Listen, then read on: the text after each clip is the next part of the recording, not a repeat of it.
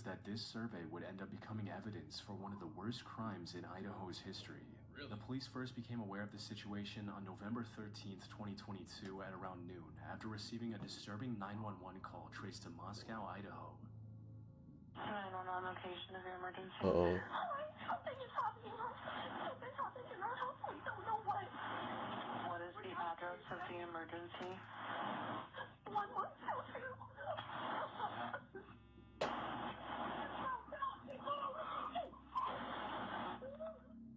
The caller was sobbing so hard she could barely explain what was happening. Then another girl grabbed the phone from her and told the dispatcher that her roommate was unconscious and not breathing. Officers rushed to the scene, expecting the worst outcome. However, nothing could have prepared them for the brutally gruesome scene they were about to walk into.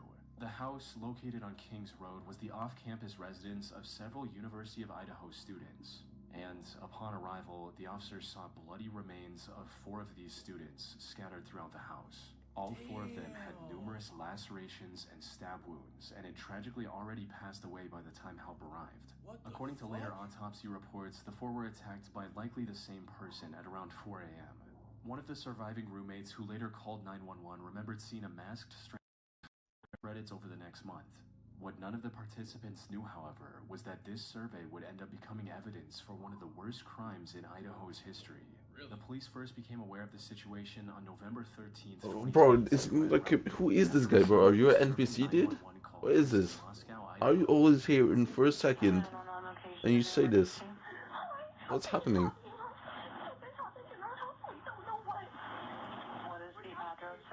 This doesn't make any sense. Say 1, 2, 3 if you're a bot. The caller was sobbing so hard she could barely explain what was happening. Then another girl grabbed the phone from her and told the dispatcher that her roommate was unconscious and not breathing. Officers rushed to the scene, expecting the worst outcome. However, nothing could have prepared them for the brutally gruesome scene they were about to walk into. You're a bot. The house, located on Kings Road, was the off-campus residence of several University of Idaho students. And upon arrival, the officers saw bloody remains of 4 of these students scattered throughout the house. All 4 of them had numerous lacerations and stab wounds, and had tragically already passed away by the time help arrived. According to later autopsy reports, the 4 were attacked by likely the same person at around 4 a.m. One of the surviving roommates, who later called... Let's see this.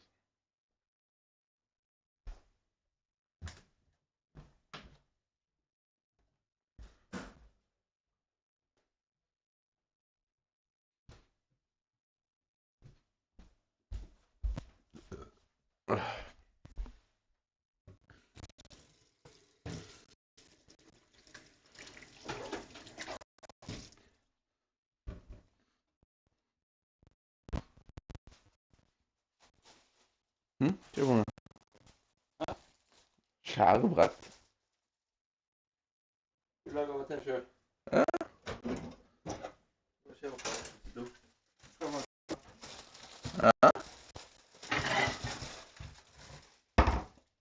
Jag kan köra.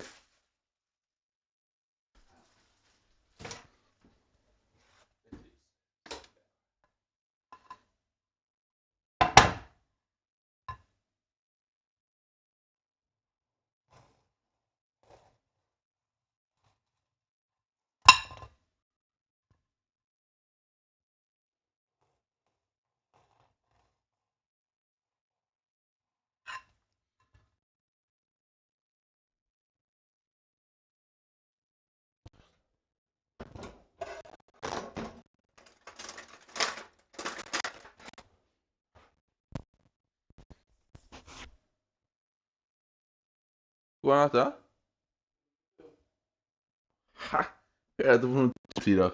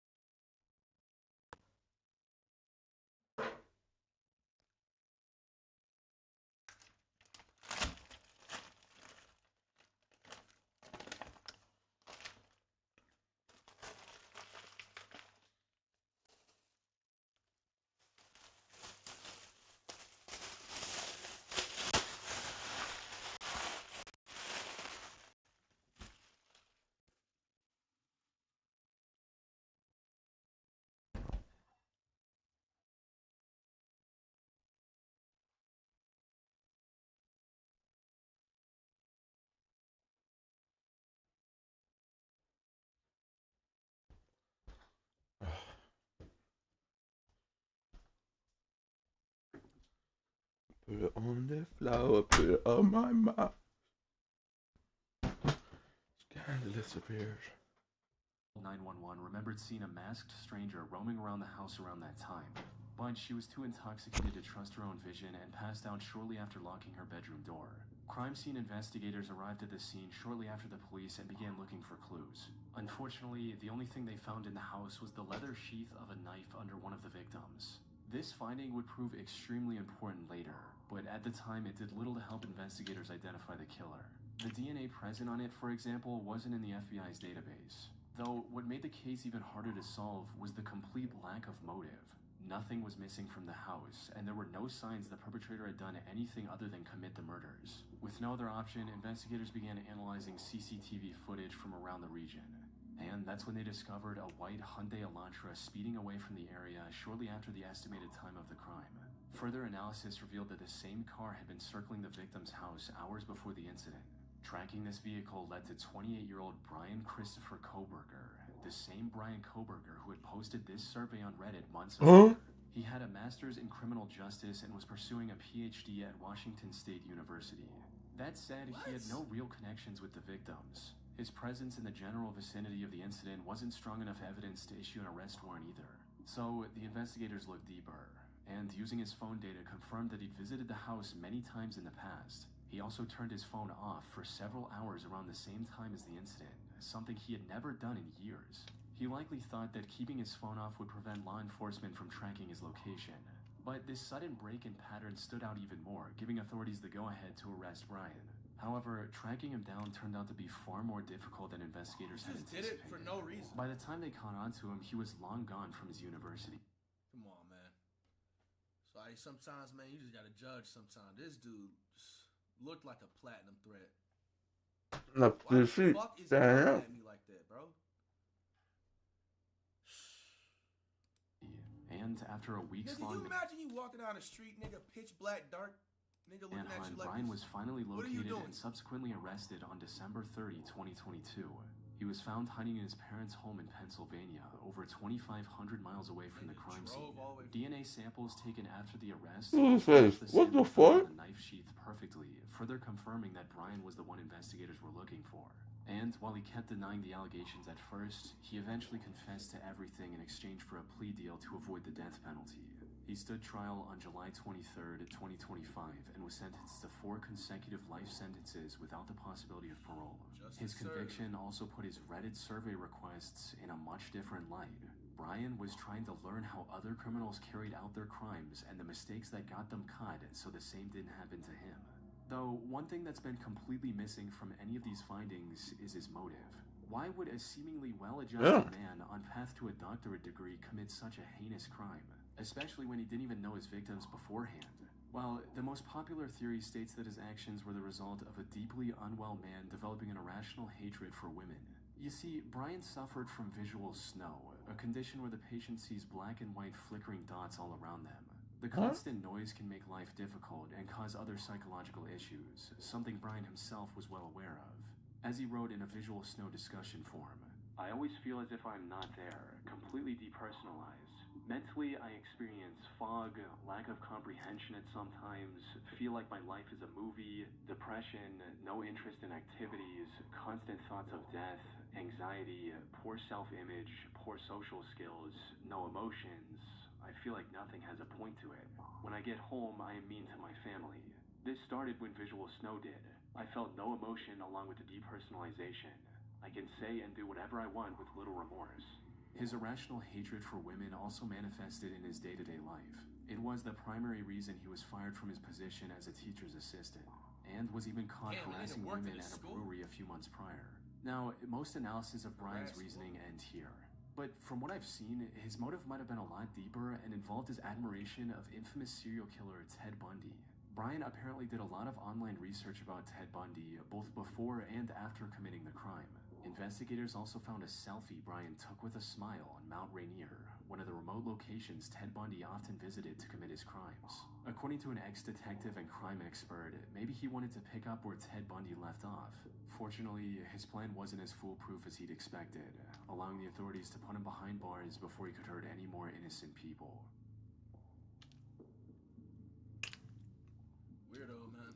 Not only is Reddit a place to find some extremely disturbing threads, but as of recent, it's also been a place I've been finding some pretty unsettling medical stories. For example, I recently saw an innocent-looking post in r/mildly interesting where a woman woke up with different-sized pupils.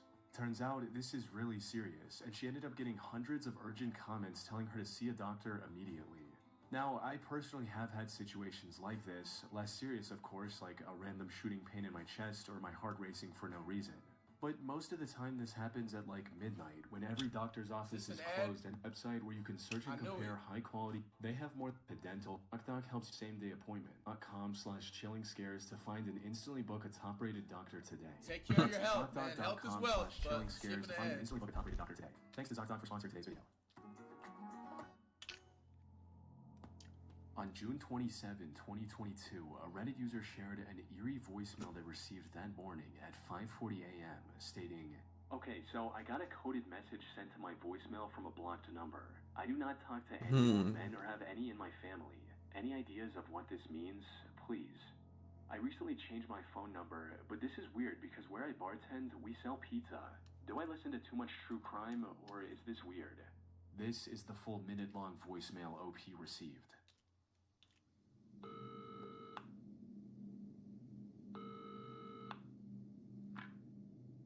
You should always judge pizza by the sauce, the dough, and the cheese. Not What? by the toppings on it. What? Also, when ordering pizza, especially for delivery or pickup, it is not a bad idea to order it well done, as most places have a tendency to undercook it, especially when they're busy, like on Friday night. What? Now that is, of course, unless you like it lightly cooked. Now I have no interest at all in watching the Kardashians, and I never have, nor will I ever wear a backpack. And I hope this is clear to you. Alright, we have a problem. What's wrong with wearing a backpack, bro?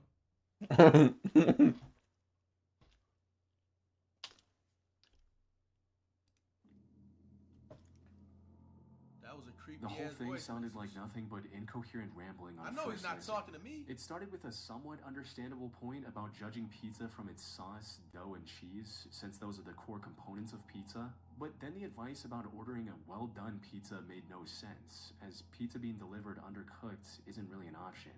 Though, the most bizarre sections of the voicemail came from after the pizza rant, where the topic suddenly jumped to watching the Kardashians, and even more strangely, wearing backpacks. How this all connected to each other was unclear, and even if it did make sense, what any of it had to do with the OP was an even bigger mystery.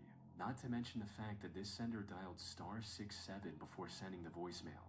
This service allows users to hide their number for the very next call or voicemail. In other words, whoever sent this message wanted to stay anonymous. Now, one of the first working theories people on Reddit came up with was that the sender was more than likely suffering from dementia.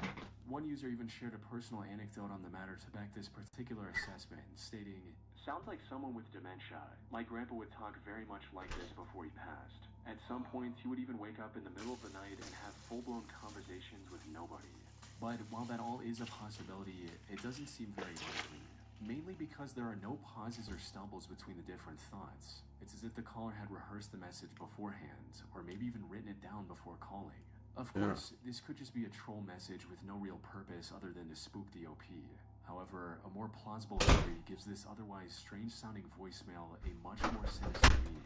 And it all stems from the Pizzagate controversy from back in 2016, where Democrat-led establishments, namely the Comet Ping Pong Pizzeria in Washington, D.C., were accused of being fronts for illegal trafficking rings. At the time, several official sources, including the Washington Police, New York Times, and the Washington Post, ensured that this was nothing more than a conspiracy with zero proof to back its claims. For instance, the accusations claimed the restaurant had a basement where underage victims were kept before being sold off.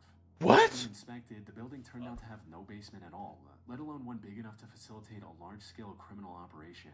However, the sheer popularity of this controversy could have led to an actual uptick in using pizza-related terms as code for actual trafficking operations. So, as the theory goes, the message OP received was encoded with similar intentions and was meant for someone else. Especially with the addition of, "I hope this is clear to you at the end," which implies a deeper meaning to those words. As one user put it, "It's some kind of coded message for a person who most definitely was not meant to be you." The "I hope this is clear to you" line, as well as it sounding like he's reading off of a prepared script, makes it seem pretty deliberate. The random mention of Kardashians and backpacks seems like another code in the midst of a weird rant about ordering pizza. Seriously, Hashtag what a who gift undercooks is. pizza? And finally, the fact that they hid their number, it just kind of solidifies it in my mind. He either dialed the wrong number, which seems more likely as your line is already 3 years old, I think you mentioned, or tried to reach the person who had your last number. Following this logic, some other users tried to decipher the code, but without the actual key, there is no way to confirm or reject any of these interpretations. For instance, the undercooked or well done parts could be a metaphor for the victim's age or their skin color. The mention of not watching the Kardashians could refer to the type of payment agreement the sender is looking for. And as one user pointed out, the Friday section could be a way to confirm the meetup date. The possibilities are truly endless. And as far as I could find, the OP never got any more messages, calls, or voicemails from this person, leaving the true meaning of this creepy, likely encoded message a complete mystery. What y'all think, man? Deeper meaning, or dudes just talking about pizza? On February 24th, 2015, Reddit user Concerned Hubs made a rather concerning post on r/legal advice. It read, "Need advice on talking to police regarding my wife. My wife has not returned home since she went out shopping late Saturday. It's getting to the point where I should call the police to file a missing persons report. I would like to be as helpful as possible when speaking to the police, but want to avoid triggering any suspicions about me. I hear a lot of stories of husbands being falsely accused when something happens. Should I only give them information in response to specific questions? Is there anything I should not bring up? I'm planning on contacting the police tomorrow morning. I can't postpone much longer as I'm getting messages asking about her, and I don't want to say anything to her friends or family until I file the report first. I now realize that I should have talked to her friends and family first, but at this point I don't want to explain why I didn't file a report yet." Upon seeing this post, some people were genuinely worried for the safety of OP's wife, and urged him to call the police immediately. Jesus Christ, man, call the cops. What is wrong with you? You should have called the cops when she didn't come home Saturday. However, with every comment he replied to, it became clear that the OP was more worried about not looking suspicious to the police than about his wife's well-being. Unless your wife is in the habit of disappearing for days at a time, what are you thinking? If I last heard from mine Saturday, I'd be totally freaking out. Well, I am totally freaking out. In addition to being concerned about my wife, I'm worried that this will snowball into something more than a missing wife case. It seems that the police can be overly suspicious in these situations. They know he's on some bullshit too. He got negative 137 dislikes on his comments. I was going to tell the police, but I don't think that they do anything anyway until after 48 hours have passed. Just passed that a few hours ago now. This is true, but I'm wondering if it will sound reasonable to the police. One person even suggested that the OP was making up the whole story after watching a movie with a similar plot. But as with his other replies, the OP doubled down once again. Every comment that he posts is in the negatives, bro. Not looking suspicious, then addressing the situation. This sounds a lot like Gone Girl. You trolling? If not, then you're perhaps the most irrational person to show up here in a while. If that's the case, then I hope your wife is okay. Never seen Gone Girl and am not trolling. What have I said that's irrational? I just want to avoid the situation from developing into more than it has to be. And when people tried to call him out on his twisted thinking, he started lashing out, writing things like, "Who are you to judge what a normal person would be thinking in a stressful and scary situation?" Damn, bro, chill out, bro. Suspicious, the OP was only making himself seem guiltier with every passing minute.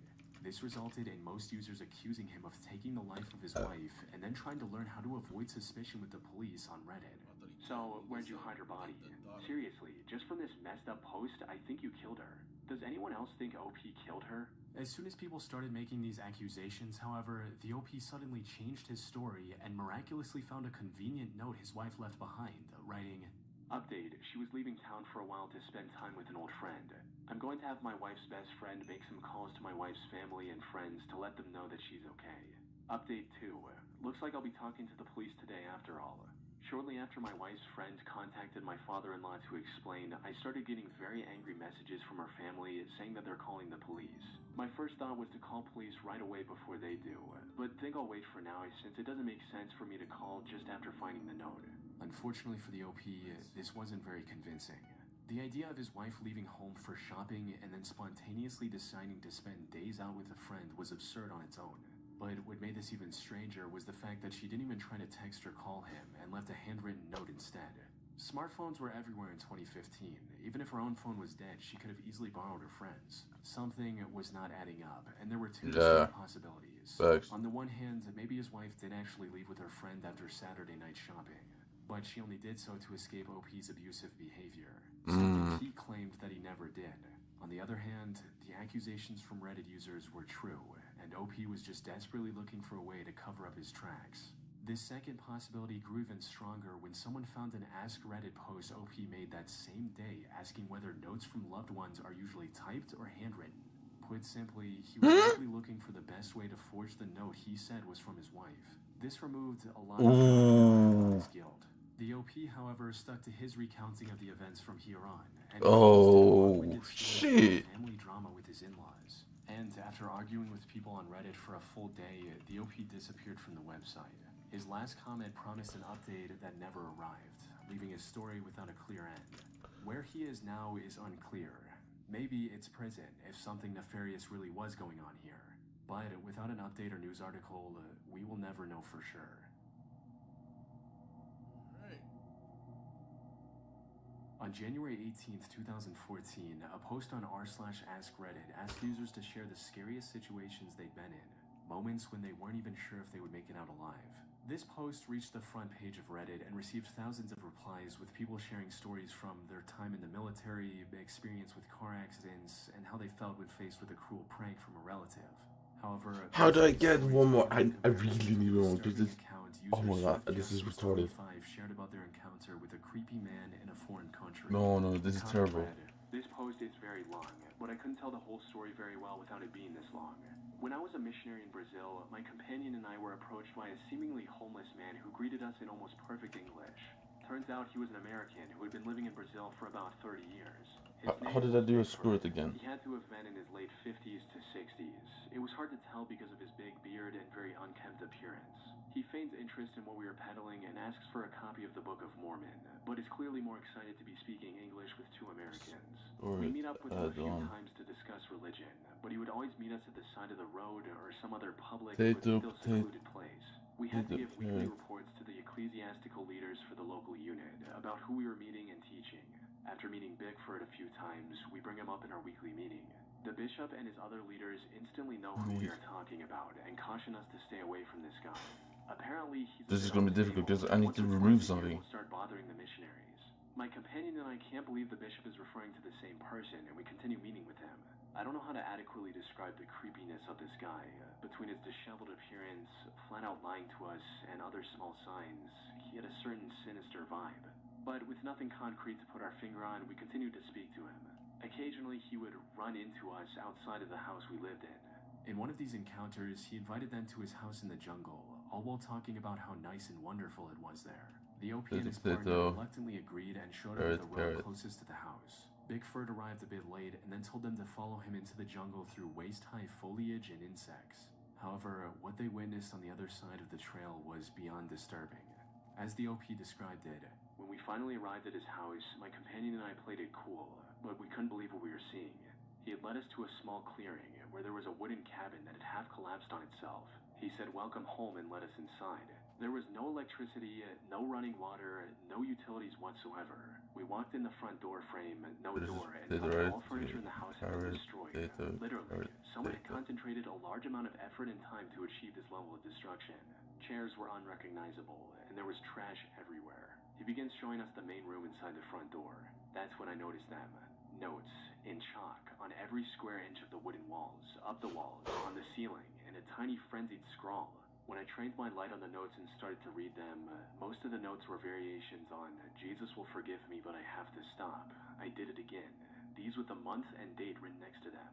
And then, the piece de resistance, the names of several children, with their ages and graphic detail about them. We tried so hard not to mention the notes. We tried so hard to ask him small talk. I have 12 blocks open. So what can I do? 100 or so rats he kept in his basement. Anything but mentioning the notes. I can't speak for my companion, but I was freaking out. From glances at each other, I could see that he was at DEF CON 1 as well, and we decided to get out of there. We made some excuse as it was getting late that we needed to get home, and he reluctantly offered to show us the way back, on the condition that we would come visit again.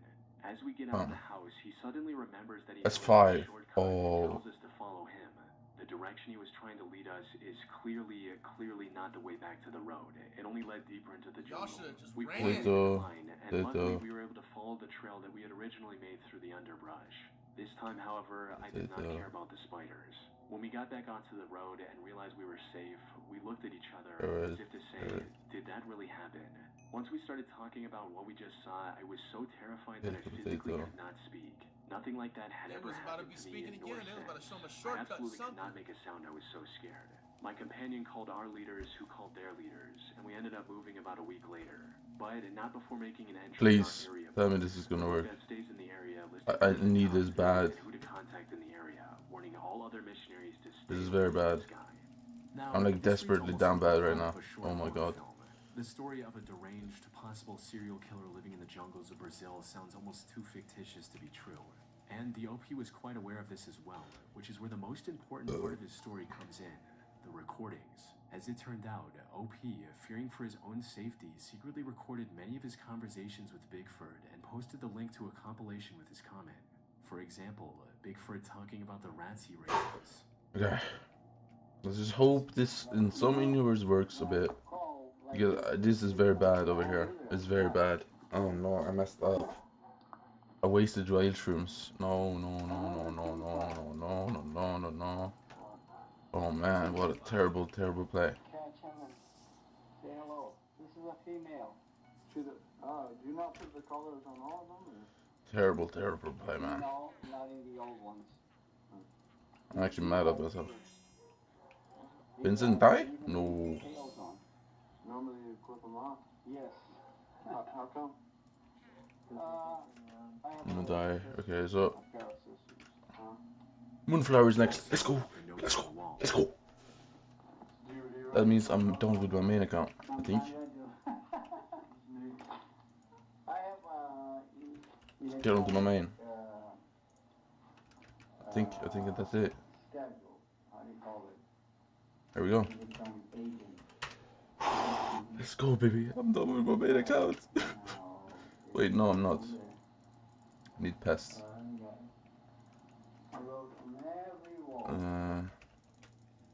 What's the best setup for pests? Conversation with Bigford while trying to escape his house unharmed. Shit. Out exactly as the OP described. Well, we better get back to our house. I feel like I can do pests during the Diana though. Maybe. I don't need that many. Let me return that little rat. A desk. If I turn it to night after this. But there's a shorter way to out. Nope. Don't do it. Don't fall for it. Fire.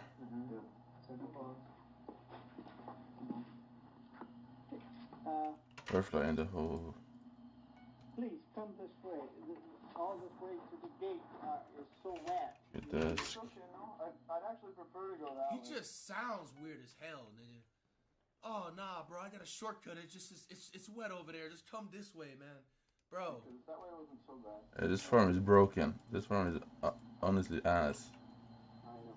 Well, so there's a short. You know, remember that street I told you? Mm-hmm. The street is closer here from this way. Yeah, right. Nigga, I would have been like, yeah, that's cool. Sounds good. Nigga, take off and run. You're entertaining the conversation too much. That's by the same place we were 2 minutes ago. How rich am I on the Iron Man right now? We can go back just the same way. Is that it? Yeah. No, this is my normal prof. Never mind. Hearing this highlights the full extent of the danger OP and their partner were in.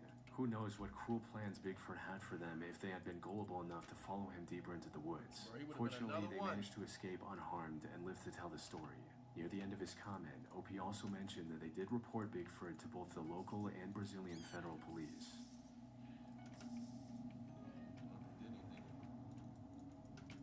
On the 7th of February 2017, a throwaway Reddit account made a disturbing post on r/legal advice seeking help to save their unborn child. The post read, What? I'm pregnant and being investigated by DCS. Hello, I'm 29 years old, happily married. My husband and I are college educated, have respectable I got it. Yes, sir. Yes, sir. Godseed achieved. problem is that 11 Where's years ago, when this my husband was word? a freshman in Oh, college, he was over arrested for shape. Is possession that of it? marijuana. It was a large enough amount that he was charged with a Class D felony. Our jurisdiction Which is very one is harsh this? regarding Okay. marijuana, but not intent to deal. He God's pleaded seed is guilty done, and did 5 baby. years probation without a problem, passing every drug test along the What way. the fuck He are has we not missing? touched marijuana or any other illegal substance since. This is 9 out of 40. And Hello? haven't at all in over a Excuse me, year. bro. I You're have missing no nothing. criminal record and have never done drugs Is it myself. actually? Oh It was a my stupid days, mistake bro. he made as a foolish 18-year-old, and he's worked hard to put it behind him. Someone has apparently contacted child services in our area and informed them that we are drug users. This accusation is being taken very seriously because No, Rainbow Bit. I need you, man. we've been as cooperative as we could be with our caseworker. We've been interviewed, our home has been examined, and she found nothing remotely suspicious or incriminating. We've both taken drug Where's tests Rusty? in the past. Our caseworker says that everything looks just fine so far. Unfortunately, she also says that there's still the possibility that our child could be taken from us in the labor and delivery ward, and that we won't be allowed to take her home. I was devastated and horrified to hear Okay, that. there is no cake. When I asked What? why, she said it was not up to her, and we'll have to wait and see, which made absolutely no sense to me. What gives? I feel like there's something she isn't telling me, but I have no experience with DCS, and I'm not aware of anything we could have possibly done wrong. I know they'll have to test my daughter for drugs when she's born, but she has not been exposed to drugs. Nothing more than prenatal vitamins, not even Tylenol, and I already proved that by passing a drug test. I'm scared and confused. Do I need a lawyer? I have anticipated spending our savings on our new daughter/parental leave, but I will use that money for a lawyer if I have to. This was a tragic situation all around. The fear of losing their first child just minutes after birth is overwhelming enough. Not to mention the physical stress OP must have been. Wait, I actually don't understand. Where's her and by extension her baby's health? Most people who came across this post sympathized with the OP and tried to help the best they could. Some suggested continuing to. So I need Jerry, bro. I need Jerry to pull up on me, bro. As soon as they could. Badly. But for a large number of people, something about the whole situation just didn't sit right. I am a former Indiana CPS investigator/assessor. Something here is not making any sense at all, unless the law has changed greatly in the last few years when I left the department. As of this moment, you are pregnant, correct? You don't have any children. They're investigating the fetus? Former CPS worker here too. Now he breaks it down. CPS does not investigate pregnant women with no current children. Something is not right.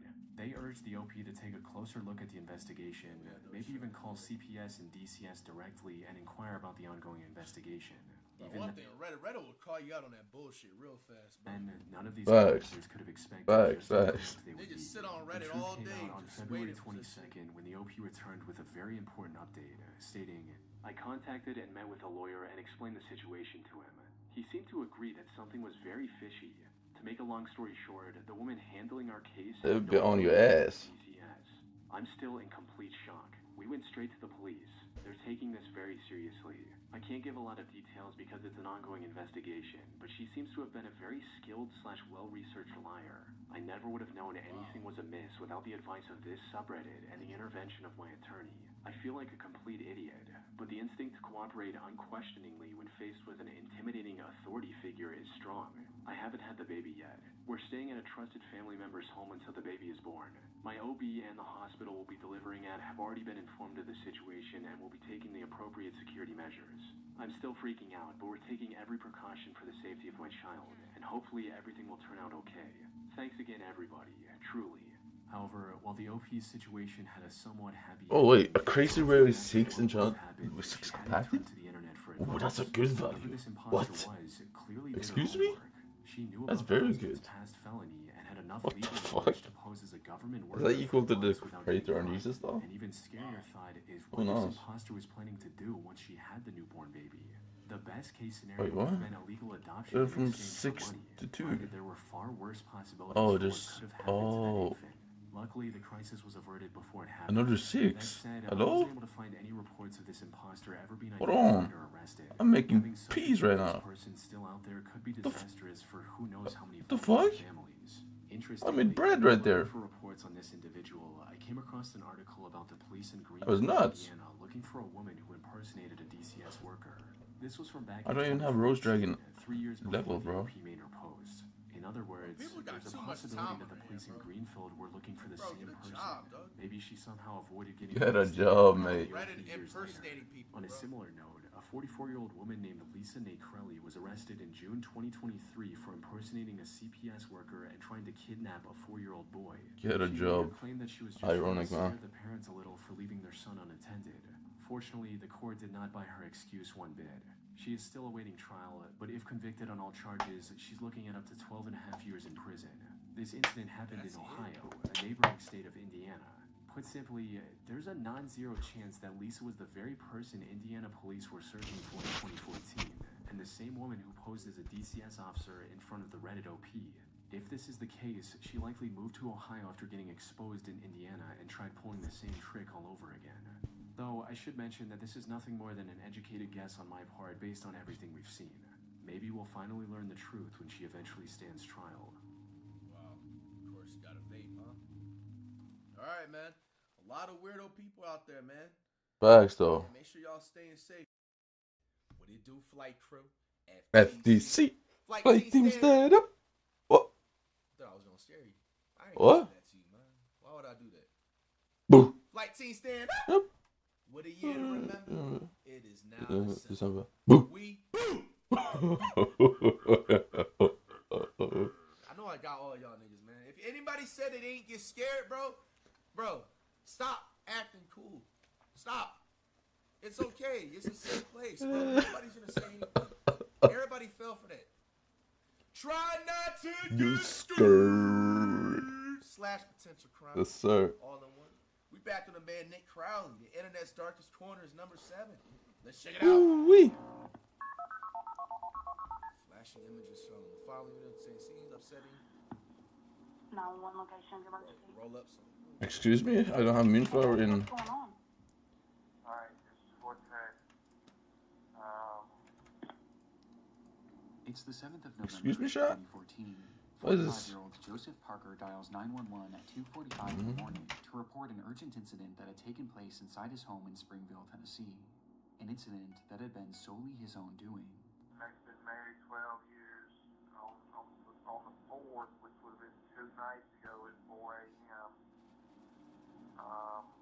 I don't really like this angle because I will end up just farming the previous lane, no? It's cool though. But yeah, it could be better. Bro, what? Nigga, you just said that casually, like it's just. Yeah, of course, man. It happened on him and his wife Samantha's 12th Yeah. anniversary. A day that Nah, there's gotta be something wrong with him, bro. should have been a celebration, but instead had somehow ended in Joseph shooting Samantha at point-blank range before proceeding to put her body inside their garage freezer. And he said that so nonchalant, bro. An awful crime that Joseph was now confessing to a 911 operator. But this confession Bro, wasn't how the heck's the all, no, as Rose Joseph Drag likely though? would Like, have this is been kind of taking a while. his own crime, had it not been for the fact that hours prior, he noticed. But I guess I gotta do it on the Iron Man 2, so.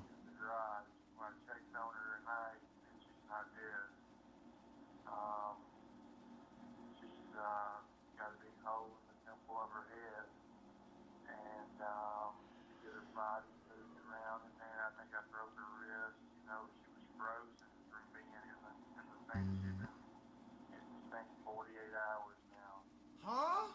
According to Joseph, Samantha was still alive. What? Despite having a large hole in her head and spending so long in their freezer that she was seemingly frozen What? solid. When he checked on her that morning, he realized that she wasn't actually dead and was even still conscious. What? The scenario Joseph was describing should have been impossible, with it being so outlandish that Joseph felt the need to tell the operator that this wasn't a prank. This is no prank call. I need somebody to get out there and help out. But I promise you this is what. Man, I was trying to watch something else that made me feel better. Someone in the chat just said it, and this might be worse. But we already here, man. Just... help her, 'cause I still love her. It's hard to believe after that, you know. But I love her. I still love her. No, you don't love her, bro. You're a sicko.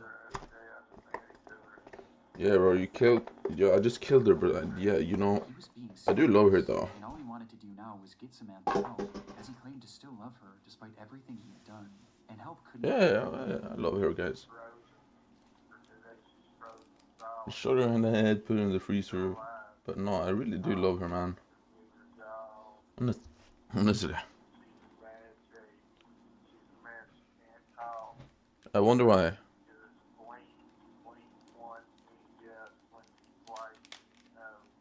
Despite being unable to speak or move, Samantha was still blinking, and was actually blinking in response to questions Joseph was asking her, once for yes and twice for no.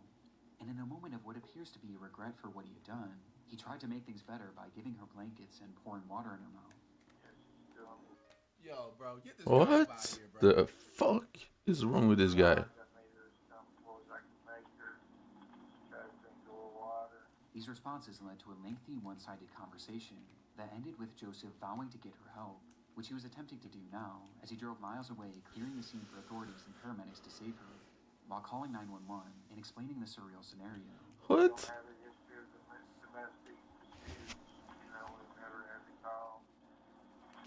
I feel like you wouldn't say that unless you do. But okay.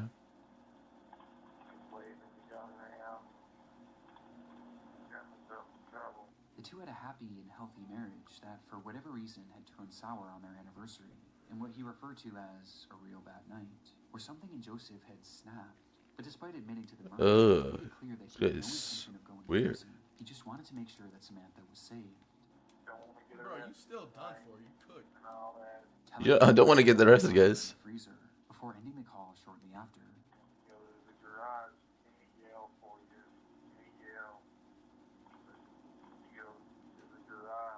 Go to the garage. To the garage. In the middle of her forehead, left her in the freezer for 48 hours. She still happens, by the grace of God, to still be living. Yeah, then call the cops. You're gonna leave the scene and don't want to be arrested, and you're just gonna tell her that she's in the freezer with Yeah. a shot hole in her head, and you think nothing's gonna happen to you, just because you're calling 911. That's where you'll see her once you get to the garage. To the garage. Just go to the garage. It's in the freezer in the corner. To the garage.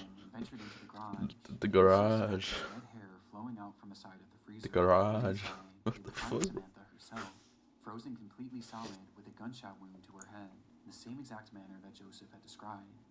But other than this, it was clear that Joseph's retelling of events was flawed, to say the least, as Samantha hadn't just been placed inside the freezer, she had been jammed inside of it, as if he was desperate to get her to fit inside. So much so that he actually sawed off her left leg, along with making a series of other cuts to her body. Gosh, bro. And this wasn't even the most damning revelation, with the most important having to do with Samantha's condition. Just by looking at her, it was clear to the first responders that Samantha was dead, and had been dead for days, likely having been killed instantly by the gunshot, meaning that the blinking Joseph had witnessed was entirely hallucinated. It never could have he made it up, so she really wasn't even alive. She's already was happened, unalive. and yet that was his reality. He fully believed it. Upon the discovery, Joseph quickly became the #1 most wanted man in Tennessee, and that same day, police would track down his vehicle as he appeared to have been trying to flee the state. But the officers got to him first, pulling him over and then surrounding his vehicle, drawing their guns and preparing for anything. Did he Just as trust Joseph himself? said on the phone, he had no interest in going. Yeah, he shot himself. And that was something he was dead serious about. When officers finally got his car door open, they would find Joseph Parker in the driver's seat, dead from a self-inflicted gunshot. Yeah, wound. pussy. His Pussy. death made it impossible to fully confirm why he had taken Samantha's life that night, but reports seemed to indicate that he had recently lost his job, and the couple was experiencing financial hardships, putting their home in danger of foreclosure, with this perhaps being the reason the two were arguing on their anniversary. But reports also indicate that this murder didn't happen in the midst of the fight, as evidence points to Samantha having been asleep at the time she was shot, adding some uncertainty to how the situation truly did unfold. But one noteworthy discovery made after the fact was that at the time of his death, Joseph had drugs in his system, which could have been a factor in the murder itself, and it certainly was a factor in the hallucinations he was seeing afterwards, as he stood in his garage having full conversation with the frozen, mutilated corpse of the woman he had just killed. What the fuck? Truly believing it was all real, with this 911 call leaving a haunting impression on myself and the many others who have stumbled across it in the internet's It's darkest just corners. nuts. He's lost his head. They made a note about he basically spiraled out of control because he lost his job. He's about to lose his home because he can't afford the mortgage no more. So that means he got to put it in foreclosure. Bro, that didn't mean your life was gonna be over, bro. Sometimes God takes something out of your life for a better replacement.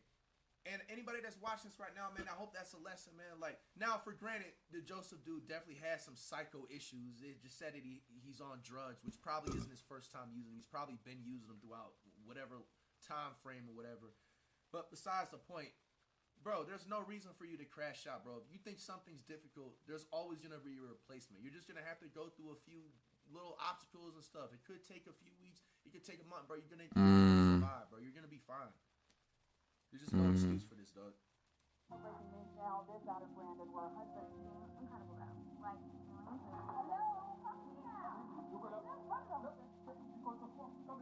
thousands of phones used to be a nightmare. You can complain by it. Jerry Flower is gonna actually be very annoying. Do you ever feel like you're being watched? Well, Not really. you're online watching this video right now, there's a good chance Well, yeah, maybe. your internet provider can see and log everything you do online. And not only are they watching what you browse, but here in the US, if you're familiar with my content, then you know I've had to make some of the privacy for evergreen, which often falls into the hands of me. So serious. That's why I'll 100% of your network to app, which makes it physics at a time, clicking the link in the description.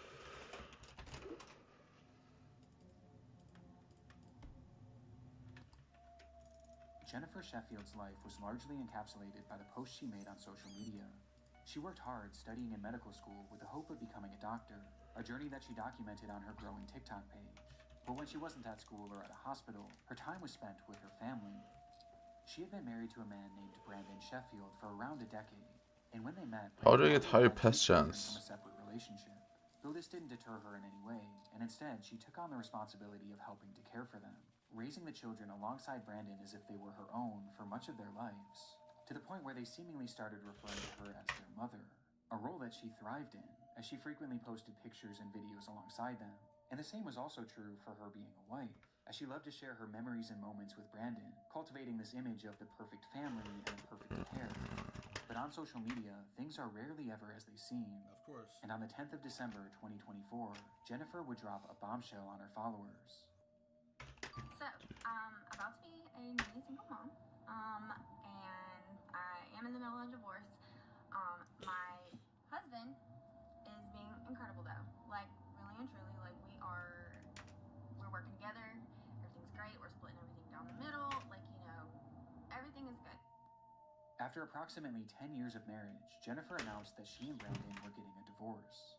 There was no explanation for why, just the simple fact that they were separated and had already started the divorce process, something that was reiterated by both of their Facebook relationship statuses as they shifted to single around the same time. Despite the sad and even shocking news, it was clear that they were handling it better than most. There didn't appear to be any Center belt, as Jennifer gloves, described Brandon as having been incredible throughout the necklace. process, supporting her in any way possible, which was obviously good not only for them, but for their children, who were top of mind for the pair.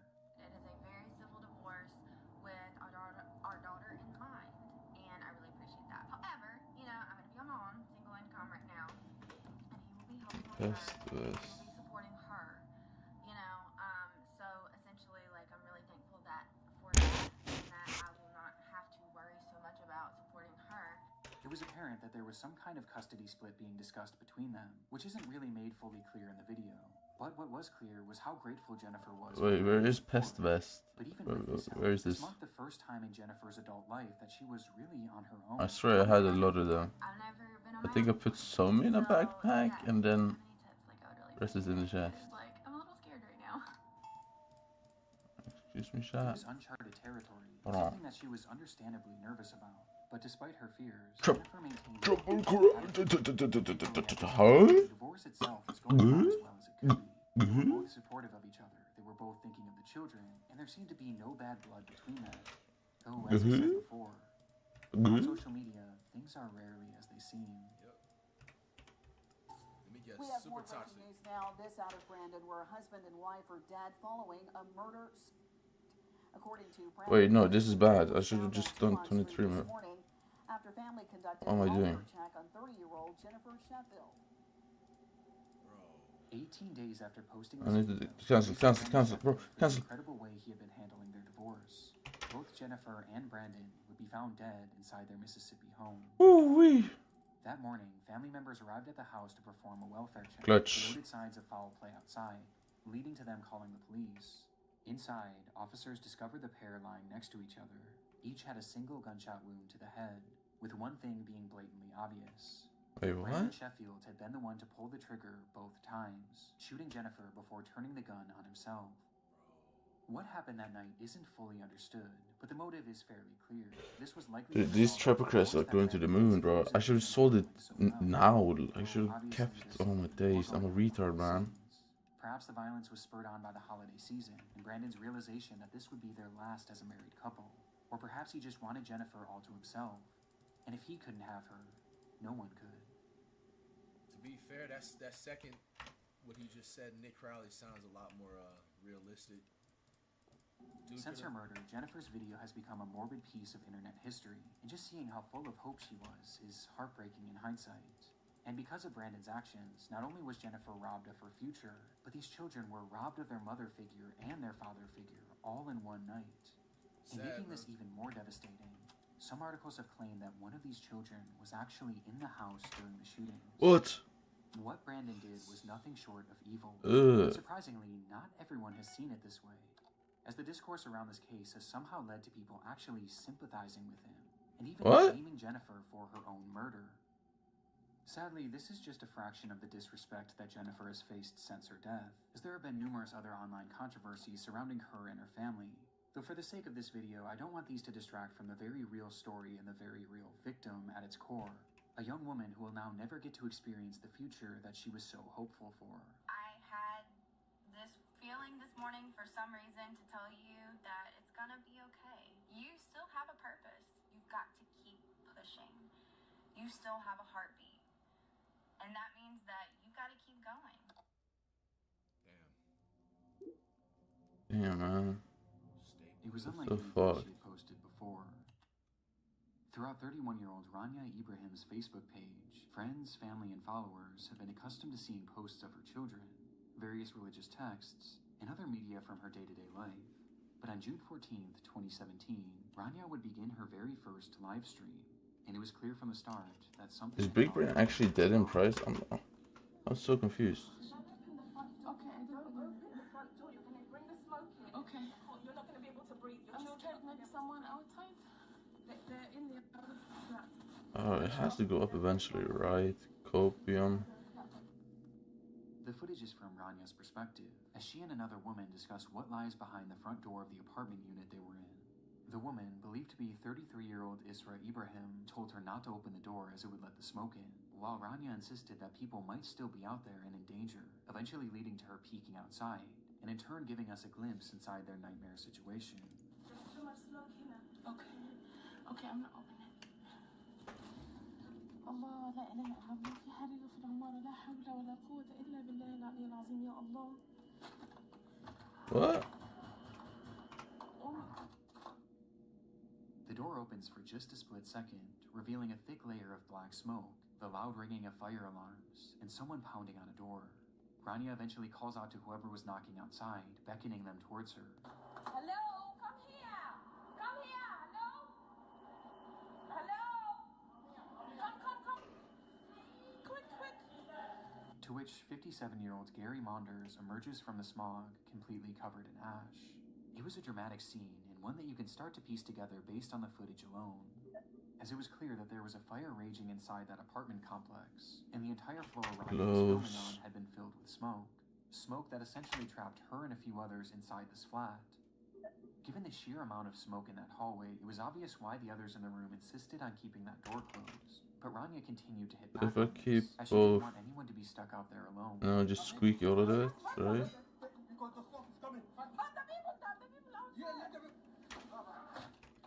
Hello. Close the door. Hello. Okay, I'm going out. Hello. Oh no. Oh my God. Before eventually conceding and closing the door for good. It was obvious that the situation was dire, but just how dire wasn't revealed until Rania made her way over to the window. Okay, I'm not going. Okay. العمارة ولعت من تحت. لا إله إلا الله. They were 23 stories in the air, in the highest floor of the Grenfell Tower, located in North Kensington, London, England, where Rania and hundreds of others lived. And now, somewhere in that high-rise, was a growing fire. العمارة كلها ولعت من فوق لتحت. احنا في آخر دور هو اللي لسه ما ولعش. يا ربنا يستر إن شاء الله.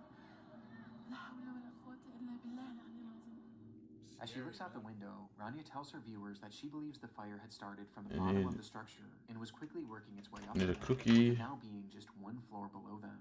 But officially, this wasn't the story that Rania and the others in the room were being told, as each time they would dial 999, the operators would tell them that the fire was generally contained and leave them with one clear instruction: stay put. This was the name of a nationwide rescue policy for all high-rise fires that stated that people should stay in their flats and wait for rescue as opposed to trying to escape on their own, as buildings like these were made from thick concrete and should hypothetically keep fires relatively contained in the flat that they started in for an estimated time period of around 2 hours. And considering that this fire had started roughly 1 hour before Rania's stream, they should have been relatively safe until rescue crews got to them. And when looking outside, the fire wasn't even noticeable, meaning it was possible it was still contained and had simply been producing a lot of smoke. But that belief was far too optimistic for reality. 1 hour before Rainey's stream. Fire brigade. Yeah, hello, hi. In the fire, flat 16 Greenfield Tower. Sorry, a fire where? Flat 16 Greenfield Tower. It's the 4th floor. Right, okay. Quick. They're on the It's way burning. already. Mosquito. Oh. Approximately 1 hour earlier, on the 4th floor of the tower, a Okay, man called 911 bye. to report that his freezer had caught fire. It was an incident that had happened through no fault of his own, and due to his quick phone call, firefighters would arrive on the scene within minutes, one of whom was wearing a camera that showed that they were able to handle the blaze in a relatively efficient manner.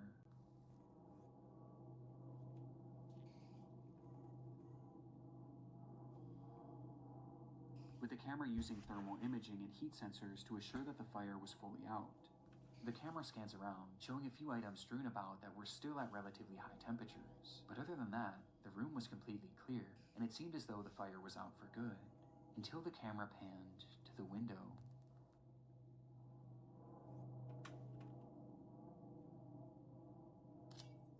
Revealing scorching hot droplets of debris falling from the outside like molten rain. The fire had spread above them and was now burning up the side of the building. I pressed spawned. That was quick. And defied any sort of logic based on the firefighters' knowledge of the scene. And by the time they even realized what was happening, things were already out of hand. Oh, damn. See, when they were saying that they should stay put, I was going to pause the video and ask, but I wanted to let them talk more. What would y'all seriously do in this situation? If your gut feeling is saying that, like, damn, maybe I can run down the emergency stairway, do you think that would have been a better chance, or do you actually follow those rules? Because they mentioned, like, oh, the high-rise buildings built off of thick concrete, and it's not going to have the fire spread as fast as it's supposed to. I ain't gonna lie, I would have took my chance and ran down the stairs, but I'm not that type of people also to be like shoulda, coulda, woulda. Like, you don't never know what you're gonna do in these situations, so I'm not gonna speak too much about it. The fire was huge. Damn, and bro. within just that first hour, nearly the entire building was engulfed in flames. Bro. And Rania was now trapped on the tallest floor, opposite to where the fire was raging. And she wasn't alone. Yeah, what am I missing Not for only more were there over best 100 chance? people left in the building at this time, but 2 of them were Rania's own children. What? 4-year-old Fethia and 3-year-old Tanya, who were stuck in the same flat as their mother and several others. With desperation mounting, some Alright, of the others yeah, called so. out the window for help. We're stuck on the 23rd floor! Hello! مكان في لندن فين؟ Too many people stuck upstairs! Until the stream went dark roughly 6 minutes later. Oh, no. Despite things looking grim for the group on the 23rd floor, there was still some optimism about their rescue, as even 30 minutes after the stream had ended, those in the group were told once again by 999 operators to stay put, with the operator even telling them that the fire was contained to the 4th floor, which clearly wasn't the case. Rania's sister later spoke to the media about a phone call that they had shared around the same time, where she begged Rania to try and leave, recalling she did not. she respected and trusted and believed that they are coming to rescue them. And by this point, there were hundreds of rescuers on the scene, along with multiple helicopters flying around them, which only further kept their faith alive. But tragically, 6 pests. That's fucking crazy. Internally, fire crews were told not to go past the 12th floor shortly after Ranya's stream ended. It was just too dangerous. And as for the helicopters, well, those trapped inside would have had no idea that those were actually just police helicopters, merely used for surveillance. They weren't equipped for rescue, nor were they ever considered to be used for that, as getting too close would have blown more air on the fire and made the blaze even worse, meaning that those helicopters offered them no chance at survival. They were entirely on their own, leading to authorities finally telling them to try and escape by themselves. First now? There was no point. That's way too late. This was 2 hours after the fire had started. Look at that shit. Oh my. The fire had completely taken over the structure, and inside there was only one single stairway. A stairway that was now impossible to safely traverse for anyone on the higher floors. Even attempting it would have been a death sentence. The orders for them to shelter in place had cost them valuable time, and in turn, any chance at leaving while they could. And it was all for a rescue that was now impossible, leaving them completely trapped. Rania, Thethia, Hanya, and everyone else shown in this live stream would perish in what we now know today as the Grenfell Tower fire, a fire that claimed the lives of 72 people, and one of the worst fire tragedies in Europe's history. Damn, man. 72 people? I don't know, man. Is that like a lawsuit or something? Because they told them to stay put. Like, I feel like those 2 hours was so detrimental. Damn, RIP to them, man. That's sad, man. And while we've covered many large-scale tragedies on this channel before, few have been more preventable than this one. The Grenfell Tower was built back in 1974, and around the 2010s, its concrete exterior was beginning to look outdated in an area that was experiencing a wave of modernization. The neighborhood was becoming trendier and wealthier, and the tower was becoming an eyesore to some. And so the decision was made by the Kensington and Chelsea Tenant Management Organization, along with the Royal Borough of Kensington and Chelsea, to refurbish the exterior by adding new siding known as cladding to give it a more modern appeal. It was purely aesthetic, but its effects were horrific.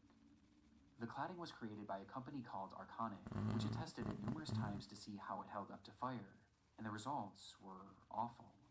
Their ACM cladding received a grading of F, with it being apparent that it was extremely flammable, with some likening it to gasoline due to how quickly it would erupt into flames, while also producing 3 times the amount of smoke as usual fires. But despite having these test scores and even acknowledging their failure in multiple emails sent throughout the company, notoriously following up their F score with the line, "Oops," they not only refused to fix the problem, but they also kept selling it, with one of their clients being the group working on the Grenfell Tower refurbishment. And it wasn't even a secret either.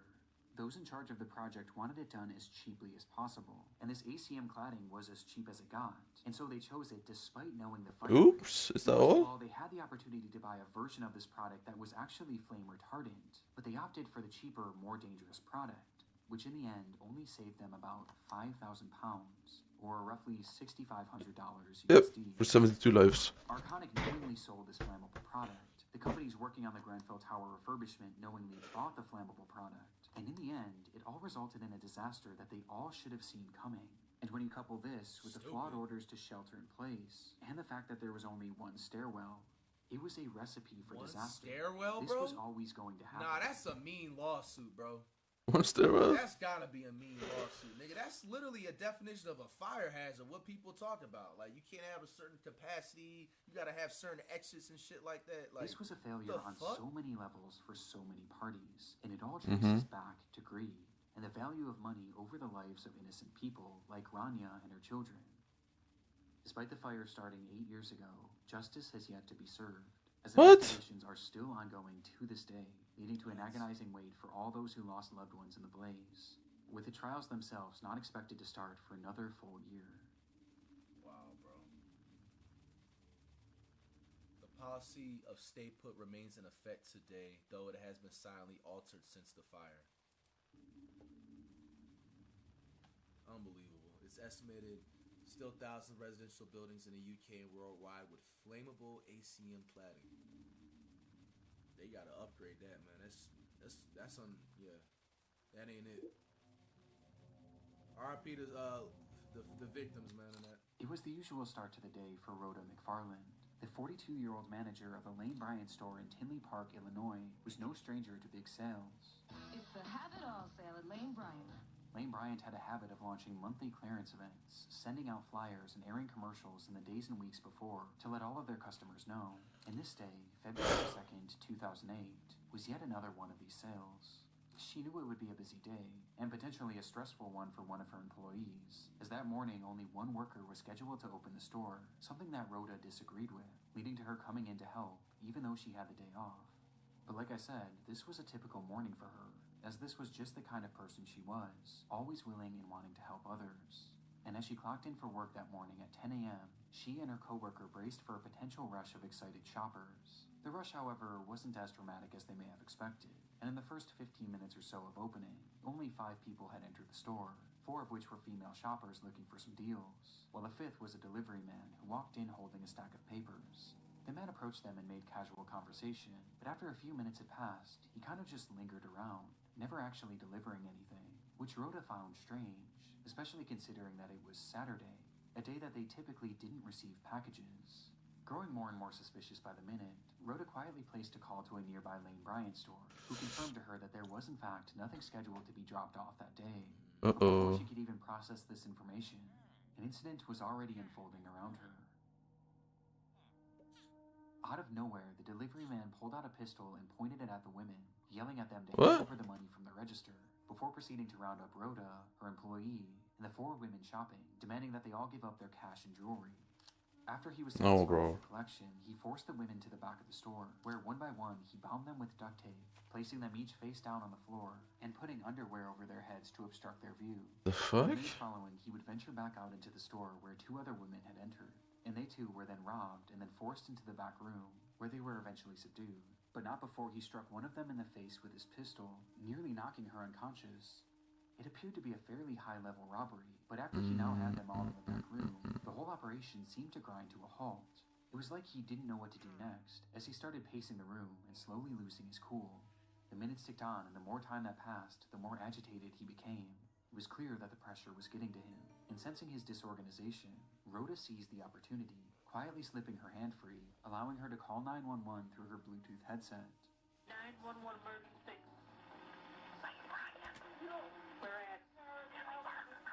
Despite the man being That's in the room scary. with her and the Gotta others, whisper. Rhoda managed to alert authorities to her exact location, telling them to hurry and making it clear that the situation was urgent.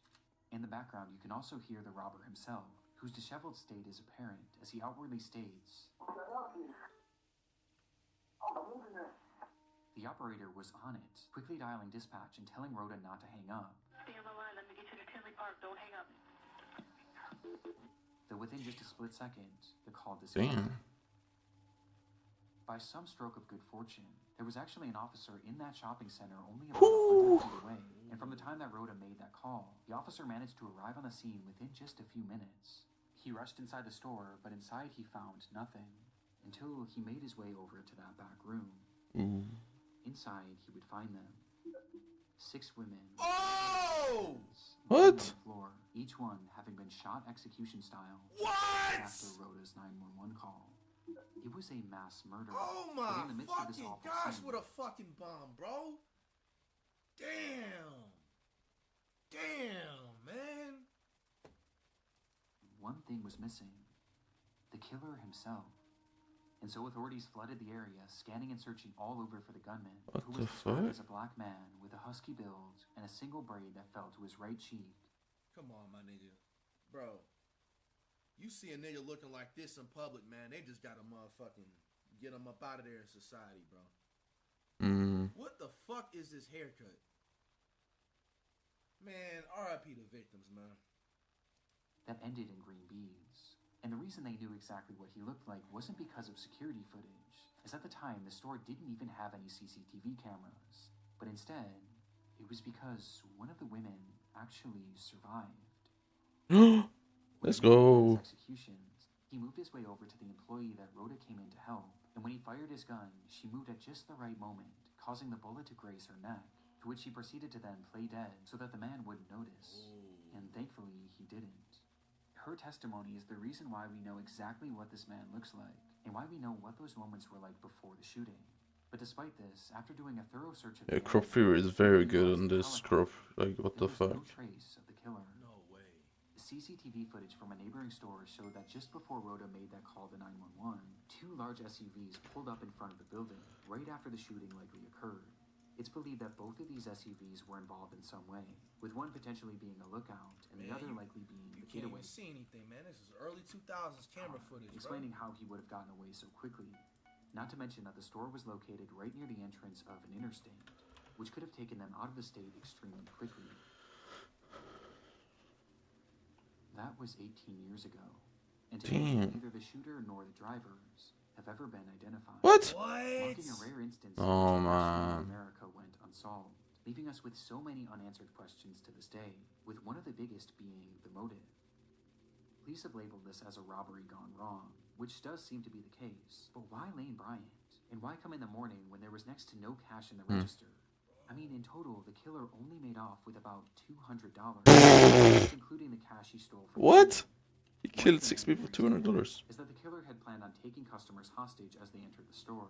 But perhaps he grew frustrated at the lack of customers that day, until he eventually noticed that Rhoda was... Damn, that is scary, because you remember when they mentioned it, that it's usually like they have a whole bunch of discounts, like basically like a, you know, on some Black Friday type stuff. Bro, imagine if the store was packed out. That means if there would have been like 30-some people in there, bro.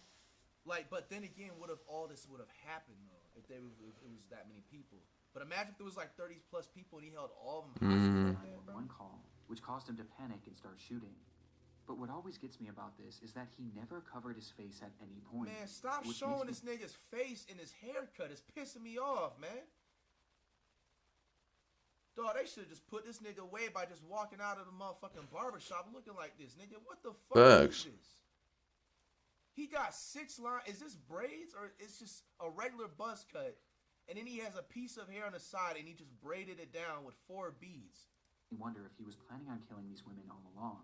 Though if that's true, how could this ever have been worth it? Due to just how bizarre this whole situation is, some have posed other theories, like perhaps this was someone with a drug addiction who was looking for quick cash to get his next fix, perhaps explaining his rapidly deteriorating behavior, or even that the suspect was actually a woman who never got caught because police were primarily looking for a male. But it's impossible to know for sure at the moment, and might not... That would be a plot twist too if that the suspect actually was a woman. Ever be known, is despite having survivor testimony, an exact description of this man's face and body, his voice, and even his DNA, which was discovered under one of the victim's fingernails. We still Damn, bro, why is it actually so much scrubs? He's definitely fled the USA, man. Damn, that man got off of 5 bodies, man. Hey, man, this stuff was really sad, man. Sad and scary, man. RIP to all the victims and all the families. Facts. Shout out to Nick Crowley.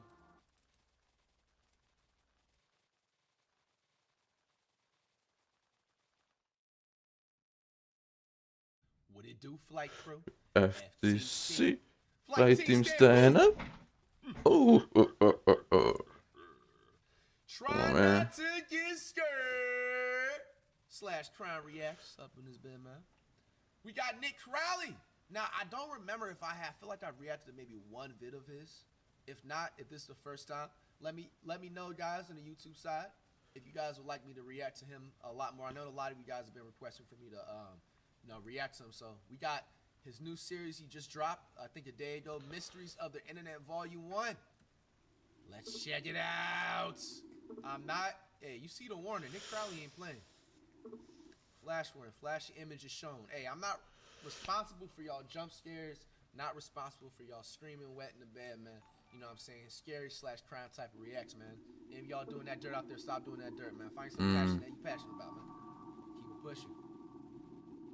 It's the 22nd of November, 2019. A Ring doorbell begins recording as a young girl approaches a home in the Harriet Creek Ranch neighborhood of Texas. It's pitch black out, and the girl is seen all alone, which by itself is strange enough, but it's moments later that this footage becomes truly concerning. Help,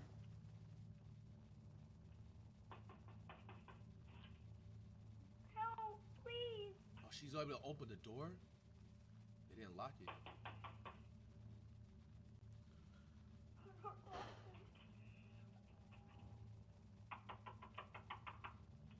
car in the background? She was begging for help, pounding her hand against the door, all the while continuously turning her head around, as if she was expecting someone to come up behind her. The footage then comes to an abrupt end, Scary, man. only to start again seconds later. But this entire time, no one answers that door. The wait was just too unbearable for the child, as she then took off.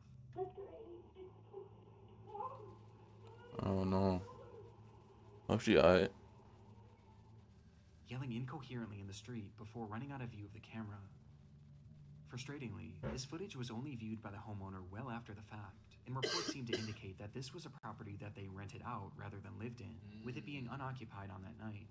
But after seeing the video, the homeowner immediately contacted law enforcement and shared the video online in the hopes that more information would come forward, as it seems that neither they nor the police had any idea who this child was or why she needed help. Yeah, if she But needed since help. these clips were first shared, these questions have still yet to be answered, at least publicly, as there have been no updates from law enforcement.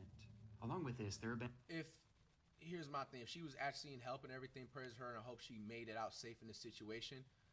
Like, you guys got to be careful in situations like this, man, because it can end up two ways. She actually genuinely could have needed help, and you have to, you know what I'm saying, play it out the way you want to play it out. Hey, but sometimes that could be a setup, you know what I'm saying? Somebody could have had her like, hey, act like you need help, and then that could have just set you up, you know what I'm saying, and just, you feel me, like, get your shit broken into. So been no accounts be from careful in neighbors about the situations incident like this. or Just any footage think cautiously, you know what I'm saying?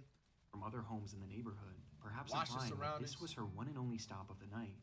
It's like after this footage, this girl dropped off the face of the earth, with this entire situation being a mystery to this day, leaving us with only theories. The first and most popular theory is that this girl was an escaped victim of kidnapping, or perhaps an abusive household, and had run to the closest home to ask for help. We've seen situations like this many times before, with the most popular example at the moment being the case of Ruby Frankie, whose son escaped their house and ran to their neighbor for help. I remember we reacted to this on the Dr. Sanity or EW. Y'all remember this story? This certainly falls in line with this girl's behavior, as she was clearly scared about someone or something following her, hence why she kept looking back. And given that there have been no updates to this case, and that seemingly no one else saw her that This is night, an AZ. it would indicate that whoever she was running from had recaptured her shortly after. And what makes this theory even more horrifying is that many online users believe that this girl isn't the only person shown in this footage. What? No, please. As in the background, some can see what appears to be movement behind the bush, and potentially even a figure. But hey, see, what did I just tell y'all? Bro, what did I just tell y'all? If it's actually something back there outside, y'all gotta be careful in situations like this. It's hard to tell the footage and shit. Dude, the This just visitors so is happens filling to up be the so direction quick. that this girl is looking in every time she turns back, almost like she knew someone was hiding there. Which brings us to our second theory, that this entire thing was a setup. The belief here is that this girl was coerced into going up to a stranger's home to beg for help, so that when this unsuspecting homeowner would open their door, those people who made the girl do this would then rush into the home and rob the person. This could explain why she was looking at the bush so frequently, as that's where this person or these persons would have been hiding, and she was looking to them for guidance, perhaps unprepared for the homeowner not to open their door. Both of these theories are disturbing in their own right, and both clearly indicate that this girl is in need of help, regardless of what the situation is. But still, there's been no confirmation as to whatever happened to this child, even despite the public interest. One of the biggest talking points online came from some theorizing that this girl might be Serenity Denard, a then 9-year-old girl who had gone missing in February of 2019 from a children's facility in South Dakota, who looked eerily similar to the child shown in this video. But in my research, I was able to find a Facebook post from one of Serenity's mothers, who shared that they were in fact aware of the video, and that they had actually contacted law enforcement about it. And in her post, she claims that investigators told her that the girl had been identified at some point, and that she had lived in that neighborhood, with there being no further elaboration as to why she was asking for help. This is quite literally one of the only updates I was able to find, but unfortunately it was one that I wasn't able to confirm, and it also fails to explain what exactly happened to this girl, leaving this footage and this entire scenario as one of the many mysteries of the internet. I think it should possibly be the second theory, bro. Because the fact that I sat up there and guessed it, and then like Nick Crowley went ahead and said it right there, like, gotta be careful. Throughout my time here on YouTube, I've stumbled across some of the most frightening things on the internet. But one of the discoveries that scared me the most was my own personal information. Just out there in the open, on random sites that could be accessed by anyone. Holy shit, so much moonflower though, no? And in those either. W skip. I was skipped, to be honest. Amsterdam. It started with a police chase. An officer parked alongside a highway in North Amsterdam had witnessed a black Mercedes speeding down the road and was now desperately trying to keep up with it. But the effort was to no avail, as the Mercedes would soon disappear from the officer's view. And when it would come back into view minutes later, it wasn't moving. It was instead left abandoned on the side of the road, the driver's side door hanging wide open, and the driver himself being nowhere to be seen, leaving that officer alone with the suspect's car, but no suspect. However, the vehicle hadn't been left entirely empty, as in the driver's rush to flee the scene. This is going so quick by the moonflower. And so the contents of this phone would be searched, which quickly led to the discovery of this driver's identity. But for investigators, there was a far more pressing finding on that device. A finding in the form of a minute-long video stored on the man's camera roll that indicated that this driver may have been involved in a crime far worse than just speeding. That's actually crazy. So that's the video from the phone? The footage was taken inside a different vehicle and showed an unseen driver holding up his cell phone alongside another man in the passenger seat. The camera was focused on a car in front of them, with both men seeming intent on catching up with it, as in the moments before this recording started, something had happened between them, which the men inside this car felt they had to get revenge for.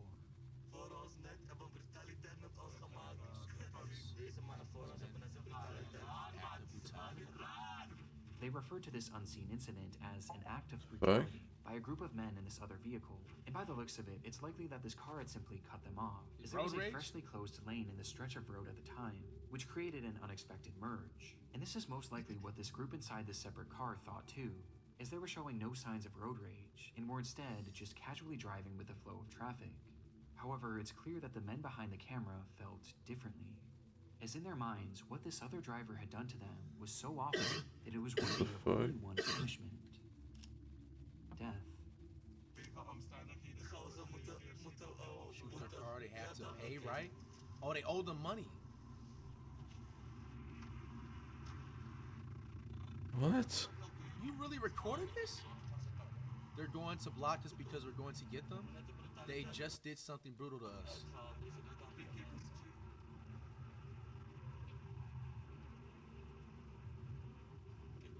I want to shoot them. I'm at top So, 0.2. vehicle closer and closer to this anonymous car, while continuing their I will not claim those pests yet. brutality. And when they finally positioned themselves next to the vehicle, oh! the man The in the fuck? passenger seat brandished a pistol and Nerf pointed gun it twitch. directly at the driver of this vehicle. Yo, first of all, who's ever... Bro, you is a dumbass. Did you just record yourself with an iPhone busting out a drive-by, bro? Like, bro, niggas is dumb. Yo, bro, I just don't understand humans, bro. Like, you pull out your cell phone and record yourself... The footage from here is incredibly shaky, and the window had been rolled This down, isn't causing GTA 6, bro? the audio to peak and become distorted and indecipherable.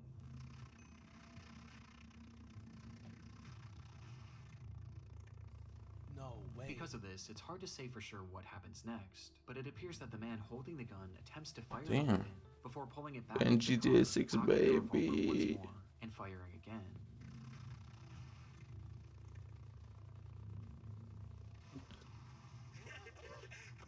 Bro, they laughing. To which both men erupt with laughter and begin celebrating, before the recording stops. Y'all recorded this, bro. Fuck This no, is bro. just evil, bro. This is just evil, bro. Y'all sounded like the damn Joker and shit, laughing like...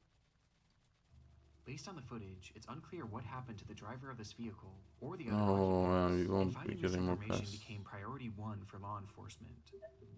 In their research, they determined that this video was shot on May 12, 2014, at around 9:40 p.m., 1 full month before they had stumbled upon it, and it had been taken on the A1 highway near entrance 2101. And yet, when they checked their files to match this information with any of their cases, they realized that there was no record of this incident. This crime had never so much as been reported, despite it seeming to depict a shooting in the middle of a busy highway. To make matters more confusing, police were able to track down the men who took this video and carried out the actual attack, and yet neither of them claimed to know what happened to the people that they shot at, and both refused to elaborate any further, leaving investigators in a strange position. They had undeniable proof of a crime, one that at the very least was attempted murder, and they also had their suspects. They just didn't have any victims. And so they studied the footage even more, which is when they made a disturbing revelation about these victims. Throughout the video, the perpetrators refer to the people within this car as a group of men.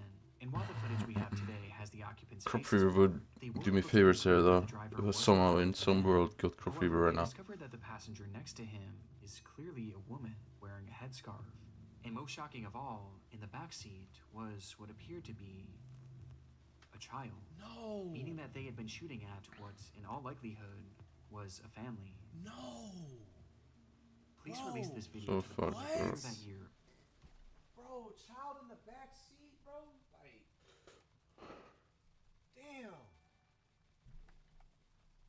Under the name Amsterdam Sheet Incident Ringway A10, or Amsterdam Shooting Incident on Ring Road A10, where they revealed this footage but disguised the voices and faces of the perpetrators for unknown reasons. And in releasing this, they asked the public to come forward with any information that could help identify this family. They asked for witnesses on the scene, car repair shops that may have fixed a car with bullet holes, any hospitals that had shooting victims on or around that day, and most importantly, they asked for the family inside this car to come forward, as without their testimony, convicting these men was nearly impossible, as it wasn't fully clear what crime they'd even committed. That was 11 years ago, and to this day, no one has come forward, leaving us with only theories. The first theory is that the people shot at in this footage may have been undocumented immigrants, or perhaps one of them had a warrant out for their arrest, meaning that if they were to report this crime, or if they were to have gone to the hospital with a bullet wound, then police would have certainly got involved, and in turn they would have gotten in trouble as well, essentially forcing them to stay quiet. Which version is saying that? anything would put their freedom in jeopardy. It's almost max.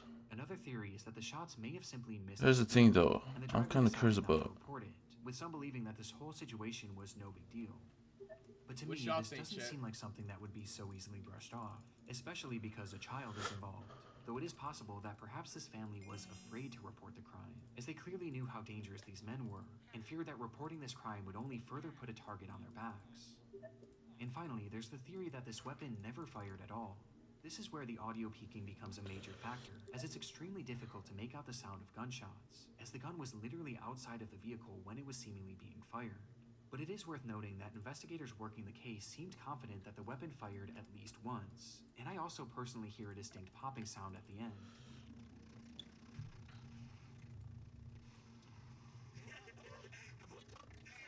Bro, these dudes is But it's hard to laughing. say for sure.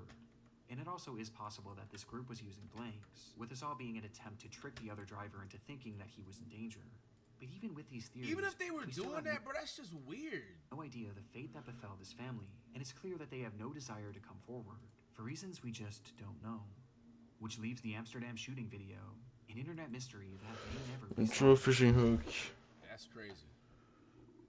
Intro fishing hook. Sad, crazy. It's sad, crazy, and evil to describe that one. What does that say? Urgent, I need help, please. I need help. We are from BSAS West Zone, Castelar, San Juan neighborhood. Her name is Emma Rosario Kalk, who's been missing since Friday, June 12th. If you saw her, please call. Skito. Any information Where will is be you, bro? appreciated. This post was made to the subreddit r/Argentina on June 16th, 2020 by a user named u/Naram, who asked for the public's help in finding a missing woman. Like, how much is 2 In the million comments, he moonflower? would offer more context, saying, "She went out to buy something and never came back. She was last seen here in the neighborhood. Sanchez and Pavan is the area where she went to buy something. She was dressed in a 2 million moonflower is that much money? She was carrying her Dang, wallet bro, with her I just ID made bread and now. cell phone." Quickly, the post was inundated with concerned citizens wanting to help in the matter, with the gravity of the situation being made even greater, as earlier that day, Naram had made a similar post, which revealed that Emma Kolk was actually his mother. This revelation only made the post more important, as people left comments offering support and encouragement. with many even providing advice on how he could potentially track her down, to which Naram seemed genuinely grateful. Across the entire internet, this seems to be the first post ever made on That's scary as hell. Imagine you have to track down your missing mom through the internet, man. Emma's disappearance, but it would be far from the last, as people spread this information far and wide almost immediately after Naram's post, which was also followed by several local news reports, which proved that Emma was in fact a real person and was in fact missing, with these articles mentioning something that her son had not. I mean, this is She was infinite, feared to right? have Yeah. been taken. The only thing we know for sure is that she went into her house, left her bike, and for some reason went out but did not come back in. Apparently, she did not leave on purpose, and that is what worries us the most. Damn. Things were clearly very concerning, and the tension of the situation only increased as the day passed. And then too, Also, with Naram vowing what to pet keep do I everyone use updated on the to status of the search. claim this shit? And sure enough, I guess right it's just after this Hypixel update, for now. Naram's missing mother would finally be found. The worst news, Emma Rosario Kolk was murdered. No! She had been missing since June 12th. Her son killed her with stab wounds and then buried her in the backyard of his house. He was arrested.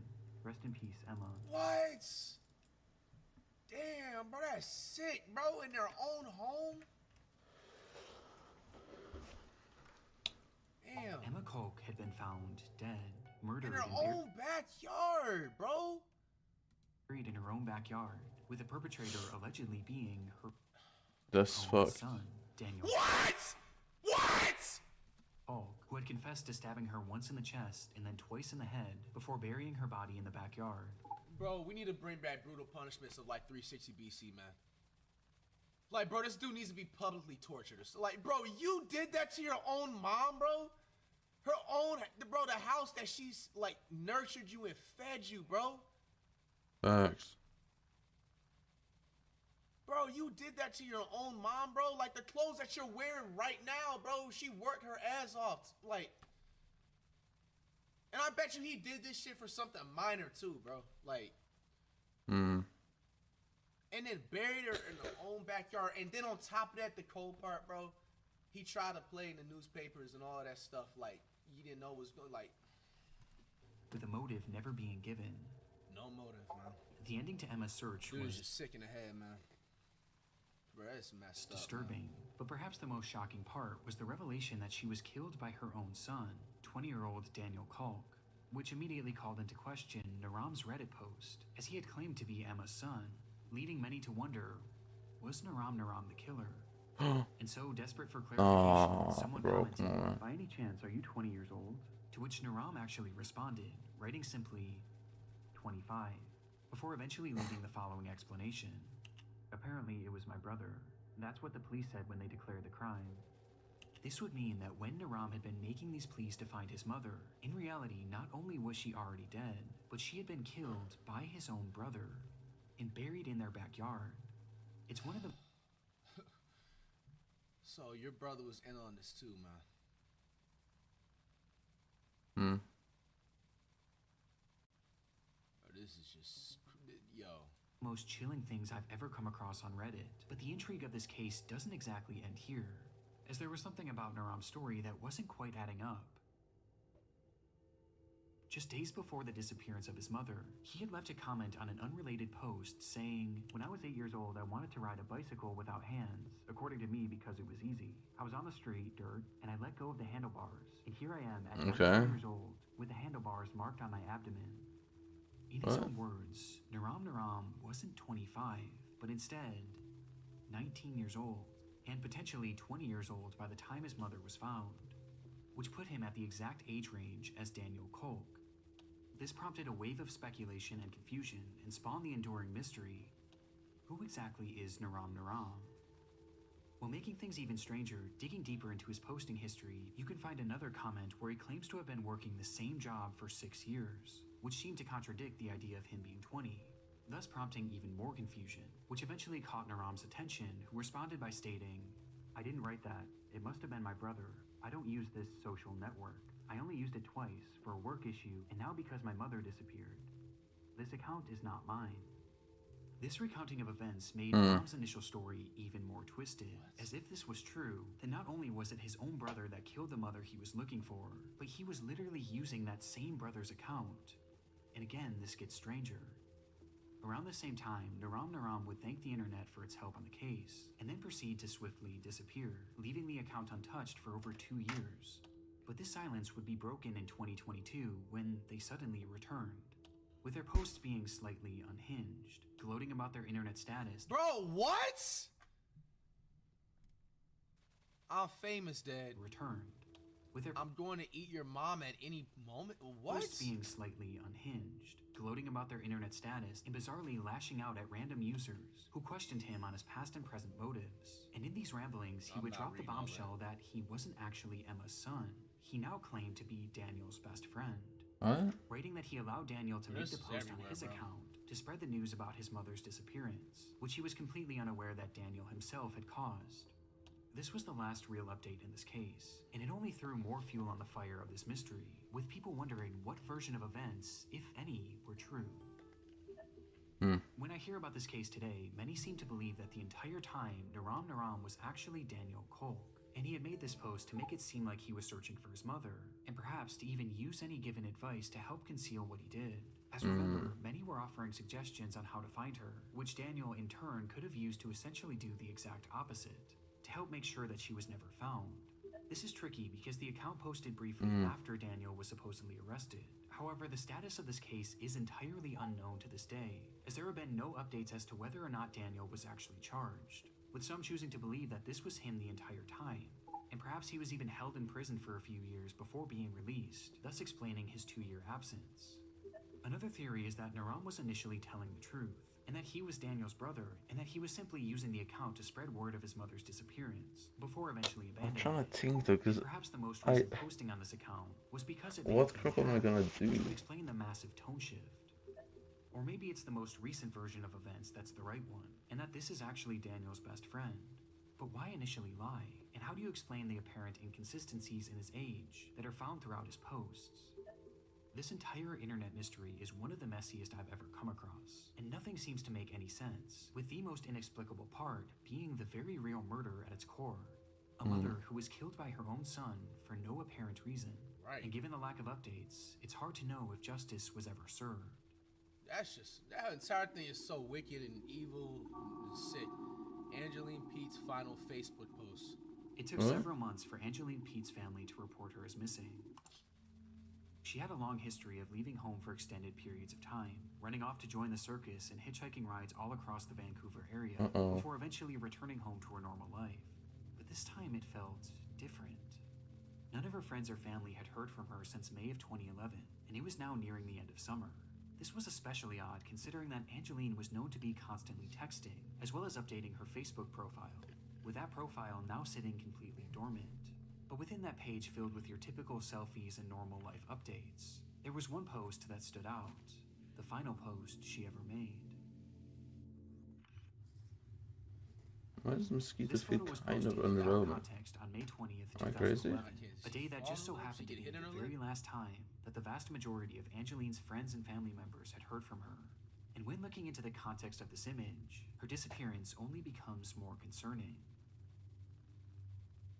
That night, Angeline had been drinking with her fiancé Robert Calden in downtown Vancouver, and while the two were waiting to catch a ferry back home, something had sparked an argument, which eventually led to a full-on physical altercation.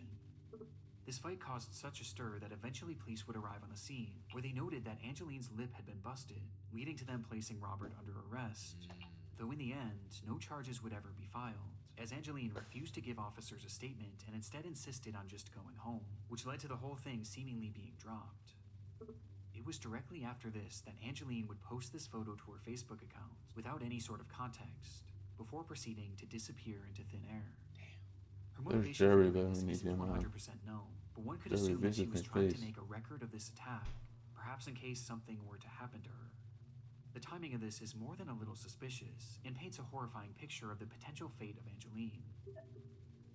That she had been murdered by Robert Calden as a result of their fight on the 20th of May. It's a case that seems as straightforward as it is disturbing, but that's only on the surface, as there was another factor at play here. I mean, where's the Robert Calden dude right now? When the police stopped this couple from fighting on that fateful night, Robert wasn't the only one facing jail time. Angeline was no stranger to abuse. She had a long history of it herself, with her ex-boyfriend claiming to have suffered dozens of black eyes throughout their relationship. What? I probably got 40 black eyes over the years? Which had ended years prior. This violent behavior often stemmed from her trouble with alcohol, and Robert was clearly one and the same, with the two forming an extremely toxic relationship that often ended in one or both of them getting hurt. It was all too normalized for the pair, which was highlighted by one of Angeline's final texts, where she wrote, "Gee, my lip hurts. I hate him so much that I love him." Now I do want to make it clear that this is in no way... What? Hate him so much that I love him. Damn. You know what I'm saying? She's actually like, you know, getting abused and stuff and just doesn't know how to leave the relationship or is afraid to. Meant to come across as victim blaming, but this is vital information for this case, as Angeline's history with violence had landed her in prison numerous times. Oh, really? Hold on to see. That's why you don't be quick. Recently in 2009, when she was arrested for getting into a massive bar fight. This arrest in particular is noteworthy, as it carried with it multiple conditions, one of which was that Angeline was given a 9. I ain't gonna lie, like, yeah, getting in a bar fights is crazy, bro. First of all, you know how angry you have to be to just like want to go to the bar and just like, you know what I'm saying, like scrap with somebody, bro. You're supposed to be there to relax. So it looks like, I ain't gonna lie, both sides, they possibly could have been abusing each other, bro. PM curfew, and the other was that she was not allowed to drink, with both of these conditions being broken on the night of May 20th, when police intervened in her and Robert's fight. This meant that Angeline was now likely going to be reincarcerated, and sure enough, that same night, officers arrived at her home to question her on the matter, but she failed to answer the door, which led to a warrant being made for her arrest 5 days later on May 25th. That day, a squad car pulled up to Angeline's apartment to bring her into custody, but when police entered the home, they would only find Robert, who just so happened to be on the phone with her. And officers claimed to have spoken with Angeline during that phone call, where they advised her to turn herself in, though she claimed that she was no longer in the area, and eventually hung up the phone. This would be the What am I missing for XP though? I'm kind of confused. Like, so Jerry Flower. She returned home okay. the very next day on the 26th, and never came back. This whole revelation muddies the water in this case, and provides us with our second theory, that Angeline Pete had run away to avoid reincarceration. But there's something unusual to me about this phone call with police. Now, there's hardly any information about this case online, but from all the articles that I've read, it seems that no one in Angeline's life had heard from her after this photo was taken, with the exception of Robert. And when police spoke with her, it was only over the phone. Is Heliantis under Wonderland? Prompting some to wonder if Robert had arranged for some sort of decoy to make this phone call. Though, however it happened, since that phone call, there has been no activity on any of Angeline's online accounts, and she has never deposited or spent a single cent from her bank account. From that point on, she's been essentially invisible. That was 15 years ago, and today we still have no concrete answers as to what happened to Angeline Pete, with some taking this as a sign that something sinister had in fact happened to her. Somebody in the chat said it. I think the best theory about this is that she's just off the grid. You know what I'm saying? She knew that, like, I think she was on probe, so like if she got caught drinking alcohol, which she was involved allegedly that night when she got an altercation with her boyfriend, that would have violated or something, and she would have ended up having, you know what I'm saying, go back. So she probably just ran away. This could possibly just be off the grid, bro. How can you go that long without leaving a trail, and without at least trying to come back? Especially in Angeline's case, as she was a mother.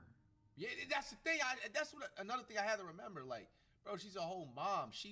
In the beginning of this, they literally said, which is actually strange, like she would like leave, like not, or like, you know what I'm saying, leave and come back to family for a little bit and go all the way to Vancouver to go to the carnival and like hitch rides and stuff. Like, Angeline had a 7-year-old son who was by far the most important thing in her life. What's in the election room? Child was staying with her father. I'm actually kind of curious about this. I'm gonna check. She still played an incredibly active role in his life, and she wanted to be as involved as she possibly could be. And yet, after 15 years, she's made no attempts to try and reach out to him.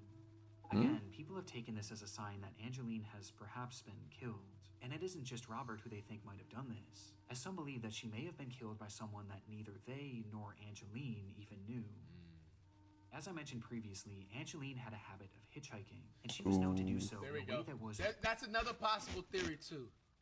Yeah. I ain't gonna lie to you, bro. Hitchhiking is probably one of the more crazier, like, most boldest things like you could do, bro. Don't matter. As a woman, ride, at least, bro, yeah. like, bro, please just walk FTC, bro. Says don't ever hitch a ride, bro. Like I was put on to this type of game shit when I was like 6, 7 years old. Like, bro, you don't know what type of weirdos are out there. Just because they have a driver's license, bro, and a decent, clean car, bro, they don't mean well if they're just trying to give you a ride. I think this could have possibly been a situation. That Robert dude that was her boyfriend, maybe he didn't have nothing to do with it. She was probably afraid of, like, oh, like, what the consequences could be. I could have been caught drinking again, whatever. I'm going to just hitch a ride and try and rethink things about life, how I'm going to do this. Somebody could have just did some weird stuff to her, bro. Boom. Overtly dangerous. And interestingly, there were some unconfirmed sightings of Angeline after she went missing, with some reportedly seeing her in Port Hardy and Grand Perrier, areas that she would have had to catch a ride to. Now again, these are totally unconfirmed sightings, but what's so chilling about this is that if she had been hitchhiking through those areas, then she likely would have found herself doing so along Highway 16, which is now known as the Highway of Tears.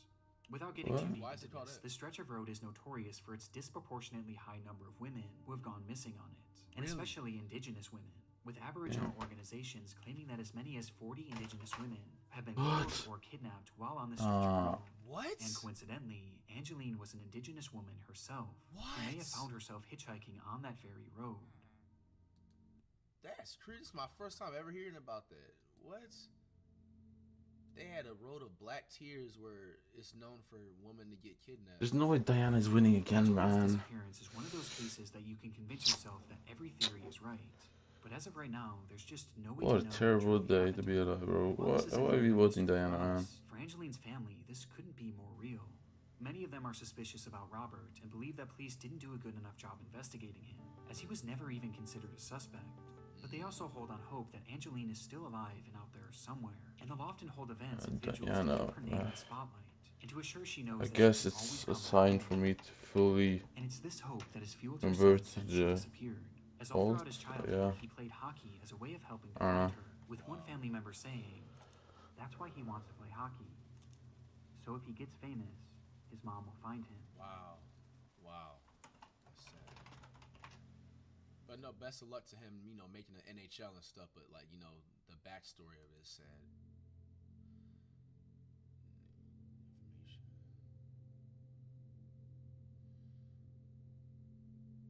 Hey man, shout out to Nick Crowley. This is well put together. It's a lot of the stuff was very sad, man. Like, you know, hearing these stories and stuff.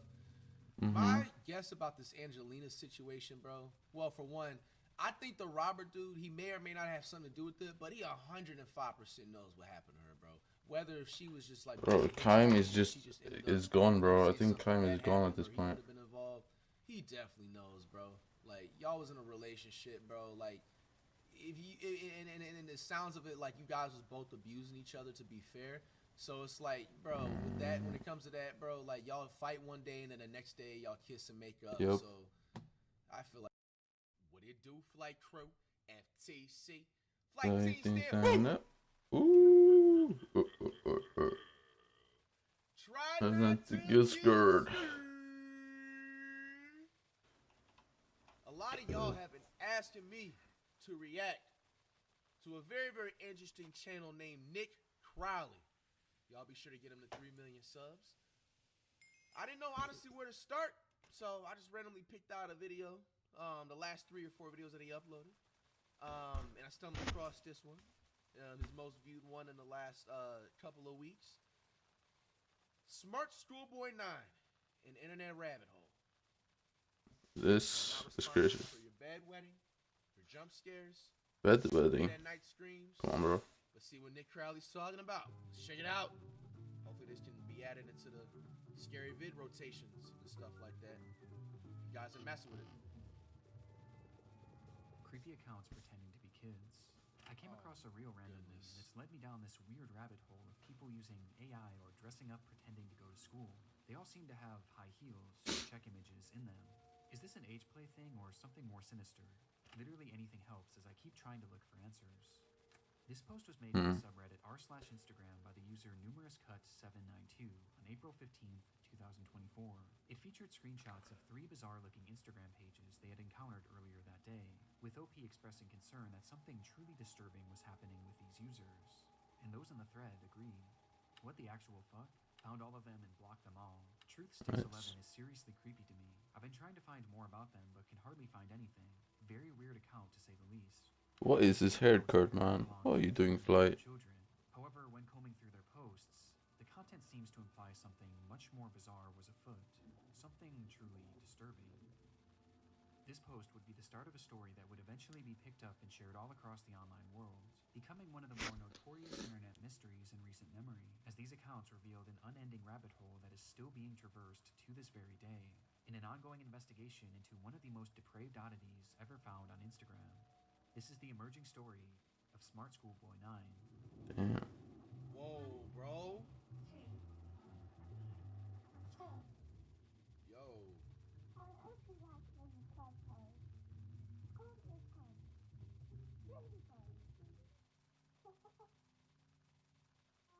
The fuck?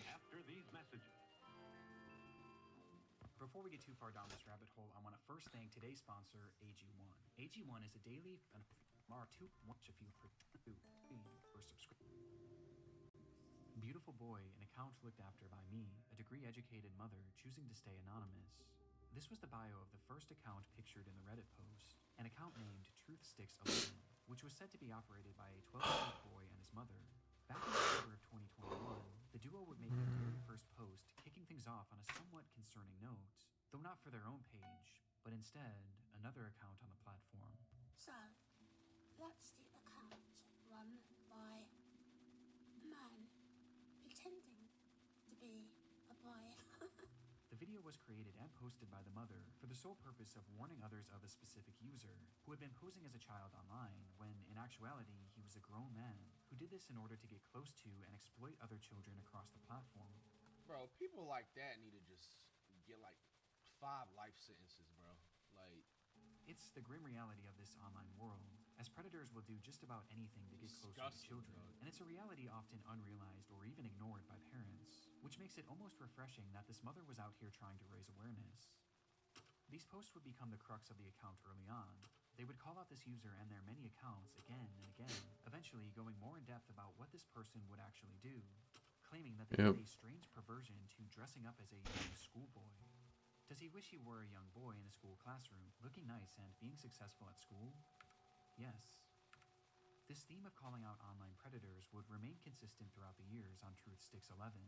However, after some time, the mother behind the account began to use the page for its initially intended purpose, to share photos of her son. The photos began reasonably normal, and would show this young boy studying at school, accepting awards from their principal, and even school presentations in which their son had attended, with the captions often boasting about how intelligent the young boy was. Though over time, the photos began to grow stranger. Dante Goon. What the hell?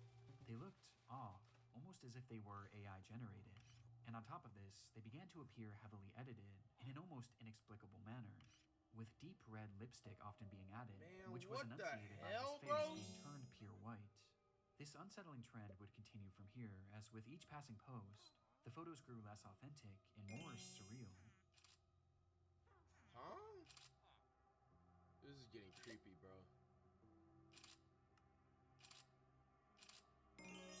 Yo. Until they became straight up disturbed, even sickening. These bizarre edits spilled over past just the images too, as the posts began to appear as disjointed collages, often showcasing multiple grotesque images and paragraphs about how much this user loved school. And this wasn't the only shift either. At some point, the son behind the account began posting content that allegedly came directly from him, saying things like, "My really cool mom asked me if I'd like to post, and I said, yes please." He even shared supposed videos that he had filmed of himself, which were equally as unconvincing as his photos, and somehow even more chilling.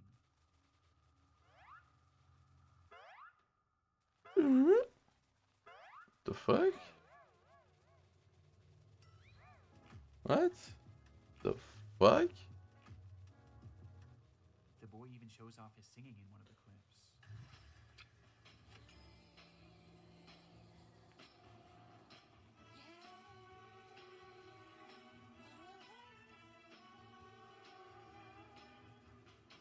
Though their voice sounds off. The account was overall anomalous and extremely off-putting.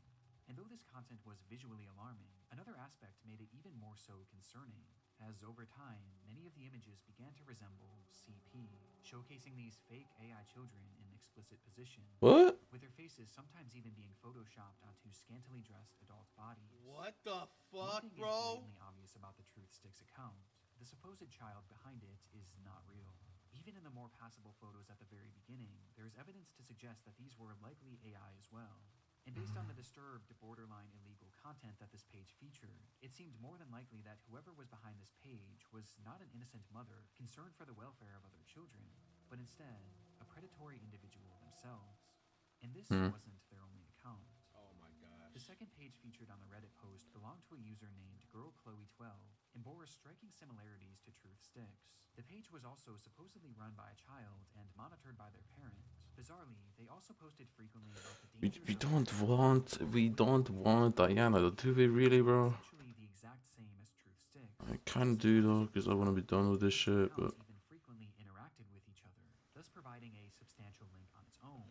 But by far the most compelling link between these pages is one that is easy to miss at a glance, with that being a blatant obsession with high-heeled mini boots. What? These shoes were mentioned or shown in virtually every single post made by these two users. At playtime, I'm sometimes running around with my really cool heeled footwear I wear. Old Shaman Naiko. Ooh. After coming home from school, education isn't over for the day once the blue blazer, gray jersey, neat tie, white shirt, tailored close-fit gray trousers, and black heeled mini boots are in the wardrobe. No matter what they discussed, school uniforms and mini boots were always a talking point, which adds confirmation to something that is already becoming apparent. This is fetish content, not too unlike the bizarre accounts in the Pipergate rabbit hole. Fetish content centered around children. And what makes the Chloe account so disturbing is that AI was seemingly not used, and rather, the images seem to be of actual children. Oh my gosh. Despite this disturbing distinction, these two accounts are cut from the same cloth, and all signs point to them being created by the same person. A person who, despite their constant warnings of the dangers of adults pretending to be children online, seems to be doing the exact same thing, as part of some sort of fetish, the extent of which we'll discuss later. But for now, one thing was for certain. These pages were not run by children, or their parents. So, who created them? Well, that brings us to our third and final account shown in that initial post. Smart Schoolboy 9 was much the same as the other two accounts. They warned of online predators, obsessed over high-heeled mini boots and school uniforms, and posed as a child clearly not being one. But Smart Schoolboy was different in one key aspect. The person behind the account was pretending to be a child, but they were doing so in a much more apparent manner, as they didn't use AI or stolen images of other kids to form their identity. And instead, they used photos of themselves. In the images posted on the account, we see what appears to be a fully grown man, dressed in a schoolboy's uniform. His face is painted pure white and had... Bro, if you just honestly see someone doing stuff like this on the internet, like, I just feel like that's right off the bat, like, bro, right off the rip, like, they should be able to just, like, check their hard drive or just do something. Like, this isn't, like, scream creepy to anybody that just, like, this is the first time, like, seeing this, like, right off the bat. Like, come on. Has bright red lipstick, and he's, of course, wearing high-heeled mini boots. Characteristics that were all utilized across the other accounts. Only this time, it was done on himself, as he poses as a child, pretending to go to school, as well as pretending to go through other life events common for preteens. And the photos aren't even the most disturbing part, as the account consists primarily of videos.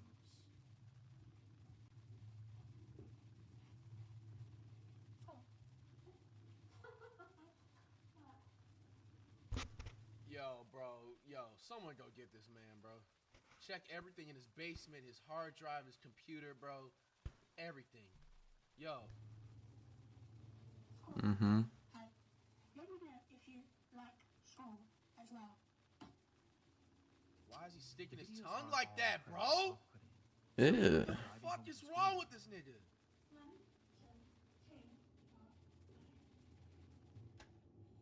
Others show him claiming to be on the bus heading towards school. Yeah. Okay. Does he go to school, bro? Another video showing him doing whatever this is. Yo, bro, fam.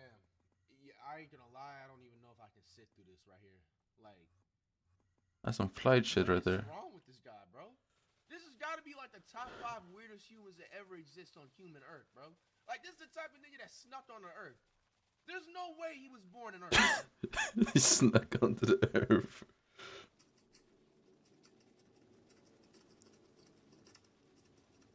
With these strange sounds and the process of sticking his tongue out appearing to be part of his fetish.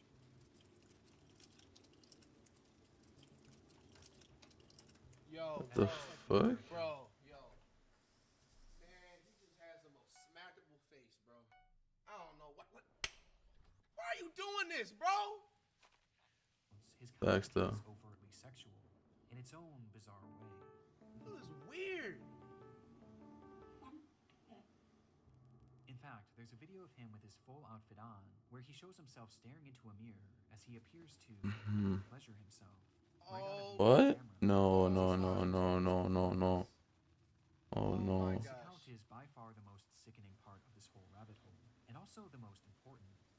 Interspersed throughout his page are a few examples of what this individual's voice sounds like. This is quite good. Which just so happens to be the same voice heard in the very first clip shown on the Truth Sticks account. Man pretending to be a boy. Meaning that this full-grown adult man is the one behind this entire rabbit hole. He's the one on these accounts pretending to be a child and their mother, getting some sort of sick satisfaction from whatever this is. And the worst part is, these activities aren't just kept behind closed doors. As we can see on numerous occasions, videos of him walking around outside in a public space with his full outfit and face paint on. Oh my gosh, bro. This is why y'all Weird though, man. This is why I always be so alert anytime I'm with my kids, bro. Like, it's stuff like this, man. I see niggas like this, bro. This is worth the crash out, bro. Like, this is the definition of a predator. This is the definition of everything that you fear, especially if you're a parent. 20% from one crop. That is from one crop fever. Holy shit. It's truly one of the strangest things that I've ever seen, and making sense of what this all is extremely difficult.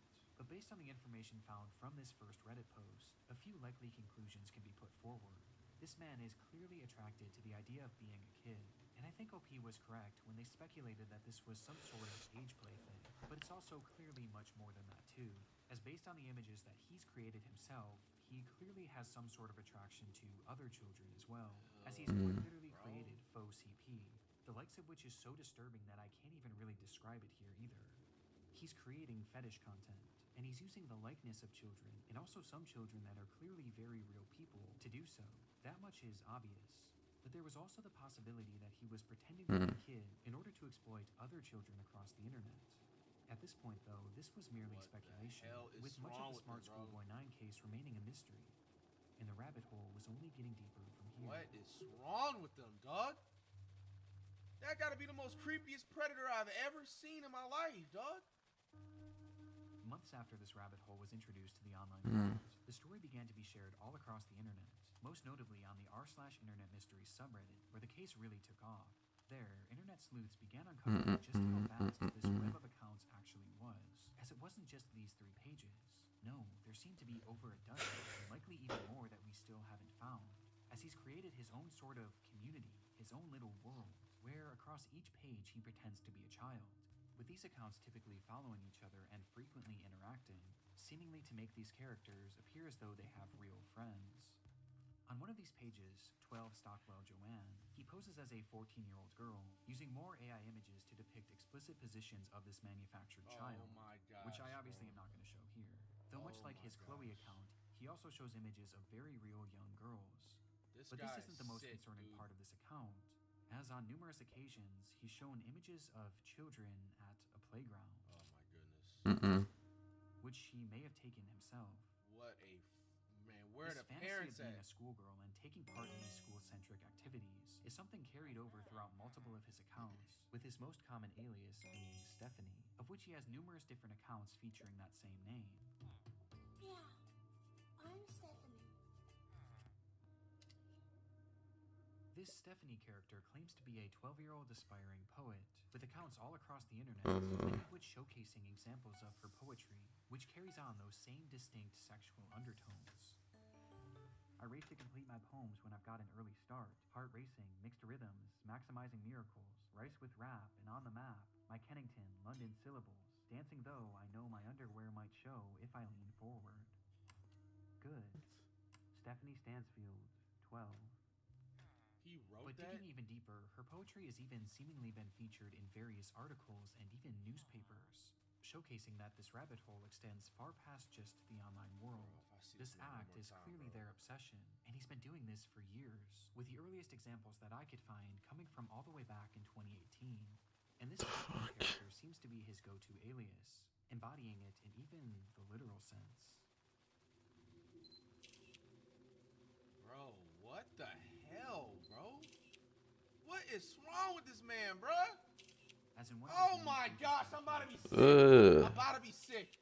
He Bro. dresses as her, wearing a wig and a dress, as he pretends to be a 12-year-old girl.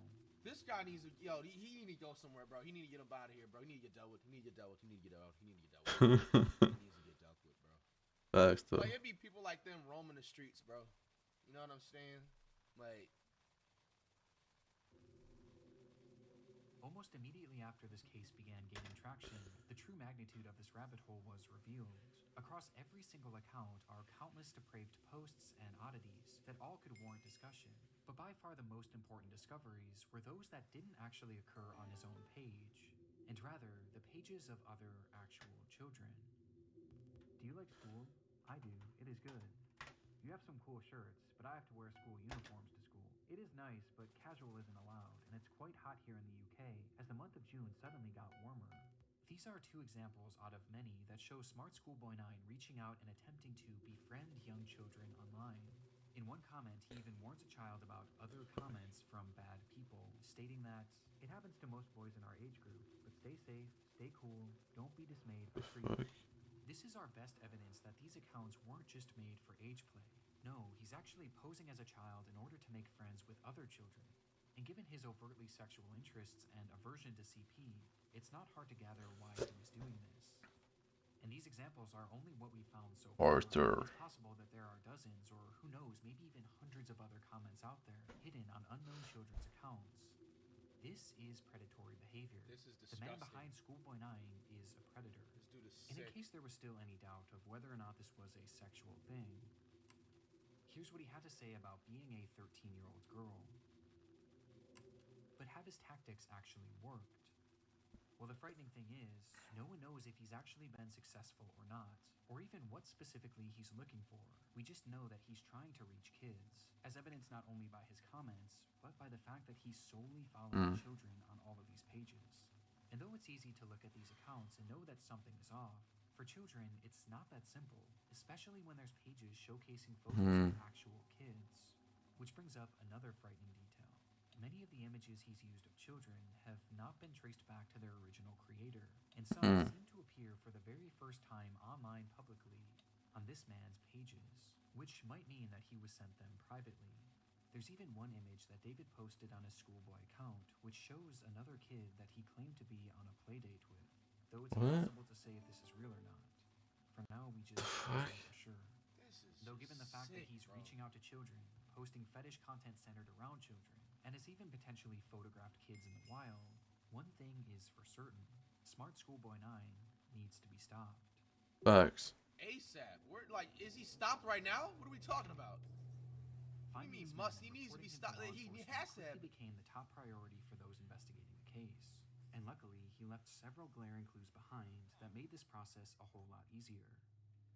On numerous occasions across his many pages, He needs to be dealt with, man. images and videos of specific locations, even showing streets and mentioning very particular areas in his poems, all of which centered around the London area, immediately giving us an idea of where he was located. And that wasn't all. I mentioned how the alias of Stephanie was one that he used more so than any other, but what's interesting is that there was another name used just as often across his accounts, brought up time and time again, though it's a name that he never seemed to call any of his characters. Instead, he simply referred to this person as a stepbrother, or a father, or even a friend from school, despite never actually picturing him, just mentioning his name, David. And sure enough, after connecting a few dots, There's no way his name is David. that this person's Bro. actual name was in fact David Alter, with a man being 59 years old. 59 years old, bro. He gotta get dealt with, bro. This is absolutely sick. 50, you are 60 years old acting like that, bro. Like, now, obviously, for granted, he's really not right in the head at all, like, without a doubt. But that is absolutely zero excuses. Thanks. Bro, this is sick, bro. Please, everybody, watch your kids, man. Please. Don't leave them for 5 minutes to do something like, bro, watch y'all kids, bro. Parents out there, watch y'all kids. Bro, this dude is 60 years old doing this, dog. Please tell me he gets dealt with somewhere in the video. That's all I want to hear, to be honest with you. It doesn't appear that David has any past criminal convictions or documented history of this behavior, but we do know that thanks to the investigation done on Reddit and Discord, he is currently being investigated by local authorities, which will hopefully put an end to his online behavior and shine some more light on who this person actually is. As for the time being, the only other information that we really know about David is that he likes to write poetry and he makes music. The fuck?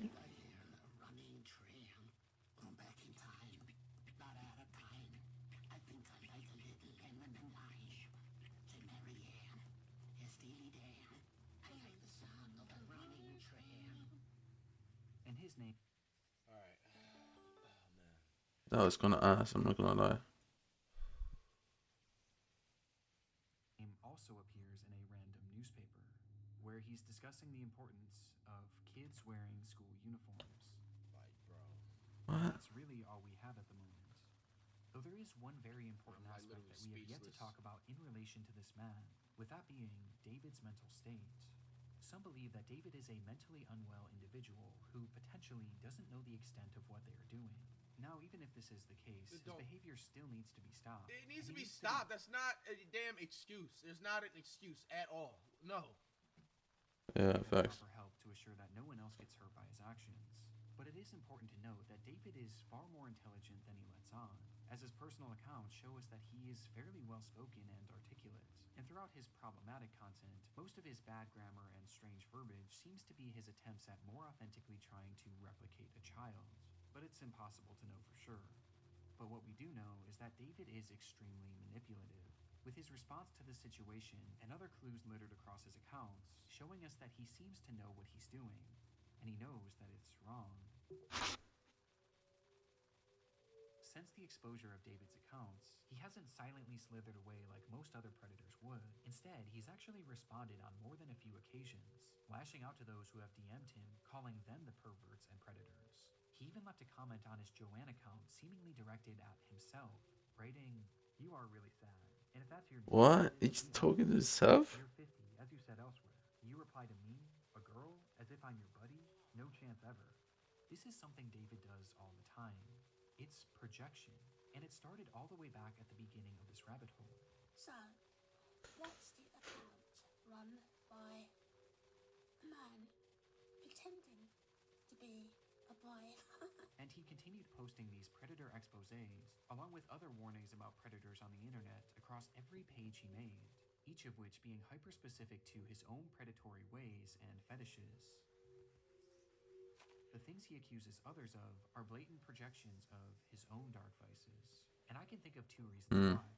Number one, that this makes his account look safer to other parents and children. It gives the appearance that he's not another internet creep, because he's actively calling them out. It's a way to build trust in order to befriend and exploit kids. And number two, he knows that he's doing is wrong. And this is his bizarre way of self-reporting, probably to make himself feel better about what he's doing. And it's obvious based on just how accurate these claims against others are to him. Does he wish he were a young boy in a school classroom, looking nice and being successful at school? Yes. And these claims are made over and over again, as each time he calls someone out, he's Oh, bro. further exposing himself, which becomes more concerning when you realize that these projections seemingly aren't strictly pedophilic. Within those eerily familiar expose posts he made on TruthSticks11, he mentions how this user not only wanted to exploit children online, but they wanted to kill them as well. As he mentions that this user has a clear interest in cannibalizing kids, and even performing ritualistic sacrifices on them. And based on how accurate all of the other exposures are to himself, I have no reason to believe that this isn't part of his MO as well, as crazy as that may sound. This also seems to coincide with some of the content he's posted that I can't show you, as some of these photos show children edited in contorted positions, including some where he's added what appears to be rope to give the illusion that they're tied up. Oh my gosh. And what makes this even more disturbing is that on his accounts, he's posted numerous photos in the vicinity of schools, on nearby secluded trails, and even some where he discusses... He needs to be stopped, bro. Do something, guys. Saying that he likes to be awake and ready for it. Someone deal with this man, yo! There's even photos that show other children outside from a distance, almost as if David was stalking them. This is highly concerning. This is Even weird. if we don't know truly how low this man's perversions get, he is still far too close to children, which is perfectly encapsulated by this photo of him on a school playground during the day. What a And with his disturbing desires, I don't even want to imagine what he's capable of. Which brings us to the final piece of content that I need to talk about. Chasing another boy running in Helix Mini Booth. This was the text shown on screen during a short video posted onto one of David's many accounts. And in the video, we see the man pointing the camera at himself, showing his full face in white makeup and red lipstick.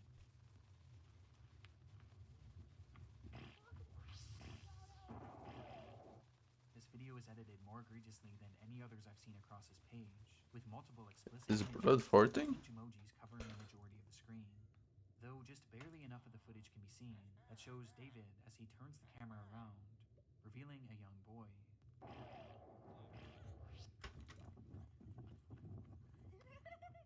What the hell? Who he then proceeds to chase after, giggling all the while.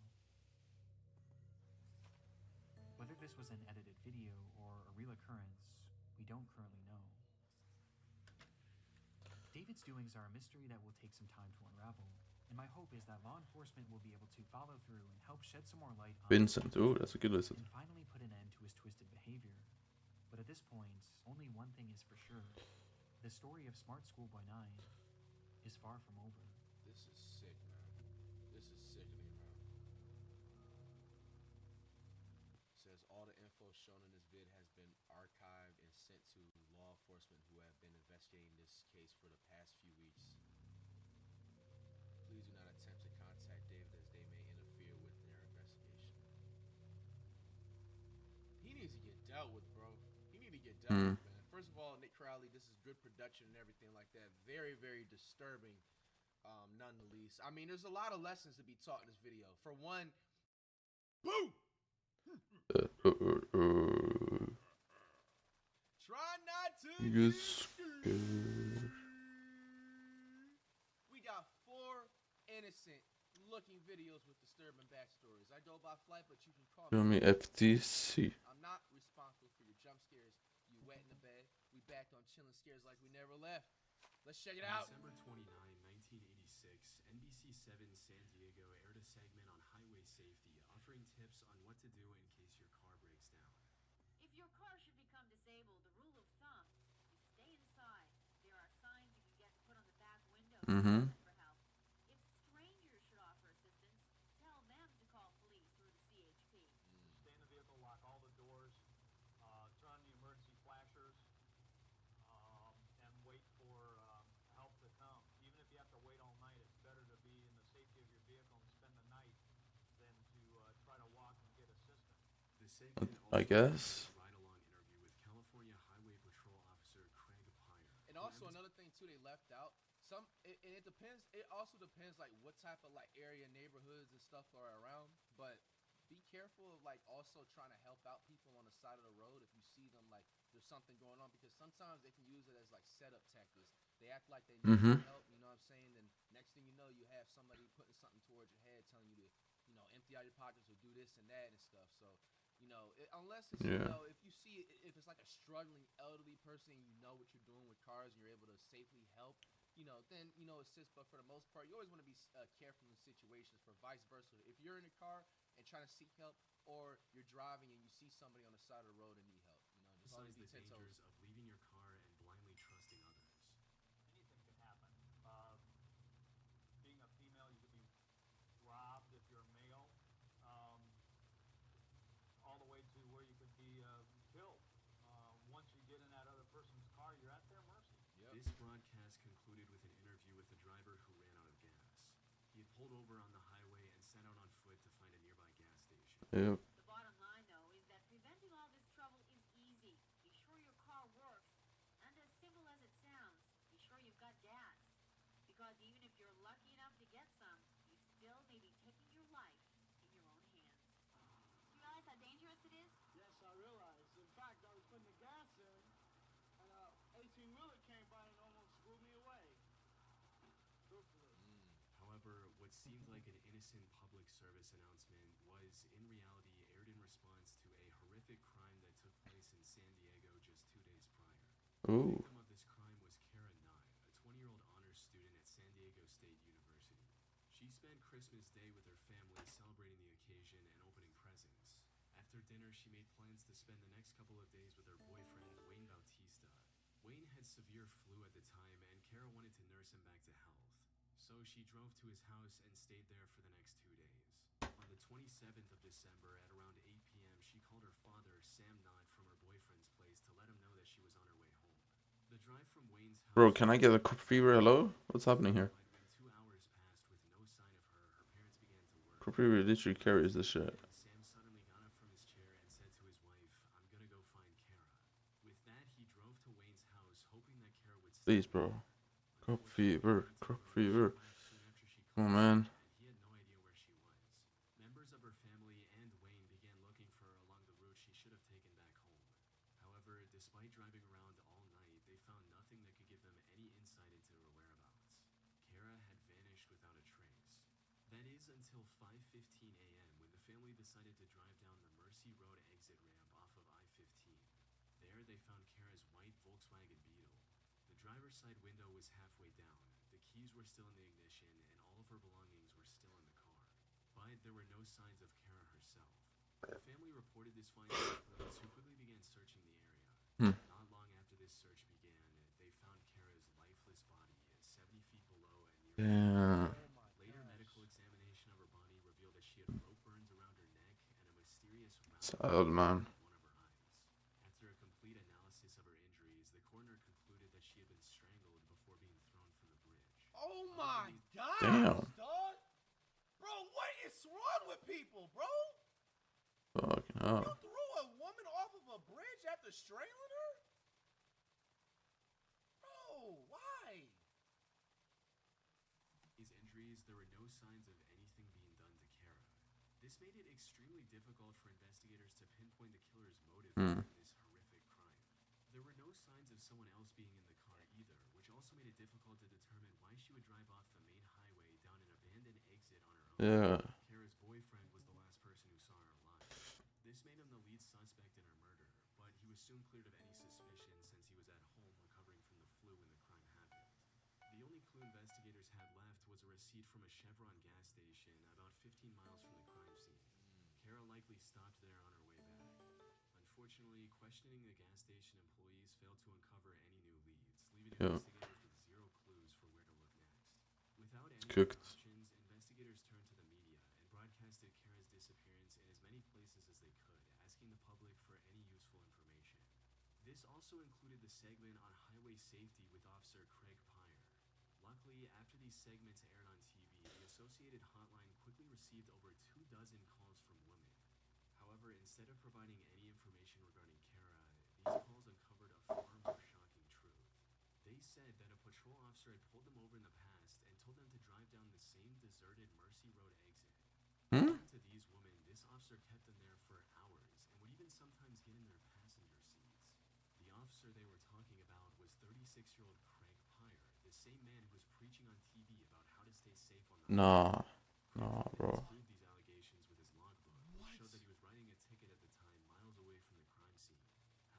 his logbook had clear eraser marks in that slide. 1 week after the incident, the San Diego Police Department began a formal investigation with Craig as the lead suspect.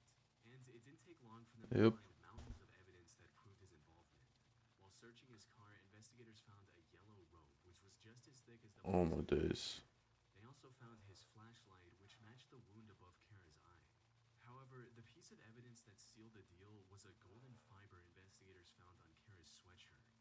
Forensic analysis of this fiber revealed that it was identical to the gold fibers in the patch on Craig's uniform. By this point, it was clear Craig was the one responsible for this crime. However, he remained adamant that he was innocent. But all the evidence and the testimonies from over 24 women allowed investigators to investigate what might have happened that night. As the story goes, Craig saw Kara driving alone and decided to pull her over down the Mercy Road exit, just like he had done with dozens of women before. However, instead of going along with him, Kara decided to fight back, and maybe even threatened to file a complaint against him. That's when he lost control and hit her with the flashlight in his hand. He didn't lose control, bro. He ain't lose control, bro. This dude is a fucking coward, hit her upside the head, and then proceeded to do everything else. How do you lose control and accidentally hit someone with a flashlight? Exactly. What he had done, Craig now had two choices. Let Kara go and risk ruining his career, or make sure she never talks to anyone again. Craig chose the second option. Pussy. He put her on his car's hood, drove up the bridge, and threw her off the side. Oh my gosh, nah, bro. See, once again, bro, they need to start bringing back these cruel punishments that they had in 360 BC and stuff, bro. Like, this dude literally needs to get one of those top... I don't understand why have I not gotten a single crop fever, bro? That's actually so cooked, man. Like, this is just Big ass grief. Yo, this is just disgusting, bro. This is just absolutely disgusting. And the sad part about it is that weirdo ass cop is making every other cop look terrible. You know what I'm saying? Making every other cop look, you know what I'm saying, like bad because of this one idiot ass weirdo ass dude, dog. Facts. Another thing about this, you can tell that type of cop, he 105% got bullied his entire time through school.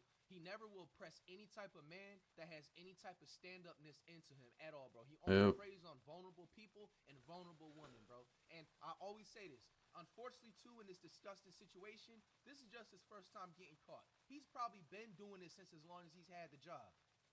Like, this is scary and disgusting, bro. Oh, my January goodness. 16th, 1987, Craig was arrested from his home and later sentenced to 25 years to life in prison. That's it? He since applied for parole twice, but was rejected both times and is still behind bars. Good. It's still crazy to... Honestly, the 25 to life sounds like a lot, but it's really not a lot, bro. They should have hit him with like 3 life sentences. He did. He's alright.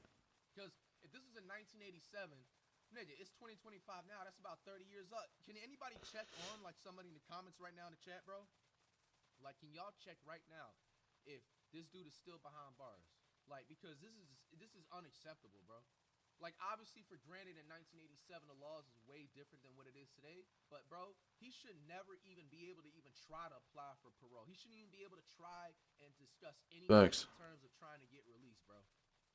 Facts. This is just sick, dog. To think that Kara's That's case... like, no exaggeration. This is probably one of the sickest cop stories that I've ever heard, bro. might have gone unsolved if Craig hadn't agreed to do this now haunting video interview. An interview he did where just days before To make it even worse, this is the same dude that did a commercial interview which Chill and Scares is explaining about, you know, talking about the safeties and dangers. And bro, man, like, the sickening part about this, he's sitting there trying to give literally all the free game to people, the same type of game that he is doing.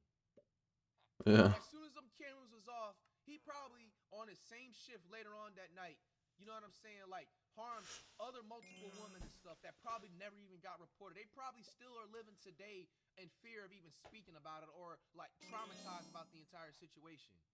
Unbelievable, bro. It committed the murder of Kara Nod.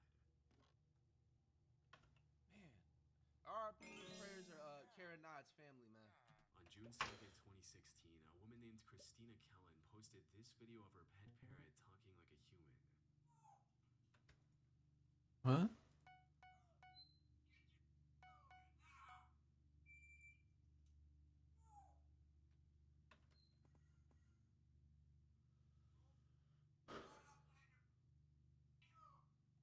Hey, bro, I ain't gonna lie. At that point, that parrot, this is a bird parrot, whatever. the What house is there. hex? Got it, bro.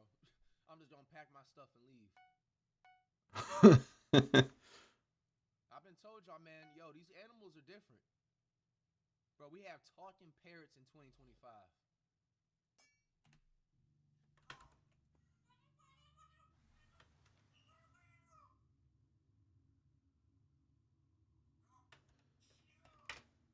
On most other occasions, people will look at a video like this, think it's cute or interesting, and move on with their lives. But in this case, the video of a talking parrot became the key to...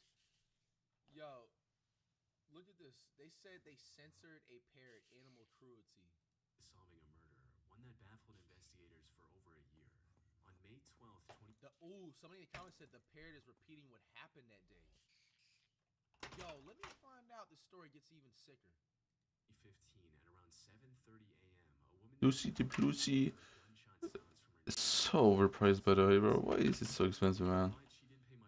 Lucy the Lucy is so expensive. 26-year-old Marty Durham regularly hunted in the area. Connie and her husband Keith were close friends with Marty and his wife Glenn, and were familiar with the couple's habits. However, later that day, Keith notified Connie and told her that Marty wasn't answering his phone calls. So after finishing her work, Connie went out to the Durham house to investigate. The doors were locked and no one answered when she knocked. She assumed the couple wasn't home and went back to her house. But when an entire day passed without any word from Marty or Glenn, Connie became concerned and decided to check on them again. This time, she noticed that one of the doors was unlocked. What am I looking for? I'm looking for this. There we go. It looked like the place had just been robbed. There we go. Nothing could have prepared Connie for what she came across next. As she entered the master bedroom, she saw both Marty and Glenn lying on the floor, covered in blood. She immediately ran outside. I need BD, what? A group of firefighters was already nearby and rushed to the scene. After taking note of the situation, What's this? responders pronounced that both Marty and I'm retarded, bro. BD. both had bullet wounds on their bodies, and judging from the state of the rest of the house, it looked like a robbery gone wrong. But before they could begin investigating who the supposed robber was, something completely unexpected happened. About an hour after the initial report, a police officer was on the scene. Hello, birdie man. Looked like she was breathing. He walked up to her to check for a pulse, and that's when she opened her eyes and sat up straight despite having a bullet wound behind her ear. She was taken to the hospital for treatment. Miraculously, her wound wasn't lethal, resulting in her surviving the incident. Marty, however, wasn't as fortunate. He was shot 5 different times and didn't make it. But they didn't find anything that could help them locate the supposed intruder. Without any other options, the police began investigating Marty and Glenn in hopes of finding potential leads. That's when they made a chilling discovery. Glenn's phone record showed that... Is it hard to level the rose drag, man? She texted her mother saying, "Love you, sorry." Seconds after sending this text, Glenn's phone accessed a web page titled Ruger New Model Single 6 Single Action Revolvers. This was the same gun that was found in their home. Uh-oh. Investigators also found a web page titled Ruger New... Seconds after sending this text, Glenn's phone accessed a web page titled Ruger New Model Single 6 Single Action Revolvers. This was the same gun that was found in their home. After a more thorough search, investigators also found 3 letters written in Glenn's handwriting that were addressed to her children. Similar to the text she sent to her mother, these letters also contained apologies of sorts. When Glenn finally recovered enough to talk in October of 2016, investigators asked about everything they found. Glenn, however, completely denied ever searching anything about a revolver online, and said that she had written the letters a long time ago. When asked about Marty, she claimed that she didn't remember anything relating to his death. At this point, Glenn was the #1 suspect. However, investigators didn't find any... That's Max Booster on this. Nice. ...questioning or make an arrest. After all, it was still possible that the incident was caused by an intruder, especially since Glenn was shot as well. This left Marty's case at a standstill, and it remained that way until June of 2016, when out of all June. parrot single-handedly solved the case. What? Huh? The African gray parrot in this video was named Bud. Yo, that is actually genuinely crazy, bro. That is actually genuinely crazy. I'm not even gonna lie to y'all. That is actually genuinely crazy, bro. Animals are amazing, bro. Can you imagine, like, you thinking you got away with it if somebody had a pet parrot upstairs somewhere? Like, hearing belonged to everything. Marty. He was later handed over to Marty's ex-wife, Christina, after his death. The thing about this parrot is that he was in the house when everything went down and witnessed everything. For those who don't know, African gray parrots are among the most intelligent parrot species. They're great at imitating human speech and even understanding the meanings of some words. What? They're also more likely to repeat what they heard during a high-stress situation. Damn. This is why, while in the care of Christina, Bud kept repeating what he heard on that day, over and over again.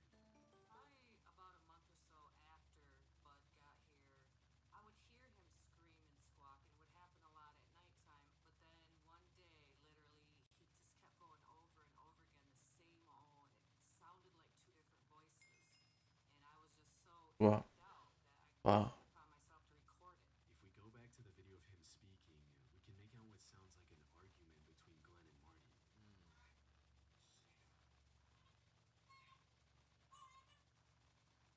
There is no way a parrot is saying that. Oh. This is literally the first animal that can dead ass talk, bro. And it's talking more fluently than a lot of people.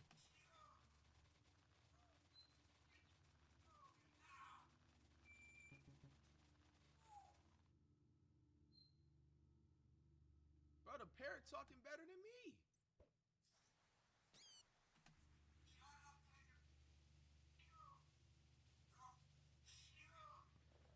Oh my Put gosh. simply, Nah, there that was is no actually sad, bro. Glenn and Marty had an argument where she was yelling and likely had a gun pointed at him. Now, while this video gave necessary What? insight into what went down, there was no practical way to use a parrot for testimony and convict Glenn. However, this gave the investigators the confidence they I'm not gonna lie, I could see the laws changing that, bro, in the future. I would believe the parrot, bro. Yo, that would actually be a crazy law. needed to pursue her more intently. They took a DNA sample and later discovered matching DNA on the Ruger revolver, the supposed murder weapon. Further interrogation also revealed the whole truth of why she did what she did. Apparently, Marty had been on disability ever since getting in a car accident a few years back. But he was able to make ends meet by illegally selling his prescription narcotics. Yo, W. Money he made from his drug business so she could pay off important bills like the house mortgage. Yeah, W mans. However, wasted much of this money on gambling. What? Never mind. Never mind, Almans. Eventually learned the truth when the bank announced that it would foreclose the house on May 12th, 2015. Uh-oh. Same day, Glenn shot him to death. Rather than facing the consequences of her own mistake, That looks like a man. How is that a woman? How is that a woman? take her own life.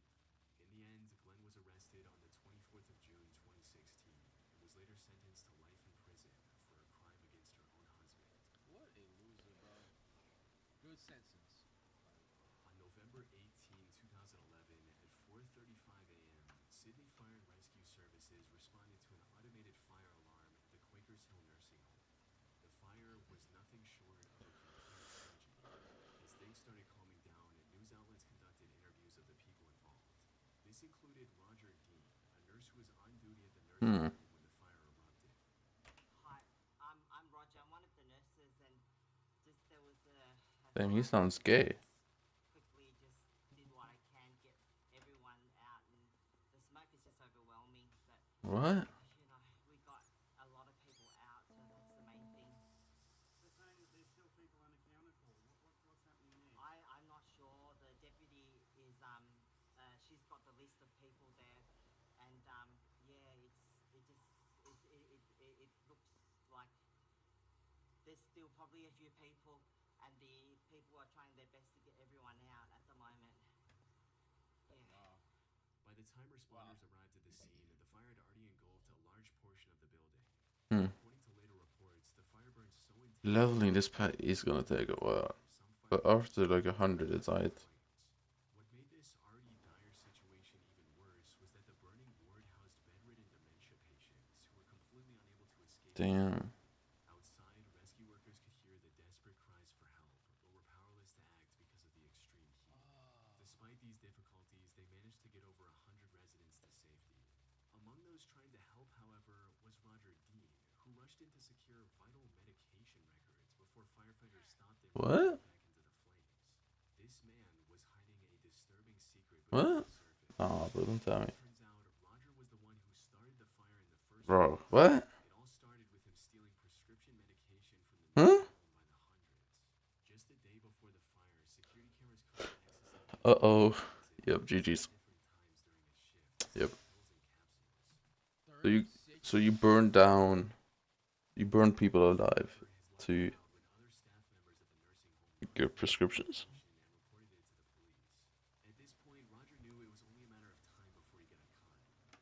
So obviously What? he's trying to, you know what I'm saying, steal the meds and then flip them and sell them and stuff like that. Like, He came up with the horrible idea. you really thought they didn't have cameras in a nursing or whatever this business?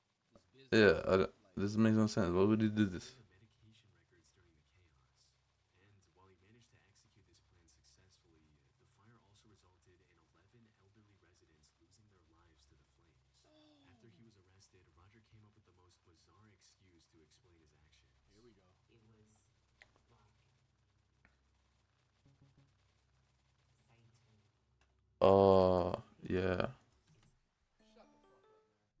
Man, see, bro.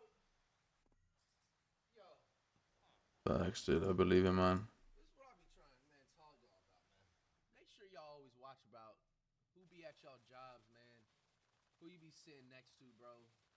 Because I guarantee you this is not his first time talking like this. He probably was talking to multiple of his co-workers like that and just saying these, like, absurdly, like, just weird things, bro. Like,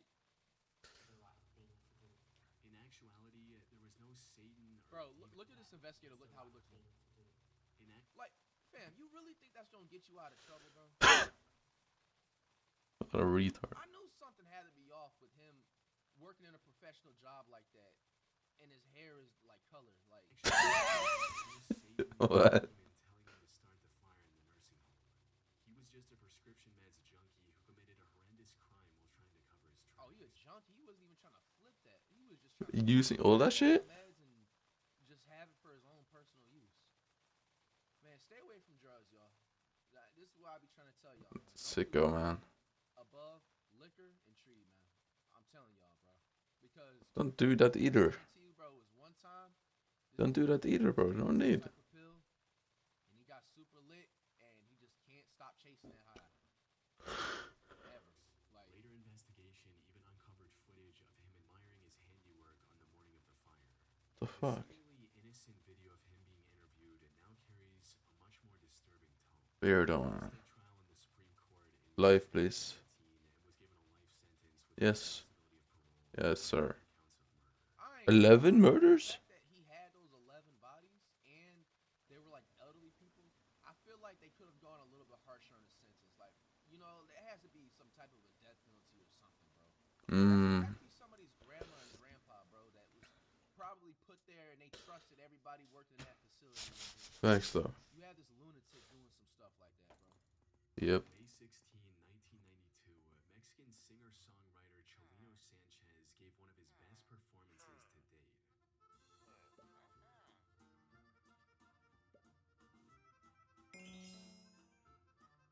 He performed many of his popular songs before ending the concert in spectacular fashion. The fans loved every second of it. Little did they know at the time, this was going to be the last time they would ever see him perform. And it all tied back to the origin of Chelino's music. You see, Chelino was born in 1960 in a very poor farming region in Sinaloa, Mexico. Even worse than poverty, Chelino's village was marked by rampant inequality, where a few rich and powerful men had the power to do whatever they wanted. Unfortunately, Chelino experienced this inequality firsthand when a local thug named El Chapo Perez Local thug. his sisters. However, Chelino wasn't going to let that slide. When he was just 15 years old, he spotted El Chapo at a party. And without a second thought, Chelino went up to El Chapo, drew his gun, and killed him at point-blank range. But since El Chapo was a well-connected man, killing him forced Chelino to flee to Tijuana before crossing the border into the U.S. After establishing a foothold in America, Chelino went into business with his brother in Mexico, smuggling Mexicans into the U.S. However, this operation came to an end in 1984 when his brother was killed in a hotel in Tijuana. This inspired Chelino to write a song commemorating his brother, but he did so in the most unconventional way. The song was written in a traditional Mexican style called corrido. For the lyrics, Chelino spoke openly about him and his brother's life, not shying away from the topics of drugs and violence. No. He himself ended up in They probably found out through music. inmates loved his unique style of music, causing it to spread across the Mexican underworld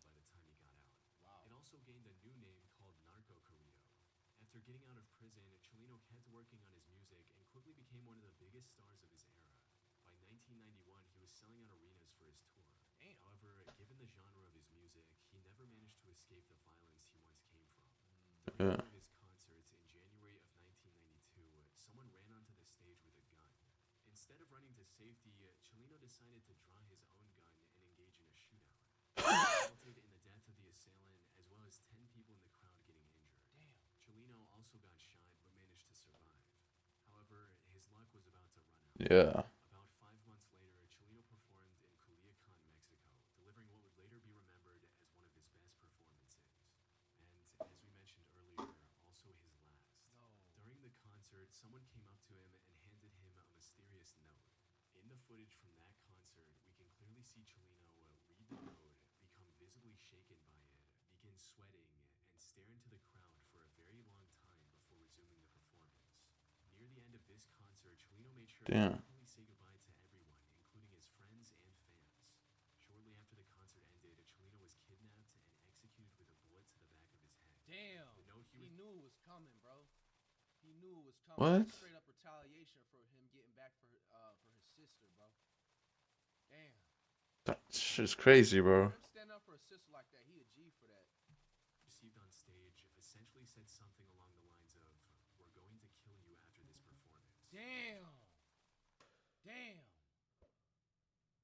Yep. Chelino knew the threat was real, and that this performance we see in the video would be his last one. Damn. Unfortunately, Damn, bro. And you can see his body language. He knew it was coming, bro. He knew his time was coming, bro. Damn, man. Sad shit. It's just crazy down there. It's unlikely they ever will be in the future. It's crazy in Mexico.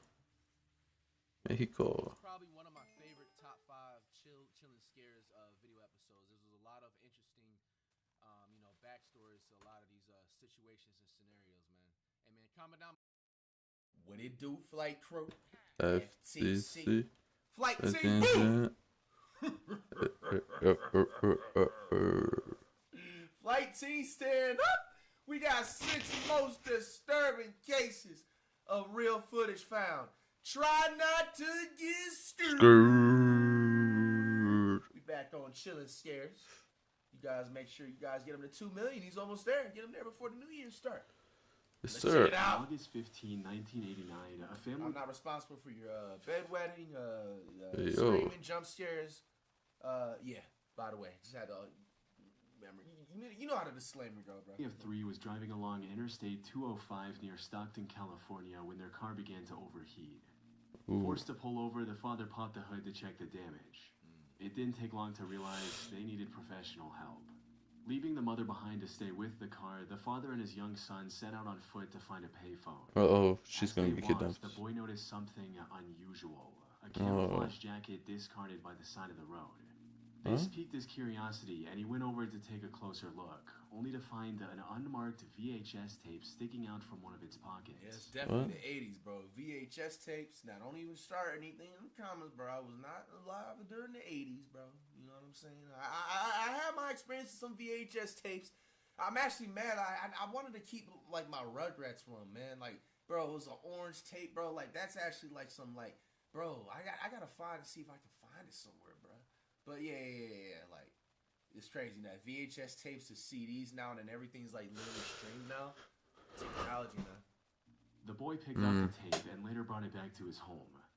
By this point, his parents were also curious about what they'd find on this seemingly abandoned tape. Right. So they inserted it in their home VHS player and pressed play. However, the contents of the tape were far darker than what they could have imagined. Now, the original unedited video has never been made available online. But there are different pieces from various sources that I've done my best to put together.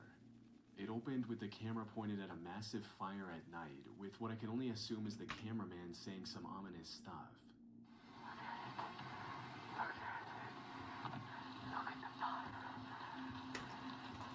What?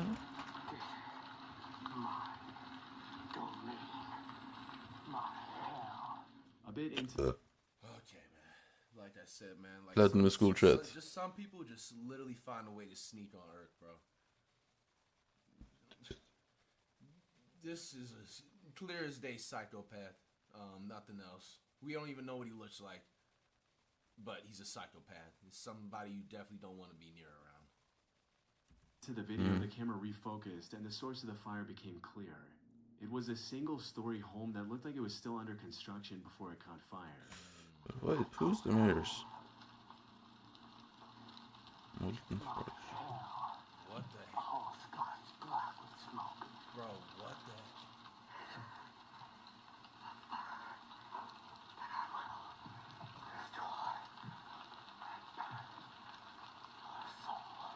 Bro, what? Nah, bro had to discover either like some hardcore drug or something, bro. Like, what is this? Like seriously. This has to be drugs, bro, or he's just mentally unstable, either or. But my strong case is that he has to be on drugs. The fact that he's just sitting up there filming this and then like just what he's saying and stuff, bro. Bro was on a bad trip and not coming Meanwhile, down. the cameraman kept talking, and the longer he spoke, the more unsettling it became. Later in the video, you could also hear fire trucks arriving at the scene, and the cameraman commenting on it before ending the video with a direct threat to the viewer. The fire department's trying to put it out. What a laugh. Go now. But remember me tonight.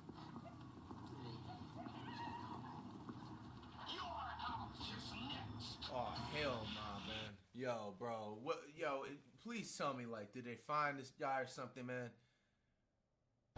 This dude is literally the fire menace or something. Like, what is this, bro? The tape then abruptly cut to the scene from the 1984 horror film A Nightmare on Elm Street. What the hell? It wasn't clear if the fire video was taped on top of the movie or if this was a deliberate edit. However, one thing was clear. I'm gonna need to find out if the person set the house on fire. The family handed over the tape to the police and told them exactly where and how they found it. Detectives went back to the location, and sure enough, the family's story checked out. The jacket was still there. But the detectives also found many other items near the jacket, including a wooden pestle, a glove, a cassette... Bro, yo, fam. Holy shit. oh. I know I'm not the only one that thought what I thought. We actually thought we had thoughts seen. Right? Okay. a glove. Also found many other items near the jacket, including a wooden pestle, a glove, a cassette... Bro, yo, fam. Bro, did he think it was a dig? I know I'm not the only one that thought what I thought. We actually thought we had thoughts seen. What? What is he saying? Bro, is that a skull though? Is that a real human skull? Well, metal music and a ceramic skull. Yes, ceramic. They also watched the video itself, and it was unlike anything they had seen before. I've never run across anything as eerie as this tape. Frightened me, as a matter of fact. I thought about it that night when I went to bed. Unfortunately, the poor filming conditions and shaky nature of the footage prevented them from extracting any meaningful clues about the location of this fire. Despite a frame-by-frame analysis, investigators were unable to match the tape with any reported fires in the state of California.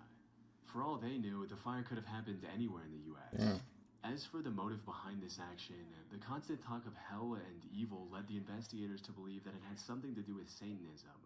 And while this might sound a bit far-fetched today, you have to remember that back in the 1980s, major acts of evil from devil worshippers was a real concern for many people. Yeah. But without any leads, this was nothing more than a theory.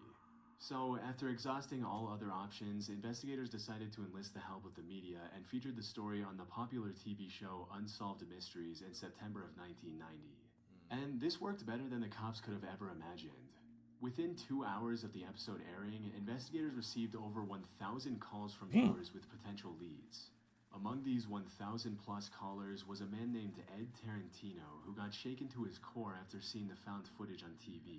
Because he lived next to the burning house in Redwood City, California, some 80 miles west to where the tape was originally found. NorCal?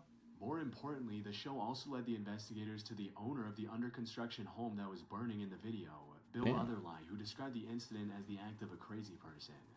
And it turned up it's my house that's on the videotape. What? And then he heard the voice of this individual. You know, this guy ain't playing with a full deck. This was an extremely This guy's playing with expensive a full loss for deck. Bill. The fire had completely destroyed his under-construction home, costing him $900,000, which is that's a nice home too, bro. And it's in Cali, bro. You know what that home could be worth by now, and he just burnt that. The evil person burnt his house down. about $2.5 million in today's money. That bro, I'm trying to tell y'all, man. I be giving the most freest of freest game. What I just tell y'all, man, bro. That house, he said, Chillin' Stairs will be worth $2.5 million today. Burned to the ground. Damn. While the Redwood City Fire Real estate reacts. Department also confirmed the incident. As it turns out, the fire department had captured their own footage of the incident for use in future training, and parts of this fire department footage matched the mysterious tape. Cross-referencing the two videos also revealed that the arsonist was just about 50 feet away from the fireman when he recorded his video. Wow. Damn. The fire department's trying to put it out. What a laugh. Now all that remained was to capture the culprit, but that wasn't going to be easy.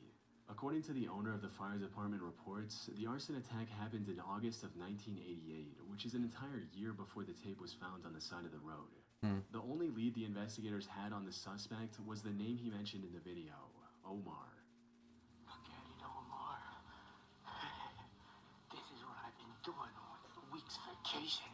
Hell nah. Yo, whoever Omar is, bro, you had to literally like check all your friends, bro. It's somebody you knew. It's somebody you knew that you didn't know that was crazy, and he jealous of you. Because, bro, the fact that he said he waited for you to go on vacation, that's somebody that's already been plotting. That's somebody that's already been envious of you. That's somebody that's already been planning on doing something harmful to you or taking your belongings when they were going to be able to, bro. So it has to be somebody that you know or somebody that you work with. Man. I said I'll do it. I said I'll do it. It wasn't much, and for a while it seemed like a dead end. That is, until the police received a new tip from Doris Lance, another person who saw the Unsolved Mysteries episode on TV. She suspected that the Omar mentioned in the video was referring to a 17-year-old boy who lived in the area. And when the police brought him in for questioning, he cracked almost immediately and told them everything. Omar claimed that he was silently standing off camera when the video was filmed, and that it was his 19-year-old friend who started the fire and recorded the video. The investigators were finally getting close to the perpetrator, but they needed more evidence before making their move, so they started tailing the alleged arsonist, observing him from a distance. However, he likely caught wind of the police because soon after the monitoring started, his garage burned to the ground.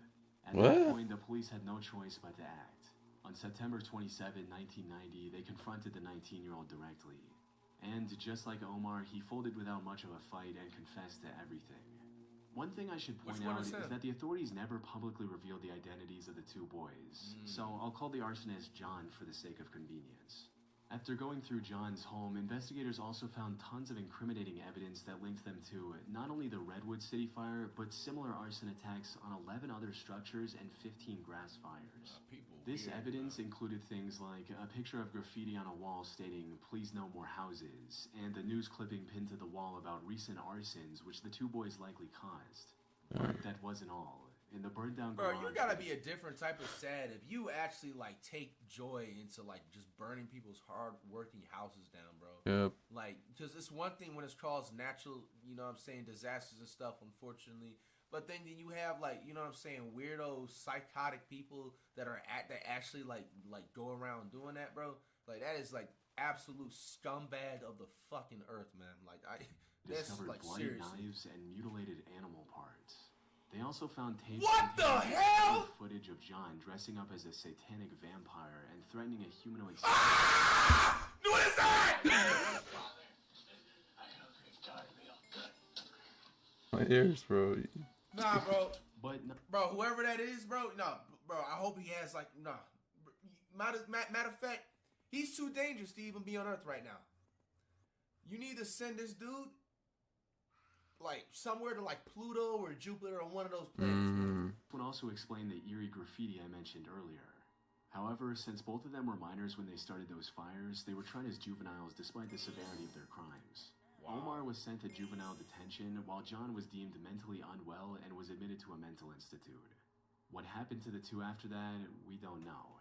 I've seen some claims that John was released from the mental institute and died in a car accident in 2017. And while there's no direct evidence to back this claim, I did find a news report of a hit and run in Redwood City from January of 2017. The victim of this incident was 45 years old, which aligns perfectly with the age John would have been in 2017.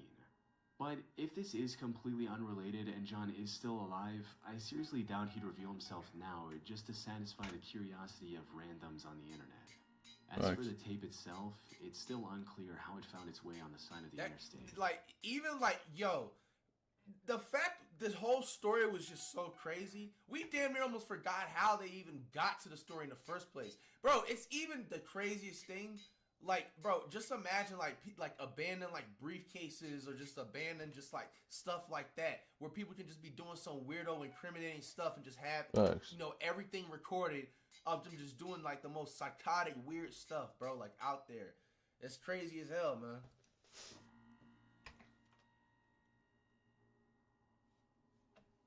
On August 23rd, 1987, a pair of backpackers were hiking south of the Junco Lake trailhead in the mountains near the tiny town of Tabernash, Colorado. However, what might have seemed like an ordinary hike quickly turned into an unforgettable experience that would stay with them for the rest of their lives. The two came across the wreckage of a crashed plane with parts scattered everywhere. They informed the authorities about the find, prompting a complete search of the area for evidence of what happened to this plane and when. While Dale Wood, a Colorado deputy sheriff, was investigating the area, his attention was drawn to a VHS tape hanging from a tree. Most of the tape's insides had come out and were tangled in the branches, but he recovered everything he could and brought it back for restoration to a somewhat playable condition. And the footage was disturbing to say the least. The VHS contained the last moments of two men who went missing 3 years ago. The 36-year-old James Jeb Cottle and his similarly aged passenger Ronald Hugh Wilmot. On August 10, 1984, the two flew from the Granby Airport with the Jeffco Airport as their destination on a small Cessna L-19E Bird Dog airplane. However, they never arrived at this destination. Multiple search parties were deployed to their approximate route, but none were able to find any evidence of what happened to James and Ronald. What made their disappearance even more mysterious was the fact that the plane had an emergency locator transmitter, a device that would have broadcast its location in the case of a crash. However, the authorities never received a signal from this device, and the case remained cold for almost 3 years. That is until the pair of backpackers found the wreckage, which in turn led to the discovery of the VHS tape. The footage starts off quite normal, with the pilot commenting on things he sees from the cockpit. Oh, look at that down there, Ronnie, on the left. Nice little lake and a cabin. Okay, so this is a massive upgrade. So recalming it is okay. And then doing green tone on it is also a buff. Oh, bunch of them back up in here with beetles. Yeah, big leagues. Yeah.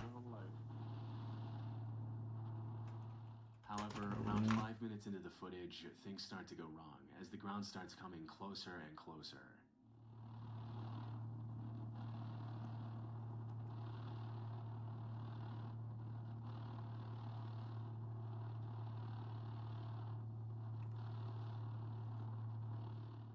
Experts analyzed this footage to find out what went wrong, and apparently the pilot failed to account for density altitude before taking off. For those that aren't familiar with aviation lingo, think of density altitude as the thickness of the air. When it's hot, humid, or a higher altitude, the air becomes thinner, making it harder for planes to fly well. Pilots use density altitude to know how their plane will perform, like how much runway they need or how much weight they can carry. On the day of the crash, the density altitude around Tabernash was 13,000 feet. In other words, the air was as thin as it would be at an altitude of 13,000 feet. James failed to account for this massive difference. When his plane came across rapidly rising mountains around 10,200 feet above sea level, he wasn't able to lift the plane in time to fly over them safely. The footage showed how he tried to quickly turn back, but stalled the plane's engine in the process, resulting in it turning over and crashing into the trees.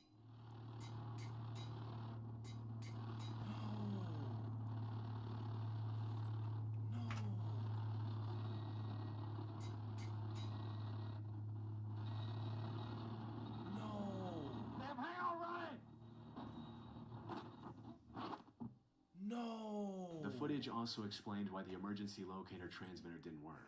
The plane flipped upside down just before the crash. Game is devious for that play. Preventing it from And I'm selling it high. It was an unfortunate incident all around. The only potentially good thing that came out of this is that James Cottle's family authorized this found footage to be used in flight instructor training. So maybe somebody's life was spared because they saw this footage and remembered to adjust for density altitude before taking off. Goodness, it's so sad, man. RIP to the victims, man. Prayers. On the 31st of May 2013, how much is an ugly fossil? Is it worth anything anymore? Was echoing through the streets of El Reno, Oklahoma. Meteorologists were predicting a potential multiple vortex tornado that might touch down in the area. And while this was bad news for the residents of El Reno, the rarity of such an event also attracted a lot of storm chasers from around the United States. This also included a 3-man crew of storm chasing experts. Oh, it's worthless. The 55-year-old Kim Samaras, his 24-year-old son Paul Samaras, and their partner 45-year-old Carl Young. The three had extensive experience in safely chasing twisters and gathering valuable data from them. They were also part of the Discovery Channel's Storm Chasers and were heavily involved in the show from seasons 3 to 5. In May of 2013, the trio had actually arrived in the stormy area many days earlier to thoroughly analyze the storm before giving chase. Oh, I'd say this is the one. Oh, yeah. This is going to be the storm of the day right here. This is going to do it, I think. Unfortunately, the May 31st twister wasn't something they could have predicted, even with their vast knowledge and experience. It started around 6 p.m. when an EF3 tornado touched down in El Reno, marking the beginning of the chase. However, it wasn't long before the tornado started becoming more volatile. See, the rain is behind us. Oh my God.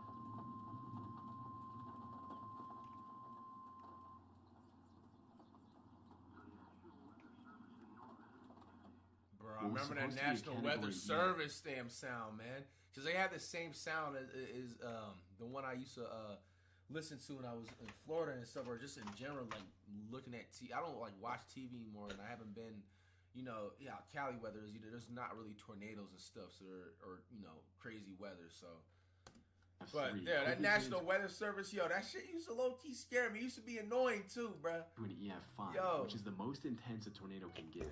But even the title of EF5 cannot fully demonstrate the terrifying scale of this particular twister. By the time it stopped growing, there's the other dragon we got. Oh, hello? 2.6 miles, I had more dragon loot, the largest in recorded history. Really? It also had a wind speed of 313 miles per hour, oh or my over 500 kilometers per hour. Carl and the Samaras brothers. Just so y'all know, like, bro, that's like stronger than a hurricane. You know what I'm saying? Tornadoes usually last like 5, 10, 15 minutes. Thank God I've never been in a tornado ever in my life. Bro, low-key has always been like my biggest fear to ever like go out in a tornado. Like, I don't know. Like, yeah, I don't want to be in a tornado. Like, you know that sounds boring. Go out bad in a tornado, man. Like, yeah, there's nothing to play with. But bro, no, F5 is like the strongest tornado, I believe, bro. And yeah, bro, you heard that 300-mile-plus-per-hour winds. Just know, like, the strongest hurricane that's like a Category 5, it only gets to like, like 175-mile-per-hour winds if it gets to a Category 5. Usually if it weakens before it gets on land. To ride parallel to the tornado to observe from a safe distance. Unfortunately, the twister made an unexpected turn and started coming towards their car. They tried everything in their power to escape safely, but sadly, it was too late. Oh my goodness! The tornado flung the car into the air, barreling across the El Reno region. After the storm had passed, search parties found their car, which was reduced to 60% of its original size. Oh my goodness. And while Tim's body was found strapped inside the vehicle, Paul and Carl's bodies were found half a mile east and west of the car. All three had tragically passed away in the incident. After some more searching, authorities also found a camera, which was miraculously still recording. No! Reviewing the footage, it became clear that it had recorded Tim, Paul, and Carl's final moments. No! As far as I could tell, the raw footage from this camera has not been released. Wait, there's more money in here? I need money. On the internet. But a select few people have seen the footage, including the crew's close friend, Gabe Garfield. According to him, he could hear Carl talking about how eerily calm the air around them had become in the moments before their end. To which Tim replied, "Actually, we're in a bad spot," before uttering his final words, "We're going to die." To this day, the story of Tim, Paul, and Carl serves as a stark warning to aspiring storm chasers, highlighting the immense danger of their pursuit. I don't know how. Why would you ever do this? Like, this is not my first time hearing what I've storm chasers. I think they used to do stuff on like Discovery Channel too back then. I used to be on the Discovery. That's why I think I get where we have our educational react segment when we be reacting to this. Bro, I was literally a Discovery Channel ahead, bro. Animal Planet, you name it, bro. Man, I need to go watch that again. Why not, bro? That was like, bro, low key, that's like some meditating type of ish. Low key, some peacefulness. And you be watching like the animals just go, you know what I'm saying, live in the environment, bro. Like, it's just like another world. All right, don't judge me, man. I don't know. I like stuff like that. Even a team of industry-leading veterans couldn't withstand the unpredictable fury of a twister.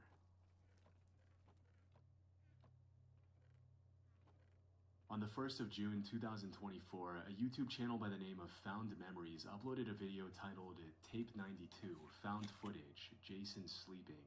The video is timestamped for 9:27 p.m. on April 22nd, 2007, and opens with the cameraman placing the camera in a way that faces a sleeping child.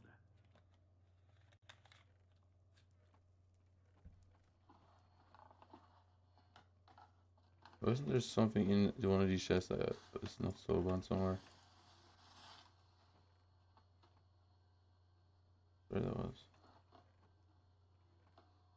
Spider heads. Yeah, I'm good with that right now. Aside from the sleeping child turning a few times, nothing happens for the rest of this nearly 30-minute video. There's not even any unusual sound in the background or anything. Now, despite the footage being completely uneventful, something about this whole thing is inherently unsettling. The lack of context and the uncomfortable silence can easily turn this into nightmare fuel if you have an active enough imagination. According to the description of the video, the original tape was simply labeled as Jason Sleeping.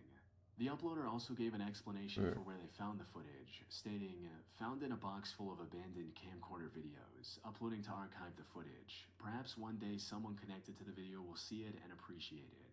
And while this provides some much needed context, it still leaves the biggest question unanswered. Why would anyone record 30 minutes of a child sleeping? Right. So I decided to dig a bit further. The first thing that came to mind is that this is just another one of those staged, artsy, analog horror type videos. However, after going through the channel that posted this video, I don't think that's the case. The channel, Found Memories, was created fairly recently in April of 2024. Where is the shit? The About section of the channel reads, uploading media I've found to archive, and maybe one day the original owners will find it and appreciate it. I've acquired thousands of videotapes and media over the years from various places. Pawn shops, private sellers, auctions, and thrift stores to name a few. Wow. I recently had the idea to start this channel as a way to start archiving them and actually do something with them. Maybe one day someone connected to them will find them. And this seems to be the truth. At the time of writing, this channel has uploaded over 180 different videos. And almost all of them are extremely unique in some way. From children opening their Christmas presents in 1991 to a whole wedding. However, almost none of these random videos are creepy or scary, with the sole exception of Jason sleeping. I highly doubt the owner of this channel filmed or acquired hundreds of random tapes just to sneak in one obscure horror video. Right. So they're likely telling the truth about finding the tape. But if it's not an artsy horror flick, what is it? Now, while it might be easy to drum up some creepy stalker story, the real explanation might be a lot simpler. More specifically, this was likely recorded by a parent who wanted to observe the sleeping patterns of their child. Maybe to see if they sleepwalk or talk during their sleep. Many comments under the video also agree with this explanation, with one commenter even providing a personal anecdote to validate this theory, stating, I'm sure they recorded to catch him sleepwalking or talking. When I was 9, I woke up in my mom's closet. My mom about had a heart attack when she opened the door and asked me why I was there. I said, I don't know. She thought I was lying, so one night she videotaped me. But I didn't do it. It was a one-time thing for me. Also could be paranormal reasons. Kid been waking up with scratches, bites, could be anything. 9 times out of 10, there's really no creepy reason parents record kids. Not saying it doesn't happen now, but just way less likely. But at the end of the day, we really don't know and can't know the motives of this unnerving found footage. Maybe the channel owner's wish will come true one day and Jason, or the person who recorded this footage, will find this video and reveal the truth in the comments. Yeah, kind of this part right here is confusing. I didn't really In August of 2021, YouTuber Rich Aloha was filming one of his signature diving videos in a pool under a waterfall in Foster Falls State Park, Tennessee. He was excited to jump in the water in hopes of finding some treasure like a drone or an iPhone. But what he uncovered instead was a lot more disturbing. After looking around on the lake floor for some time, he saw something unusual sticking out of the ground, which turned out to be a GoPro camera. The GoPro had clearly been in there for a while, plus the outer shell had massive cracks, which allowed water to get in and fry every electronic component. But before Rich threw the broken GoPro away, Wait, oh my he god, I decided to forgot remove the one fuck dead ass bro. just in case it somehow survived Fuck the you months again. underwater. And to his surprise, it was actually fully functional and had the footage of the adventures of a young man. This turned out to be 22-year-old Richard Ragland, who tragically lost his life 2 years earlier, drowning while swimming beneath that very waterfall. In fact, the footage Rich uncovered had Richard's final moments in water. We can actually see him getting visibly exhausted and struggling to stay afloat near the end. The camera likely recorded his final breaths as well. However, from my research, the complete footage isn't available anywhere online, and even if it was, it wouldn't be something I could show here on YouTube. Rich likely never released the complete recording out of respect for Richard and his family, which I fully understand. And while the death of such an upbeat young man is sad, at least his family got to see his last happy moments on this planet thanks to Rich finding the footage. Where, man, like there was people there. They didn't help him. Like, was he by himself? They left later. Like, come on, please, guys. If you haven't learned already, please learn how to swim, man. Like, it's actually kind of sad, man, of how many like drowning stories like I've heard, man, growing up, man. Like being from Florida and stuff. Like it's like literally I've heard about at least a solid like 20 plus drowning stories, bro, and they're all like, you know, like I feel like they can be like literally avoided if you just learn how to do just basic swimming. Yep. 30th of September 2019 at 4:06 p.m., the police in Anchorage, Alaska received a call from a woman claiming to have found evidence of a horrific crime. The woman who called the police was 47-year-old Valerie Kassler. She claimed that she was walking around Fairbanks Street when she found an SD card lying on the ground. She picked it up and saw the words "Homicide at Midtown Marriott" written on it, and thought that it might be the title of some obscure horror movie. However, nothing could have prepared her for the horrifying content that came up when she plugged in the card to view its contents. According to the reports, the card had 39 images and 12 videos, all from the same crime scene of horrible things being done to a woman in a hotel room. The person behind the gruesome footage stayed off camera, but his unmistakable voice and distinct accent were clear in the videos. And while these videos were never released to the public, the person recording them would have sounded something like this. There through those trees, you'll see the doctor's house.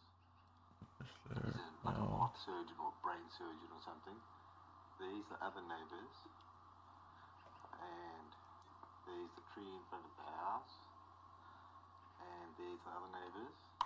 This is the voice of Brian Stephen Smith, who quickly became the #1 suspect in the case. Apparently, he had called the Anchorage Police Department a few days before the SD card was found and complained about someone 17 mil each. So when the cops were reviewing the footage, someone from the station recognized his voice. The person who found the SD card also recognized the carpet pattern of the hotel in the pictures. It was the Town Place Suites by Marriott, which was located just a 5-minute walk from where the card was found. Nice hotel. It was the Town Place Suites by Marriott, which was located just a 5-minute walk from where the card was found. Cops went to this hotel, and sure enough, Brian was checked into the hotel on the day the horrific pictures and videos were taken. Further investigation into Brian revealed that he was an immigrant from South Africa and had received U.S. citizenship less than a year earlier. He was also working as the manager of a different Marriott hotel in Anchorage. The police also found the discarded remains of his victim during this time. Unfortunately, he had gone on vacation with his wife the day the SD card was found. However, he was arrested. He has a wife, bro? Like, seconds after landing at the airport in Alaska and charged with over 13 felonies for his unspeakable crimes. Police also revealed the identity of his victim, the 30-year-old Alaskan native named Kathleen Joe Henry. Brian pled not guilty, but the evidence against him was too substantial for him to walk free. However, just as he was about to face justice, Valerie Kassler gave a testimony that could have complicated this case even further. If you remember, she originally claimed to have found the SD card lying on the ground. In reality, she was hired by Brian as an escort. On her way out, she stole his phone. When she went through his phone, likely to clear it, she came across evidence of his monstrous deeds. But she did not want to get involved in such a massive case, so she copied the files to an SD card and came up with the entire found footage storyline. Fortunately, the case against Brian was already strong enough to withstand this revelation, and he was finally sentenced to 226 years in prison in July of this year. And while this would not undo the pain, out of there, bro. least now her Eating family void can rest right now. easy knowing that the monster who did this to her is rotting in prison. Weird ass nigga. Some of these, man, you know, I just hope y'all just continue to stay safe out there, dog. Like, this actual last story was actually a crazy twist and turn. Like, if you even heard at the end, like, the only reason the footage got out is because this weirdo, psycho weirdo, hired an escort because just by the way this dude, you know what I'm saying, how weird he is, he doesn't get pussy, you know what I'm saying, and I don't even know how he even has a wife. He probably bought her. You know what I'm saying? He bought his wife. They're paying to get some coochie, and then, you know what I'm saying, the escort was stealing from him, and then that whole thing got, bro. I think I just need to save money this one. Hey man, shout out to Chillin' Scares once Money again, saving man. is probably my Comment best down way. below, out of all these stories, which one Make it out the was hood. the absolute scariest and the craziest one? Okay, we go. This is probably 0 coins. Yeah, figured. Gift. I mean, that's also 0 coins now. Yeah, I figured.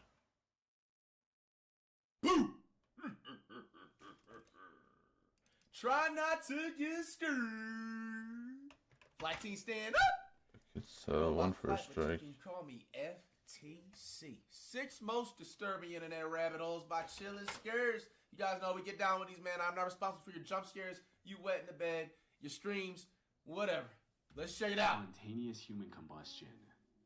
At around 8 a.m. on July 2nd, 1951, a woman named Pansy Carpenter received a telegram. You gotta hit the garden again, bro. A 67-year-old woman named Mary Hardy Reeser.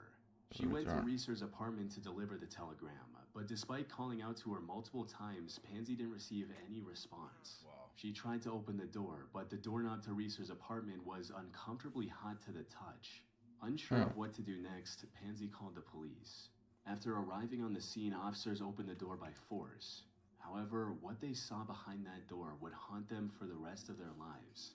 Reeser was gone. In her place was a pile of ashes scattered across the floor. Upon closer inspection, officers found part of her left foot still wearing a slipper along with fragments of her backbone. Oh no. It's definitely not a hoax or legend. One of the earliest documented cases of spontaneous human combustion was recorded in 1746 when Paul Rowley wrote about the mysterious death of Countess Cornelia Sangari Bondi. Since then, dozens of similar incidents have been reported across the world. One of the recent examples of this phenomenon was in Sequoia County, Oklahoma in 2013.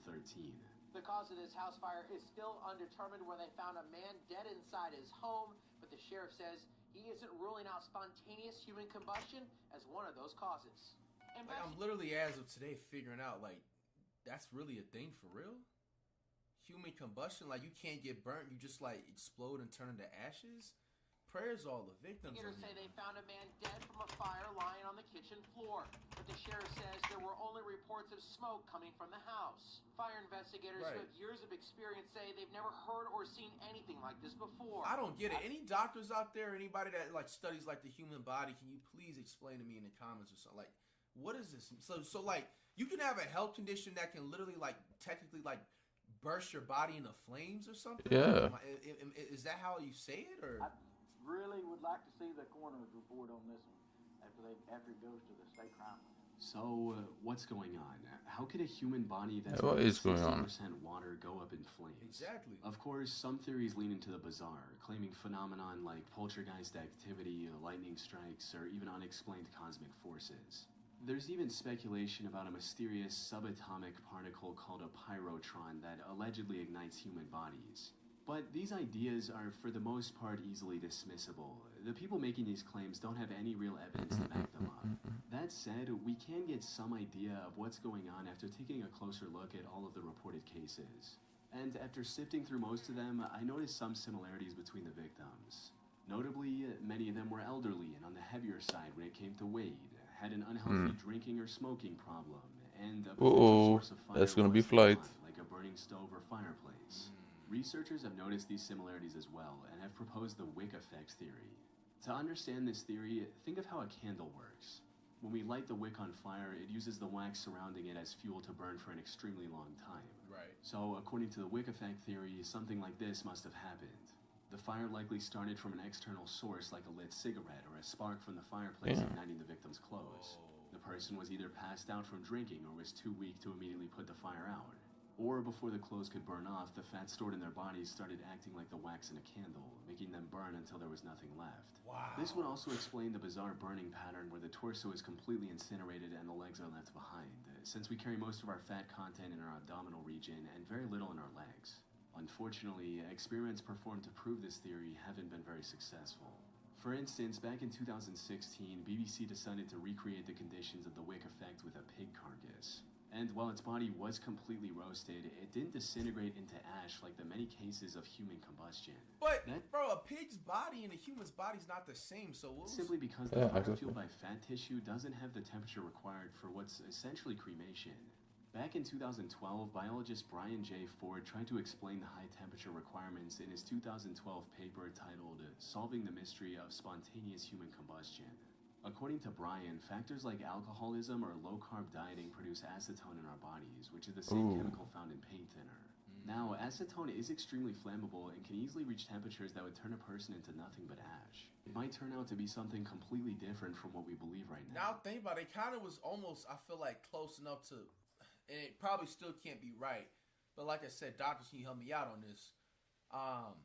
I'm trying to think that maybe whoever gets like, you know, deals with like combustion, do they have like a large amount of like alcohol intake or some type of food that has like a lot of like alcohol intake in terms that makes, because you know alcohol is flammable, as I said, so anything that like is flammable, did the person drink or consume something within 24 hours where it's still in their body? Because you know if you put like gasoline fluid or lighter fluid or whatever on the ground, like in a puddle, and you take a little, you know, a random little lighter like this or something, you know what I'm saying, and light the ground, like you can make a whole fire and stuff like that. So I'm thinking, does it have to do in a way with how the human body does with combustion, or is it something different? But this phenomenon of humans burning to ash without damaging their surroundings is real.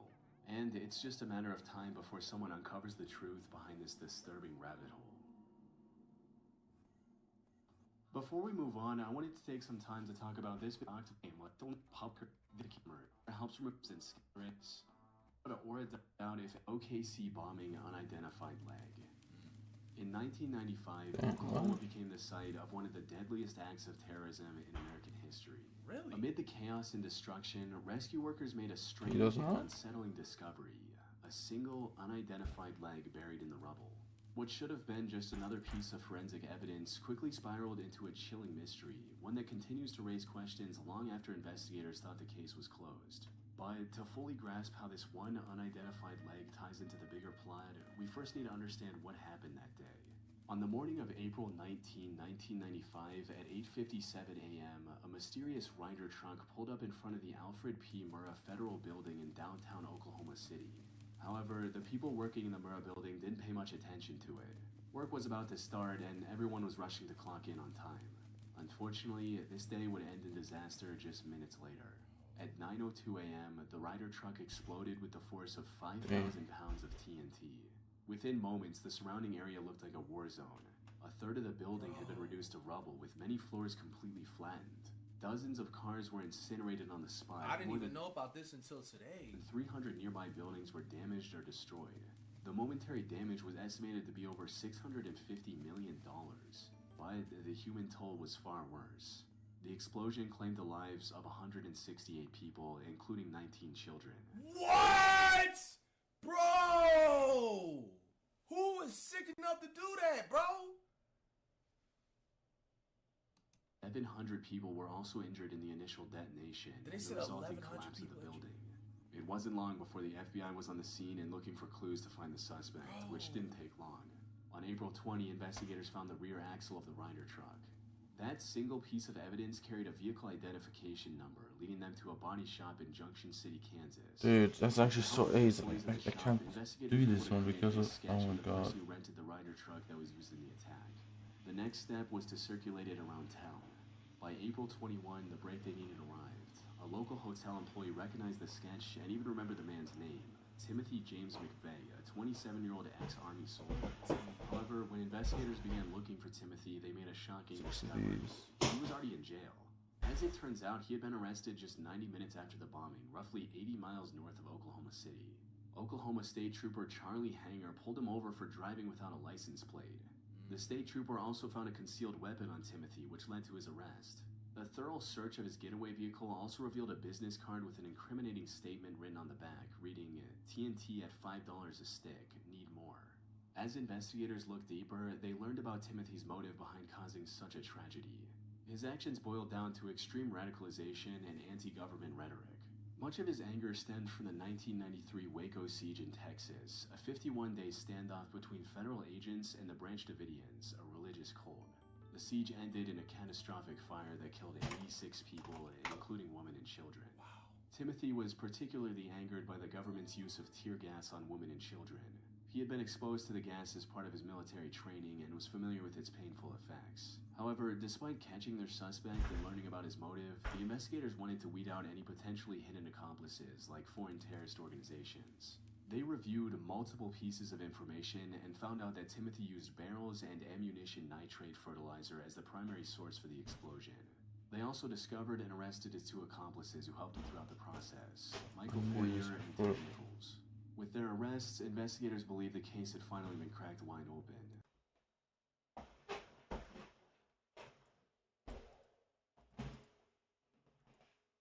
I need Investment 12.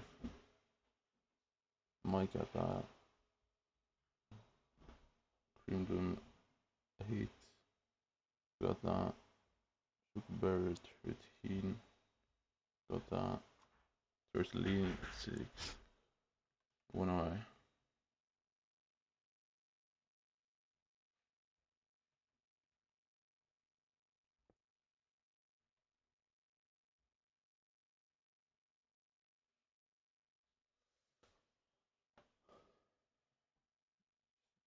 Sugarberry 6 Sugarberry. Wait, you won't be able to get Dusk Bloom, will we? 12.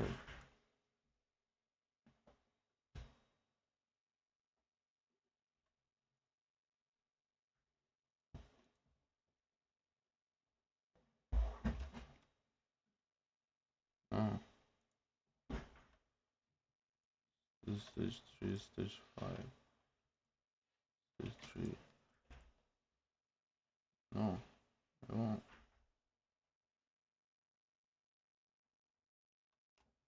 Oh.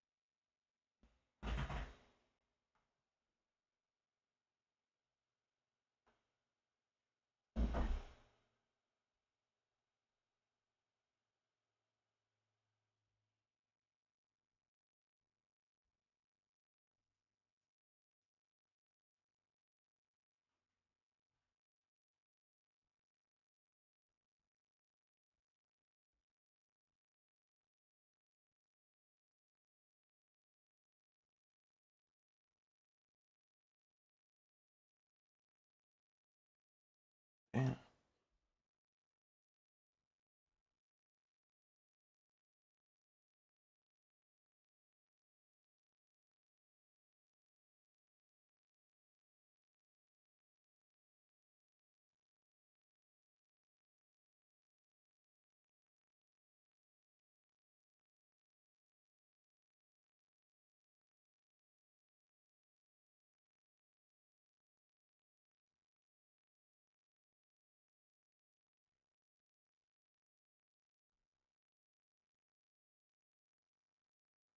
Um,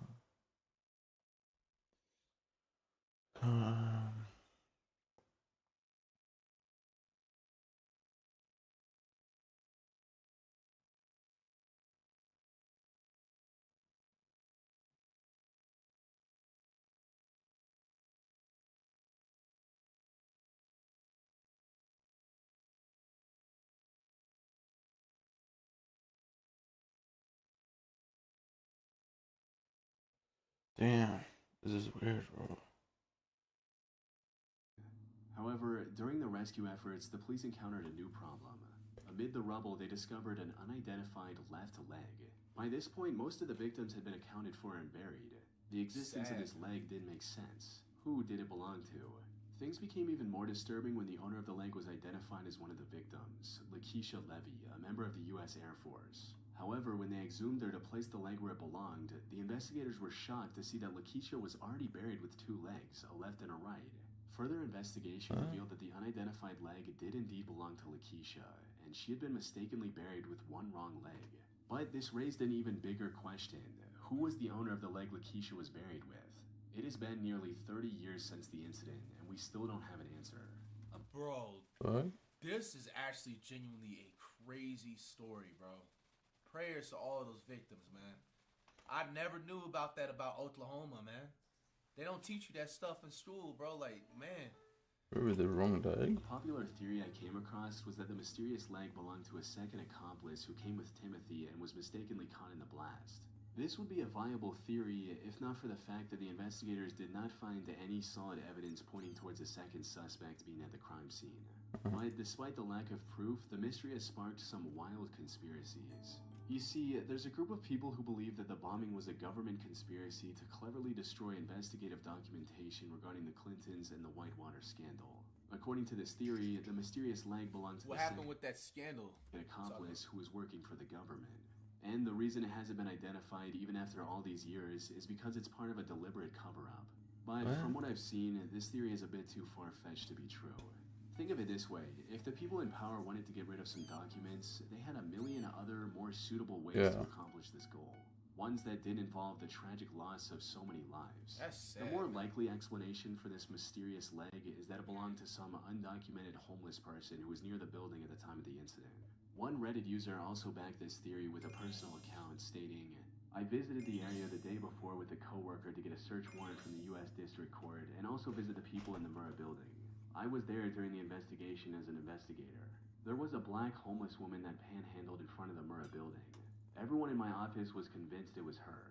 We had seen her many, many times. You'll never change any of our minds that the leg wasn't hers. However, we really don't know if this is true to this day, and we likely won't ever, as I highly doubt the FBI or the Oklahoma government would reopen the 30-year-old case and spend tons of money just to confirm or deny the theories floating on the internet." Yeah. Wow, man. Sad stuff. Hybrid. In March of 2002, a tabletop RPG called The One Paragraph RPG was published by a person named Matthew/C++. It was already an extremely bizarre and overly complicated game with nonsensical rules and mathematical equations. However, the author changed its name to Hybrid and kept updating the game over the upcoming years. And with each update, the game got more and more complicated. As it stands right now, Hybrid has a total of 551 rules, which explain everything from the progression to the power system. But the truth is, these rules don't really explain anything. Hybrid is a chaotic mishmash of disjointed ideas and concepts that fail to work together, leaving the game completely unplayable. Of course, the large number of rules is a massive deterrent for most people, not to mention the horrendous, headache-inducing color scheme of the website. But even those who actually spend the time to read and decipher these rules have come to the conclusion that the vast majority of Hybrid is utter nonsense. For example, Matthew included countless mathematical equations in the rule set, but solving these equations often requires abbreviations like C2, DP, and LP, none of which are ever defined in the game.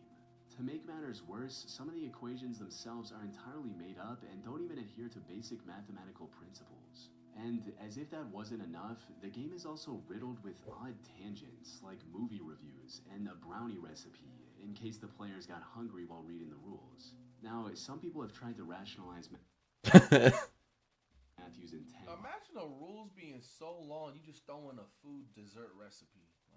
On creating these pages of utter chaos and nonsense, seeing this as a genuine attempt from someone with zero knowledge of game design. However, given the sheer oddity of this whole thing, that doesn't seem to be the case. Which leaves us with only two options to justify the existence of Hybrid. For starters, it's entirely possible that this whole thing is a massive troll. The author knows that 99% of his, quote, game doesn't make any sense, and made it just to confuse people on the internet. Now, this could have been a plausible theory, if not for the fact that Matthew kept working on it for years. The website hosting the game was shut down in 2009, but the author came back with a blog in 2016 and has continued the game since. Not even the most dedicated trolls have the time and energy to churn out so much gibberish for so many years. From what I've seen, the more likely option is that Hybrid is the life's work of a madman.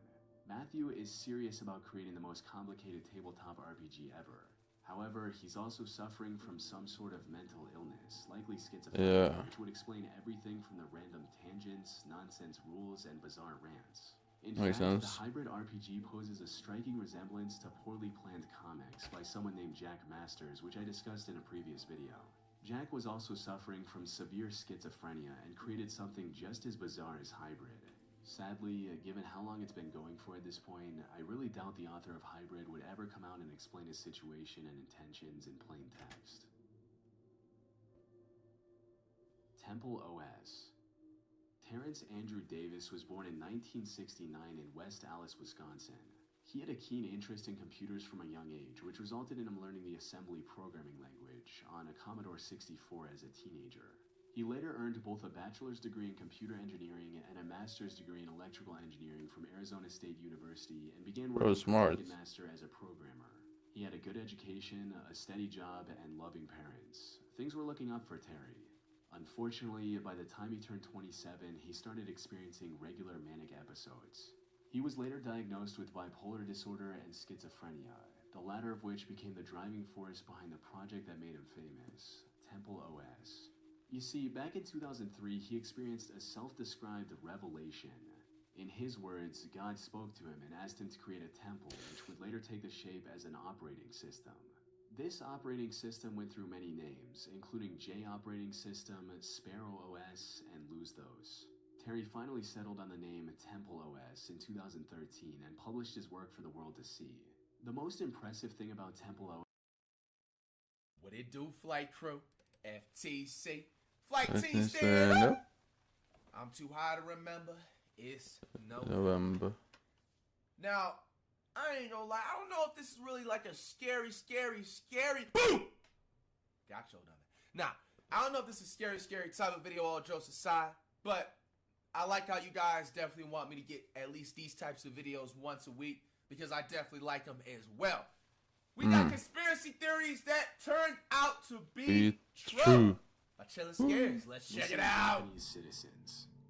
One night in June 1978, a 22-year-old single mother of 2 kids named Yaiko Taguchi was working her usual shift in Tokyo, Japan's cabaret Hollywood. After finishing her shift right at around midnight, Yaiko left the cabaret through the front door and was never seen again. At first, nobody thought that anything serious had happened to Yaiko. In fact, several years later, her manager was questioned, and he claims that everyone thought she had quit when she failed to show up. At around that time, there had been rumors going around that several North Korean spies were working undercover in Japan looking to abduct innocent citizens and hold them as hostages back in North Korea. However, this was seen by the Japanese government as nothing more than a conspiracy theory that couldn't possibly be true. Sadly, the missing case of Yaiko went cold, and it wasn't until almost a decade later that a clue to her whereabouts emerged following a disturbing chain of events. In November 1987, as South Korea was preparing to host the Olympics in the capital city of... Bro, like, just think about, man, that, like, for the families and stuff like that had to deal with missing, like, family members or their children or just relatives, whatever. Bro, they said it was, like, 1972 to now it's 1987 until they get, like, any type of clue, bro. Man, prayers anybody, man, that ever has to go through something like this, man, because it is not like that's like so mentally draining. Like, I honestly, like, man.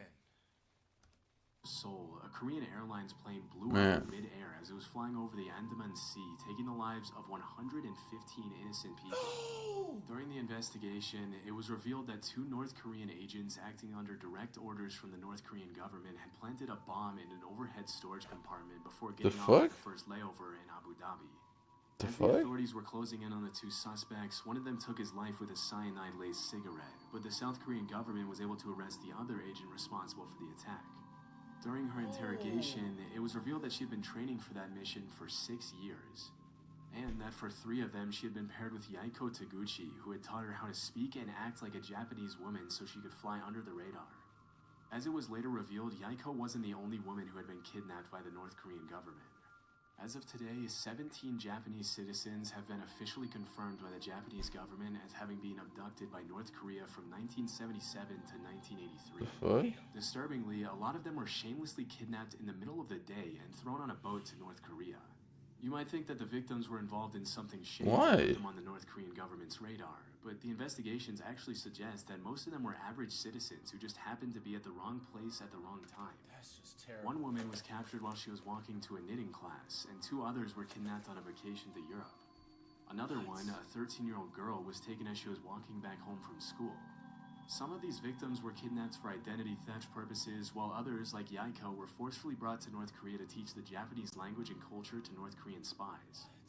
After the kidnappings were confirmed beyond the shadow of a doubt, the North Korean government had no choice but to come forward and apologize. But they claimed that only 5 of the 17 kidnapping victims were still alive. Over the next few years, the North Korean government would send what they would claim to be the cremated remains of some of the deceased victims back to Japan. However, as DNA testing would quickly reveal, pretty much all of the remains were fake, leading the Japanese government to believe that many more of the kidnapping victims were still alive. Damn. To this day, the North Korean Hello, government little has gamer. stuck to its story, claiming that there are only 13 kidnapping victims and that the ones who are still alive were sent back safely to Japan. Shockingly, while the Japanese government has officially confirmed 17 kidnappings, the list of potential victims suggests that the true number could be as high as 800. Sadly, Damn. given the current political situation, it's unlikely we'll ever see the full extent of these abductions, or see the North Korean 800 government held people? truly accountable Damn. for its horrific crimes. Just the other day, I found myself wasting hours of time I could have spent working on videos trying to find and cancel active subscriptions. That's why I've partnered with Rocket Money, the sponsor of this video. Yeah, out of hell, bro. Found out that the agent is today, go to Heart Attack Gun. Back in the 70s, a journalist named Seymour Hersh published an article in the New York Times in which he accused the CIA of several assassination attempts on both foreign and American politicians who they considered to be anti-war dissidents. Due to these allegations, the U.S. Senate put the CIA under investigation for alleged covert action abuses, which resulted in the release of 14 reports on major abuses committed by the CIA, FBI, and NSA. The majority of the reports included accusations of crimes such as opening and resealing U.S. citizens' private mail for several years and illegally surveilling Black Power activists. Although these claims are obviously pretty serious, they paled in comparison to one particular accusation, or conspiracy theory, which alleged that the CIA had developed a pistol that could fire a poison dart over 300 feet, take a person's life, and leave absolutely no trace as to the cause of death. It messes so much pain. Alright, man? I don't think so, is it? Was just one part of the program called MK Naomi. What does this CIA require? had sought to develop weapons for biological warfare. In 1975, William Colby, the CIA director at the time, had to testify in front of the committee that was investigating the agency. Why not? During questioning, he claimed that the CIA had developed a host of biological weapons as part of a plan to eliminate German leaders during World War II, but that their research had continued until well after the war.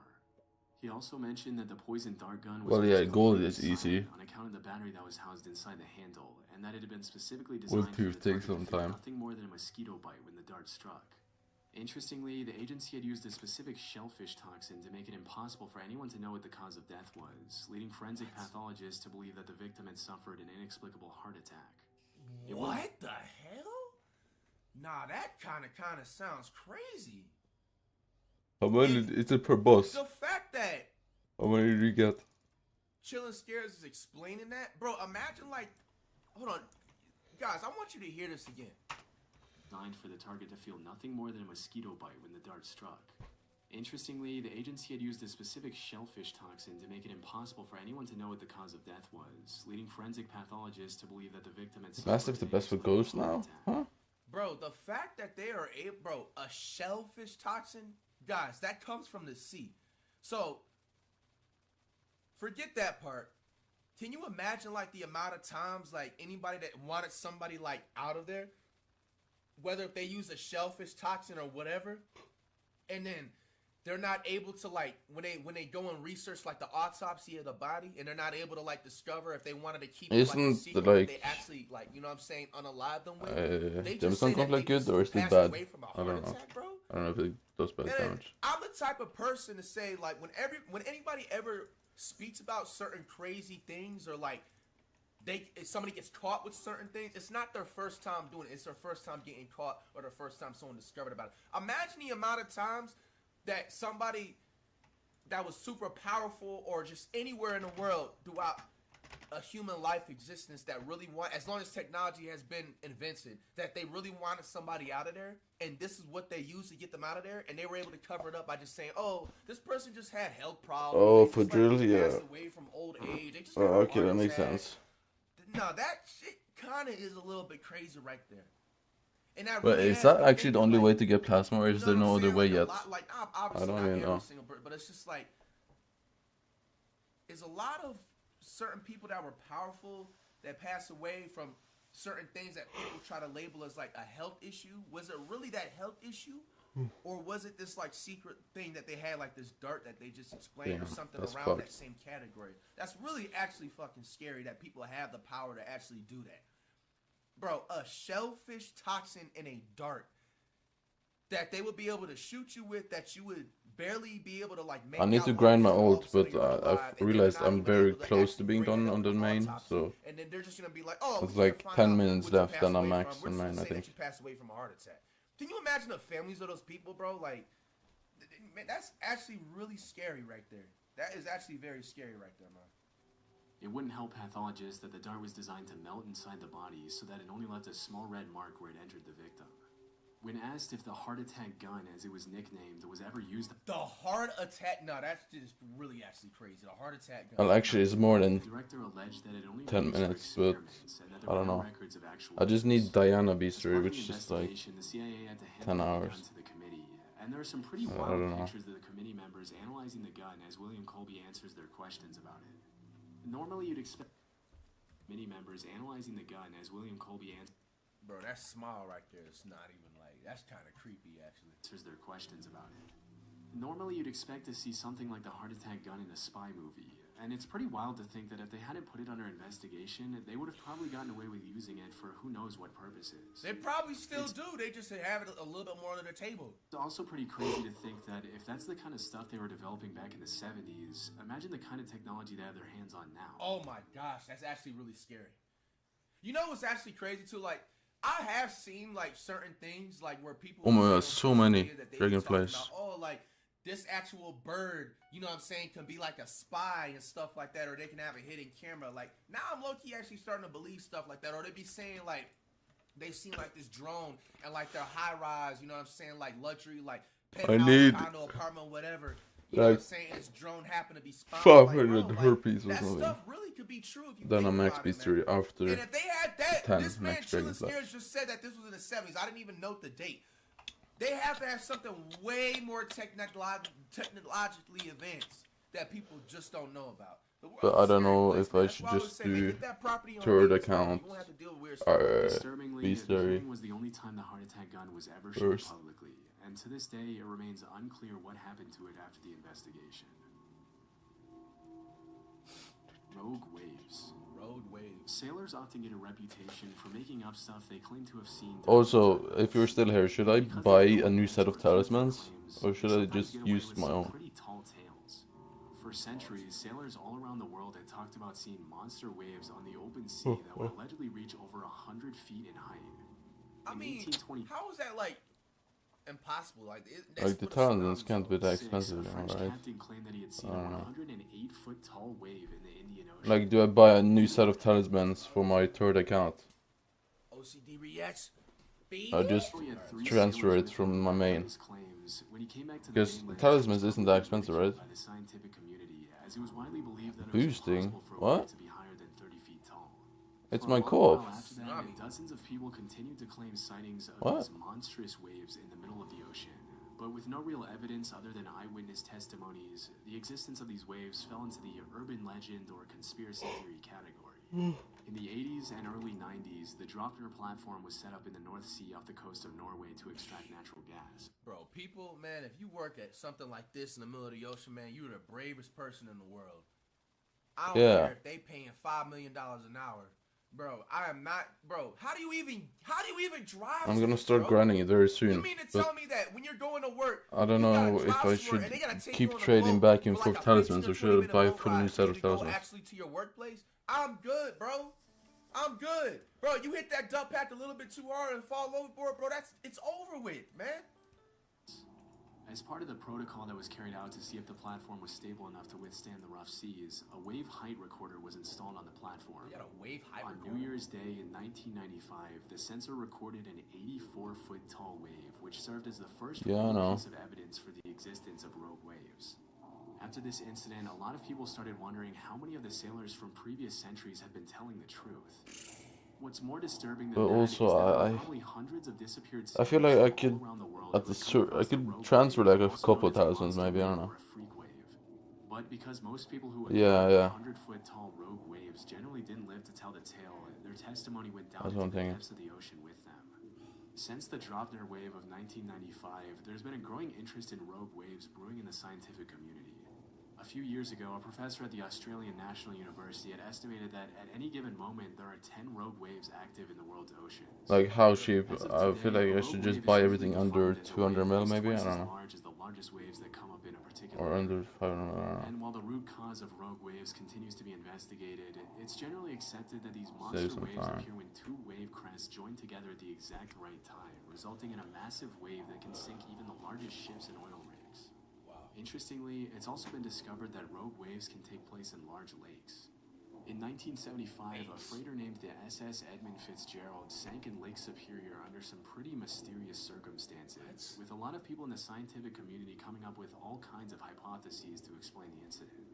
It wasn't until several years later that the scientists started theorizing that the vessel could have fallen prey to a set of 3 consecutive Crop Fever, big leagues. A phenomenon referred to as the Three Sisters, in which the first wave destabilizes the ship. So, I am today just figuring out, November 6th, that there is Crop Fever is brothers up to you. and You're the one who knows waves. How? Like, Are you sure about that? There's bodies of water that people literally call actual humans, basically, technically. Wow. Yeah, the second wave hits Yo, the what's ship's up, deck before it gets Nikarma? stabilized again, Hello, and man. the third wave overloads the ship with more water than it can take on. Wow. If this were true, it could also provide an explanation for the mysterious sinking of other large ships in oceans around the world over the past few centuries. Oh, This man. might be a bit more difficult to Oh man. Honestly, now thinking about it, But like, outside of, on my alt account, should I just start farming there again too right away? and then like how people would like, they would And just fly finish out. it, the Not farming? talking about the flying It's like because I don't 200 know, hours of farming, I theory think. or conspiracy theory 200 behind hours that. something. But the people that have actually like gone on boats in the Bermuda Triangle, I think maybe the road It's a waves lot. is something a part of that. If you think, what do y'all have to say about it? Poisonous alcohol. In alcohol January a poisonous 1920, the 18th Amendment to the U.S. Constitution was Wait, successfully... what year? In January 1920, the 18th Amendment to the U.S. Yeah, I know. Constitution I don't like it was either. successfully ratified, triggering I'm a kind of tired of 13-year it. period known as Prohibition, during which the production, sale, and transportation of alcohol was made illegal. During this period, the government enforced some Come on. pretty strict measures to Alright, we got it. bootlegging of alcohol, which made the Let's alcohol go. market flourish like crazy. It was pretty much a playground for the mafia, in which the government would Or raid should I one run bar during and another dungeons? one would crop up in just a few days' time. While all of this was happening, there were What do you mean with messed what up should we rumors run? floating around that the U.S. government was taking extreme measures to make sure people weren't consuming Isn't it just Necron with These Maxer included Boots? allegations that the government was intentionally poisoning alcohol to make people who consumed it sick. For a while, this remained something of a conspiracy theory, but things took a turn pretty quickly on New Year's Day 1927 when 41 people died from alcohol poisoning at New York's Bellevue Hospital. Disturbingly, the autopsies revealed that a lot of the victims had been Yeah, here we go. industrial Let's see. methanol, otherwise What am I known as missing? wood alcohol, Oh, I haven't which claimed fueled this one even at low yet. doses. Wait. It turns out that the government had forced companies to denature industrial alcohol There to we make go. it undrinkable since 1906, which was far before Prohibition. But when the crackdown on alcohol started, the government ordered these companies to add quinine, methyl alcohol, and other toxic chemicals to discourage people from drinking it. Their reasoning was that if black market dealers knew their alcohol, I mean, was Arch poisoned, is they wouldn't dare Arch distribute it knowing or how Burst dangerous is like it the Oh, most would fun be if to you do on 7, I customers. think. I guess they forgot to Okay, what am I factor in missing that the now? demand for I'm alcohol missing at the Wort, time was export absolutely worthy. insane, It's like and that Wort is black still market expensive dealers though. didn't care who lived or died died from consuming their product. It wasn't until December 1933, 6 years 3K. after the Bellevue incident, that the federal government finally toned down their abstinence. Wait, how much is a steak? Policies. Okay, that's By not then, fair. thousands of Americans had already been poisoned with contaminated alcohol. Gorillas. Nowadays, there's really nothing too shocking about seeing a gorilla. Because I'm missing that, and then what else? But there was once a time when gorillas were considered to be in the same Missing category one as the crop, chupacabra, but like, what is Jersey not mine? I devil, mean, want to Bigfoot, make and the it. Loch Ness monster. I was able to find that up until a couple of centuries ago, gorillas were considered cryptids. I mean, there's so many ways to make money, but like a lot of them it's like made, and a few of them is good. What is that? But like, I would rather do something that is made, but makes more money, not less money, but is more enjoyable. That's kind of up to you. Bigfoot before and the chupacabra. But you can easily make money doing like anything. Bear Creek? Bro, these animals really exist? Houston Batman. To these creatures, alleged sightings often turn out to be hoaxes. But obviously, in the case of gorillas, what were once just rumors. You could check the outcrow money making website. I don't know. The 1500s, when an English explorer named Andrew Battelle was captured by the Portuguese off the coast of West Africa. While he was held captive on the mainland, Battelle described these disturbing, giant, ape-like creatures that would occasionally prowl around his campfire, but because he had never seen a similar creature before, he described them more as monsters than as animals. Battelle's description sent the rest of the world into what we can only call a gorilla frenzy, with all kinds of rumors being spread about these allegedly bloodthirsty, dangerous creatures living in exotic parts of the world. Over the next couple hundred years, the buzz around gorillas grew as explorers in Africa sent back illustrations of gorillas to Europe, which were often given to royalty and emperors as rare gifts. If you were to ask any European back then what a gorilla was, they would have described it in a similar way to how we describe Bigfoot or the chupacabra nowadays. They were thought of more as mythical monsters than regular animals. Damn. It wasn't until... So Bigfoot really technically is real. Because they were thinking gorillas... Over 200 years or so later, that an American naturalist named Thomas S. Savage found a gorilla skull in 1847 during an expedition to Africa, which was the first piece of real proof for the existence of these animals. Naturally, this triggered a bunch of new expeditions to the area, and between 1855 and 1859, French explorer Paul Duchaillu confirmed the existence of gorillas and even brought some back dead. Just as Andrew Battelle before him, Paul Duchaillu also described gorillas as these savage, bloodthirsty creatures which stuck in the public mind for a long time.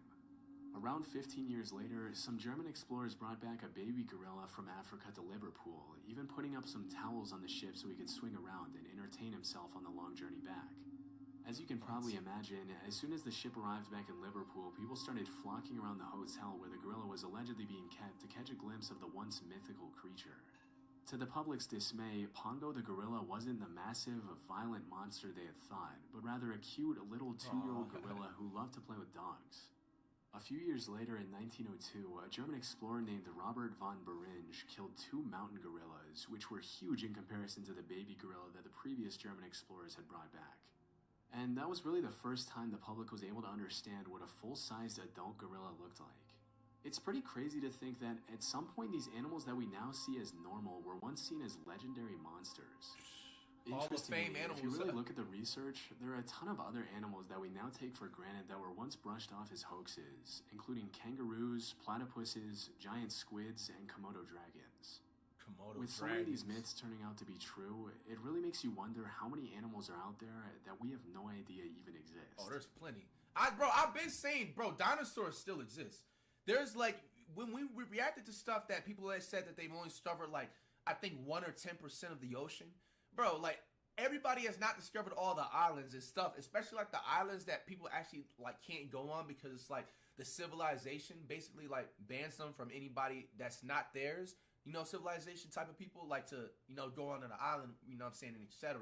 Bro, 100%, bro. There's dinosaur, all of that stuff is still 100% out there, bro. They just haven't found it out yet. Bro, I wouldn't even be surprised, bro, if there's like another like part of like the United States, but they didn't have it labeled as a United States, if it makes sense. So, what's y'all's take on that, man? Very interesting video and conspiracies and everything like that, bro.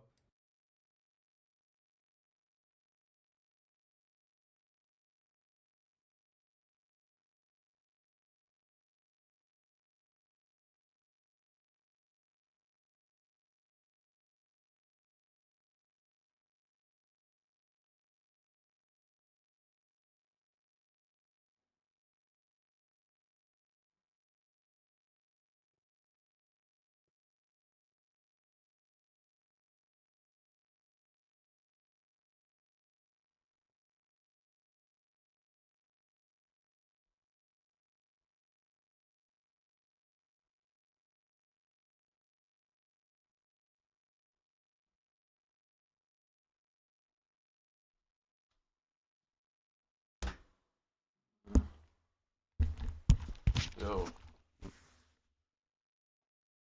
You're an Iron Man? Why would you ever have that?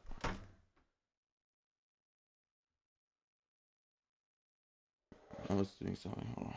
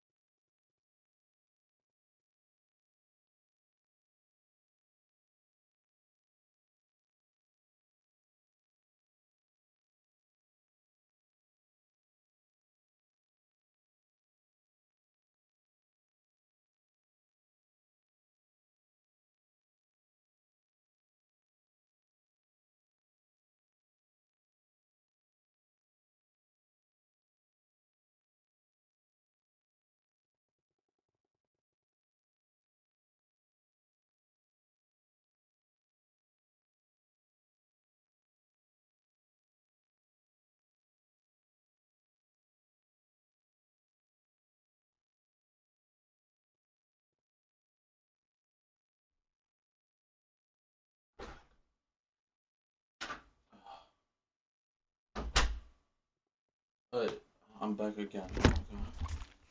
I feel like nobody's here now, but it's alright.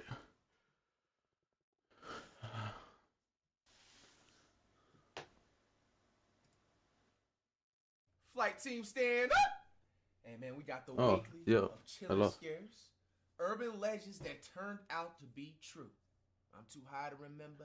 Okay, so what is my XP left on normal profile? Anybody? Damn, bro, so many people have maxed the game now. Happy early Thanksgiving from when Mine is super easy now, so it makes sense. Yeah, 100%, 100%. Eat good. This is missing 2, I think. Right? Check it out. Haunted house. Garden Max. West Hobart is an inner city suburb located in Tasmania, Australia. Only missing one, right? Dozens of allegations of supposed I'm missing 2 XP. ghost apparitions, and other paranormal activity have been made by tourists and residents of West Hobart. 2 XP there. And it's honestly not too hard to see why, as West Hobart is a pretty old town with a generally creepy vibe. Cherry flower and most of these stories have either garden turned crop out to be massa. fake, or the people making the allegations didn't have enough evidence to support their claims. All of it apart from Heartbeat, I can do through my ult. But as it turns out, at least one of these stories actually has some amount of truth to it. It's Diana again, bro. What the fuck, man? Rumors started spreading of a house in West Hobart that was apparently so haunted it drove its residents insane. I mean, like, bro, just somebody. Well, this one is 540. My Iron Man. I need to do something there actually. I need to check every single day for my crops on the Iron Man, which is annoying. But level you about to playing like Super Mario on like the Nintendo 64. My Iron Man is 539. Y'all know that they're dropping a 4K Nintendo 64 early 2025. Huh, bro, yo, be prepared for them, bro. I've always wanted 2,800 to hours. Super Mario 64. Bro. Yeah, be prepared. And I also wanted to like try out those like other games I never played. I never played 007. Some people are gonna be like, "Flight, are you kidding me? How?" I just never played it. Yeah. Was that on a PlayStation 2? I don't remember. But anyway, bro, on Iron Man, I'm missing a couple of things, but you know what I'm saying? I don't think it's worth for me to bother doing any of them before like September, because I can just max everything for like a month. Start maxing stuff the month before the dark candy shop comes. While it was true that the house's because I need the dark candy shop insane, it didn't have anything to do with for the paranormal pumpkins. activity, but with the fact that a datura vine had been growing through the trees directly above the home and so there's literally no point on playing on Iron Man for now, to be honest. For a long time, the family had been inadvertently apart from just network, microdoses of the plant every single day, which made them slowly but surely I don't really start to need lose their network sanity right now. as they sank further and further into delirium. In case you've never heard of it, datura is a species of plant within the nightshade family, also known as Jimson weed, the devil's weed, or devil's This is trumpet. all I really need is those. Even though the plant itself looks pretty harmless, it's known for having extremely powerful hallucinogenic properties, which is why it was used for centuries by Native American tribes in coming-of-age rituals and other important ceremonies. The Aztecs also used datura as a painkiller in certain rituals, namely in ritual sacrifices, and it's also commonly used as an ingredient in the ritual of zombification in the Haitian voodoo religion, where it's referred to as the devil's cucumber. I mean, Lucky Grind is fun though, so I don't know. Like Lucky Grind is probably the most fun you can have doing mining. There's a reason why it's and really only ever used in hardcore spiritual rituals and ceremonies, and sometimes by naive people who have no idea what they're getting themselves into. I need to check this in like 3 hours though. Datura causes extremely distressing delirious That's fully grown, nice. and in higher doses it can lead to paralysis and These are about to die, all of them. Nowadays, datura is recognized by most tribes as a highly toxic and dangerous plant, and have understandably stopped using it. I don't think I need any more of those. Before we move on, I wanted to take a minute Wither to talk Bloom, I about need like 10 stacks. sponsor of this video. As of reach in game, few people Which is fucking nuts, by the way. Channels on money. If 10 stacks with the Bloom is needed. aircraft and 100,000 silver. The American view crops. I mean, this is my backpacks and shit. If you were to somehow go back to the 70s and spend some time in Staten 5.4 billion. it wouldn't take you long to hear about an The urban dice. legend of a man named Cropsey. As the story went, Cropsey if was a that's serial started. Wait, kidnapper it's and that much now? lost his son and resorted to stealing other people's children to deal with his grief. 2 billion here. Come on, bro. 3.4 billion here. 5.6 billion. The fuck? Man, like, come on, bro. 800 5 bill. 4 bill. Burns and open wounds covering his entire face 1.6. a generally horrifying 3. appearance. Considering 1.2, the mass areas of 600 mil, uninhabited woodlands, it's not all that 571, unexpected that a tale like the 1.5, Cropsey would make it into the 1.8, mainstream culture at some point. 4.2, Unfortunately, this wasn't just a tall 7.3. tale made up by Staten Island A parents lot to of keep their Chimeras kids here, from venturing because I too was far doing into the the woods beaster. and getting lost. Although the legend has some obviously made-up elements, such as the hooked hand and the horrifying scars and burns, at some point And in the here early 8.7 70s, children of bill, Staten Island really did start but to that's not disappear. right, because That's when the this line counts as between 0 for legend some and reason. reality started to blur, I have and this, the story of the real Cropsey immediately replaced the urban I have legend. this, This is the real story. yeah. Andre Rand was a man from Manhattan. I mean, who was like, born in 1944 I have, and moved to Staten I think, Island Max in the Museum, right? late-60s.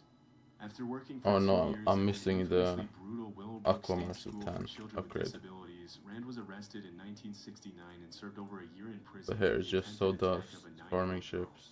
As soon as And he was I released, kind he of don't served want over to a farm year in before they grade fix school this, for because I children think with it's too rare right After now. They working bugged for it 2 again. years at the infamously It was brutal not this Willowbrook rare State School before. for children with disabilities, Rand was arrested in 1969 and served over a year in prison for the attempted attack of a 9-year-old girl. And bestiary-wise, I'm missing a couple of things. I'm missing both the new bestiaries, both of them, of course. 1 year? They take like 6 months to max. As soon as he was released 16 And then months I'm just later, reports missing started Crimson cropping up Isle, of more little girls which I will disappearing all do over Staten Island, the month I come back to this account. That's when I'll do including this. 5-year-old Alice Pereira, who was playing in her building's lobby Blade when she Soul, suddenly Bank, disappeared and without trace. Over the Ashbang. next decade, Rand was the prime suspect in the disappearances and deaths of several other young girls in the area. But it wasn't until 1983 So yeah, that he picked up 11 kids from a local YMCA I think and brought them it's fast food time before to taking them just to the airport that he was finally main arrested and my sentenced to 10 months in alt prison and again. then Ironman for the daily What? mutations. What? So Hold on, let me make sure let I me put heard some that items shit over. right. What? Disappearances and deaths of several other young girls in the area. But it wasn't until 1983 when he picked up Thing is, I 11 need kids from a Harpy local Bestiary YMCA in and like brought them fast food before 3 taking them days, to the but I don't know airport if I that he was finally can arrested bother. and sentenced to 10 months in prison I can again. PV you, sure. Throughout the 70s, Bro, But 10 I months? need a bit of time here to It's do like they something. wanted him to do something. In the 80s, dozens of young kids disappeared in Staten Island, and although Rand was often the last person to be seen with them, there was ultimately never enough evidence to put him away for a long time. Oh my gosh. For many years, he would often be seen hanging around young kids, going on walks with them, and even taking them to lunch and dinner with him at local What a restaurants. fucking Need to weirdo, sell bro. that Oh down. my gosh, bro. This shit is so sick, dog. This shit, this is actually fucking real. Are we being serious, dude? Oh, this died. This Oh, is there's sick, no bro. demand for anything. After years of letting him walk the streets as a free man, police would finally have a breakthrough in the case in 1987 when they found undeniable evidence that Rand had been behind the disappearance and murder of Jennifer Schweiger, a 12-year-old What do you want girl me with to Down say? syndrome. Or like do? In 1988, he was I sentenced mean, to I 25 don't know years why to you life. have this though. This While makes he no was behind sense. bars, more and more evidence was found that tied him to several Why other do you have half your net disappearances worth in a in the 70s and 80s. blade? Unfortunately, he was only charged with Those one makes no additional major sense. crime in 2004, which was the kidnapping of Holly Ann Hughes, thanks to which he will spend the next 13 years behind bars until 2037. You are If he aware lives of that that long, he'll be 93 Australia by is a the time he bad gets weapon, out. right? Hey man, they better be doing him the worst of the worst, bro. Like it's a bad weapon. Bro. I mean, yeah, you should have just sold it though. The Kennebec Valley is one of the most The beautiful sword is regions worse in than Maine, like with over 5,000 giant square sword and miles of everything. forests, rolling hills, and natural paradise surrounding the Kennebec River. Many cabin owners of the North Pond area in the Kennebec Valley have described the area as the most peaceful place on Earth. But it hasn't always been that way. I think like All every throughout single the sword 80s, 90s, and above early like 20 mil 2000s, is there were better than reports of a over stray 1,000 for damage. break-ins in the North Pond cabins. For decades, nobody knew who was responsible for the thefts, especially since they were always carried out when there was no one home. As the cabin owners soon noticed, the break-ins seemed to follow a pattern, always peeking Like in instead of before Memorial that Day stray and useless after stray, you could have gotten a term. As for the stolen items themselves, they ranged from Well, food to cooking what? utensils to books to propane tanks to toiletries of all kinds. Defense and In the absence of a concrete What? suspect, the locals eventually named the thief the North Pond Hermit, even though by this point there was nothing to suggest the break-in no, but could be what do you carried use out it by a for? single person. Although it wasn't uncommon for Like, groups of do you homeowners to melee venture out dungeons into the with woods this? to try to find the North Pond Hermit, they never found a trace, which only added to the legend's mystery. One afternoon in 2002, 100 people attended a North Pond homeowners meeting, and when someone asked how many of them had suffered break-ins, almost all of them raised their hands. As As you can Like, what probably floor guess, do the you Northpond hermit quickly use turned it into for? somewhat of a boogeyman, with the legend frequently being shared over campfires in the area. For years, nobody thought that the person or people behind the break-ins would ever be found. But in April 2013, a man named Christopher Thomas Knight was arrested in the middle of the woods in the North Pond area by an officer who had made it his sole mission to bring the thief to justice. As soon as he was brought to the police station, the cops asked him why he wasn't answering any of the I feel like a questions. Reaper mask should be At enough first, it defense seemed for you as to though he not was having need this trouble stuff. speaking, but eventually he responded that he was If ashamed you of himself. also have a baby Yeti. As it I was mean, your later baby revealed, Yeti is level Christopher had been 49 found though, in so the you're middle of the missing woods half by of the himself stats. in an unheated I'm pretty 911 sure. surviving only on the things he stole from nearby North Pond cabins. Shockingly, he had survived winter temperatures of 20 degrees below zero for years and hadn't been to a doctor or taken any medicine for Like, if you just use a baby Yeti with What's this most gear, incredible about the hermit's you story won't is die. that for You the don't entire need to time he hold lived this. in the woods, he didn't have a single conversation with another human being, except for one time when he ran into a hiker and only said hi. Understandably, Chris had lost interest in keeping And if track you of get time, low, so just when he was asked or you how could long just he had play been in with the woods Bonzo by mask. It himself, doesn't he really replied, matter. Since the Chernobyl nuclear meltdown, which took place in 1986. That is Because crazy. this is 500 million coins right 20 here. years old when he decided to become a hermit, just a couple of years after high school. Do you do floor 7 tank? Why he decided to disappear. In all his years of isolation, he went to extreme lengths to preserve his privacy. He never lit fires, only moved at night, and hadn't had any kind of communication with the rest of society for more than half of his life. He'd never driven a car, sent an email, or even known what the internet was until his arrest. Interestingly, as the cops dug deeper into Is floor 7 tank or is it something else you use it for? possessions were his glasses, Because which he had been wearing for 30 years. instead of this, you could just hold another item, I think. From 1984. Wait, Everything else, down to his underwear and jacket, had been stolen. did they nerf this? Maybe they nerfed it. Everything else and could even be seen in No, his it's still Lawrence good. High School. Bro, like, it's just Yeah. sad, man, because, like, you look at his, You like, hold high this. school, like, years, he just looks like a normal kid. Like, This on is his way like to a just, free like, game you know for what you I'm here. saying, on his way to just, This is live a free nice, game. wholesome life. It's So even we better. gotta- It's better than obviously, your it's strafe definitely defense. 100% never an excuse for anything, especially, like, what he was doing and stuff. Look at that taking defense, bro. people's 1,450 in stuff like dungeons that, whether it was without food stars. and utensils, etc., like they were just saying, to help And this them is 3 survive. million coins, so it's better But, with you know, sometimes, man, it's just so much like, cheaper. wondering, like, what was it like? What traumatic event did he go through? Because or this what, is like, 1,200. extremely Yeah, bad so day did the he go cloak through, is you know, better. since that high school picture that made him go like a spiral path. Not many Did he know take, of like, that some strat, laced but drugs or something? yeah, it's Like, very good. Did he, you know what I'm saying? Like, wait, what happened? Did he have a bad breakup? Like, it's stuff like that I just don't really understand. You know, like, just is something with in the family personally that happened. I think I have a cloak and can show it to you. Wait a second. man. Well, you could sell it and then get term. Like, term is Everything else down way to more his useful now. underwear and jacket had been stolen. After the investigation, I Knight think I was have a sentenced to cloak 7 somewhere, months I'll in prison, check. after If I which do. he once again disappeared. I think it's According to the reforged too. cops, he's now living a quiet, peaceful life in rural Maine. Yeah, that's a lot better than your Australia. Wait, Purple Akey. I had another one though. Throughout the late 1980s and 90s, rumors of a massive bodybuilder called Purple I Akey think I had began to another cloak, surface which in is the northwest better. of England. OG According to the bugged one allegations, actually. Purple Akey would supposedly walk the streets of Liverpool, hunting down young, muscular men and rugby players, and oddly ask them if he would let them feel their muscles.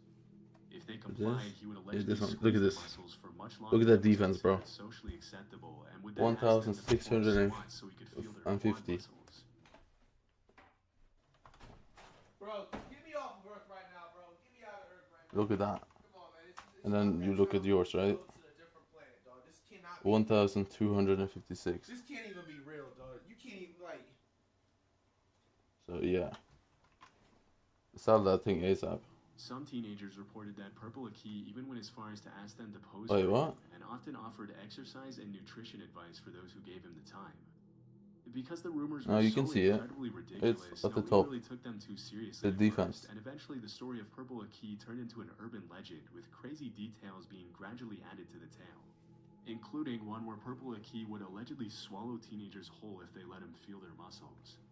But as time went on, it became clear that Purple Akey wasn't just a made-up character created by bored teenagers looking to get some laugh from their friends, but a real person named Akinwal Arobic. Aki was often seen traveling across England by train carrying a plastic bag and asking young men if he could feel their muscles. Man, what? Naturally, this made a lot of people uncomfortable, and it wasn't uncommon for Aki's face to be featured in local newspapers after several encounters with the law. Oh yeah, I'm holding it right now. Man, you're supposed to be in the NBA, bro, not fucking feeling You don't people's see muscles, the bro. stats? Like, what's wrong with you? Most of the accusations against him were related to his creepy behavior. Telling niggas to go and bust a squat real quick, bro. You. Teenage boys, but around 1986, the story of Purple Aki took a really dark turn. Early that year, 16-year-old Gary Keller was walking home from school when he ran into Purple That's like, Aki, I think, who 400 more defense than your freaked Australia. out by the weird request, Gary said no. And since you don't use the scroll on Australia, you don't. He followed There's Gary no to a difference. local So. outdoor swimming pool, and when the teenager noticed, he Yeah, ran yeah. to New Brighton train station 100%. and jumped onto the railroad tracks to get away from Aki. Sadly, the story ended in tragedy, as Gary was accidentally electrocuted by one of the rails. I think you can get term plus carry for that price of that hype. Purple Aki was With the blade. convicted of involuntary manslaughter, charged with harassing 14 different And then you still have the same. Well, you actually have more defense In 1988, from the Aki Wither filed an Cloak, appeal and complained that the only which reason he had costs. been convicted was because I mean, he you was don't black. need all this stuff on it, but Ultimately, the judges agreed there wasn't that's enough like 10 evidence million to prove coins he had been directly responsible for Gary's death. And for believe more it or not, defense. he was freed and awarded 35,000 pounds in compensation. Between 1988 and My FTC brothers and sisters overseas. Then you can probably like, start running this is M5 Europe, for you coins. said, right? What is 35 pounds I like? think terms should unlock that for you. 2006, Oh, you might need some more jail calories for though. failing to resist his compulsion to touch, feel, and measure other people's muscles. And in 2003, he was arrested for an additional 15 charges of I harassment. think what I used was a skeleton pet with term Just like any other predator, and he was like also 5-star forbidden from normal waiting outside schools in Necron the area. with recon. A few months later, he was jailed for 15 months for getting up to his Oh, but it's just passive, but Bro, see, this is the problem, bro. what about it? Like, they don't think it was strange off the get-go that this dude is going around and Well, is being known around town. that's that like this dude's 60 literally defense, dog. requesting to feel people's muscles, bro. Huh? Like, bro, isn't that literal, like, damn near sexual harassment? What do you mean? They just basically blew That's that your off. color, that's like and so 60 something defense, dog. tragic ended up happening. And then they only gave him, you know what I'm saying? Like, Release, he was once again arrested a few weeks later in 2010 and then again in 2015. After his latest release, he reportedly moved to Leeds, where rumors started cropping up that he had passed away during the pandemic. However, those rumors were put to rest. I don't when videos see how started that's gonna surfacing in change anything here. 2023 of Aki walking the streets of Leeds asking random dudes to, you guessed it, feel their muscles. As of today, Purple I mean, you Aki could is literally alive sell and this and well, have and will 500 continue million the same coins. behavior with or without permission for And then many this years to come. weapon here is Bro, more damage hey, anyway man. than this. Again, in my traveling And area, you can get bro, the sword, it's this coming soon. with term and Bro, and the minute I yeah. go to Europe, I see this nigga, bro, fam. Boom! Bro, I'm turning to Prime Roy Jones, bro. Fam. And then There's just no if way. you get a There's no term, way. then you, let's say you get another I'm no tough handle, guy, then but you can fam, actually keep I'm it this defending time. myself. This guy comes anywhere near me. And then According to a upgrade it Swiss from just doing urban for 7 legend, people have in allegedly the been scrolls. running into a mysterious human-like figure in the Fribourg forest in the western part of the country near the town of Mals since the early 2000s. Based on the dozens of allegations that surfaced over the years, the figure has been described as being around 6 feet tall and always wearing a vintage-looking gas mask covering his entire There's face, just no a reason to boiler not suit, and a sell it. cloak. Most people who supposedly ran into the figure reported he or she was completely harmless, but this didn't make the encounters any less terrifying, and it wasn't uncommon for people to report the figure to the police when their children reported feeling scared. As I expected, need it mosquito didn't take pet, local I need the residents long roast to start adding dragon. their own crazy twist to the story, with some claiming that the creature was the ghost of a mentally unstable soldier, while other popular this theories armor, assured it was an alien. For a while, the this. story was classified as an urban legend, and the mysterious humanoid was given the name Lei Loyan, also known as the ghost or Put the this hermit away. of Falls. Throughout the early 2000s, Lei Loyan was mostly the subject of local oral legend because there was no real evidence to support its existence. But in 2013, the story gained international attention when the Swiss/French newspaper Le Matin published the first ever photograph of Lei Loyan, which was sent in by a hiker. After the photograph was published, there was no turning back, as people from all over the country started to make trips to the woods outside Mals for a chance to catch a glimpse of Lei Loyan. The last known sighting of Lei Loyan took place in June 2013 when a local woman named Marianne Desclous saw the figure clutching a bunch of flowers as she was walking There's outside. other stuff. Later that year, Layloyan's clothes were found in the middle of the woods along with a wooden note titled The Death Certificate and Will of the Ghost des Malls. In a letter, Layloyan accused the media Get those of having over so I murdered can a start harmless selling being by them. revealing its existence and HP turning share him on my into a pet. circus freak. The letter also mentioned that due to the unwanted attention, Need some talismans. Which ones? daily walks, which were referred to as This is happiness farming wisdom. Radical power. After the Boom, boom, cryptic note was boom. published in the newspaper, That's not many the people relic. concluded that Layloyan had taken its own life, although There you go. this has never been confirmed. As of 2024, nobody has ever seen Layloyan's true face, and many people have theorized that the figure was possibly a woman with a facial disfiguration. I think this who is didn't all want I people to need see for her, the farming. which is supposedly why she wore the gas mask. Conditions But feeder this for line of that. reasoning will probably remain unconfirmed. Be sure. More of these. The Bunny Man. So. Oh my goodness. In the early 70s, That should be the farming guy, right? that a man dressed up as a bunny had started haunting Valiantes. residential Ho neighborhoods ho. around DC, Maryland, and Northern Virginia. Yeah. Although dressing up as a bunny in itself seems pretty harmless, what made the encounters a little scarier was that the guy would allegedly threaten children on the street with an axe and frequently vandalize people's property for no apparent reason. Even though sightings of the so-called Bunny Man were pretty rare, they seemed to follow a pattern, as the man usually appeared in secluded locations. Also, where there weren't a is lot it of true that witnesses. if The I can story scrub itself off the has a lot pets of now, elements isn't of it a already typical dirt urban cheap? legend and is kind of hard to believe. But I mean, through my I could get research, some I found infinite that it's coins all right now. loosely Wait. based on a true story. In 1970, I remember a doing couple stupid was parked stuff. in a driveway Wait. close to a bridge on Colchester Road in Fairfax County when suddenly a random guy appeared out of nowhere, yelled at them for allegedly trespassing, and threw a hatchet at their car. Terrified, Should the have couple a left relic the on area it. immediately Couple before they had a nice chance pets. to get a good look at the guy. As they reported the incident to the police, they mentioned the guy had been dressed in light-colored clothing Dwarf is and may epic or may now? not have been wearing something white on his head. Although the couple never mentioned anything about Maybe I a sold bunny the or relics? statement, as soon as the story hit the news, That's one people relic. started claiming that the hatchet thrower had been wearing bunny ears. Pretty soon, rumors of a man in a bunny suit threatening kids in the woods with a hatchet started surfacing all over the DMV area, and as the years went by, the stories got wilder and harder to believe. Over time, the legend of the Bunny Man has become pretty mainstream, with the bridge on Can I Colchester buy more than Road this? being renamed as Bunny Man Bridge. Might have just sold all of As them of the along the way. uploading of this video, the legend is See, now man, this- it's stuff like that too. Like Oh, you man. literally let this Probably weirdo good, that's yeah. dressed as a bunny win.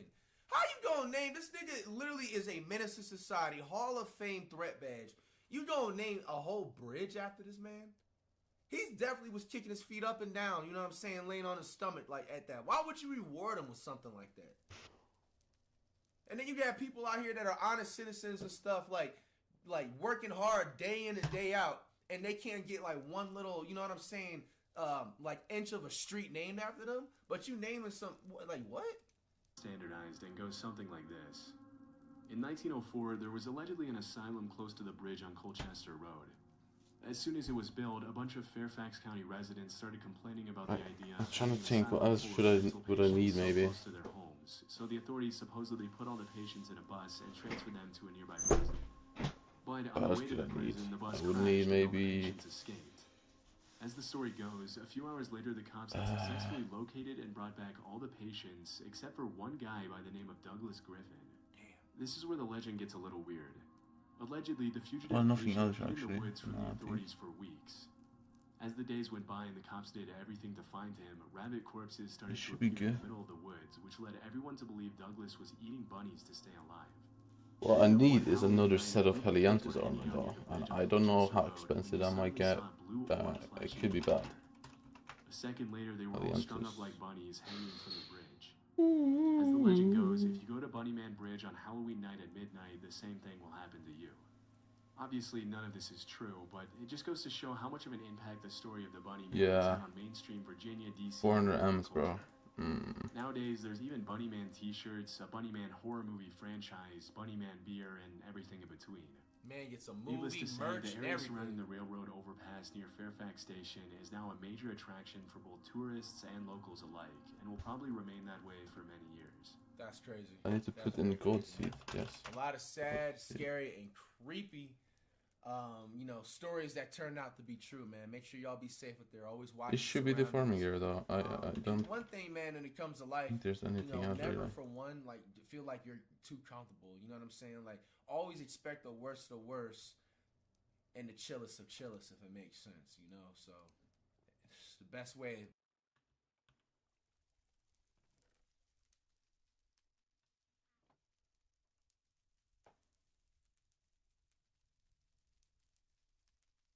What it do, flight crew? FTC. Flight team stand up! I still ain't sober. It's the last day of... Gotcha. I still ain't sober. It's the last day of October. Hey, man, comment down below. Put in the What we gonna be coins saying and for then... November. We don't have to force it How much like is I a kiss, said. man? Can't Most waste like that one. shit. You know what I'm saying? We'll use it as a monthly quote. But we got 2 months left of 2025, everybody. I feel like we should go out with a bang and have November and December finish off strong. Try not to get screwed. / Crime Reacts back at it again. We got a brand new channel that I just stumbled upon not too long ago. Make sure you guys subscribe to him. His name is The Mystery Man. I feel like he has some interesting scary comps and crime video comps that I feel like you guys would like to, you know what I'm saying, see. So that's why we here up on it, on the channel. Pause. We got 30 scariest Halloween encounters ever caught on camera. Happy Halloween to everybody. Comment down also below, what was your Halloween costume? I'm 30 years old. I have no interest in wearing a costume. Not that there's nothing wrong with it, but it is what it is, man. It be like that sometimes, man. Maybe next year. Let's check it out. One morning in October, a mother was in her bedroom with her daughter while her 2 sons were at school. Suddenly, a motion alert from the living room camera appeared on her phone. No one was supposed to be there. When she checked the footage, she saw something unsettling. Behind the baby gate stood a small figure. It looked exactly like her youngest son, but both boys were at school. What the hell's going on? This chilling video was captured last week around 3 a.m. on a dark street in California.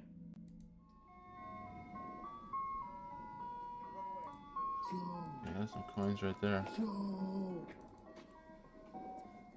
I was adjusting my webcam. My bad. I'm literally at my one of my new spots and stuff. So I'm like getting my setup straight. So I'm like sitting up there messing around with a whole bunch of settings. Bro, what the heck? This in Cali? 3 a.m.? Nah. Someone playing around too much.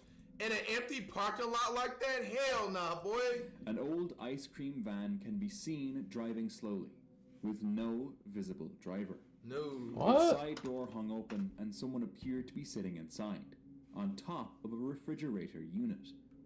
The footage quickly reignited old fears about ice cream trucks being used for sinister purposes.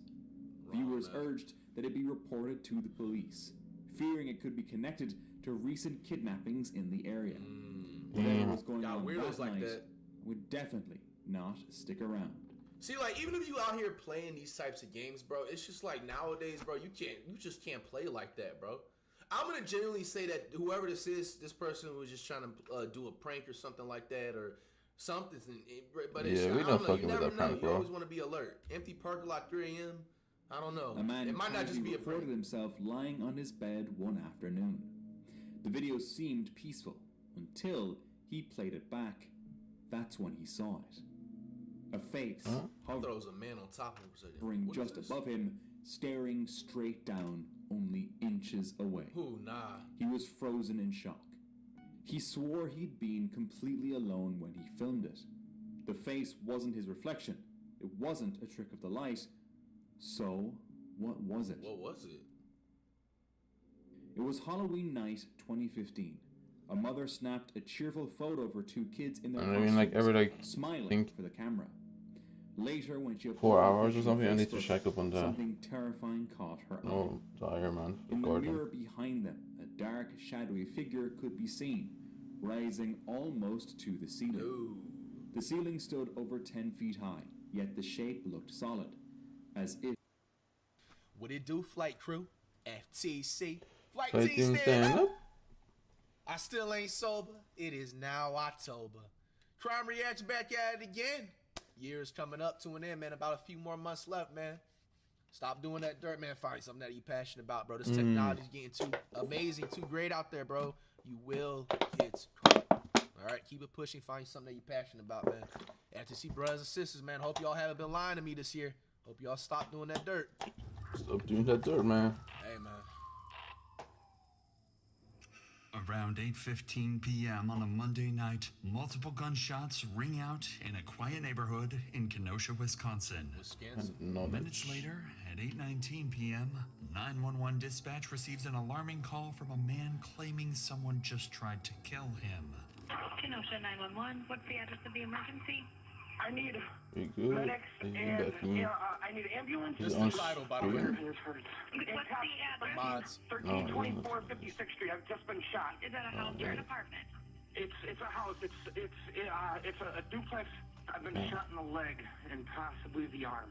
The shooter is in the apartment next door, and I know he's got felony warrants out of Ohio or New York. Following this call, officers are quickly dispatched to the scene. The caller also warns them that the gunman may have felony warrants out of state.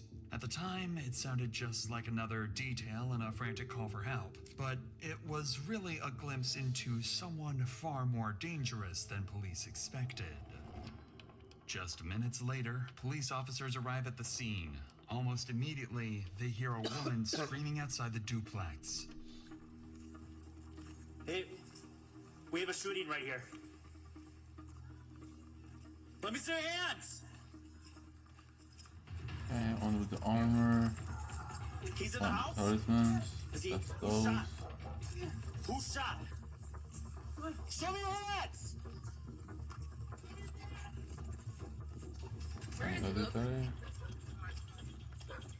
Come out here. Come out here. Mosquito, roast drag. Okay, who got shot? I think they got the back part. Okay. Here, Johnny. Is this all one house? No, that's two. Okay, where do we get to his unit? Hang on. No, where do we get to his unit? I need to know that. Where do we go? Yeah, please. You gotta tell us so we can help people. Spit it out. The guy down the shop? Yes. He's in the second one of the light is. The second where the light's at. As soon as officers make Okay, contact on with with the this. shaken woman outside, someone from Give inside him quickly this. slams the door shut before they can get any answers. With the duplex having two separate apartments and multiple firing angles, police can't afford to wait. They need to move the woman out of danger and secure the perimeter. But just as officers begin pressing the shooter to surrender, things take a dangerous turn. What's gonna happen here? Oh, shit. You guys! Petey, there's a gun! There's a gun! Petey, shots fired! He's in the house! The gunman suddenly opens fire from the window, forcing police to scramble for cover, with Officer Luke and his partner retreating to the west side and Officer Bray diving behind a car directly in the shooter's sights. It offers some cover, but leaves her dangerously pinned. But in the scramble, police left the woman they'd just spoken to completely exposed in the line of fire. Officer Luke quickly realizes she's Like, what are they still in gonna do in that danger, situation? and They they'll gotta need to protect get her themselves, out too. before the situation escalates further. Alright. Go I'm done. see. I ain't done. There's a lady in the house. We have shots fired. He's Oh, no. firing out the window at I us. was spitting in my trash can. That's what it was. Get the cover. Get the cover. We're there. He's at the front of the house on the south side of That's the what road. it looked like. With danger escalating by the second, more backup units you're good race to the now. scene, I and think within we're ready minutes, to grind the multiple old now. officers swarm the neighborhood, unaware that this is just the beginning of a deadly shootout, one that will put both officers and civilians at fatal Is that risk. still 39 here too? Yeah. 20 minutes until house. In these types of high-stakes situations, officers must make split-second decisions, and every choice could mean the difference between life and death. Over the next few minutes, we'll follow how they manage chaos and respond under immense pressure. Starting with Sergeant Brian Miller and Adam Jurgens, who are just arriving from the west and east side, while the gunman continues firing. Okay, so what am I missing here? Oh my god. Ooh-wee. I am missing easy shit. Oh my.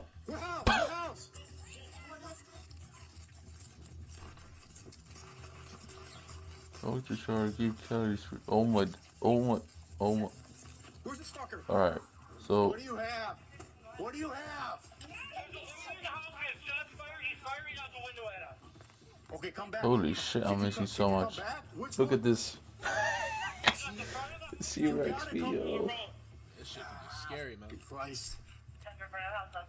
What am I missing here? I'm missing The glass break? beneath the shop. Yeah. Get out of it. Get moving. So Oh, this we is shoot gonna be again. devious. This is Yo. a war zone, bro. Where is it? What's like the best one to upgrade? Where?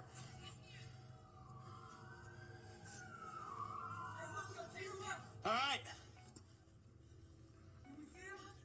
He was in the front window, yeah. Clearly, the situation facing officers is extremely unpredictable. The gunman has already fired from 3 exposed windows at the front of the house and another on the east side, where Sergeant Jurgens returned fire. On the west side, 2 more exposed windows are accessible to the shooter, as well as a garage and a back exit like a officers good don't even know about, increase here? giving the gunman even more ways to slip outside or stage an ambush. But in the midst of all of this, there are 2 urgent problems at play. First, police think they're only dealing with an active shooter, but there are hostages inside the house and officers have no idea yet. Second, Officer Bray and the civilian woman remain trapped and exposed to the shooter's sights. The longer they wait, the more likely This they'll is be gonna be caught in the rough, you know? crossfire. This will be rough. Hey, Bray, can you move? Can you come back to me? I can't. I can't. 495, do you have the shield? We have somebody that's stuck right in front. Shield's in the squad. I'm up on the front corner. Damn, it sounds like whoever the victim is, they're trying to use. What the hell is going on? My bad. It sounds like they're trying to whoever the victim is, that's, you know, out there still. Okay, you'll be getting the person somewhere inside now. is trying to use her as bait to get one of the officers to try and like save her, so they can like fire on the officer. You have the person. Oh, we need. It's like, what do you even do? I am. You anything else? You see anything or no? Where's the suspect? Where's this lady at?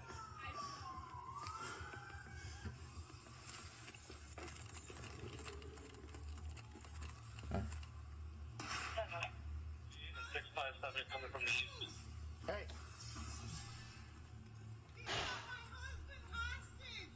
Damn.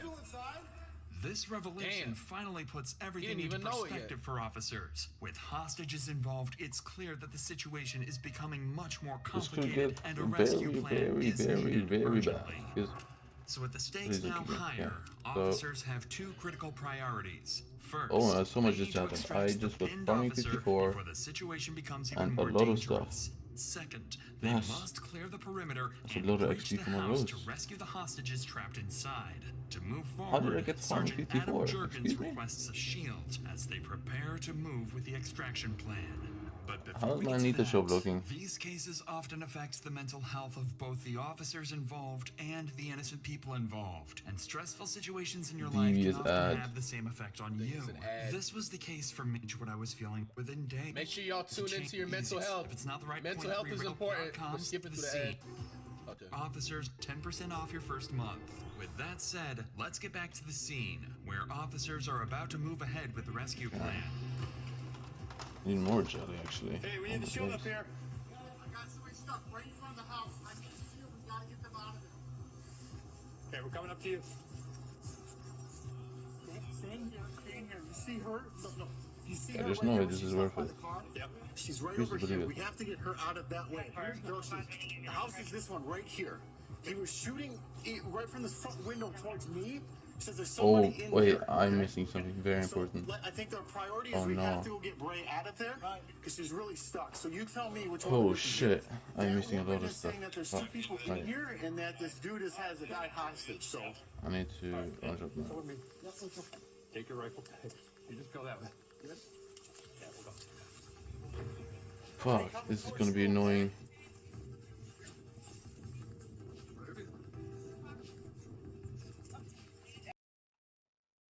I need to see this. So, please, I need LL. Put in LL here. There we go. Let's see this. What do I actually need on here?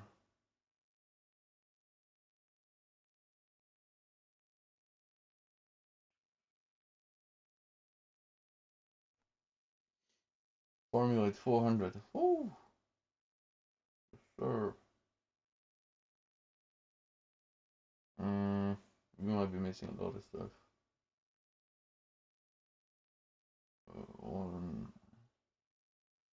I need to just put this in sacks. The sacks into the sacks. And then I can get off the account again. Here we go. Island.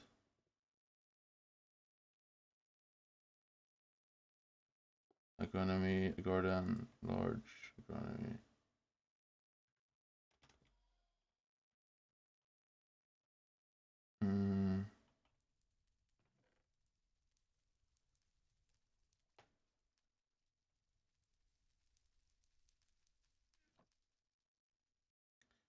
That's done. I need to. Oh, yeah. Here. Fortune. What am I missing? I'm definitely missing a lot.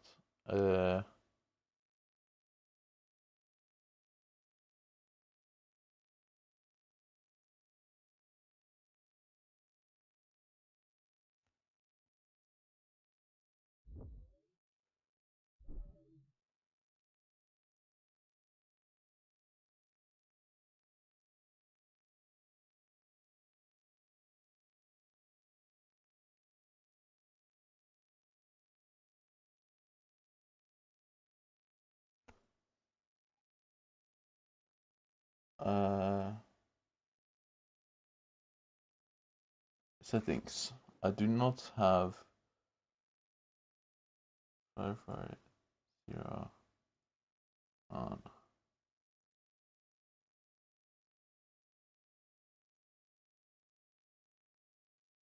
Zero.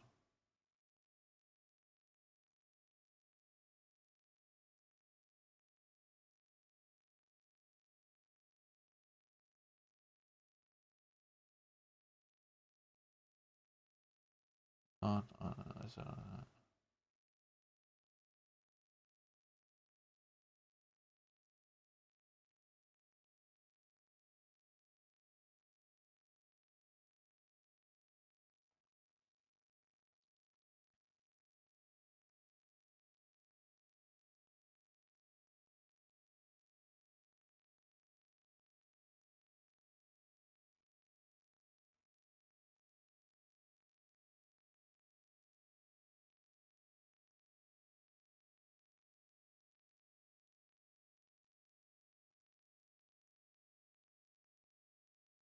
Wait, what?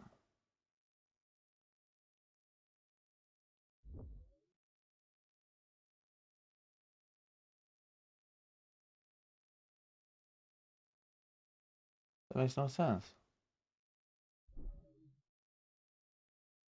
How is that 5 fortune? Oh, because it averages out. Okay.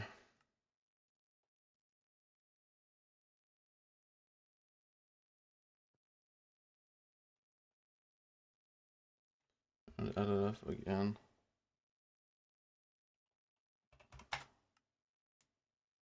Whoo-wee! Yeah, this is bad looks. Right. Put this in here though. Yeah. That's very bad looks right there.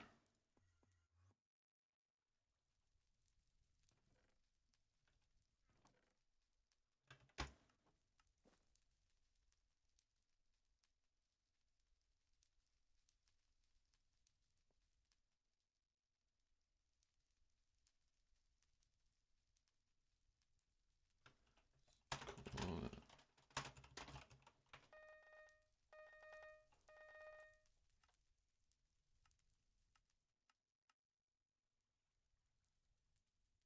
This might be an issue. Have I done this? I've not. Fuck.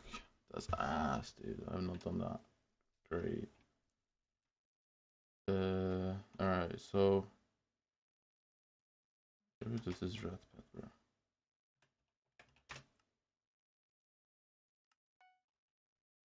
This is why I need farming level 55. Yeah, that's easy, I guess.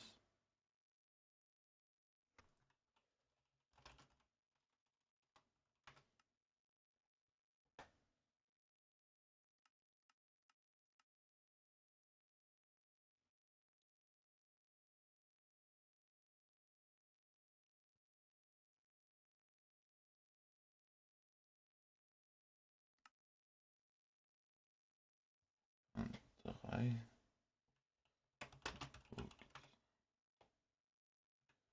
What the fuck is Panda Y? And why is it 0? Okay, so is there a way to just filter I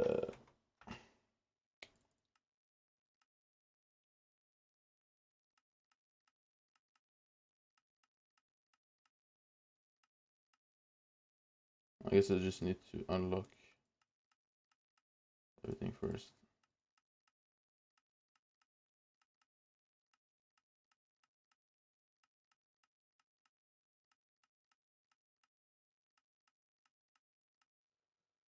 Open this again.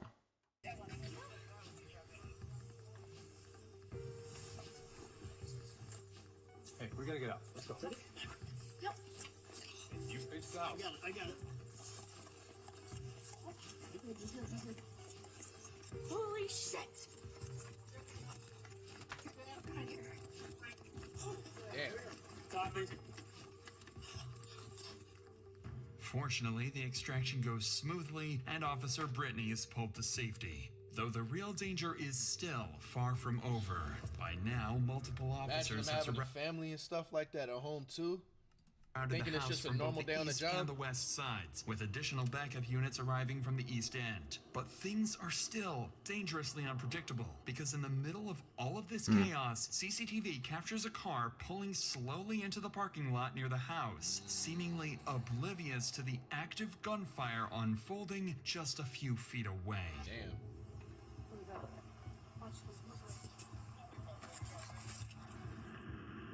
Damn, that car gotta be careful. Who is it in the car? Is that just a random like pedestrian? Who is that? Who is it? Stay down.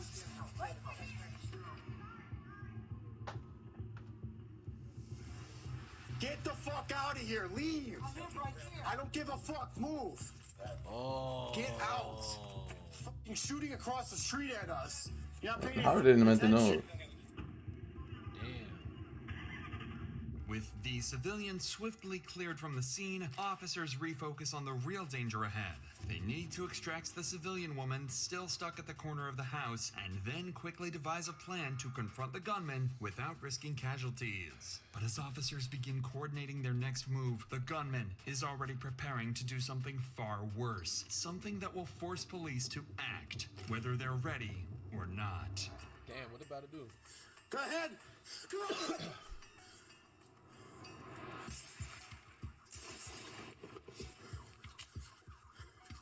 10-4. Squad waiting ambulance, correct? 10-4. Ma'am, are you hurt at all? Sarge, I got 4. Okay, so there's a woman that's in this corner of this house that's going to be at the northeast side. And she's kind of stuck right in here. I think she's right there. Did you see that? Did you see that? We can work a team to get her out. That's what we want to do next. You guys see anything or no? We have a female on this side just saying that they're shooting from the apartment out, I think on the east side. Is she okay to be injured? Do we have any idea where the shots are coming from? So when I was shooting, I shot towards the house, and he was, it looks like he was shooting at this front window, this way towards Bray. Okay. Now I've seen him break windows, and I can see gunshots that are actually on like all sides of the house. So I don't know where he's at. Okay.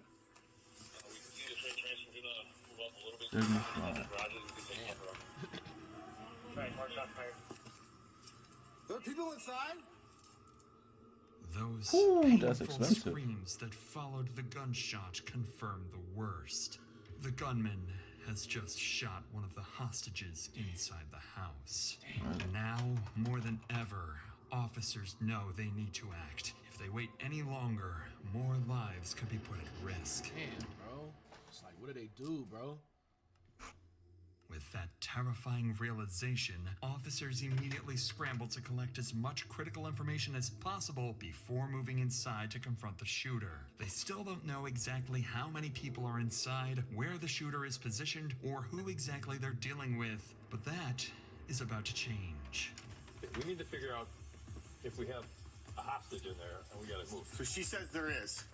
She told me that her husband is with the shooter, and those are the only two that are in there. Yeah, let me work on that. Ma'am, who's inside the house again? What's her name? That was not cheap. What the fuck? Matthew Lopez, got it. Okay, see what you got associated for Matthew Lopez in the house. This woman out here is saying that that's the gunman, and I believe that Gary Tubbs is the husband. She's saying he's stuck inside. Oh, I overpaid. I see. I guess Suspect name finesse. identified, officers I can covered, finally bro. begin to piece together who they're dealing with. And what dispatch relays back raises serious concerns. According to their checks, Matthew Lopez is a registered sex offender. Even worse, the initial 911 caller also told dispatch that Lopez has felony warrants in Ohio or New York and is possibly using a fake name, though his true motives would prove to be far more complicated. With all this in mind, police realize they're dealing with an armed offender with a violent, disturbing past. But just as that information is sinking in, something completely unexpected happens. The supposed perpetrator inside the home picks up the phone and calls 911 himself. Hello? Can I send 911? What's the address to the emergency? I have a hostage right here, and your fucking police officers are trying to sue me. I've already shot 2 people already. I'm not afraid of dying. I'm killing him right now. God, I got it right through the fucking back of his head right now. I see one guy. He's gonna scream over me. This is the problem with the fucking police. I'm telling you, you guys want to play? Okay. I don't give a fuck. And I don't have much battery left either. So if you guys don't let me get this fucking battery, I got a fucking really itchy trigger finger, lady. And I still got 3 balls left. Okay. And how many people are in there with you? 2. The people that are with you, are they injured? Yes. Okay, where they have injuries to? In his femur. In the femur? You private hunting school? Oh man. Both of them shot in the femur? Bro. The other man was the intruder and scared the shit out of me. You understand me? She's my neighbor. He's a fucking crack. If you break this down on me one more time, please people get close. Let's do it right now. I'm gonna hang up so that somebody can call and talk with you, okay? Bro. Okay, ma'am. Just make sure to answer your phone. Okay, dear. I'm trying to save you, dear. Okay, what do you need me to do, dear? Okay, hang up and then they're gonna call you. It's your phone. I didn't mean to shoot you. Jerry, but you was looking down. Okay, above the list. Okay, shut up. Although Lopez never explains his motives or makes demands, he does confirm he's already shot 2 people inside the home, and in the background of the call, a wounded hostage can be heard groaning, "He's gonna do it. He's gonna kill me." So with hostages already bleeding and the gunman threatening to kill, the margin for error is razor thin, and the choices police make within the next 10 minutes will determine who makes it out alive and who doesn't. Watch that window! Watch that fucking window! Contact! Contact! Hey, hands! Stuff is just... For now, the situation is becoming more hectic than before, and the longer police wait to make a move, the worse things will get. They have to get inside. We have a male on the phone saying he has 2 hostages shot, 2 already. Facts, Duggar. And then he has 3 bullets. I don't know what be wrong with people, bro. Still have him on the line. Nigga needs his meds or something. Like, dude is weird. 553, move to that truck, okay? That's annoying. Why are you sending out? Oh god. Okay. Oh. He's talking with the male in the house. He's saying that he's talking with an officer and that he shot people in the house with a fever. Who we have the contact team? You got Pep, Shand, O'Neill, and I. Well, if we have injured, I don't see that. We're have to go in.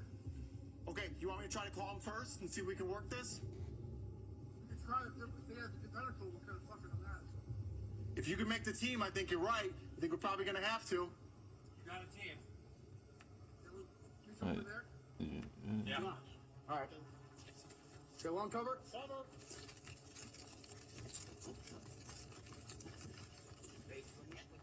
At this stage of the standoff, multiple developments are happening behind the scenes. Negotiators are patched in, calling Lopez's phone and trying to draw him back into conversation as the perimeter tightens around him. Medics are staged just blocks away, waiting at a nearby elementary school. And around the neighborhood, roadblocks are set up to keep any more civilians from wandering straight into the middle of a gunfight. With all these precautions in place... Inconvenience, bro. Imagine someone coming home from work, bro, just trying to just get home and just try to relax. You just got some weirdo doing some stuff like that. You can't These even get home. officers on the ground Neighbors prepare to blocked make off. one final attempt to reach Lopez and push for a surrender. And they be out there for hours Keep doing too, your even thing, when it's I'm gonna over. try to call him too. You guys, 2 or 3, I think, over here on the northeast corner of the house. If we can move these guys up around here on the trees and try to get them out, I think that'd be beneficial. This is a multi-fucking. This is a weird. There's 3 doors. Fuck. Right, it's just a duplex, so. So that window on the southwest has rounds through it. It's shattered. Like, what do you do? We get a rifle there, and that's why you just go in the front. Probably the best option. 553 BD 2's not working, so I need the phone number for this guy. 262-515, stating his name is Matthew. Oh, a Ben sack. Please leave your message for 262. Will he come out? Well, it just went to voicemail. With they're trying to Lopez's call him phone back. now going straight to voicemail, any chance of negotiating a peaceful surrender is gone. Officers realize they can't wait any longer. It's time to go in. 1 minute until house breach, bro. They about to rush him. Sergeant Brian Miller coordinates a contact team. Their plan is simple, but high risk. Enter through the front door with a ballistic shield, neutralize the threat, and extract the hostages. At the same time, other officers are instructed to reposition and cover additional angles around the perimeter. Officers know this is extremely risky, and once they breach the door, they could be walking straight into a gunfight. All right. Well. How do I get a winter sack without going to the Do winter your shield thing? team. O'Neill wants you. I'll walk up with this split off and take Yes, I that can. window on the southwest side. Got it. Ready? I need to keep trying to make contact. So. Keep trying, but I don't. You know what I mean? I don't. The clock's going. So. Yep. Who's got the shield? I got the shield. All right, what's the plan? Where are we headed? Front door. Right there where the mailbox is. Real life shit. O'Neill's to take it the window that's cracked on the southwest side. I see it. Yep. Right next to the door. Yeah. So peel off, Shen. Step or move up. Your right side, left side of the shield. All right. Jurgens, one left. Tell me we're moving up. All right, ready? Yep. All right, moving. This is slow. I got the window just to the left of the front door. Copy. Here's that window. Got it. Peel all the way around the corner. Go up. Go up. Go up.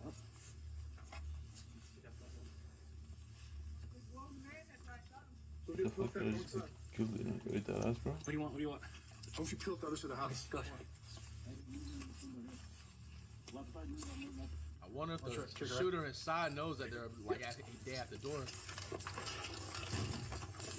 Trying to kick the door down. They just kick the door down. Sure, they have a winter sack somewhere around. Alright. Watch that fucking window! Watch the window! Hey, hands!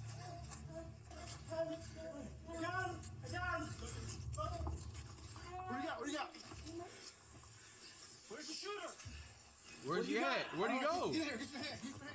As police barge inside the house, they find sure two they have severely one, right? wounded men, both lying on the floor, Oh, wait. bleeding and barely What's responsive. this? It's not yet clear who they are, but both appear to be hostages suffering from gunshot wounds. God, please, However, bro. the situation is still far from under control. Beyond this room, there is still a kitchen area, multiple bedrooms, as well as a basement. And with the gosh. shooter still unaccounted for, Lopez could be anywhere.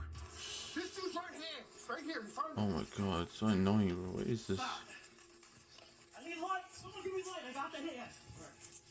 They got Give me? me light. I got the hand. Hey, we need to drag him out.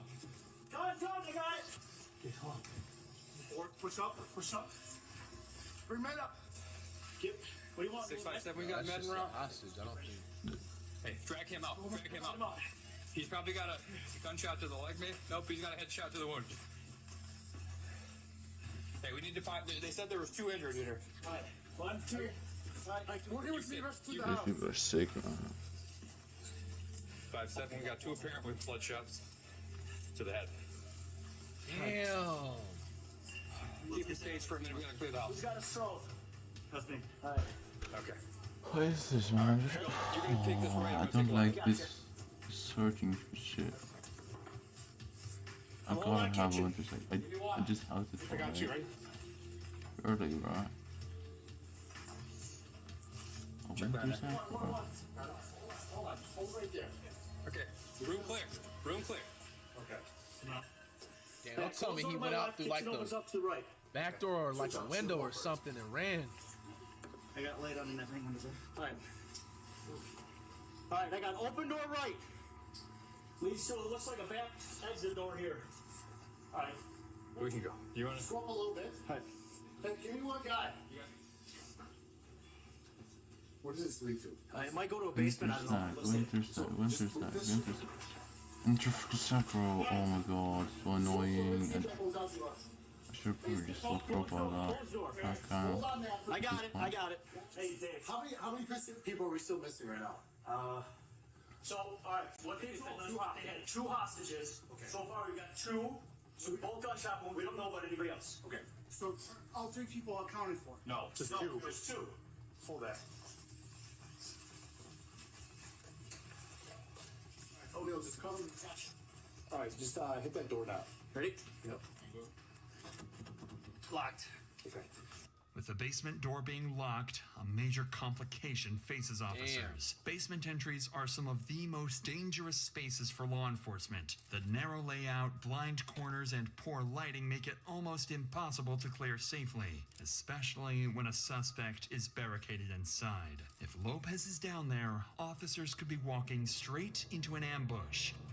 So instead of forcing the door, a sergeant makes the call to hold the basement for now and shifts the priority to secure the outside perimeter, confirm whether the gunman slipped out or is still hiding elsewhere on the property. Officer Eric Glaum heads out to check the exterior, and that's when they hear someone in the garage.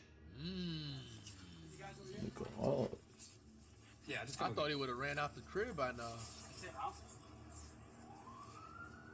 Just hold, someone hold there.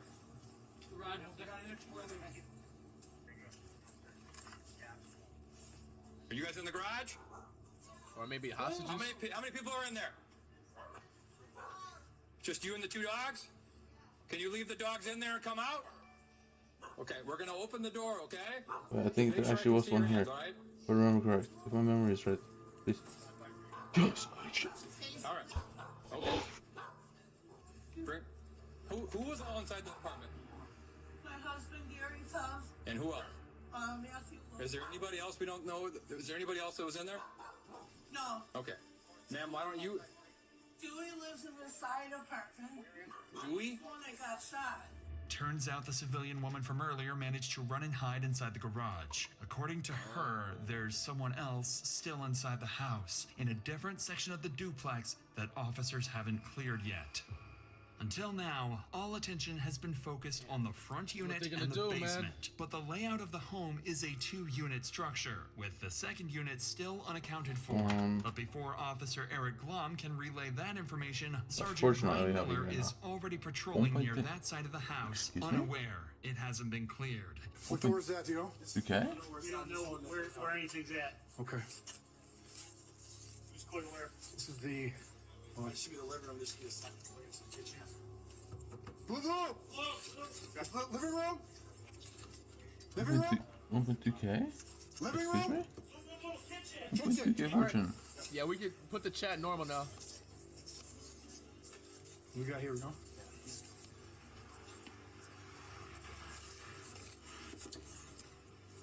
Boo-boo! Police!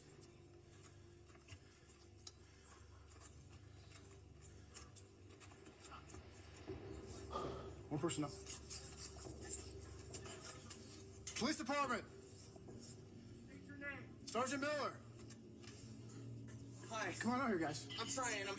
I'm shot. Oh, You're shot where? In my leg. Okay. Anybody else in here? No, just me and my dog. All right, let's go out. Okay, I've got officers right here by me. Okay, thank you. Use the door, but come on out. Come on out. All right, bye-bye. Hold that. Okay, let's do right to the step.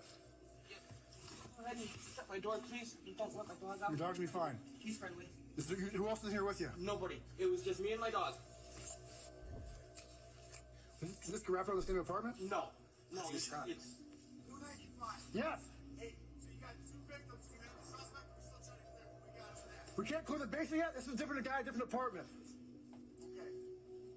watch that window, guys. Yep. Is that where he's safe? That's where I do believe he's at. Inside the second unit, Sergeant Miller finds the same man who first called 911. He's also suffering from a gunshot wound, making him the third confirmed victim extracted from the scene so far. But Sergeant Miller quickly realizes something is not adding up. Earlier, Lopez claimed there were only 2 hostages, but now police have found a third victim. If this man is a hostage just like the other 2 they extracted earlier, that means Lopez might have been lying, and there could be even more people inside the house unaccounted for. Police proceed to check the unit but find no sign of the gunman. That leaves only one place they haven't cleared, the basement. How is Officers fortune quickly difference regroup so and head big? back towards the Excuse me, locked bro? basement door, prepared to face whoever might be hiding there.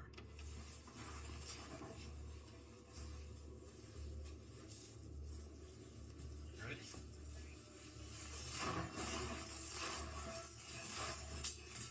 Oh. Open. Feel it. Opens up. Okay, get this shield up. All right, Miller. Yep. You go 174. Mike. Dragonfly is the night thing, right? Not the morning. Okay, go. Great. Follow. Yeah.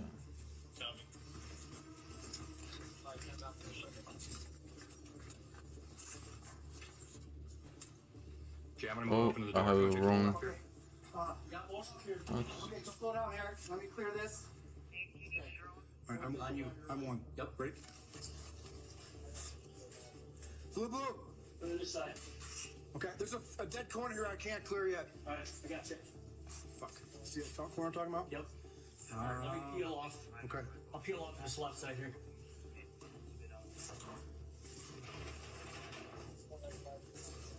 Clear back here. Oh, clear? What do you? So we got a big room to clear. We can probably use one more. All right, you got You got 4. You got 4? Yep. You got 4 Okay, total. Eric, I'm gonna go 1. I'm gonna go right, okay? All right. Moving. I got this door here. Someone check that corner. Why is Miss Fortune like so different? That's good. I'm sorry, that doesn't even make any sense. Mike, I think this is the cellar door. Look. Dead space.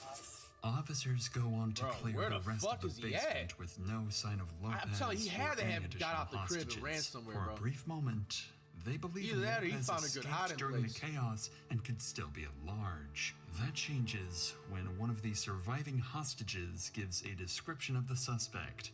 A Hispanic male, early 30s, heavily tattooed. What am I wearing a missing for green so much shirt. fortune? With that description, officers quickly realized Am I Matthew crazy? Lopez isn't missing. He was one of the wounded men they already carried out earlier. He shot himself and was critically injured the moment officers forced their way inside. With the scene fully secured, Lopez and the injured hostages were transported to hospital for treatment. In the meantime, detectives got to work piecing together the night's events, why Lopez opened fire, and what his true motives may have been. What they discovered was a spiral of paranoia and violence. In the days before the shooting, Matthew Lopez had been living in the duplex with housemates after moving from New York to start fresh. But over the weekend, he disappeared with a friend to use drugs and came back agitated and paranoid, claiming he was targeted and drugged, that his phone was wiped, and ranting about a stolen kilo of cocaine. On the evening of December 19th, while others cooked and watched a movie, Lopez finally snapped. He suddenly grabbed a woman, pulled out a pistol, shouted about people outside trying to kill him, and fired 2 rounds into the ceiling. Investigators later confirmed the bullet holes above the living room area. As panic spread, Lopez turned the gun and shot one resident in the femur. When a neighbor stepped outside to investigate the commotion, Lopez shot him as well. Detectives later concluded that it was the peak of a drug-fueled paranoia spiral that made Lopez lash out at those around him before confronting police and turning the gun on himself. The injured victims were treated and discharged from hospital. Do drugs, man. But Matthew Lopez was later pronounced dead, and with him, the true motive for the Kenosha standoff died as well. What? Hey, man. This is sad all around, man. Prayers to the families that was dealing with this in this situation, man. Wow, bro. That one was actually very, like, shit.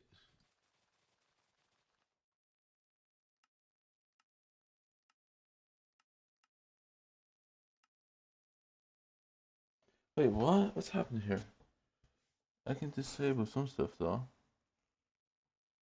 Surely, right? Flight crew, FTC, flight team stand up. Crime reacts back at it again. Woman discovers her grandfather's horrifying secret. You guys know what I'm about to say, man. Same old type of vid, just a different vid and different day. If you out there doing that dirt, man, stop while you ahead. This technology continues to increase. You're only screwing yourself over at the end, bro, by not stopping. You're disrespecting me by not stopping doing that dirt. Some of y'all promised that you were going to stop 2 weeks ago. And then here you are on Tuesday, still doing the same shit. It's only a matter of time, man. Come on, man. Do right, find you something legal, and keep it pushing. They after y'all. They coming. They not showing no mercy. When you get caught, everybody will forget about you. Your girl will leave you. Ooh. And life will keep moving on, man. Come on, think smart right now so you live better tomorrow. Dr. Insanity again, let's shade out. Ivan, step out here. Get a warrant for your arrest. Yeah, so it's for murder charges. Police believe she was entangled in a deadly love triangle prior to her murder. But over the course of the next several months, this cold case would turn out to be far more complicated and even more disturbing than they could have ever imagined. Me and her broke up. She moved in with a guy, and he tried to mess with her. And all I know is his first name's Sam. So he told her it was a bad deal with him. He's telling me if the cops get behind him, he's gonna run into a tree.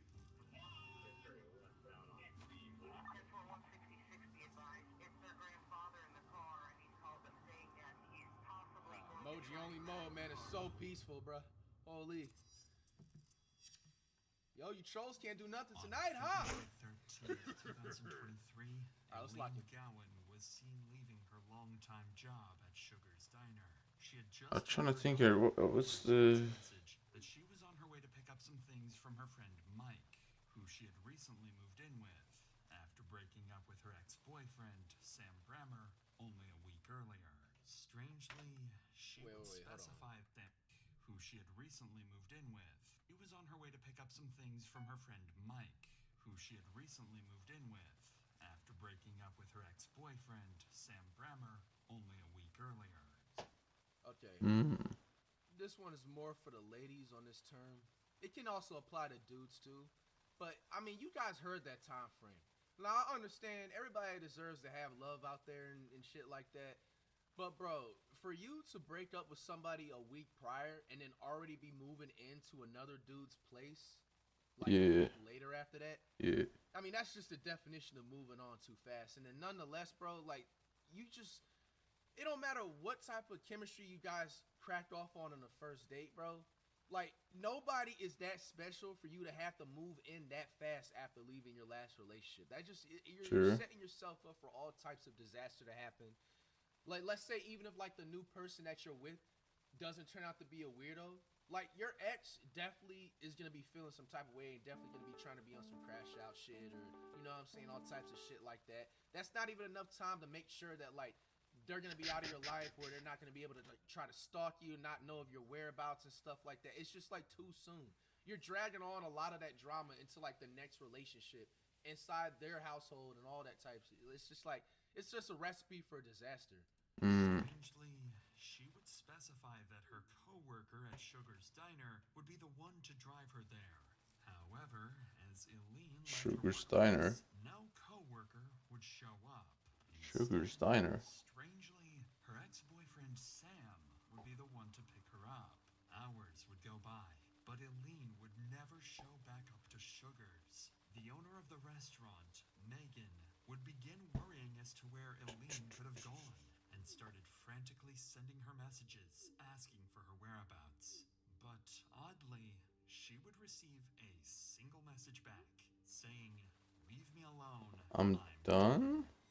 What? This was very strange coming from Eileen, as she almost never texted, usually resorting to phone calls, and was often extremely responsible. Something strange was going on. The day would go by, and Eileen would never be seen. The following day, Eileen's daughter would file a missing persons report for Eileen to the Council of Bluffs Police Department, and an investigation began. Detectives would begin collecting CCTV footage from everywhere in the town to try and fully that's all I was gonna document say. where Somebody in the chat said it. It's obvious like whoever she's with, he sent that and not her. Eileen went the day of her disappearance. But this would be quite the lengthy process. Douchey de plushy. Anything to go by. Police I kind of need that. her family and friends. Apparently, after leaving her ex-boyfriend, Sam Brammer, a week earlier, she had stayed with her new friend, Mike Brockman, a man her family claimed had likely assaulted her the night before she disappeared. Damn. This shined a suspicious light on both of the men she was involved with. Damn. So police would bring in both Sam and Mike for interrogation and see if they could find any leads. Mike was a friend of Eileen's who met her at Sugar's and became very close over time. It was still Oh, unclear to I didn't do that in time. what happened GG. to Eileen. At this point, for all they know, she could have just gone MIA and taken a break from her stressful life. However, Yeah. if anyone would have the clues as to where she went, it would be Mike. So basically, I mean, as you know, I talked to you on Monday. Did I go to Wednesday? I guess was the first day I talked to you. I received information from some of the family that you and Eileen were possibly in a relationship. Ooh. Kind of, sort of. She may live with you for Love triangle. a week or so. Uh-oh. Just kind of go before Monday. Just kind of tell us how you guys know each other, how she ended up out there at your place, that kind of thing. And we'll kind of move. This would be kind of bad. And stuff like that. And then she told me, I don't know, it was like on Tuesday or Wednesday night that she got kicked out and she needed a place to stay.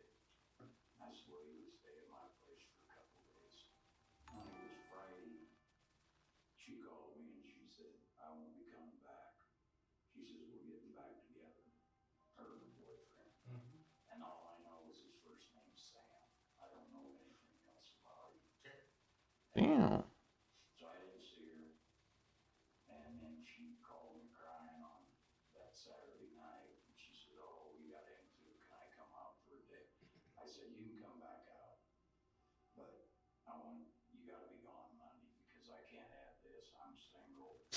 I don't want anything. I was just about to say, I don't even know, like, and this goes on all the time, bro. How the hell do people have the energy to, like, even, like, if somebody's in a relationship and they live together with a certain other person, bro, that's like the worst thing you can do is just offer a place for them to stay, bro. Yep. Because what's gonna end up happening is that they break up again, you're gonna be the first person that they call. You know what I'm saying? They're gonna be expecting you to say yes. They're gonna be expecting you to, you know what I'm saying, like cater to them and shit like that. Like this going on. Two initial thoughts can be made upon hearing Mike's story. On one hand, it seems like Sam was back together with Eileen, so Sam would be a much stronger person of interest, as he'd likely been the last person to see her. On the other hand, Mike may have had a deep connection with Eileen, meaning if he learned she got back with her ex-boyfriend just days after moving in with him, he could have played a sinister role in her disappearance. Yes, sir. Detectives plan to let Mike tell his side of the story before confronting him about the suspicious relationship. So I took her to work Monday morning. I've been a week ago yesterday. Dropped her off at 5 a.m. And she was supposed to get off at, I don't know, she said 7 or 8. Her daughter was going to pick her up. She's going to go to her mom's and get her safe and take to her daughter's. And then she was supposed to come. I still need a lot of XP on this pet, but I don't know how to get that shit. I guess I just got a farm, bro.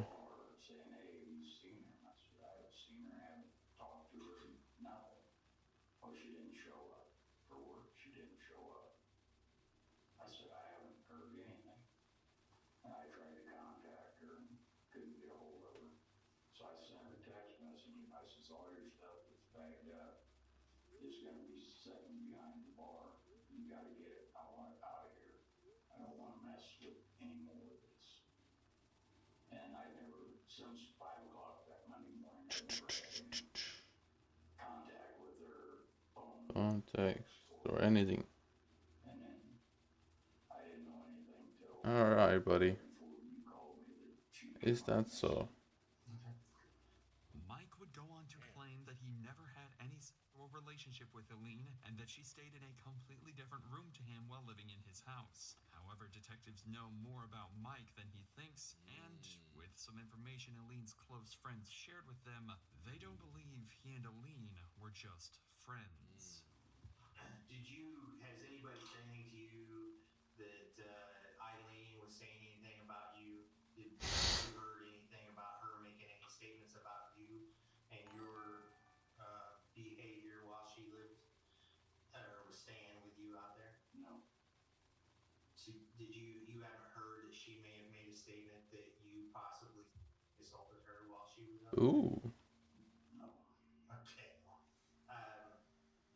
That statement was made to a couple people that you supposedly laid down on her bed with her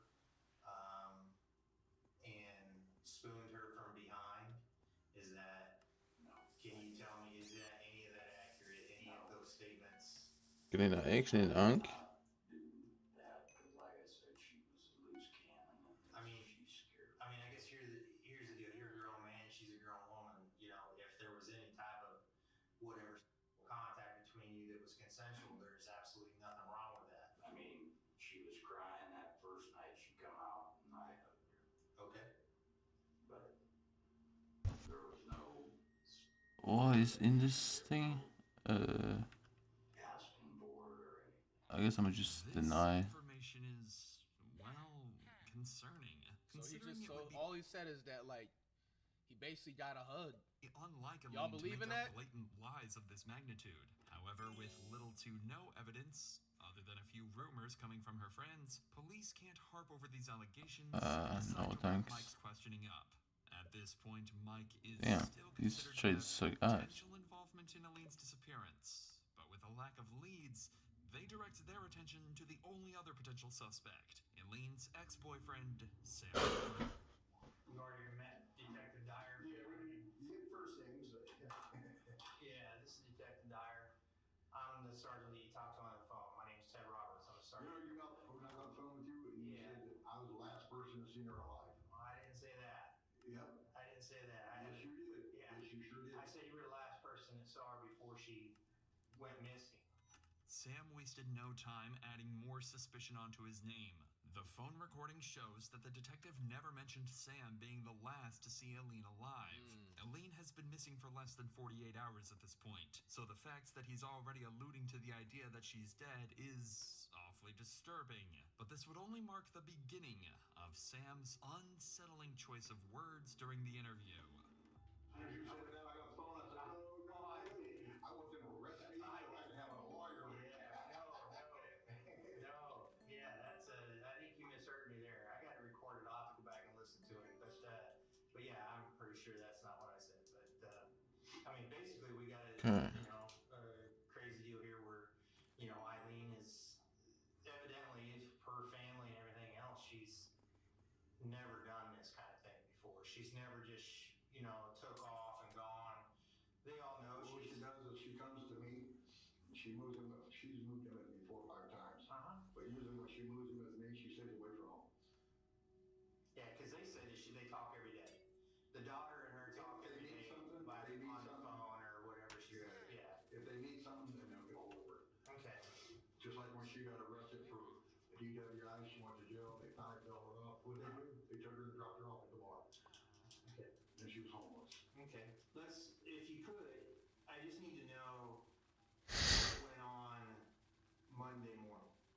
What happened Monday morning with you? She texted me. Okay. And wanted to know if I would come and get her. Because one of her friends supposedly was supposed to come and get her. Wow, beats are 300 round. So epic. So, did she tell you the friend's name or? Okay. So I got there and I said,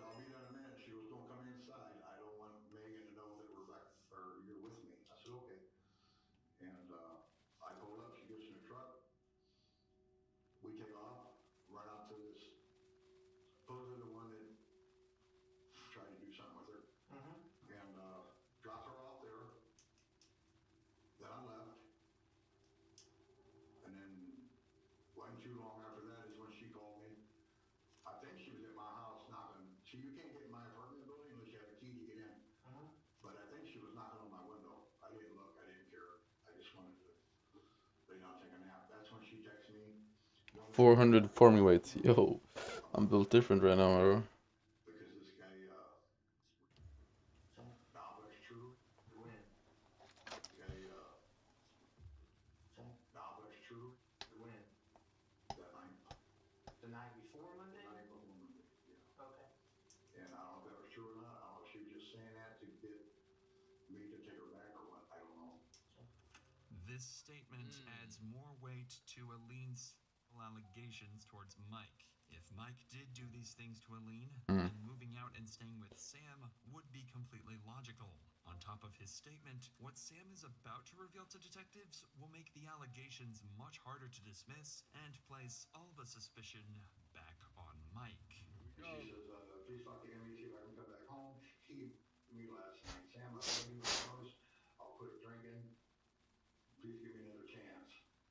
And she says, I'm hanging out with her, and this was it. At 1:22. How do I get more farming footage? I'm so confused why it's so low. I don't understand. I'm not going back to work. Back at 2, right? I think 2 or 3. Yeah, okay. I can't remember. Okay. And then you go to work, go back there. They treat me like shit. And then she says, you've seen it. They have. I mean, but I can't say nothing. And then I said, why didn't you tell me? Why didn't you tell me this earlier when I was talking to you? You're drunk. You're drunk. And Wait, am I retarded, bro? that's why I can't do this no more. I forgot to put over the one cloak? Wait, did I forget to put the one cloak I need, bro? Based on these texts, it really seems like Aline's disappearance was Oh my god, there's just a no way way. to take a break from her traumatic life. If the allegations are true and her ex-boyfriend refused to give her a place to stay, well, then running away for the time being is completely reasonable. Sam's story seems solid so far, but there's one tiny detail that just doesn't quite add up. And this detective has just picked up on it. What is it? You said you dropped her off in front of Mike's house. Yeah.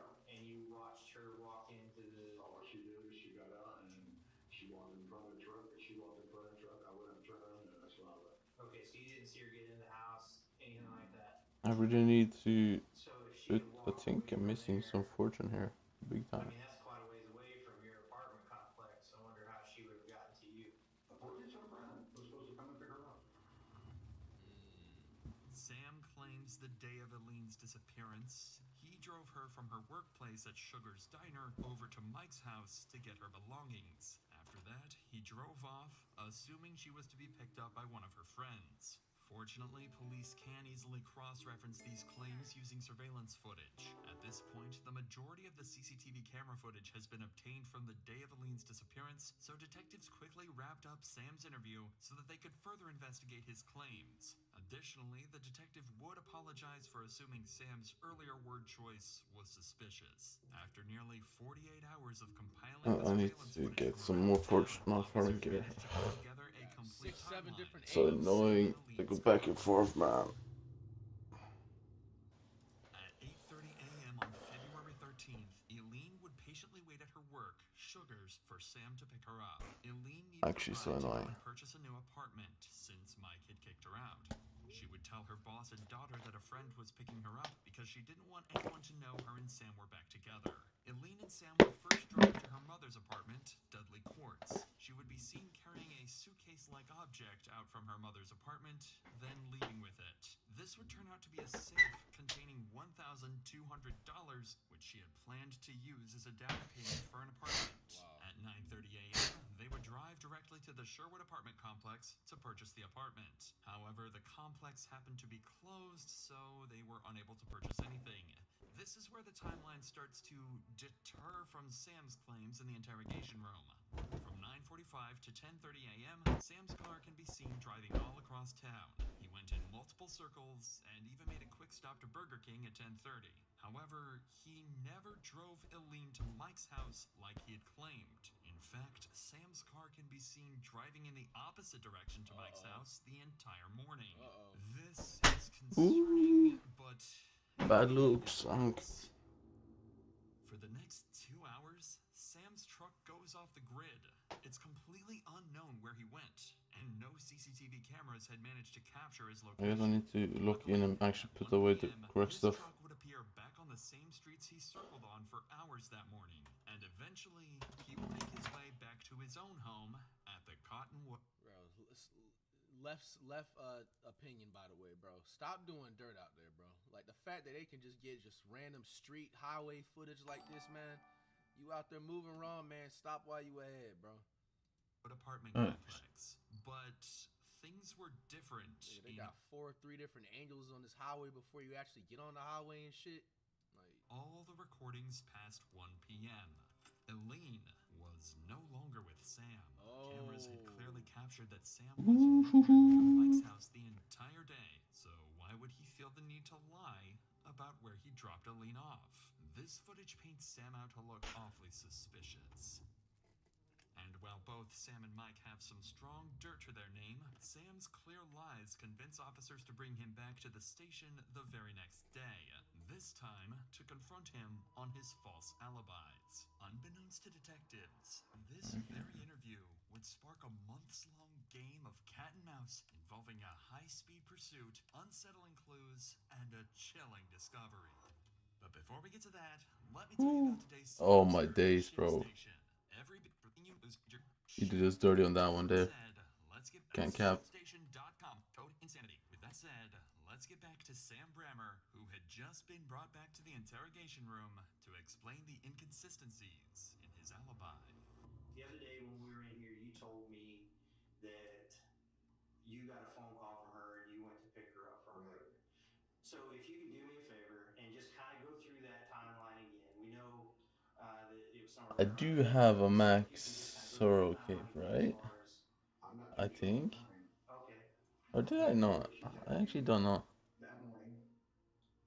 This might be an issue. But I don't really want to max the Soros cape though, bro. Some girl was supposed to pick her up, and she ran out of gas. So I went and picked her up, and she got in the truck. I left, and she wanted to talk to me about helping her get in the apartment because she lived in the same apartment building I did, but she didn't pay her rent, so she got kicked out. So, but she didn't want to go home right away. So me and her just went right down Broadway, and then she wanted to stop at her mom's house.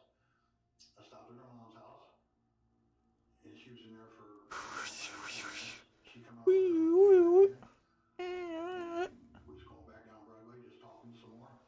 And she promised me, she wanted me to drop her back off at his house. But she made me to promise I wouldn't do nothing to him anymore, and I told her I promised. As a matter of fact, when we get there, we just get out. You walk in front of the truck, I'll turn around and I'll leave. And she says, okay. Okay, so you went up there, you dropped her off, then what'd you do? And as soon as I pulled up, and she didn't want me to go in the driveway in case he was there. Okay. And she got out of the truck. When she got out of the truck, she walked in front of the truck, and that's when I walked straight, turned around, and came back. Okay. And I hit straight over. So you went back down to the highway, went back down to Kingsville. You left her there? Huh? You left her there? Yeah. Or you...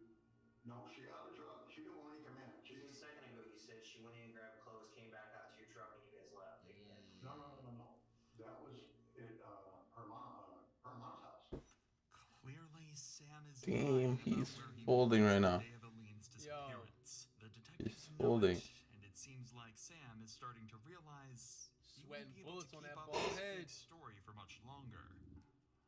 Even after being told that cameras show him nowhere near Mike's house the entire day, Sam insists on his story that he did in fact drop Eileen off at Mike's house. With this, the detectives would take a brief break Damn, why would you to watch actually? the footage over again, just to An idiot. triple check that Sam is 100% lying. And to nobody's surprise, the footage showed Sam on the opposite side of town during the time he claims to have been Fucking idiot, bro. Just got these cameras on these damn highways, bro. Just pinging your fucking location. Detectives return to the interview room. They'll use this information to try and get Sam to own up to his lies. We got a small little snafu here we need to talk to you about, okay? So you said after you dropped her off out there off of Highway 191 that So okay, so I have donated it or not? We checked some of our cameras, okay, and we have a camera at 36th and Broadway, and we have your truck going westbound at 9:28 a.m. going to Omaha, okay, with you past 36th and Broadway heading west. Sir. So you didn't go home. You Where? went to Omaha, it looks like. Do you remember what you did or who you saw? Oh, so I don't have a Solar Escape? A good one? I told you I went straight home. That's what I thought. I don't remember. I figured. Well, the camera doesn't lie. It's your truck and it's your license plate number. Right. Okay. At 36th and Broadway at 9:28 a.m. Going west toward 480. And then 1 hour later, It would have been funnier in his room when he's explaining this shit. Shout out to Top Rise with a gifted tear. It would have been funny if the room they're explaining this and they had like some type of monitor behind him while he's talking. And he's sitting up there saying, oh no, I never went to Omaha. And then you see in the background while he's talking in the same room, they have the CCTV footage and shit. Like, bro, they would have got his whole reaction right there. That would have been gold. Like, bro, you just said you wasn't in Omaha. Coming back into Council Bluffs. 1 hour later. No, we're going home. Where'd you go? I went straight home. Sam is stuck at this point. No matter what information detectives See how he reveal, gets out of this he will one. not admit to anything. At this point in the interview, all Sam has left is to simply reject everything the detectives tell him. They know Sam isn't telling the truth, but why he's not telling the truth is what remains to be seen. However, with Sam seemingly uncooperative, all detectives can do is end the interview and let Sam back onto the streets. Until more concrete evidence can prove he had more to do with Aline's disappearance than he claims. But, fortunately, letting Sam back onto the streets would lead them to the exact evidence that they were looking for. While law Yeah, it's fire, bro. The road is broken, but it works. another investigative Impossible. group would be working in the dark.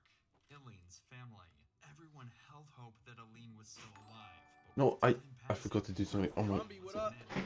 Oh, this is so annoying at this point. History of arguments, physical assault, and much more that the family was well aware of. They relationship had more information about Aline's whereabouts than he had told them.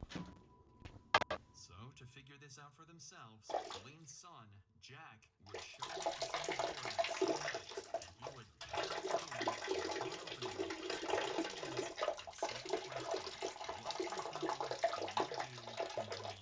in Jack's words, Sam stared at him as if he had seen a ghost and then shut the door in his face. Hell nah. Sam panicked. Whatever he did to Aline, people were starting to catch up. Hell nah, bro.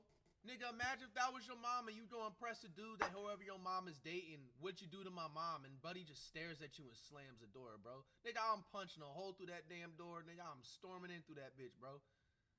Man, this dude Sam looking guilty, bro. I wouldn't have been able to just leave, bro. Like, you not saying a word and slamming the door in my face? Like, nah, bro. I would have just had, bro. Later that night, Sam would talk to his granddaughter, Emily, and would claim that he was going to harm himself so that he could go visit her deceased. Shocked Emily, as in her eyes, Aline was still alive. Quickly, she would call 911 to report everything Sam had just told her. And shortly thereafter, police would locate a drunken Sam at his local bar. Hi, sir. How are you? Is this your vehicle? Yes. Hey, can I talk to you real quick? Yeah.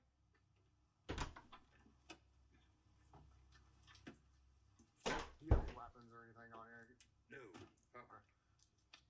Hey, we were called to check your welfare. Okay, I think you talked to your granddaughter. What? Not anymore. No. Some of the statements that you made to her. I'm here for you, man. Tell me what's going on. So it's a welfare check. So I was just gonna ask, is that like legally, like, are they even able to do that? Just pull up on you and just tell you to step out, but it's a welfare. Why are you feeling the way you're feeling? My girlfriend. Oh, that's fine. It was like a week ago. Me and her broke up. I need to go on to Iron Man. Bro, it's so annoying to just keep swapping all the time. The only thing I knew, he goes by Mike. Me and her broke up. She didn't have a place to go. She moved in with him. She told me Friday he tried to... Now I need to do something on the garden on the Iron Man. See if she can move back in, because she kicked us out. So I called my son to see if she could move back in with her. And then I went Obviously, it won't get anything with the visitors, but. And then the next morning, we went to work, and then she went right back to him. So I don't know. So what comments did you make to your granddaughter that would be concerning this evening? I just told her I'm gonna go out and have a couple of drinks and love her. That's it. Okay. Did you mention something about seeing Grandma tonight?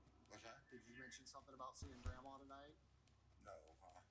I would like for you to talk to somebody tonight. I would like for you to talk to a medical professional. Okay, I don't want to have to drag you up to the hospital, but I most certainly will. I think based off of what the granddaughter has told us tonight, and kind of the. Oh, she call you? Yeah. Oh shit. No. Yeah. So. Man said, "Oh shit." She's crying when we went to talk to her. She's. Oh really? Yes. She's very emotional. Her best friend and are currently at the apartment because of what you said. Wow. Based off of what they've told me tonight, I'm going to give you one of two options. You can go up willingly and talk to a medical professional tonight. Okay. Or I can take you up there and you'll stay there for 72 hours. Okay? I can't have my granddaughter come get me? No. Based off of what you've told us and what's going on in your life right now, Yeah. you need to talk to somebody. I don't think that we would be doing our due diligence to do our job to make sure that you're not going to hurt yourself based off of what's going on with you and your girlfriend. All right. Okay? You need to talk to somebody tonight. Okay? And so the best course of action is to go up to the hospital. Is this grown? I think this is grown right now. Sam's mental state was clearly deteriorating. Whatever happened to Aline, regardless of his involvement, was really getting to him. Following this, Sam would be placed in a psychiatric facility for the next 2 days. He would undergo therapy and psychiatric care. Wow. During these 2 days, detectives would aim to gather more intel on the case, this time by interviewing the family of Aline and Sam. They'd bring in both Justin Brammer, Sam's son, and Nicole Shipper, Aline's daughter. Both of them would reveal significant details, crucial to solving the case. Here we go. Detective Zach Melner. I just want to get as much history as you can tell me or talk to me about when it comes to your mom. Okay, there we go. What was their relationship like over there? I guess 1 hour and 48 on this. What do you mean by that? He didn't like her drinking. He thought he could change her from get her to stop drinking. I told him that he can't because she won't change for her kids. She's not going to change for a man. Damn. And he seemed to think that he could change her, so he kept trying with her. But there was How long left? 10 minutes. Okay. They both had jealousy issues. They both had. He has a very short temper. I guess I'm gonna just accept visitors whatever this shit. Oh, it's like ass though. When they were good, they were good. But when it was not, I was constantly in the middle of it because she's my mom and that's my boyfriend's dad. And They were good when they weren't drinking, especially when she wasn't drinking. So there's no good source? Bye. Hello. They start arguing. Sad, a lot of alcohol's involved, man. They just escalate. Next day they were fine. They go to bed angry. Mm-hmm. Did you ever see it get physical? No, never seen. Wait, what happened in the chat? I didn't even pay attention. He told me she grabbed him by her neck a couple times, but that was about it. Appreciate it, Mods. He grabbed her by the neck. She grabbed him by the neck. Oh, okay. It seemed like Sam and Aline had a rocky relationship. Trolling on a but Tuesday it nights rarely down escalated bad. to the point of violence. And if the fights did turn violent, it was Aline doing the physical harm to Sam. The week prior to last Monday, what was going on? they were separated. No love, Jay. What up? She called me before she went missing, telling me how she don't want to get back with him because she's tired of him throwing her out for little reasons. There's no way Blossom Clock is good though. Sick of not being able Blossom Clock sucks ass. he just gets so mad at the smallest things and just kicks her out. Did Emily want her to go, or was it your dad that wanted her to go? Was it Sam? My dad.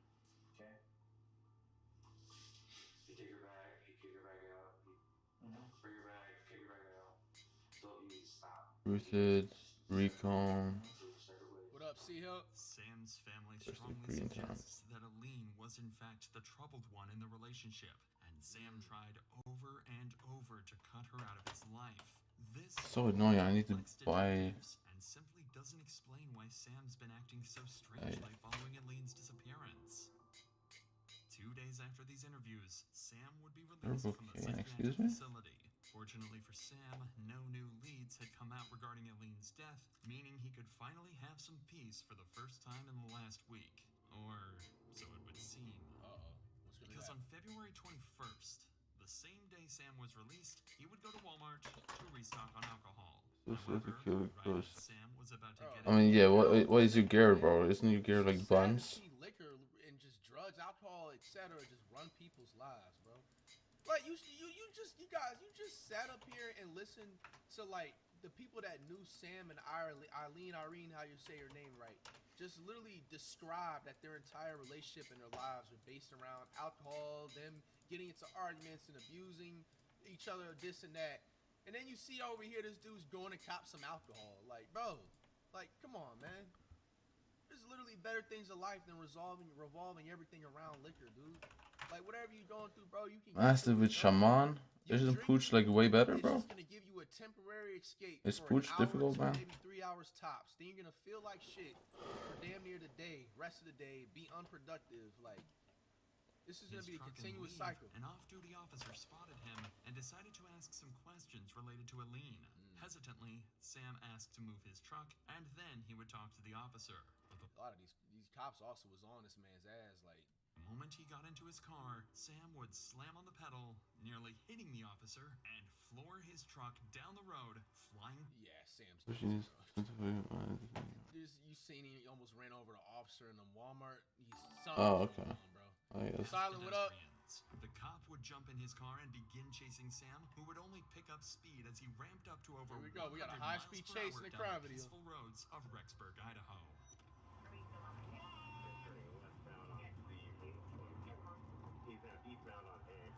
Here's the thing that don't I need diamond medal? I'm pretty sure I do. David, what up? The chase continued for multiple minutes, but it became clear to officers that Sam had no plans of slowing down. So the chief officer radioed in to call the chase off.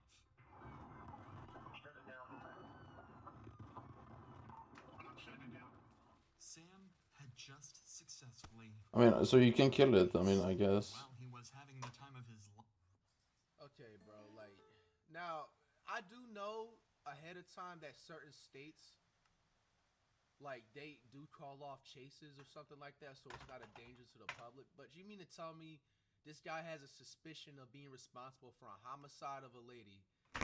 Okay, now tell me if I'm reaching or not. I don't know if this is privilege, but he's being accused. Obviously, they don't have enough evidence or whatever of being involved in a homicide. They know that he has mental problems. He just got released from a mental facility 72 hours ago or whatever. All right. They see him in Walmart, want to ask him questions. He almost runs over an officer. Just forget about the homicide suspicion case and the mental institution. He almost ran over an officer in a Walmart parking lot, and he just go ahead and just be like, "Oh no, we're just gonna call off the chase." Like, wait, what did I forget on my island? Eddie, I mean, that's true. I forgot something. I mean, I just didn't know personally you can just almost run over a cop, bro, in a parking lot, and then just successfully get off of a 30 or 40 mile per hour. You throw chase. fishing It's not like they was hook. blocking on 150 on the highway, like public safety. Life, this chase obviously made things much, much worse for Sam. Not only was he now highly suspected of murder, but is also wanted for evading arrest and reckless driving. A couple hours after his escape, he would. I'm kind of confused on what to do here because I do like doing tests because it's a bit more active. More officers assumed he would be hiding in a more clever place and searched around the town. But also, I do not soda, so it's just basically downtime. An entire day would go by, and officers had no trace of where Sam could have gone.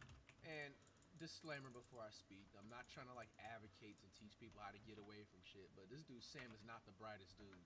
You mean to tell me you go back to the same spot that they got your address on file, even though they didn't go over there to check first, they went and checked the areas around? You don't think of fleeing to another state or a different county? You just stay in the same area after you are, you know what I'm saying, under suspicion of being involved in a homicide, and you just tried to attempt to run over a cop in a parking lot and successfully escape the chase. You stay in the same county and you go back to the address that they that you know that they have on file, bro. That alcohol. How much medals is this? Oh, it's so many. 45 more. But the fun Dang. would only last for a day, and the pressure must have gotten to Sam, as the next morning he would turn himself in to police. That's probably what he planned on doing. After he escaped that chase, he was like, "No, I know something. Yeah, I'm gonna have to turn myself in." With eluding and reckless driving, and would be placed in the Potawatomi County Jail. However, Sam would only spend one night in the county jail after being bailed out by Emily. So by the grace of a miracle, yet again, Sam Brammer was back on the streets. Huh? During this time, I put Manted. Where is this? And hand them a large stack of cash to deposit into his account. This wad of cash would come out to be approximately $1,200. I mean, talismans, I guess, He's gotta right? be guilty. If you don't remember in the beginning of this video, they talked about Irene had a suitcase with $1,200 that she was gonna use on a down payment for the apartment. This looks suspicious. Amount found in Eileen's safe that she had the day of her disappearance. Right. Additionally, Sam would drive his truck over to the scrapyard. He would ask to fully dispose of it, crushing it to pieces, and even shredding it after. To make sure this got done, Sam would meticulously watch the entire hour-long process, ensuring his car was turned to dust. Guilty. Has to be. Couldn't be more obvious that Sam had something to do with Eileen's Purple disappearance. Kool-Aid, what up? The lies to detectives, the disturbing comments to Emily, running from the cops, cashing in Eileen's safe money, and now shredding the only potential piece of evidence he had left. On top of all of that, detectives... Alright, 391 questions. Shouldn't it be way more than this? Squeaky. All day at Omaha, Nebraska. I Bushy the Bushy. Manted. All of that leaves Ivan Sam Brammer as the final suspect. But with no direct evidence, all law enforcement could do is wait until new clues came their way. I guess I'm gonna just stand here and wait. I mean, here's the thing, my fortune is buns right now.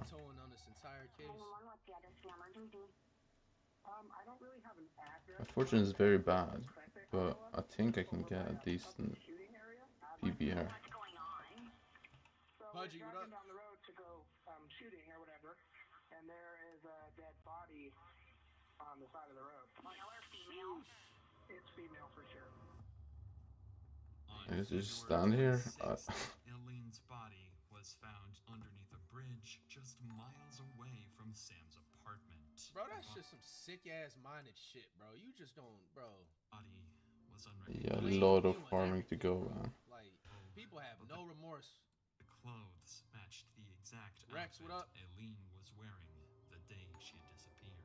Someone had killed Down here. Medics would pronounce Eileen dead on the scene, and she would be taken to the hospital to get an autopsy done to determine her cause of death. But her results would come back strange. Eileen had 8 blunt force impacts to her head and a fractured front tooth. Well, gruesome. None of these injuries were sufficient to cause her to die, so her cause of death would be ruled as undetermined. Unfortunately for police, this meant they wouldn't be able to immediately charge Sam with murder. However, with all the sufficient evidence they'd gathered throughout the course of the investigation, they had enough to charge him with abuse of a corpse. Quickly, they'd receive an arrest warrant, and for the 4th time... Moonflower. This is gonna be intense because I think my fortune is buns. 4 times, and then they finally arrest. Good morning. We're looking for your grandfather. Is he here? Okay, just 1 second. Just go. They pulled up right when she got out the car. I know 2 sets of armor and equipment is better fortune, but I'm honestly not gonna care enough to swap all the time. Okay, has he got any guns or anything like So that? I'm just gonna use my set. Okay. Well, he's got a warrant, so we need to talk to him. Just let that officer in. I'll be right there.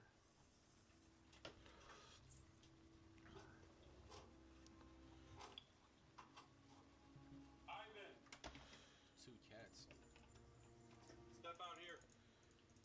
Show us Firefly. Hey. Okay.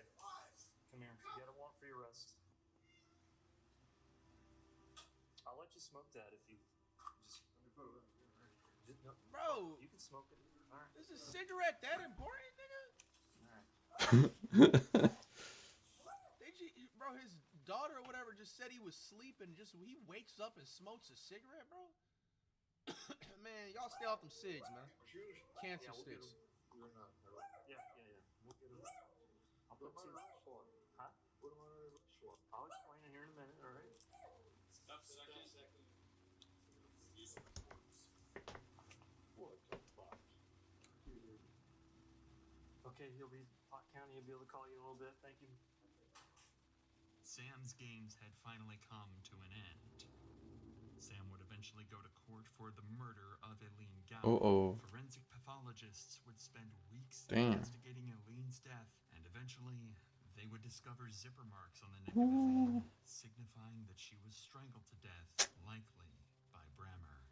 This pile of circumstantial evidence seemed to be enough for the jury, and on November 17th, 2023, Ivan Samuel Brammer was charged with second-degree murder, abuse of a corpse, and theft. He was sentenced to 65 years in prison.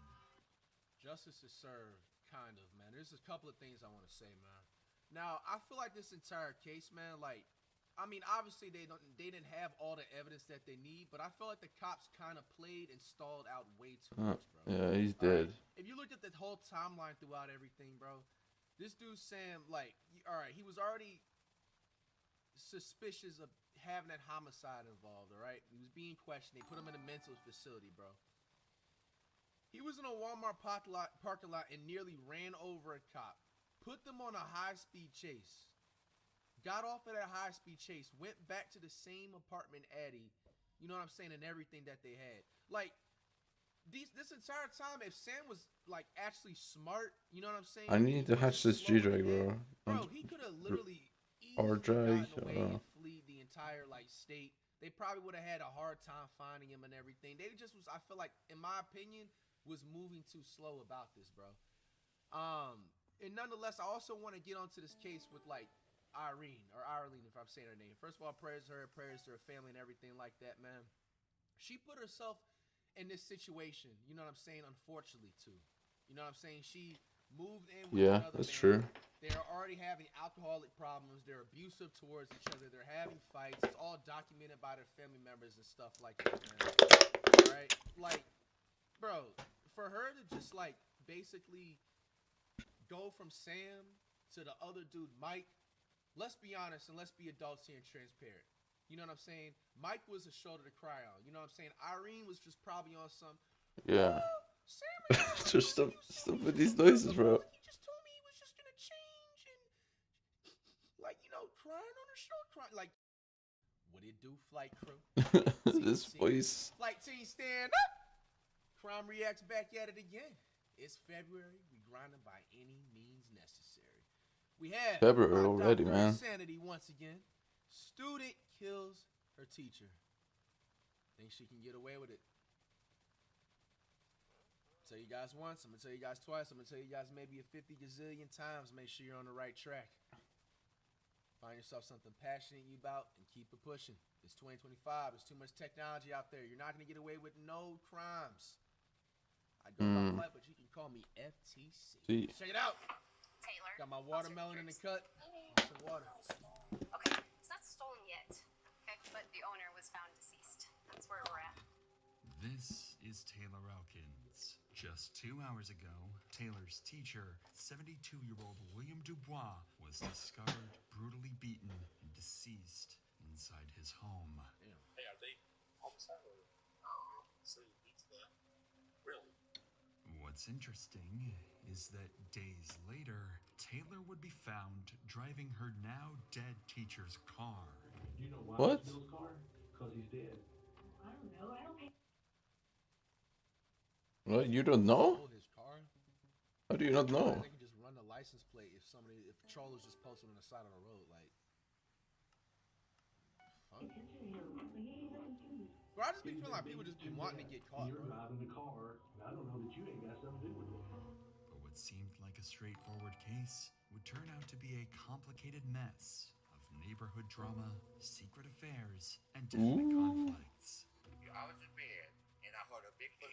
That's something wrong. I called the police on the other side. I've said if anybody did anything, it would be them. Could be a burglary. Could be somebody that he wronged, and they're coming back for vengeance. You're a rude, cold, heartless murderer. This is not going to go away. This is not going to quit. You're going to keep having your little nightmares that you have, and I hope you do for the rest of your life. Bro, I'm trying to figure out, like, obviously later on in the video, what caused her to offer teacher. Like, on July 11th, 2019, officers in Fort Smith, Arkansas received a call from a neighbor requesting a welfare before we continue to make a light guess, are you going to assume does it have to do with anything about school? Can it just be she could just be a psychopath? check at the home of 72-year-old William Dubois Jr. The neighbor had grown increasingly worried when he heard an unusual noise coming from William's home a few days earlier and had seen no sign of him since. Officers were quickly dispatched to investigate further. Hello. Good. Him? This is Denton Stringer, the neighbor who called 911 to request a welfare check. He would soon prove to be more involved in this case than just being a neighbor. He's not answered? He's not answering, but I was laying in my bed the other night. I heard something fall. Sound like Does he have a car? Yeah, a car, but Where's his car? his car's been gone for 2 or 3 days. Well, maybe he's gone. Okay. Maybe he's gone. Wow. Maybe he's just gone. Okay. You know what position his bedroom is at? Back that way. Okay. I'll come back and talk to you in just a second, okay? The officer believes William might just have left. That is, until she discovers a disturbing odor coming from inside the house. 19 station. Can we have an operator meet me on 3, please? Due to the unusual situation, Officer Hendricks calls for a backup officer, who arrived quickly and would be briefed on the discoveries. I have one piece of mail. He said 2 nights ago he heard a really loud boom. There's an odd smell when I open the door. No flies up here. When I rounded the corner, you only get it every now and then. Please give me a level 100 rose drag. Oh, I'm getting it right here. I know that smell. That odor could have been coming from the trash can, but Officer Hendricks was convinced it was coming from inside the house. The officers needed to get in.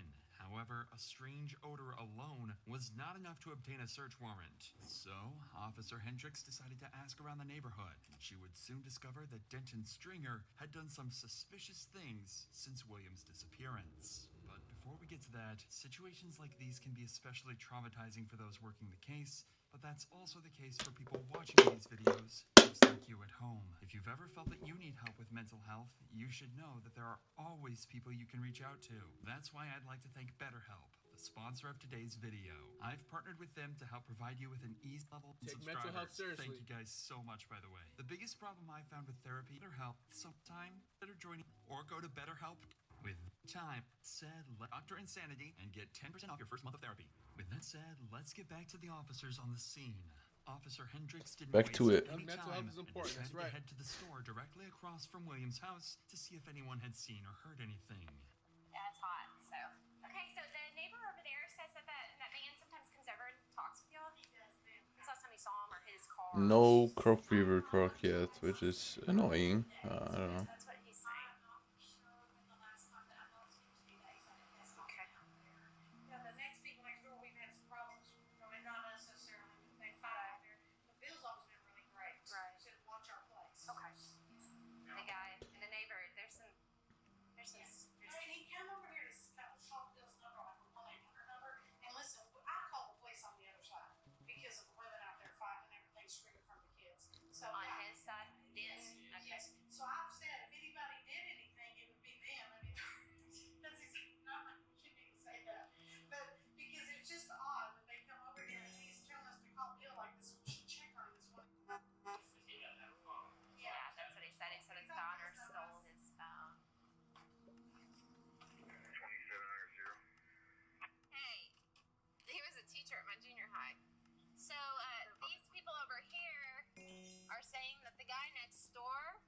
is like always has some type of drama going on. Him and whoever are always fighting. Not him and Bill, but him and someone else. I mean, worst case scenario is somebody's, done something bad and took his car. What the shop owner just revealed is very significant. Hmm. Firstly, William, who is known around the neighborhood by He's so old, bro. How are you fighting him? 3 days. How do you have an issue with this unk? With Gramps. Secondly, William's neighbor, Denton Stringer, is known to have frequent drama at his house involving various women. Recently, Denton had asked the shop owner to call William to check on him, explaining that his daughter had stolen his phone. If true, this daughter might be the same woman Denton argues with often, and if she took his phone, there is a possibility she could also be linked to William's car missing. Finally, the shop owner claims that if something bad happened to William, it would be them, suggesting that Denton and the daughter were likely involved. All of this casts suspicion on both Denton and his daughter. Officers hope that whatever they find inside William's house might reveal just how involved they were in his disappearance. With all of this in her head, Officer Hendricks returns to William's house, where officers had managed to contact the landlord for an additional key. Nothing could have prepared them. I need to watch some DJ Ghost, I think. They would discover inside. If he is uploaded.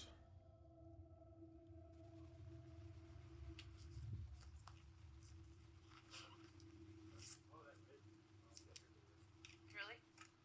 Yeah, I was gonna give him donkey to the gay guys, but y'all packed them up mad quick. You don't even give him attention. I know what it is. El Pendo. As officers enter the house, they find William's lifeless body in the bathroom. It soon becomes clear that this was no natural passing.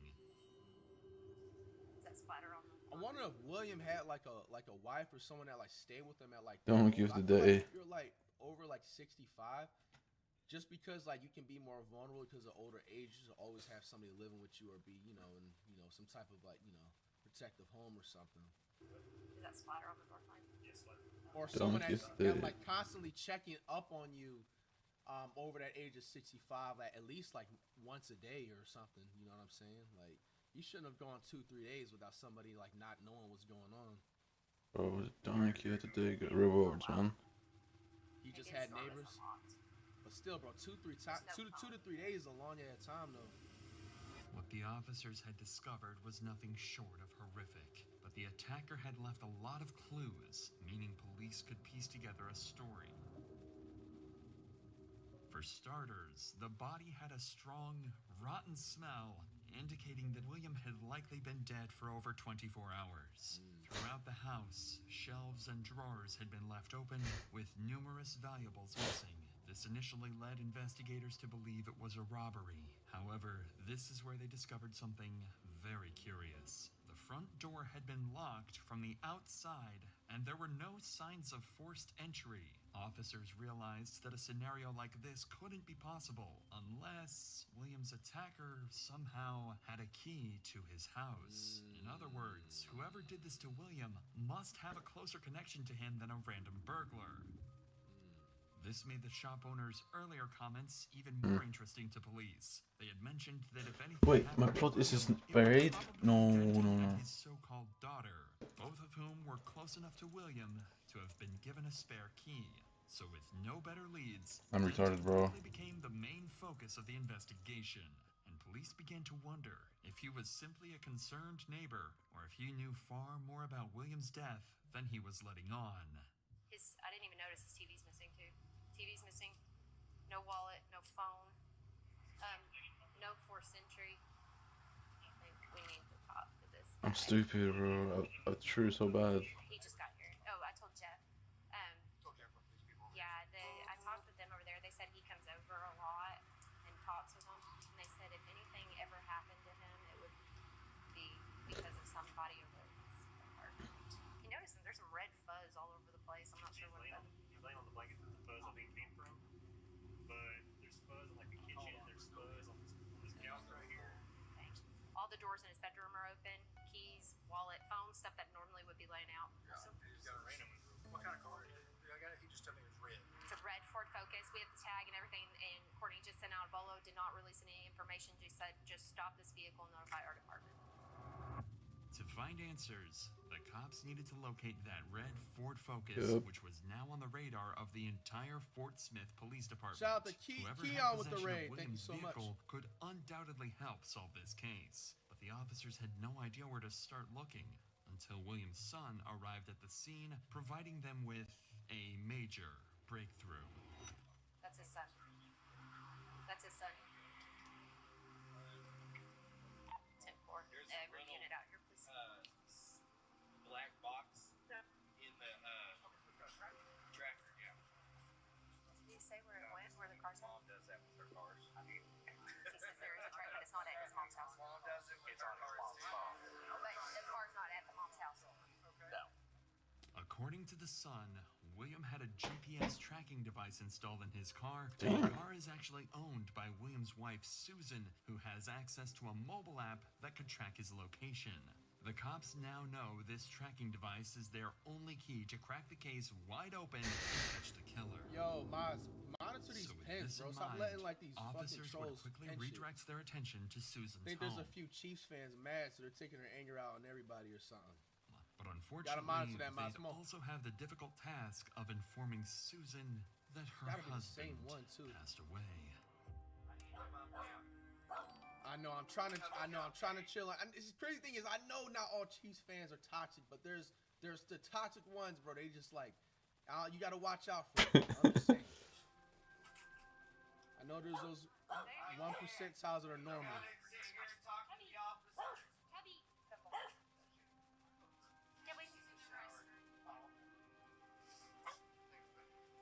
Hi, Miss Susan. I'm Officer Hendricks. I'm sorry meeting you under these circumstances. I know you. You know me? I've seen you at Northside days. I have. Now, during the, you want to sit down for a minute? No, I'm fine. Okay. All right. It might be better on your legs. Yeah. Just experience with experiencing that.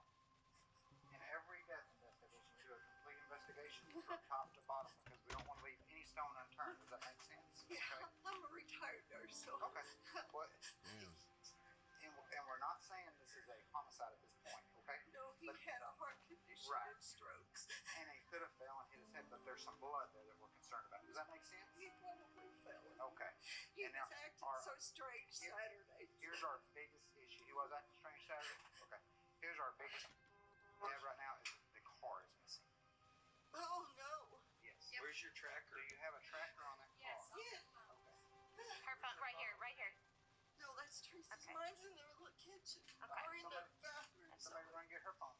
If you can try to get me a location on that car, that's going to help us. It's gonna be tremendous. And it could be the fact that she left it somewhere in her life. Shout out to Kid Chicken with the raid.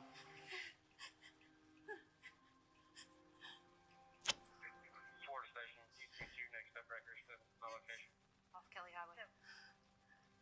So they're pulling up a car tracker. It's parked at a house. And it's through JB Byrider too. The car is JB. Who's north? Is through JB Byrider. What? Okay. Thanks to Susan, the cops now know where the missing vehicle is. Without And their wasting gold any medal, time, bro. Damn. officers quickly leave Susan's house and head towards the location of the car, but they have no idea who has it or what kind of danger they could be facing when they find it. After all, this is the stolen car of a murdered man. So I need, yeah, it's the new crafts I need, right? And then I need vines. They're looking out the window. We got people looking out the window. So let's. You got an ID on you? Yes, ma'am. I have an ID. I will notice actually that it's Why does he need to give ID? He just said he's over there just to cut the grass. Is the troll doing the right? I just spit on myself. Fucking watermelon. Damn it. Is troll doing the right thing or is this violation, low key?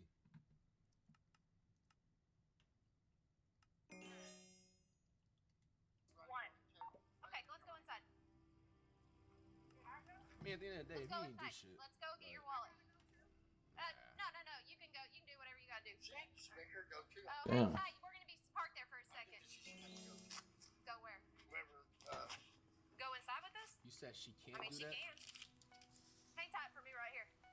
We're gonna all go over here. Let's all go over here. What's going on? I don't know. Let's go over here. I mean, what, have we done something wrong? Yeah, something's going on. Go over there and we'll explain it to you. It seems there's someone in this house who wants to avoid the cops, and these officers know. I think it made it so like they were being super aggressive because obviously like they know somebody's like, you know, not living anymore, and then there's just like the stolen car on the property, and the car happens to be parked in the same, you know, direction they're trying to like back out into an ambush. So everybody behind that door is a person of interest. Probably just. Okay, so basically they. Wait, so Matted is bad, right? They said they were going outside to smoke. Somebody just shut the front door on me, so. Portsmouth Police Department. Hey, come out with your hands up. We know you're in here. Come out. Portsmouth Police Department. Go ahead, hold traffic. Matted seems bad. I don't know if I'm crazy. Hey, come out. Come out. It's okay. It's okay. Just come out on the side of the house. What have we done wrong? Who else is here? It's an investigation. Wait, they could just walk in. Wait. Hold on. This is going fast as hell. They was able to just walk inside the house? What warrant did they have? I understand they're trying to investigate. You know what I'm saying? You know, an old guy. You know what I'm saying? He's not living anymore. Hey, The door. Probable cause, bro. They just opened the door. Hey, come out with your hands up. We know you're in here. Come out. Portsmouth Police Department. How do they know the stolen car belongs to this property or it's not just parked there? Was there other houses, or it was just the only house? Hold on. Was this the only house on the block? Oh no. Okay. Because it's literally the only house, and I thought they had like 3 or 4 neighbors next to the house. That's my fault. Is a person of interest. Okay, so.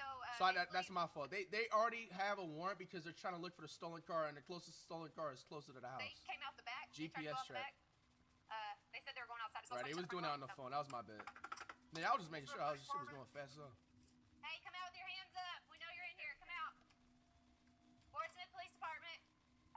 Go ahead, hold traffic. Yo, W tracker though, bro. Hey, come out. Come out. It's okay. Just come out on the side of the house. Who else is here? It's an investigation. Damn, what's happening? This is a crack house, bro. What in the fuck? Just walk out to that side of the house for me. Who else is in here? Is anybody else in here? White woman, black man. Thank you. That's Taylor. They got a type for sure. Go ahead and step out. No, go ahead and step out. That was that chick from the intro. Last time to come out freely. Okay, now it's starting to make sense a little bit. Keep your hands in the air where I can see them. Keep your hands in the air where I can see them. Good. Keep walking. Keep walking. Walk toward me. Randall Perkins, correct? Pickens. Bro, that's why, bro. Randall, go ahead. Step off that porch into your No, right. man, I said this in like a past crime video, bro. Like, you really gotta be careful, bro. Like, who you be having letting stay over your crib, bro. Cause it's like, I just seen 2 different people walk out. This chick, you know what I'm saying? Obviously, we're gonna assume that she's the one who stole the car because they talked about it in the intro. She brought back a whole stolen car, knowing in big 2025 or whenever this was, I'm assuming last couple of years. Yeah. Most of these cars have trackers, bro. On the side You of the brought house, all that right? mess. Who else is back here?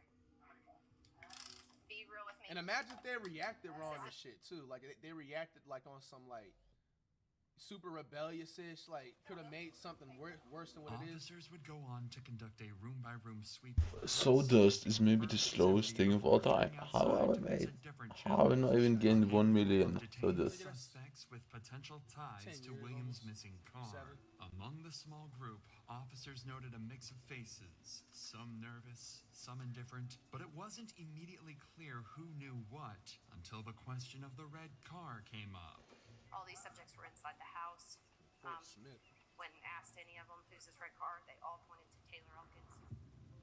The moment Officer Shelby asked who owned the red Ford parked out front, everyone pointed, without hesitation, at the same person, Taylor Elkins. The first woman who exited the house earlier when police barged inside. Having possession of a man's car who had just turned up dead is naturally going to raise suspicion. And surprisingly, Taylor herself would go on to admit that indeed, the car belongs to her. Here's the deal. one of the females, and we got Whoa, out whoa, of here. whoa, whoa, whoa. When I said, well, who's this car belong to right here? Everyone pointed to me. I said, that's your car? She said, yeah, that's my car. With this revelation, the focus was pinned directly on Taylor, and it was time for her to explain how she ended up in the possession of a dead man's car. Sketchy. Yeah, explain this one. Taylor, Officer Hendricks, obviously. Did he read you your Miranda rights? He did. Like your rights to an attorney, everything like that. Okay, where'd you get the car? I already told him.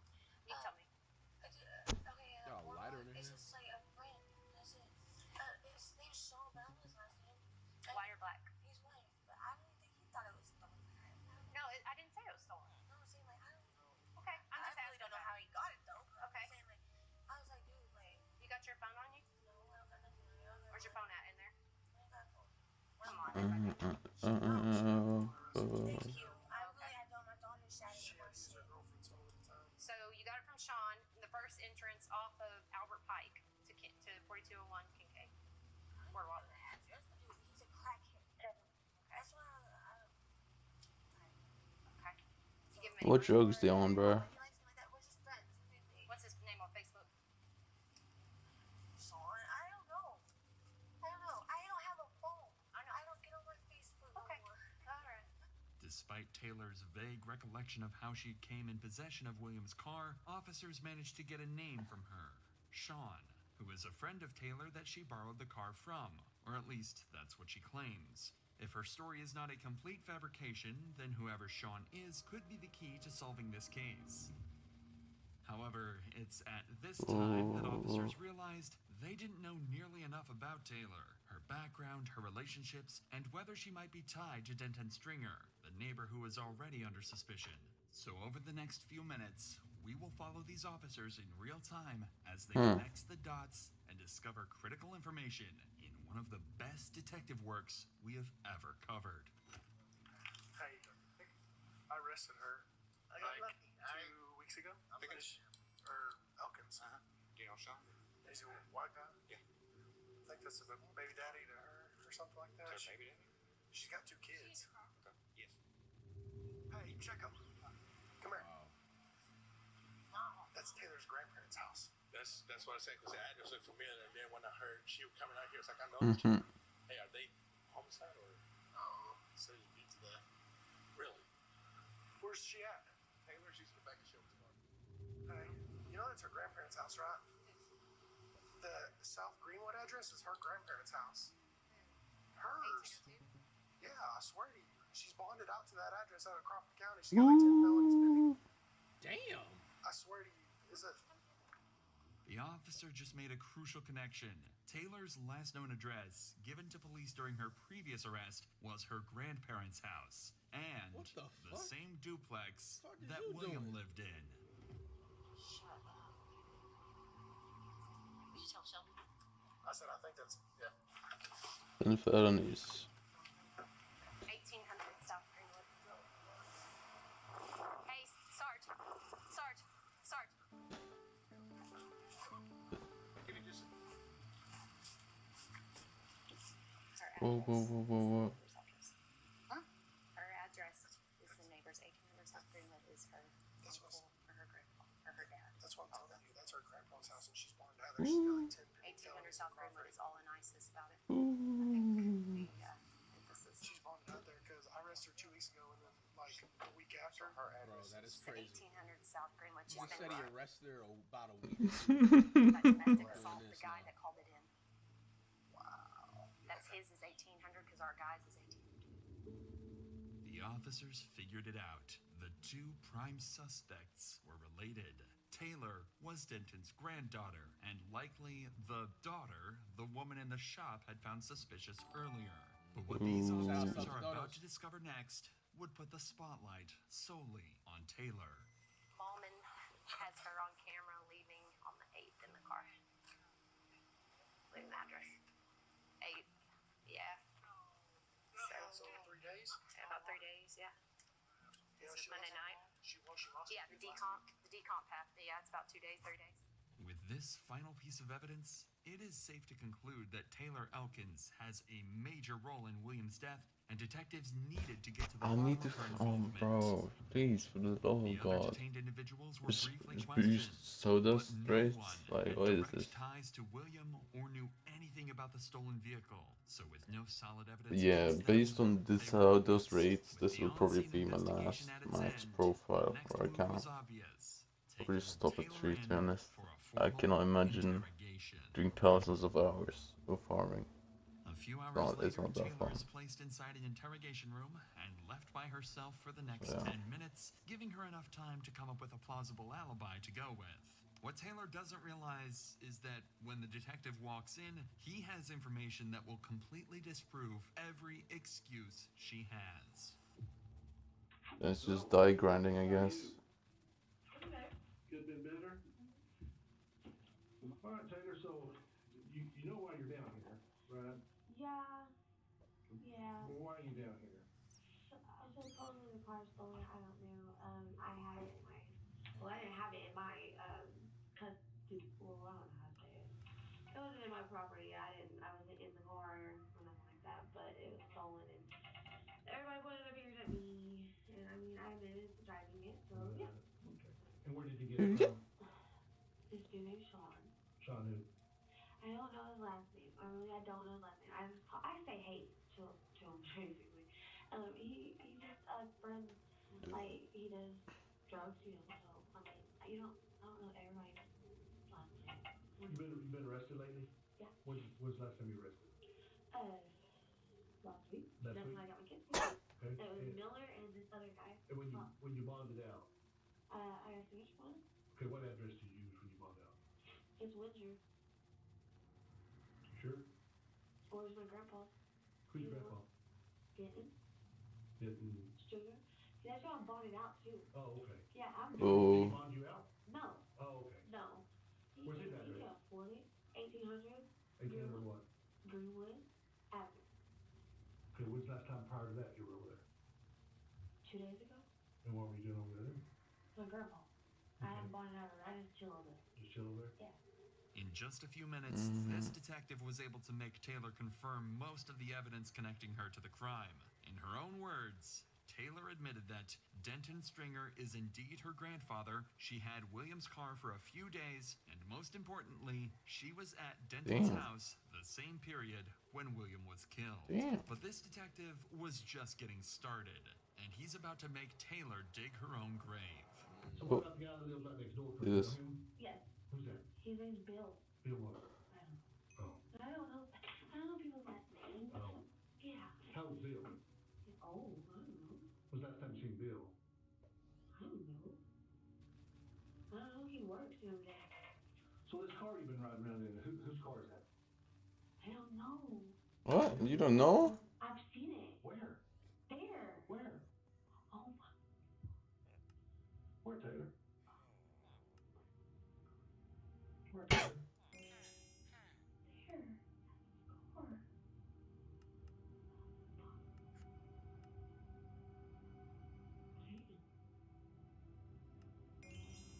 Wow. I think you kind of knew that. No, I didn't. I really got in. I think you did. I didn't. I think you did. I I didn't. think you know Bill. I know Bill, yeah. How well do you know him? I don't know now. And when's the last time you seen him? Like I said, like he comes in and out. I don't know. I don't pay attention to him. Like he ain't nothing to me. Really? He ain't nothing to me. You kind of got all defensive all of a sudden on me. I'm just kind of Cause curious. you all up in my face now. No, you got all defensive before I ever skilled. No, like you're in my face. Like yeah. I want to make sure that we're understanding each other. And we are. Okay. I don't like. I don't Like. like pay attention. I be doing my own thing all the time. Okay. So. Why are you staring? Okay, I'm just trying to figure out if you're being honest with me. What the hell's wrong? I'm actually honest. Taylor is trapped. She just implicated herself further by admitting that she knows William and, to her surprise, was driving his very car. After this brilliant line of questioning, the detective tells Taylor to sit tight and leaves the room.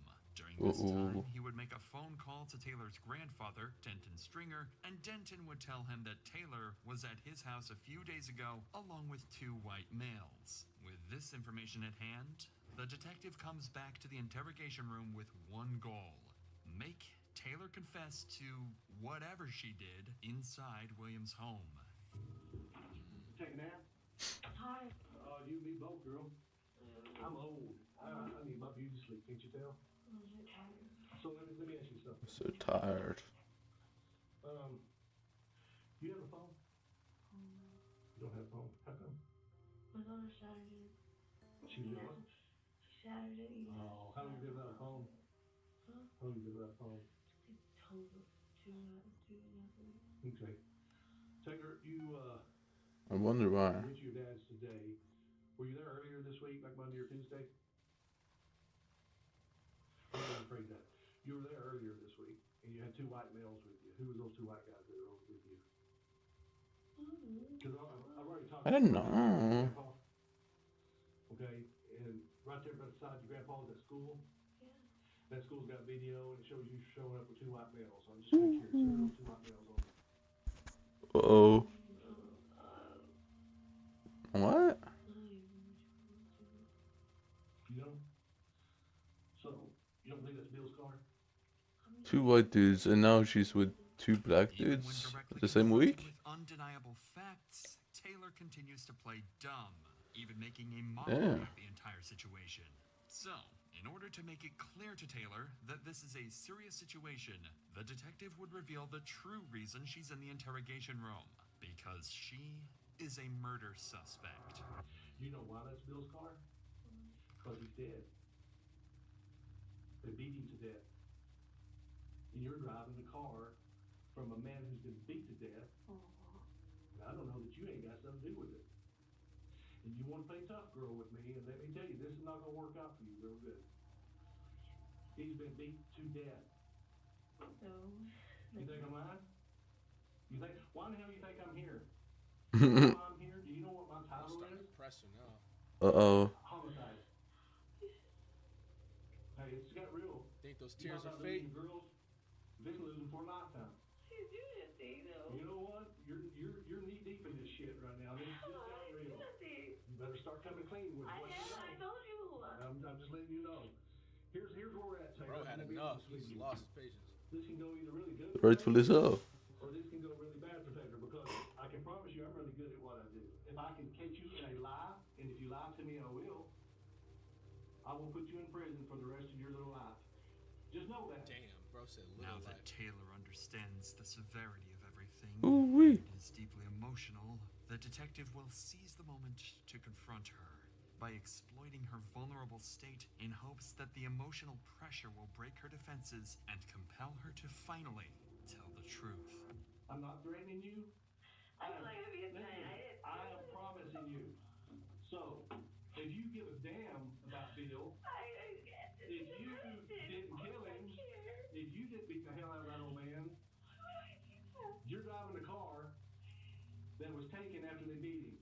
You better tell me who had this damn car, or who you took over there with you that seen him and went back and targeted him. I told you.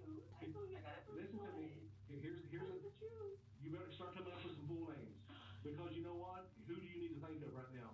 Who's the most important person in your life right now? You and your babies. You better take care of them. I told you. Just kids? You better think hard. Bro said Because I got all night. Hell, I get paid by the hour. I'll stay here all weekend. Oh shit. Nah, bro. Nah, bro's starting to flex his pay now, bro. This guy's a menace. He ain't playing games. He's had enough. I didn't know he was dead. I wasn't there. But you know the people who probably killed him. I told you. I got the corpse. Shot who? In the apartment that you pointed out? I'm not buying her tears. The guy, old man, died in it, had a heart attack and died in one last week, and the other one's got an old woman that lives in it. Oh, the tissue. I'm giving you an opportunity right now. Okay, I'm telling you. Okay, tell me. Okay, you. Like, bro. Let me ask you, Sean, right now. Where would you go get it at? What apartment number? It's a corner. There's 4, 5, 6, 7. It's either 5 or 6. Now it seems like This makes no Taylor has a sense. story to prove her alibi. Taylor claims that William's car belongs to a man named Sean, who she borrowed the car from recently. If what she's saying is true, then Sean could very well be the perpetrator of this evil crime. However, Taylor would also proceed to point more accusations towards Sean, telling the detective that he assaulted her, ruined her life, and took her kids away. This means that Taylor was likely involved in a relationship with Sean for a good amount of time. But what's strange about this entire story is that every time the detective asks Taylor for personal information about this Sean guy, she dodges the questions and refuses to give any information away.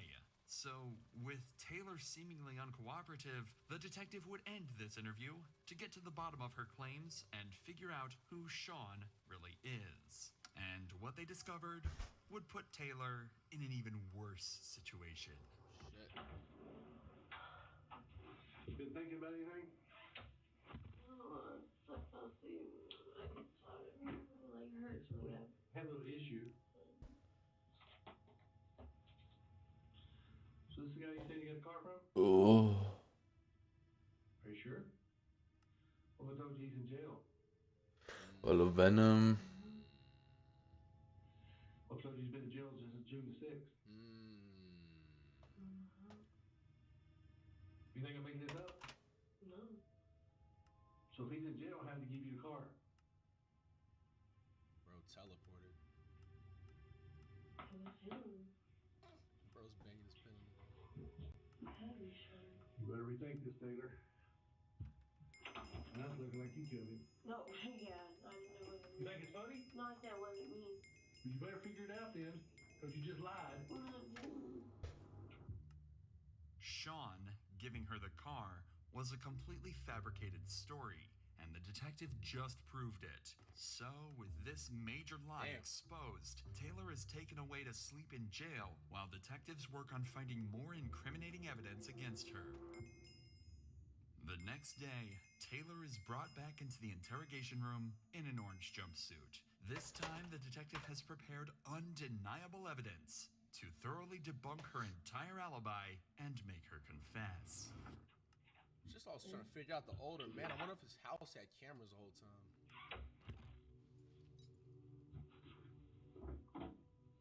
You wanna know what happened to Bill?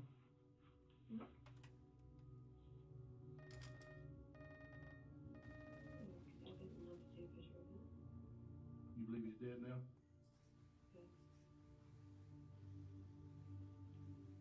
You still think this is all a joke? You sleep last night, didn't you? You won't sleep. This will haunt you. There's only one way you're ever gonna get any relief. Ooh-wee. You're gonna get any closure. You're gonna have to tell us the truth of everything you know, and you haven't done it yet. And this will be the hardest thing for you to do. The only way you're gonna get any peace ever. Bugs. At a minimum, It's great. if you didn't do it, Sitting in the crisscross applesauce. are you scared of the person who's involved in this?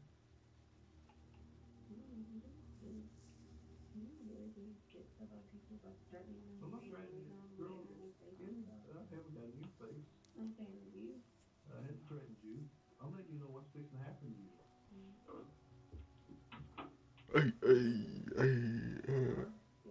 I don't believe liars. Ooh. Okay?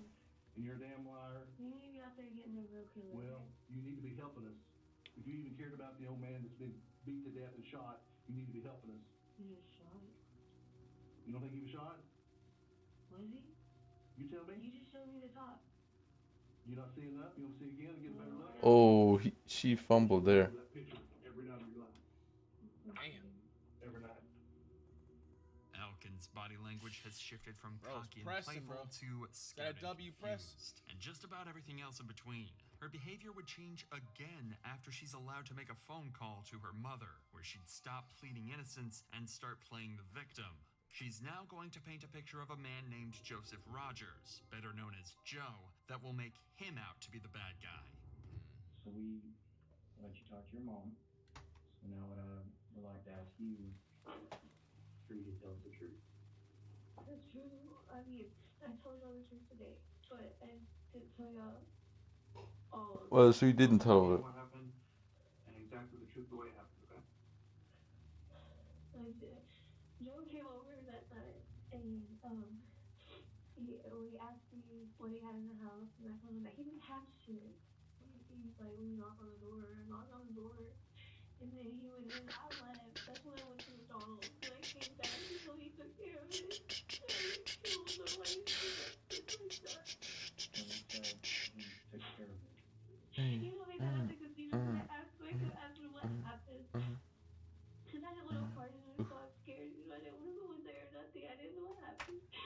And I kept asking him what happened, what happened, what happened. He kept telling me that he took care of it, that it's okay, that Blah blah blah blah blah. nothing to come about it. And he just kept telling me that he's like, you get rid of those TVs, blah, blah, blah. I ain't gonna lie, out of all the captions, I'm glad this one has captions, bro, money, because I cannot understand a word she is saying, bro. I don't know what language she's speaking, dude. That's what I had peep on him. Like, I That didn't meth know. or something, I bro. would have took his car, believe me. If I knew he was dead like that, or like, I just. Elkins has implicated Joe by claiming he'd taken care of William while he was robbing him of his belongings. She also claims he's behind the whole thing and she was too terrified to stop him. If this wasn't the third story she came up with, the detectives may have believed her. But what Elkins doesn't realize is that the detectives have potential evidence that will place her at the scene of the crime and prove she's been lying all along. Taylor, one thing that is concerning is the fact that you both have hair in his hand. Okay? And we had a detective down there during his autopsy who states that the hair is the same color as yours. Woo-wee! Nigga, is that not the cute, bro? Fucking hair follicle, my nigga.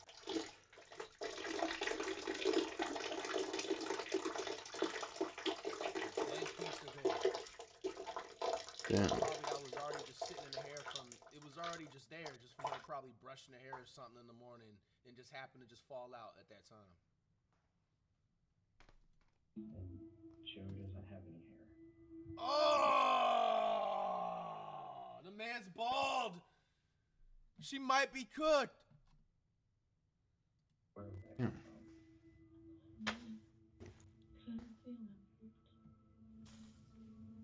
That's why I gave a hair sample. Yeah, that's why I gave a hair sample, because I didn't.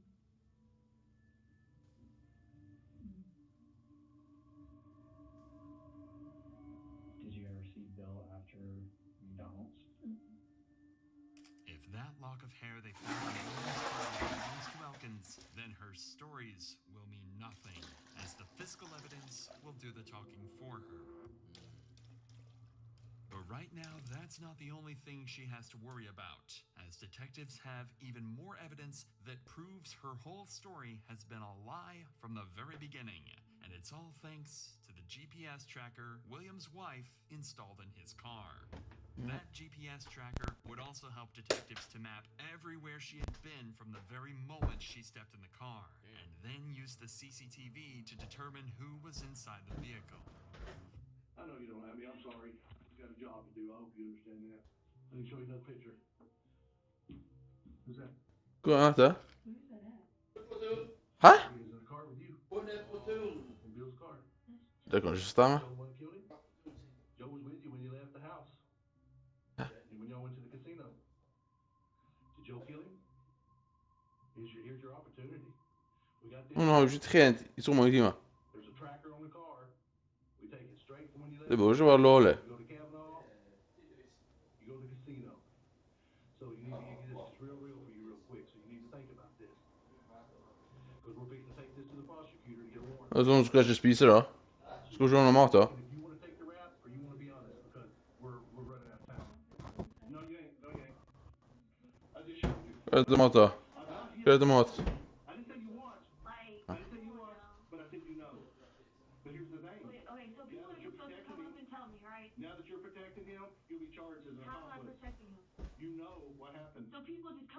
Wait, I'll talk now that people murder somebody. No. This is your last chance of your life. I'll be back with a murder warrant. Okay, come back with it. Taylor's arrogance with the entire situation has seemed to finally have caught up to her, and her extreme stubbornness has left the detectives with no choice other than to resort to other methods of incriminating suspects, such as DNA samples, hair samples, and last but not least, the polygraph. The polygraph test was done off camera. However, the polygraph examiner would have some harsh words for Taylor after the test had concluded.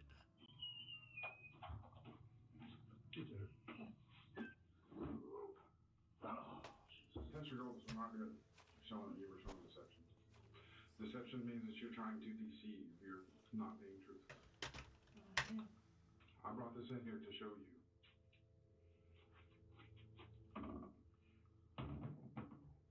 You see that question that says R5 and that big spike on it? That's where you were telling us a lie. You were lying to me when I asked you in the test, were you present when he was attacked? Not when he was killed. But attacked, maybe. Not killed. When I It attacked, maybe. What? Your reading is stronger than that. Oh my god. I can't believe. Oh, Jerry, please. In some universe. In some universe, give me the Jerry flower. No. No. That's what you are. Hey, look at you. You have no defense for yourself. Because you killed the old man. No. Yeah, you're capable of that. You're right in the middle of all of it. No. And why you don't think you're so Fuck, man. You ain't told us nothing. You make up everything. How many times, how many Jerrys do you think it would take? You do, 100%. What's the chance? This is not going to go away. This is not going to quit. You're going to keep having your little nightmares that you have, and I hope you do for the rest of your fucking life. Damn. Taylor would never formally confess during the rest of the interrogation, continuing to point fingers, blame others, sometimes being completely imaginary people, and playing the victim. William Dubois Jr. had suffered from 27 impact injuries and met a terrifying end the day of his death. The hair sample found in William's hand was eventually matched to the hair of Taylor's, adding one final cherry on top to help convict her. Detectives ultimately believed Elkins was responsible. Although she didn't confess to the cops, she allegedly made a confession during her incarceration. She also told another I need Dusk Bloom, right? And I don't know. Become angry when he didn't have any. So out of both frustration and pure evil, she grabbed a hammer and beat the life out of William without any remorse. So your fucking lazy broke ass was mad at somebody else for working hard and them not having money just for that given whatever circumstance, and you just crashed out instead of just going out and getting a fucking job, you stupid bitch. Bro, bro, yo, dog. They need to start bringing back certain cruel punishments, man. Like, bro, this is crazy, bro. She kinda You're dumb. gonna be mad at somebody else for working hard and making an honest living through their life, for them not having it at that given moment. And you attack somebody vulnerable, dog. Fuck that butch. Taylor's This grandfather, could be somebody's granddad or something, bro. Like, Yeah, of course. Denton Stringer, was initially investigated as a potential suspect. However, with no solid evidence connecting him to William's murder and or to make it Taylor's worse, she had kids, bro. involvement, This is so authorities retarded. Didn't grow up with no mom. ruled him No out. dad, I think, too. As for Joseph Rogers and Sean, they were both cleared of any involvement in William's death. The two had nothing to do with the crime whatsoever, and were simply scapegoats for Taylor to point fingers at. As for Taylor, she was charged with first-degree murder on October 9th, 2019, Yes. and in January 2020, she accepted a plea deal that meant she'd avoid a life sentence. Instead, What? she was sentenced to over 40 years in prison. Her first chance at parole It's not enough. come in 2059. Yo, 2059 sounds crazy, but hey, bro, I don't know, man. That ain't enough, bro. That could have been someone's granddad, man. Somebody making, you know what I'm saying, an honest living. She might make it out. Somebody trying to take it. And the thing is, too, is you can tell, like, she was probably, like, borrowing money from him in the past. And it was just that given example of that. You say yes to that one person or just anybody you're doing a favor for 36 times. And that 37th time when you just don't feel like it or you're not able to, you know what I'm saying? They can't take a no. It's crazy, bro. All this could have prevented by you getting a job or finding. That's true. Just get a job. R.I.P. to the older man. That actually is that simple. It sounds so stupid, but yeah, if you just got a job, it would be fine. What it do, flight crew? FTC. Flight team stand up. Crime reacts back at it again. Man terrified after learning roommate's evil secret. We are back at it on Explore With Us. I will continue to always preach throughout 2025 and many of the years to come. Stop doing that dirt out there, man. It is a different time period now. If you have any feeling that you want to start doing dirt, into dirt, all of the above, stop while you can. Because you will get caught. Yeah. And you will go away for a long time and people will forget about you. Facts. There's too much technology nowadays. Alright? Find you something that you're passionate about and keep it pushing. Yep. Let's check it out. Come on outside. Your hands like to see. What's going on here, dude? Okay, so Ian, is Thomas Lopez staying up there? This is the father and son who own this ranch house in the New Mexico desert, miles from anywhere. Damn. Bro, one thing I've always wanted to question, I said this I think maybe like 2 or 3 crime videos ago I had reacted to, because it was somebody that was living out in the middle of like a forest and stuff like that. So y'all that genuinely like live like this, you know, because this isn't the first time I've seen somebody like live out like willfully in the middle of nowhere like this. Like, what be the purpose of that? You know, I understand you want to get away from people and stuff like that. You want to have more like, you know, first-hand experience with the nature, or you maybe have like a farm life and stuff that you're into. Nothing wrong with that whatsoever. But bro, if you're not within at least like 5 or 7 minutes of a gas station, or at least 10 minutes of a gas station, that's even sounds too crazy still too. Or like some type of a corner store or something. Like, how are y'all like, you know, when do y'all go? Y'all just go grocery shopping, like a big grocery shop or something, like what, twice a month, and just stock up on food? Because ain't no way you can have no DoorDash coming up and through there, bro. They'll be lost. You don't need DoorDash to live, bro. Inside their home, Thomas Lopez, a man who days earlier beat his girlfriend to death. Do you know where he might be staying at or anything? But what makes this interesting is that the son is in fact hiding this man, and the father is about to find out that his son is protecting a murderer inside the vents of his own home. They said he might be in the vent. Thomas, talk to me, man. I know you're down there. We don't come over here for simple stuff. Yeah. So what's up? Man, say yeah. Oh, we're on Dr. Insanity, bro.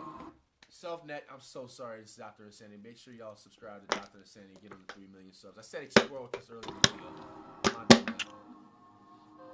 Here we go. On the 24th of February, police were called to a hospital in New Mexico to investigate something horrifying. 26-year-old Sabrina Calderon had just been brought in, unconscious, covered in bruises, barely clinging on to life.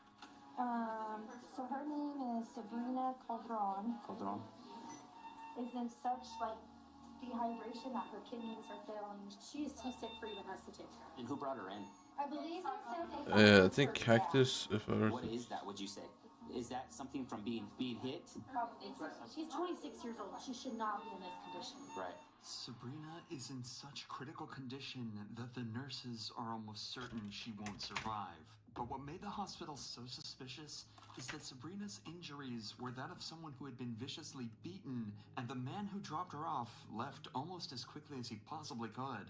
The hospital called in police, but with no leads, the cops decided to use her emergency contact info and call up her dad to see if he could shed any light on what just happened.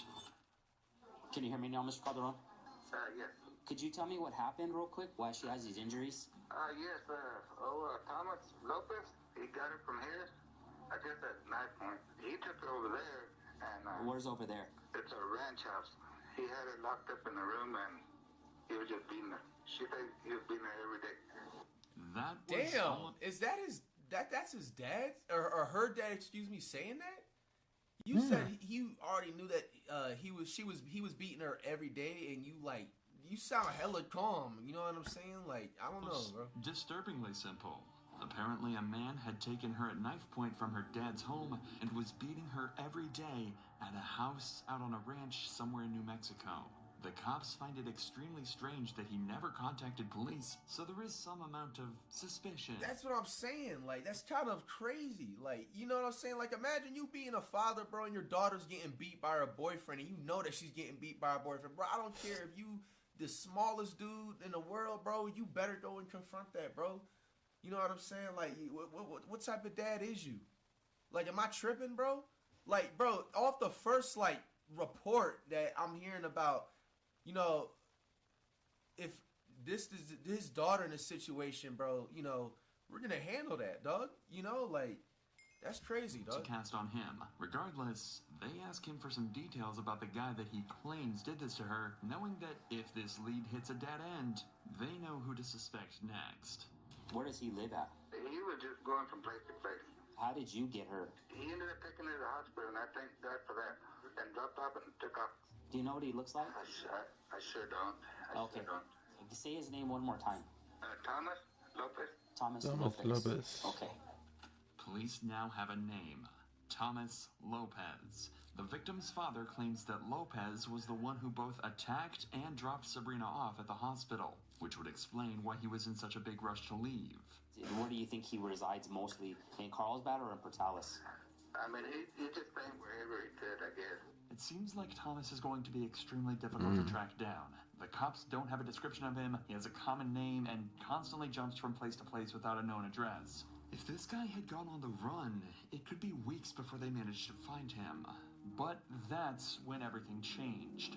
Sabrina briefly woke up and found the strength to confirm that it was indeed Thomas that had done all this to her, and she managed to give police the address of the ranch her father mentioned, all before taking her final breath and dying moments later. Sabrina had just solved her own murder. Immediately, the cops head to the address Let's go. knowing that they might come face It'll to be face with Sabrina. an aggressive killer. However, there is one problem. This sick out of there, bro. Police haven't had time to get a search warrant, meaning that they have no right to enter the home without permission. That means they're stuck outside, knowing that just feet away, a brutal murderer could be hiding.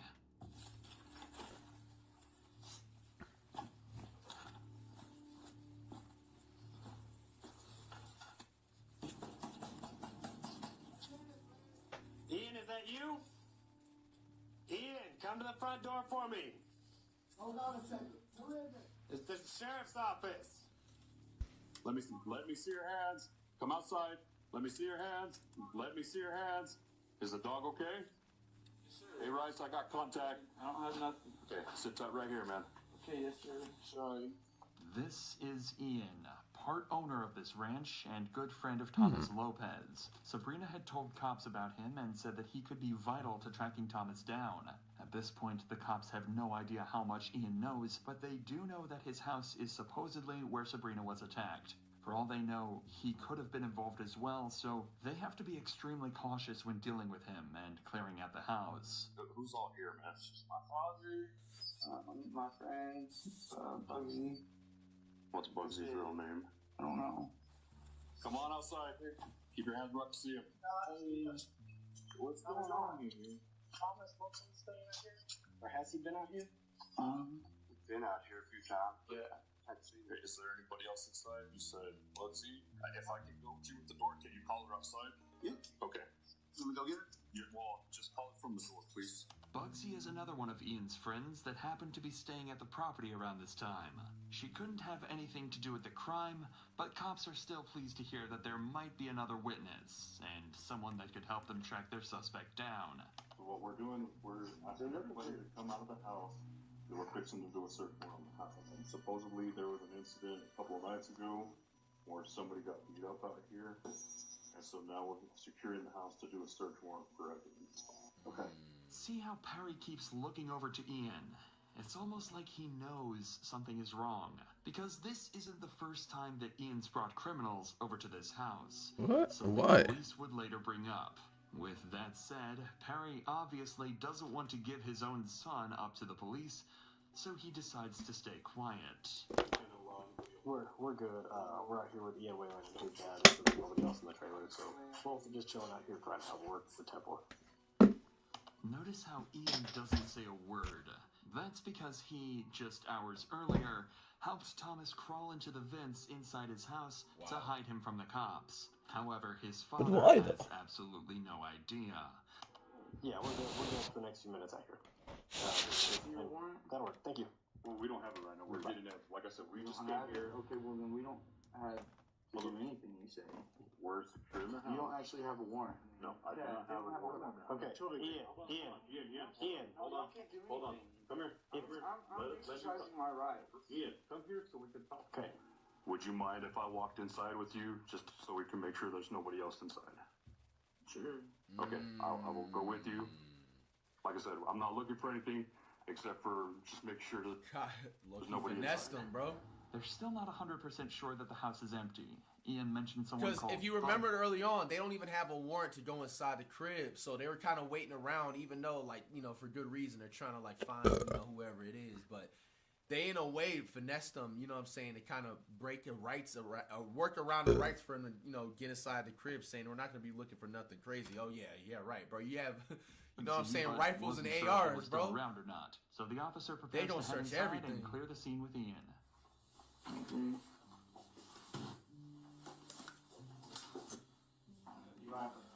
You mind if I flip on some lines? Yeah, go for it, man. It'd make it easier for both of us. Man. And you don't have anybody staying with you currently? No. I just want to make sure, you know, not somebody waiting behind me, you know. Okay. Do you mind if I walk, make sure there's nobody on the side? Go ahead, man. Okay. Appreciate it, man. Yeah, absolutely, bro. Okay. Thank you. Do you mind if I walk in here? What's the Like I goal? said, I'm not worried. Petition going I'm not down. looking for anything. Just make sure. Bro, nobody's it's like in here. lying, dog. Sure. Yeah, it happens, man. Do you mind if I take a look inside? He's saying he's not looking for anything. You are. Appreciate it. Not to Thank you. across the piece. There's nobody doing cactus these days, bro. Do you have just friends stay from time to time, or do you have? Yeah, once in a while, you know.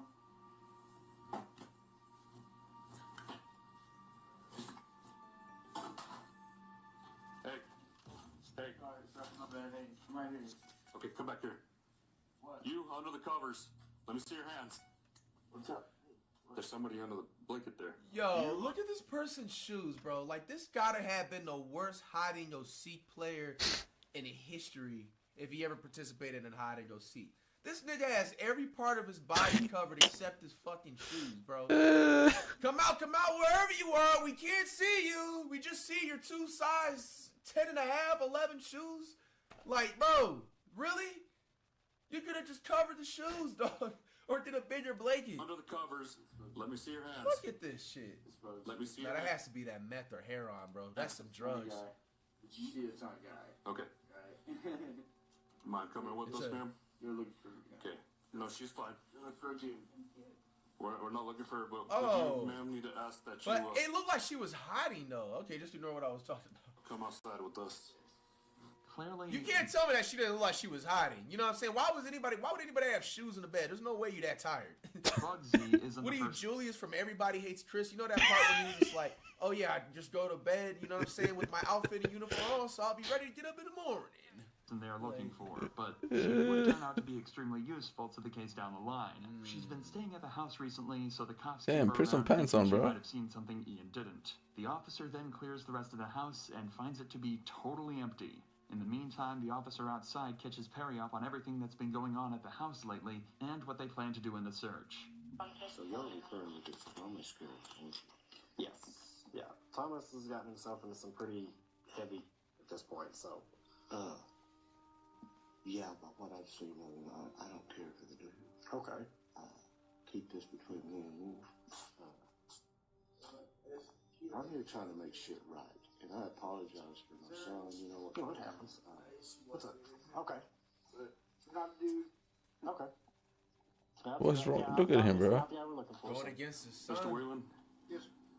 So they're fine where they are right now, but what it's sounding like But I mean, like, what do you do in that situation? You know what I'm saying? Like, I have a feeling his dad knows, but he's trying as hard as he can to, like, you know what I'm saying, play dumb and as far as whatever they know and stuff.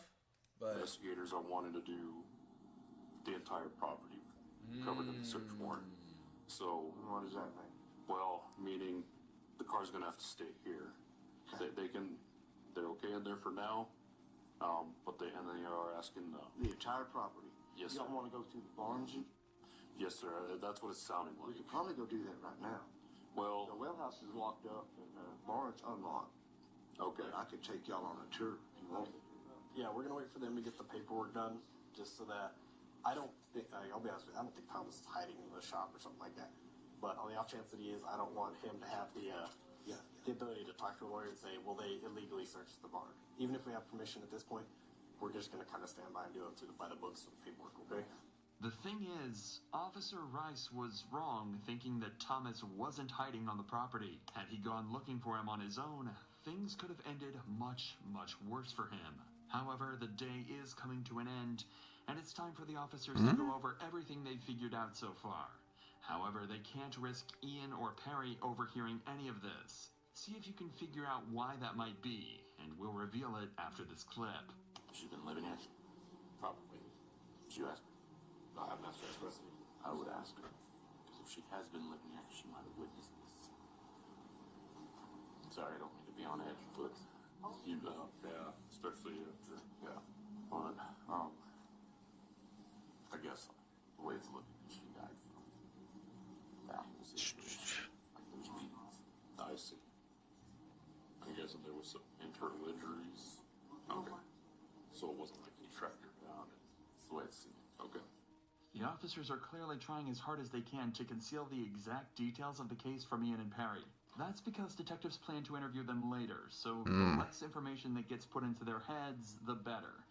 This is usually for two main reasons. If they're guilty of something, this stops them from changing their answers to hide evidence based on what they know. Or, if they're just a witness, it stops them from giving answers based on what they heard from the cops, rather than what they actually saw, protecting their credibility in court. It should be made clear that this isn't the first time that cops have been dispatched to Ian's house. And in fact, multiple criminals had been arrested here before, though never Ian himself. He just seems to hang around with the wrong people. It's crazy. Let me tell Ian. Okay. Hey, listen, they're expanding the search to the whole property. We cannot take the car. Okay. So the thing is with it, Ian, is you guys, physically yourselves, are not being detained, okay? You know, other than, I guess, today, any other issues going on? No. Okay. That's good, I guess. Fortunately, no. Yeah. Got a nice place out here. Everyone wants to like about who comes out. Dude, honestly, when I lived out in the county, if I had friends over and they brought somebody I didn't know, I would straight up tell them back, guys, I'm cool with all y'all. I said, but him, I don't know him. I said, and if I don't know him, he doesn't need to be here. If you haven't noticed, right, the longer this goes on that's why, at the end of the day, man, that's low-key, in a way, valid facts that, saying he was spitting right there, bro. Like, just always be careful, man, like, at a place that you lay your head at night, like, who you invite over, bro. You know what I'm saying? You don't know who especially if you don't know them. You know what I'm saying? Like, you don't know if they on the run. You don't know if, like, they have beef with, a select group of people. It's a whole bunch of stuff, man. So, just always keep that in mind. And even, too, if you have, like, decide to, like, move out and you want to get a roommate and stuff, just make sure you know them and stuff, bro. Cause the more uncomfortable Ian seems to get. Shady. And as that continues, the cops start to get more suspicious too. After having multiple criminals caught and arrested on his property, you'd think he'd start to be more careful about who comes over. That's what made the cops suspicious here. If he's been hanging around so many criminals, he might feel obligated to cover up for them. That's the main thing on the officer's mind when he decides to bring Ian to the interview room. But they actually decide to wait before questioning him. They have a fairly large number of witnesses said he for wasn't the gonna case, be the team. so they want to get as much information from the others They're just first going down on it, before okay. talking to the riskiest of the group. Ideally, they'll get information that could help catch Ian in a lie and force him into telling the truth. So they start by questioning his father, Perry, the owner of the property. Too many people coming and going. I'm getting sick of it. So you were in your room. They had been there a couple of days. You heard her getting slapped. You knew she was getting slapped by the way she was sounding. You peeked out. Ian was telling her, hey, y'all need to calm and quit, or whatever he said. The girl outside, this Elizabeth chick, and some other guy gave the girl that was being slapped after she said, y'all need to help me. But that, apparently, this is two different. See, I thought the girl that got beat up was not this girl. Yeah, I don't know. I'll stay back in my room. But you saw a woman getting beat. Yeah, but I didn't think it was her. She was already in Carlsbad. Is it time? She just barely got in Carlsbad, probably Friday. It seems that Perry absolutely heard Thomas attacking at least one woman, but wasn't able to confirm who it was. He backs up Ian's propensity to let anyone and everyone over to the house, and tells the cops that it was bound to end up badly eventually. If Perry can identify the girl that he saw Thomas hitting, though, it could be a massive help for the cops, as it would mean all the evidence lines up, and they can begin their search for him immediately. It's possible you got the name, you got the faces mixed up? Because you don't see him sure, but you know what woman. I thought this too. And there is, Thomas did beat up another girl that he has warrants out for his arrest now, too. That's why he's running. Does he beat up every woman he comes in contact with? See, I thought we was talking about another woman. I knew of this chick, the picture he showed me. I know of her going to the ER. But the chick that I heard through the wall saying, y'all gotta help me, was not her. Perry is saying that he had heard Thomas beating a girl up, but that it was a completely different girl to the one that they were looking for. So now, there was even more reason to catch him as soon as possible, as it seems like this wasn't an isolated incident at all. Man, yo, niggas like this, man, that just be like, you know, literal serial abuser, bro. Like, they be the most weakest dudes, like, on the planet, bro. You know what I'm saying? They'll never have that same energy with another dude whatsoever, but they'll take it out on a woman all the time. You know, they'll be down to argue with a woman all the time, but they won't be down to, you know what I'm saying, argue with a dude, bro. It's just complete coward mentality, dog. Like, complete coward mentality. As soon as possible, as it seems like this wasn't an isolated incident at all. Maybe I'm confused. Because, okay, once she went to the ER, she never went back to the house, right? Okay. I'm thinking of another chick. Does that make sense? No. But we'll figure it out. I'm sorry, man. That's all right. This whole thing is just confusing for me. I need to be more involved, I know, with who comes and goes, but, you know, he thinks he's a grown man now. Ian's gonna have to start putting his foot down about who stays at the house. Plain and simple. I mean, isn't that your house? We need to get this, man. How you the dad? How you the whole dad and you own the house, or unless maybe your son helps you pay or whatever. But still, like, I'm gonna assume that ain't you the owner? You gave the full ownership to your son, or unless maybe it could, and you can't put it past anybody too. It could maybe be his son's crib, maybe legally, and then he just has his dad living out of there. I don't know, but. So now they turn their attention to Bugsy, their surprise witness who might just have the answers they're looking for. Okay, because you might have seen or heard something that happened out there at Ian's house a couple of days ago. Honestly, I just got there today to do some laundry, so I. Well, Ian says you were out there a couple of days ago whenever this incident happened. Okay.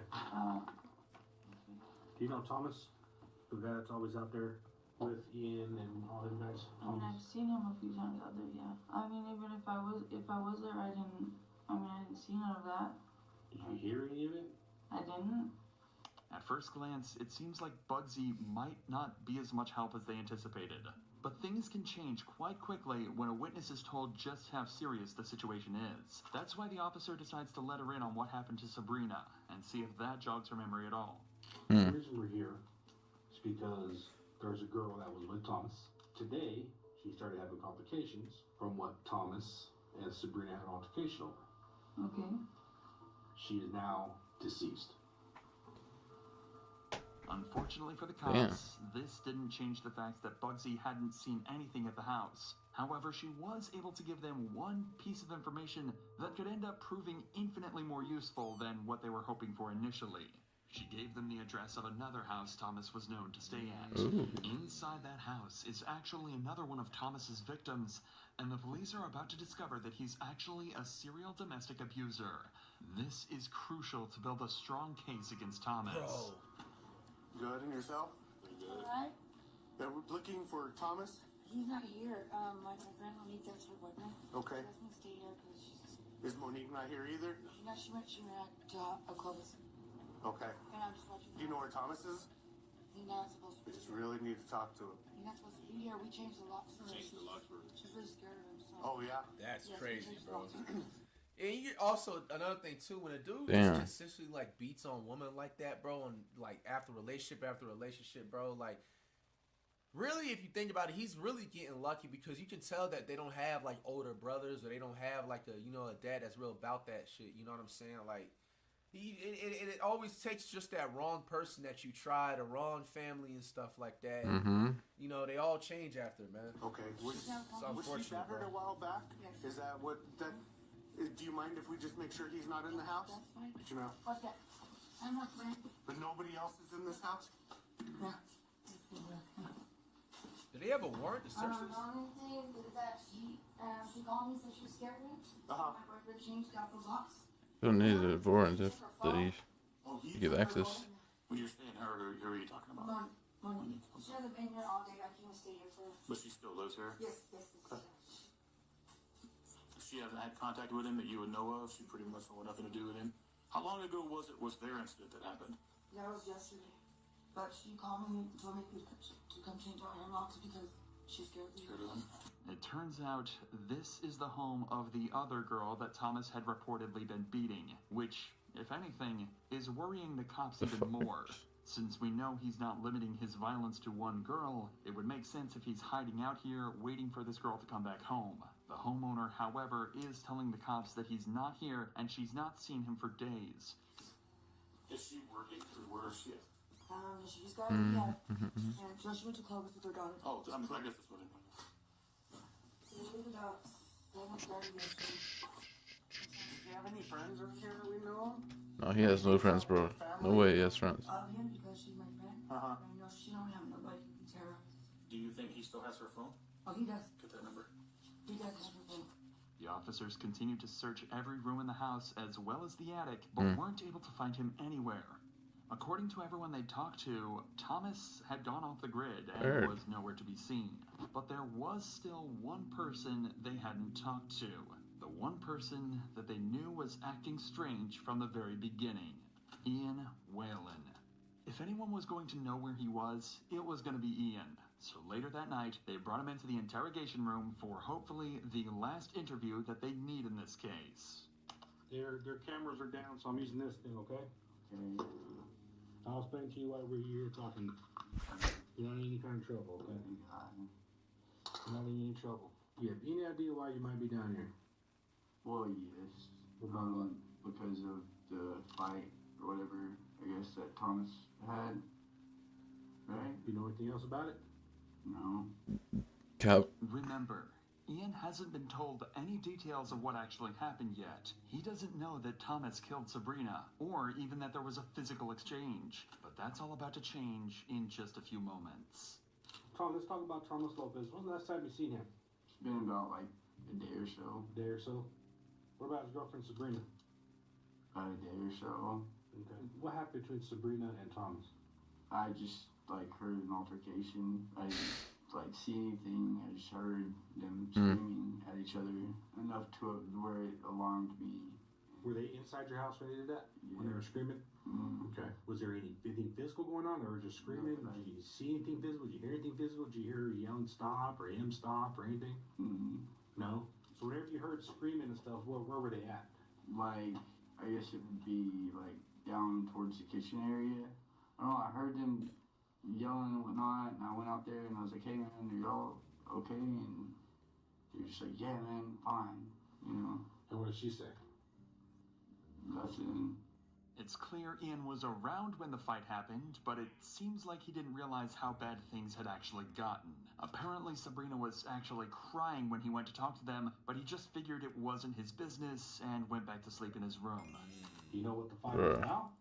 I don't. And honestly, I've got so much stuff of my own crap. Like, okay, when's the last time? I mean, shit. I'm gonna be honest and just say this. Like, I'm not sitting up here trying to defend him and everything like that, bro. But if you have like a homie, bro, and he's going through like, you know what I'm saying, like arguments with his girl, like anytime if one of them try to come at you asking about this and that, going towards the argument that they had about, or their girl's going towards you talking about this and that, or coming to you crying with the shoulder, you know what I'm saying? Like, most of the time you're supposed to not really get involved, like unless there's some crazy amount of violence or something and you're able to stop it safely. Because what ends up happening, bro, sometimes, man, like, do like domestic disputes and you just happen to be just like that third wheel into it, bro. You know, hey, sometimes, man, you can get hit in the crossfire, you know, and sometimes you don't want to, you know, let's say a knife gets pulled or a strap gets pulled, bro, you don't want to be in the middle of that. So really, it was kind of in his best interest to just kind of like, hey, I'm just go back to my room. You guys gotta handle that yourself. You know, you're actually in the company. I think he said they're at his place. So,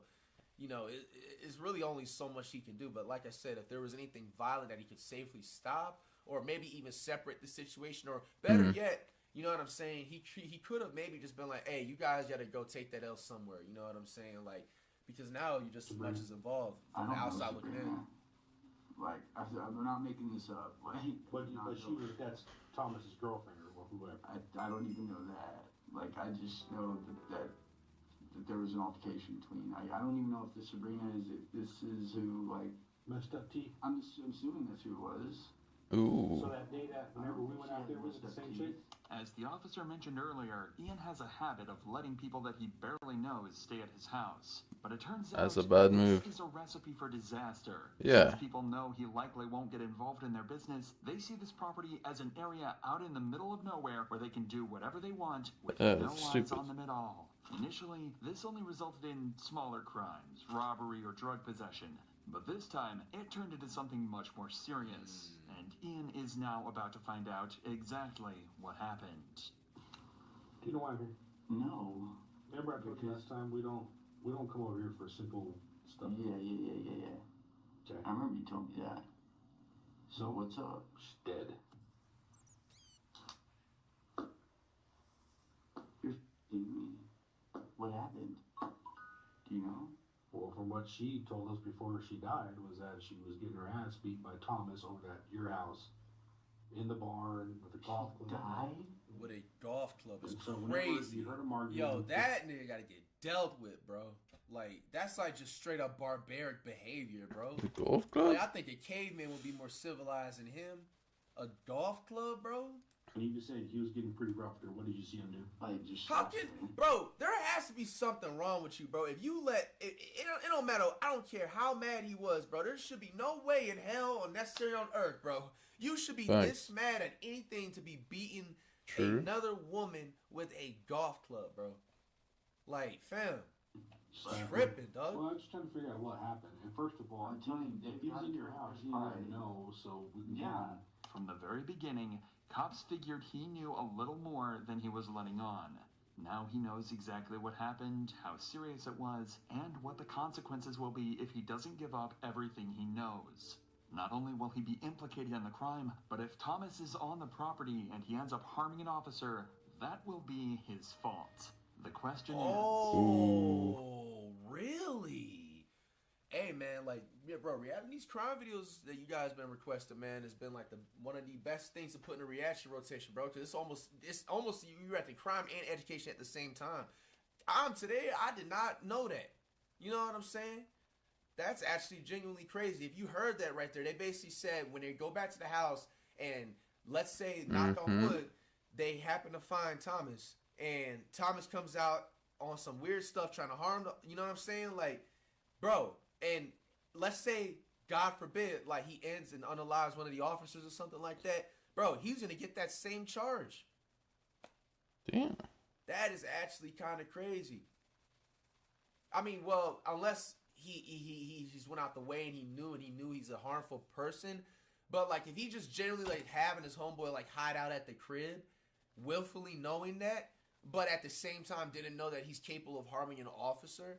How do you guys feel about that? Is that type of charge or law rule pushing it, or is that fair? That's fair. Shouldn't be harboring criminals, bro. To turn in his friend. When's the last time you seen Thomas? What do you mean? Is he at your house? I don't know. Where does he hide in your house whenever the cops are trying to get him? Where would he go hide inside? We're over there. Okay, the house is secure. We're gonna search warrant for it. Where would he be hiding? If he's in your house, where would he be at? You don't want that problem at your house. No. Like, I didn't know. Have you seen Thomas? Dead. Have you seen Thomas today? Tell me the truth, man. Yeah, I mean... Where was he at when you seen him? In the house. Okay. Was he there when the cops got there just a while ago? Ian. Can we take the... Oh, give us a... Can't do that. This is Ian's ultimatum. Ian had been put in a scary position. He knew what the right thing to do was, but he was also terrified of this footage getting out. Amongst the people he hung around, he didn't want to be seen as someone untrustworthy, so he asked for the camera to be turned off and told the detectives the truth. Man. Ian admitted. See, now it just looks like all of his homeboys just use his house as like a hideout spot, bro. Like, Thomas was at his house. In fact, he was hiding in the vents. Apparently, that's where he was the whole time. Now the cops knew exactly where he was, but getting to him would be no easy task.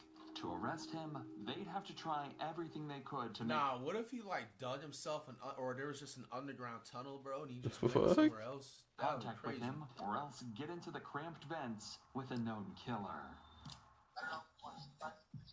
Right. I mean, he knows we're here. Yeah. I assume he knows we're gonna come back. I guess. I don't know. In the interview, they said he might be in the vent. Yeah, that's what they're claiming. That's what Ian is claiming, is that he might be. So if he's in a vent, the only one large enough for an adult that I know of is when you go in. There's a hallway that goes all the way back. There'll also be a blanket in the hallway right now. As we go in, still clear all the little areas that we go past. I don't want to get fixated and have them come behind us. Yeah, if you hit that vent, the only downside is you'll have 2 rooms to clear in the hallway. Get this ugly ass. The last door is literally next to the vent. We'll figure it out if anybody sees something weird. Several cops made it to the scene a few minutes earlier and have managed to locate the vents they think he's hiding inside of. This is the Roosevelt County Sheriff's Office. Hold on. No. There's your new. Bro, imagine being the vent Yeah. here. Nobody. Yeah, That's go not on. bad. Huh? It's not He's bad. not answering. No. They know. Let him know if he doesn't respond. So, the IQ is, I'm questioning your buddy, this Thomas dude right here. Like, didn't the cops, like, they left the first day and then they were going to come back to get the right, you know what I'm saying? Like, legal work for the warrant and stuff, right? Why would he still stay in the house? Like, and like, mind you, I'm not trying to advocate for anybody to just properly, like, successfully get on the run and stuff, but it's just like, you stay in the same exact area and don't, like, try to, like, flee the county or flee the state. Like, it's just people is just this dude is a weirdo. It's just he's not right in the head all the way, bro. You comfortably stayed inside of a vent. Come on out, man. With your hands up. No, you're down there. Now, don't get it twisted. Like, bro, into the life of somebody. Like, he needs to get dealt with and, have it all accordingly and stuff like that. But, I have no problem also, like, exposing, like, idiot-ass niggas, too. So, I just be always wanting to... It's just over. Next time it goes down, there's no access back there. Ian had the screen. He puts the vent back on so he knew he was down there. The officers are right. The vent cover couldn't have been put in place from the inside, so Ian had to have helped him hide. But they'll figure out what to do about that later. Bro, Ian might be cooked. For now, they need to figure out a way to get Thomas out of the vents. To start with, locate his exact position, and they came up with a creative solution to do this. He was right there. He was how far, approximately? He's always quiet down there. Just trying to see if there's a mirror. I got a good point. Just need duct tape and a mirror. Just probably got to take them garage. We take the phone and the flashlight to stick down in there just so we get some pretty good light and light them up. And just confirm. It sounds far-fetched, but after pointing a phone and a torch deep into the vents, they were able to confirm precisely where Thomas was. How? Pain? Like them getting the It looks like you can see the back of his neck, the jacket. The problem was, he still wasn't responding, and they certainly didn't want to get in the vents with him. So while another group of officers checked the outside to ensure he couldn't escape, the cops tried desperately to reach out to him. But quickly, they started to get concerned about something else entirely. Thomas, if you can hear me, man, answer. I know you're down there. We saw you in the pictures. Answer me. Just let me know you're okay, man. Are you okay down there? No. It's not that story. If you would think that he'd shuffle a little bit, I haven't heard him. Looks like he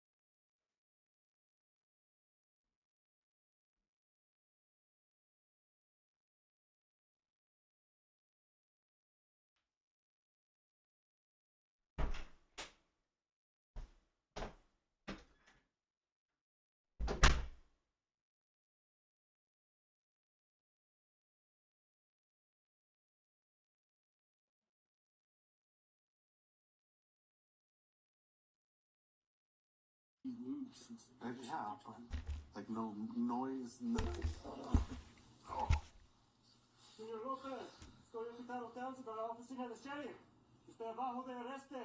Necesita levántese ahorita. Speaking Spanish to him. Thomas had been down there for hours now, possibly even days. The cops know he's there, but they haven't seen his face or any movement whatsoever. They're fearing the worst, but they still can't risk going down there with him. Regardless, I mean, like, whatever happens to him, he 100% deserves it, but you can tell he's probably going through it. Like, being in a small space like that, if he was even in there for hours, he probably already knew, like, bro, once he dropped her off at the hospital and he quickly left, he was probably like, damn, like, bro, like, I severely injured her. Like, even if she, like, makes it out alive, like, I'm cooked.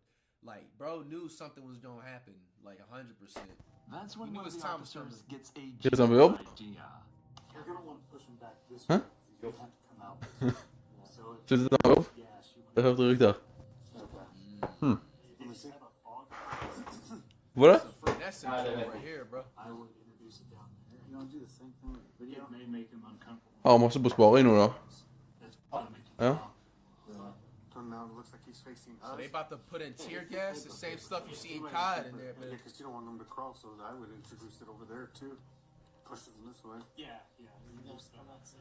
They're planning to shoot pepper spray into both ends of the vents, forcing him out. If he was to stay inside, he'd end up choking and writhing in the pain the gas caused. But it turns out, this plan was so smart and terrifying to Thomas that they wouldn't even have to put this into action. Hey, come on out, man. Oh, they heard them the whole time. He heard them the whole time. He like, oh, yeah. Come on out. What did I do? Come out, we'll talk. Yo, bro. Yo. You're not acting like this. My man, willfully hiding inside of a vent, finally decides to come out, and then he says, what I do. My nigga, if you hide in an vent, you know you did something, bro. 100%. I'm not scared, sir. No, there's nothing to be scared about. Come on out. But you wasn't scared beating her ass, though, huh? And all the other women. I understand, but nobody's gonna hurt you. I just need you to come out slow. Yep, we'll get you something to eat. Go.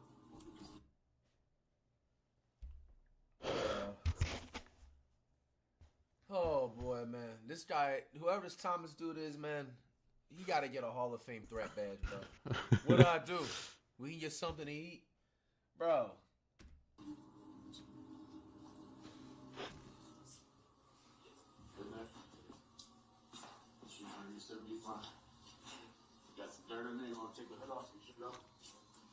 The concept of being stuck in the vents with the pepper spray was just too much to Thomas, and with some convincing, they were able to get him out. The ideas and tactics used in this extraction were far from textbook, but they were incredibly smart. Now they just had one more job to do. Interrogate Thomas and finally figure out the truth of what happened to Sabrina. Big girl. Yeah, this dude's a threat for real. You speak English or Spanish? Both. Okay. You want preferably English, though. Preferably English? We'll stick with English. So listen to me. We are Americans. You have the right to remain silent. Anything you say can and will be used against you in a court of law. Well, what we are here for is... Tragic. Nigga got on Puma mixed with Nike, bro. Holy. Bad fits. Bad fits. What happened with Sabrina the other night. That's what all this is about. Puma goes with Puma, Nike go with Nike. An enormous amount of evidence against Thomas. Remember, everyone involved in the case has pointed the finger towards him, including the murder victim herself. But that doesn't mean he's not going to try and defend himself. Notably, without the presence of a lawyer. The story he chooses to go with, though, isn't the most convincing. Okay, we talked to Sabrina. Okay, she told us what happened to her. Okay, I need you to be honest with me and tell me the truth. Okay, were you guys fighting that night? It was just an argument, man. That's all it was. We weren't fighting. We were gonna get people. How many times did she hit you? I don't want her to get in trouble, sir. Okay, how many times did you hit her? I didn't hit her, sir. We just bumping each other, like, you know what I mean? Did you shove her down the steps for her to come those injuries? I would have shoved her. It's my kid's mom, but... You guys have a kid together? You have a kid together, bro? Oh, for fun? Bro, what a fuck nigga, man. Well, there goes the parents. Bro, if you were in a toxic relationship, bro, and you have kids, bro, just leave the relationship and find somebody else, bro. It's not worth putting your kids through that traumatization, man. Like, what happened in that bar? That's what she felt. And certainly went back there and argued because we don't want to be arguing in that house. I don't want to get thrown out because I don't have nowhere to live. But apparently, they went out to the barn because they didn't want to argue in the house, and Sabrina slipped and fell down some steps, causing all of her injuries. You guys are arguing, okay? And it did get physical, but I don't you think didn't want to nobody's tell me buying it. Right? Is that what you're telling me? It got physical, but you didn't want to tell me what happened. So just kind of like we got in each other's face. Yeah, bro. Nobody. I'm just planning just buying that shit, bro. I mean, it was ongoing for like a couple of days. So you guys were just like basically arguing for 2 days? Pretty much. What was the pushing and shoving? I wouldn't say pushing and shoving. We was kind of the chest bump and whatever. Yeah, when was that? Bro said chest bump. This man. During that night when she fucking fell. Okay, so you guys do this chest bumping. We don't want to argue in that house because I don't want to get thrown out of there. Thomas is also claiming that he didn't hit her or even push her around. The worst they did was get into each other's faces and bumped each other's chests. As I'm sure you're aware, that's not exactly consistent with Sabrina's injuries or what she told the police. But Thomas's story gets even more unbelievable as he continues. So then you guys go out to the bar. What happens next? You're just sitting there and just cigarette and stuff. We're up there. So you guys go up and you like upstairs in the bar. Is that what you're saying? Yeah, not long. We started up there and then she started coming back down and she fucking loses her footing and she goes down the damn steps. So when was the pick her up, walk her to the house, and she's like, well, if I can't bear it no more, then I need you to take me to the emergency room. So when was the chest bumping? All that. Where was that at? It's kind of the beginning when we got in there. Then that's when. How'd she fall down the stairs? She lost her footing, I guess. Like you look at the stairs, and there's a big ass gap between each. It's not constructed pretty good. It's like some shit somebody just put together. Damn, now you dissing. Bro, like, imagine, like, you sitting up here dissing a place you're staying. You don't even have a place to live. You can't sit up there and call somebody else poorly constructed place and whatever like that. That's crazy. You go up there dissing his from the top friend's crib, bro. It's like halfway, maybe just the bottom. But y'all, that's what I'm for. Hey, another thing too, man. Y'all gotta be also careful who y'all letting y'all home, bro. Like, cause bro, imagine you treating somebody like they're your house guests and stuff like that, and bro, as soon as they leave, they sit up there. Hey man, like why does that? You know what I'm saying? Why does this nigga got these damn decorations in the living room, bro? I know this dude is a bozo on the low or something. Like, you know, you just gotta be careful of that, man. It's just not good energy to have around your crib, bro. Kind of put junk and stuff that's in that barn. So, not only did Thomas not have anything to do with her injuries, but when she got hurt, they'd already made up. He believes that this story has explained away why Ian will have heard shouting in the house, why they went out to the barn, and why Sabrina got such horrific injuries. This is why it's so important that detectives keep as much of the evidence as possible secret. He's constructed a story that technically covers up all the evidence that he thinks exists, and while it's not comprehensive, it would definitely make proving his guilt in a courtroom slightly harder, but it doesn't explain a huge number of other... Just about to say, what happened to the golf club? Like, they didn't even... But obviously, they're trying to let him tell his own, you know, saying side before they come out with the real like how the injuries were evidence. Sustained by a golf club or the drugs Sabrina said he injected her with. Both things he doesn't know the cops know Injected about. her with the drug? And in fact, he was never able to explain these other things away. There was simply too much evidence for Thomas to deal with, and he chose to plead guilty at his trial. Nurses from the hospital told the jury that Thomas had initially told them she'd fallen down the stairs too, but Sabrina immediately refuted this claim when she woke up. She said he'd hit her multiple times with his bare fists, struck her multiple times full force with a golf club, and had her tied up to a chair in the barn for a large amount of time while this all happened. Even worse. Fucking sucker, bro. Oh my goodness, bro. What a Motor to his kid, by the way. What the fuck is wrong with this guy? What type of idiot. GTA ish is this man on, bro? Like, she said this had been going on for around a month, and for the entire time, she felt as though she had been held captive. Obviously, there wasn't much Thomas could do against this defense, and he was convicted of murder, kidnapping, and resisting an officer. He was sentenced to 18 years What? behind bars. Wow, that's if it. you're interested in Damn, and what happened to his friend Ian? He just got off free for just like, you know what I'm saying? He was a damn. 18 He years? got like a tampering with the a whole homicide and like everything. 18 only? Nothing happened to Ian, dude. And Buddy only got 18 years for that, bro. Imagine being a family of Sabrina, bro, hearing that, and the victims of the other woman that he beat on, bro. Hey, man, I ain't gonna lie, man. Justice system, man, it does not come to a surprise that they are still failing, bro. Because, like, it doesn't make any sense, bro, for, like, people, like, I don't know how they're doing it nowadays, but like, more, especially, like, back in the days, how people was, like, getting sentenced on, like, fucking, like, damn near a quarter to life, you know what I'm saying, on, like, drug charges or stuff, or, like, non-violent crimes. But, like, this dude is getting 18 years, which he's probably, I don't know how it is in New Mexico. Maybe I'm going to assume he has to only do like 70 or 80% of that. Bro, if he's on good behavior, he's only going to have to do about like 14 or 15 years. And sometimes, too, throughout the years when somebody's doing a census, sometimes different states and counties can change all types of laws and stuff like that. So sometimes they can get bailed out, you know what I'm saying, and be like, oh, like, this law changed. It's not the same as it was 10 years ago, so we're just going to credit you for this amount of time, and we'll just give you this amount or whatever. Hey, man, I ain't going to lie. The justice system failed right here so bad, bro. Like, to hear that, bro, she clearly was beat with a golf club, bro. And then he had a history, like, you know what I'm saying, like, of violence, abuse with other women. I don't know how much evidence they had about that other than, like, from word of mouth. But, bro, to see that man only 18 years, and he's going to be able to get out. You know what I'm saying? Like, man, bro, how do you guys feel about that, man? Shout out to Dr. Insanity. If you guys have any certain crime videos you guys want me to react to, or certain crime video channels, make sure you let me know down below in the comments.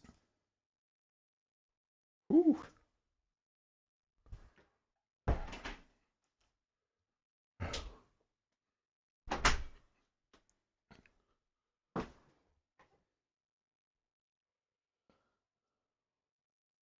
What it do, flight crew? FTC. Flight team stand up! Crime reacts back at it again. In maybe February, FTC grinding by any means necessary.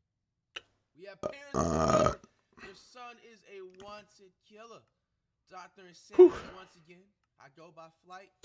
You can call me FTC. Remember, it's 2025, man. Stop doing that dirt. You're gonna get Facts. caught. There's too much technology Facts, though. out there. You may think you're getting away with it for 3 or 6 months. They're gonna come after you on the 7th month, man. Technology Yes, is sir. powerful, and it's only increasing. Even as I'm speaking, the technology is increasing. Do the right thing. Find you something that you're passionate about, and keep it pushing. Check it out. You're with Brandon. Rachel.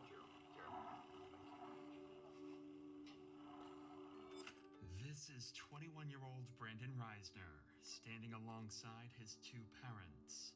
For the last 6 hours, Brandon has been on the run from police after brutally killing his best friend. The fuck? Why?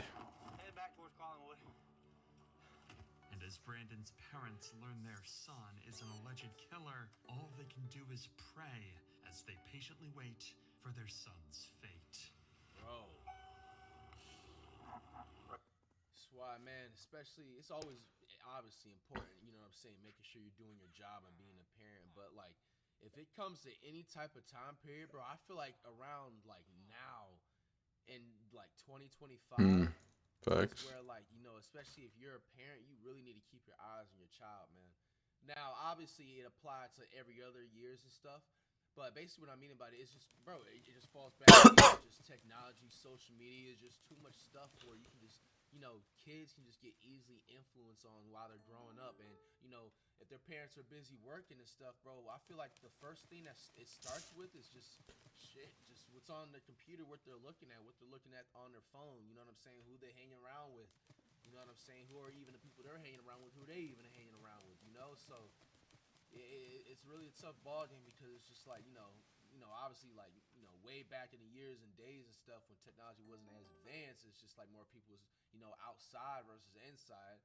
You know, it's crazy. Like, you can probably have a kid that don't even, you know, go outside like that, and if they're just like on their iPad, they can dead ass be just getting more influenced than they can really be getting more influence than being outside with a whole bunch of, you know what I'm saying, other bad influences and stuff like that. So, hey, man, keep your eyes on them kids, man. Facts, so. Getting influenced with.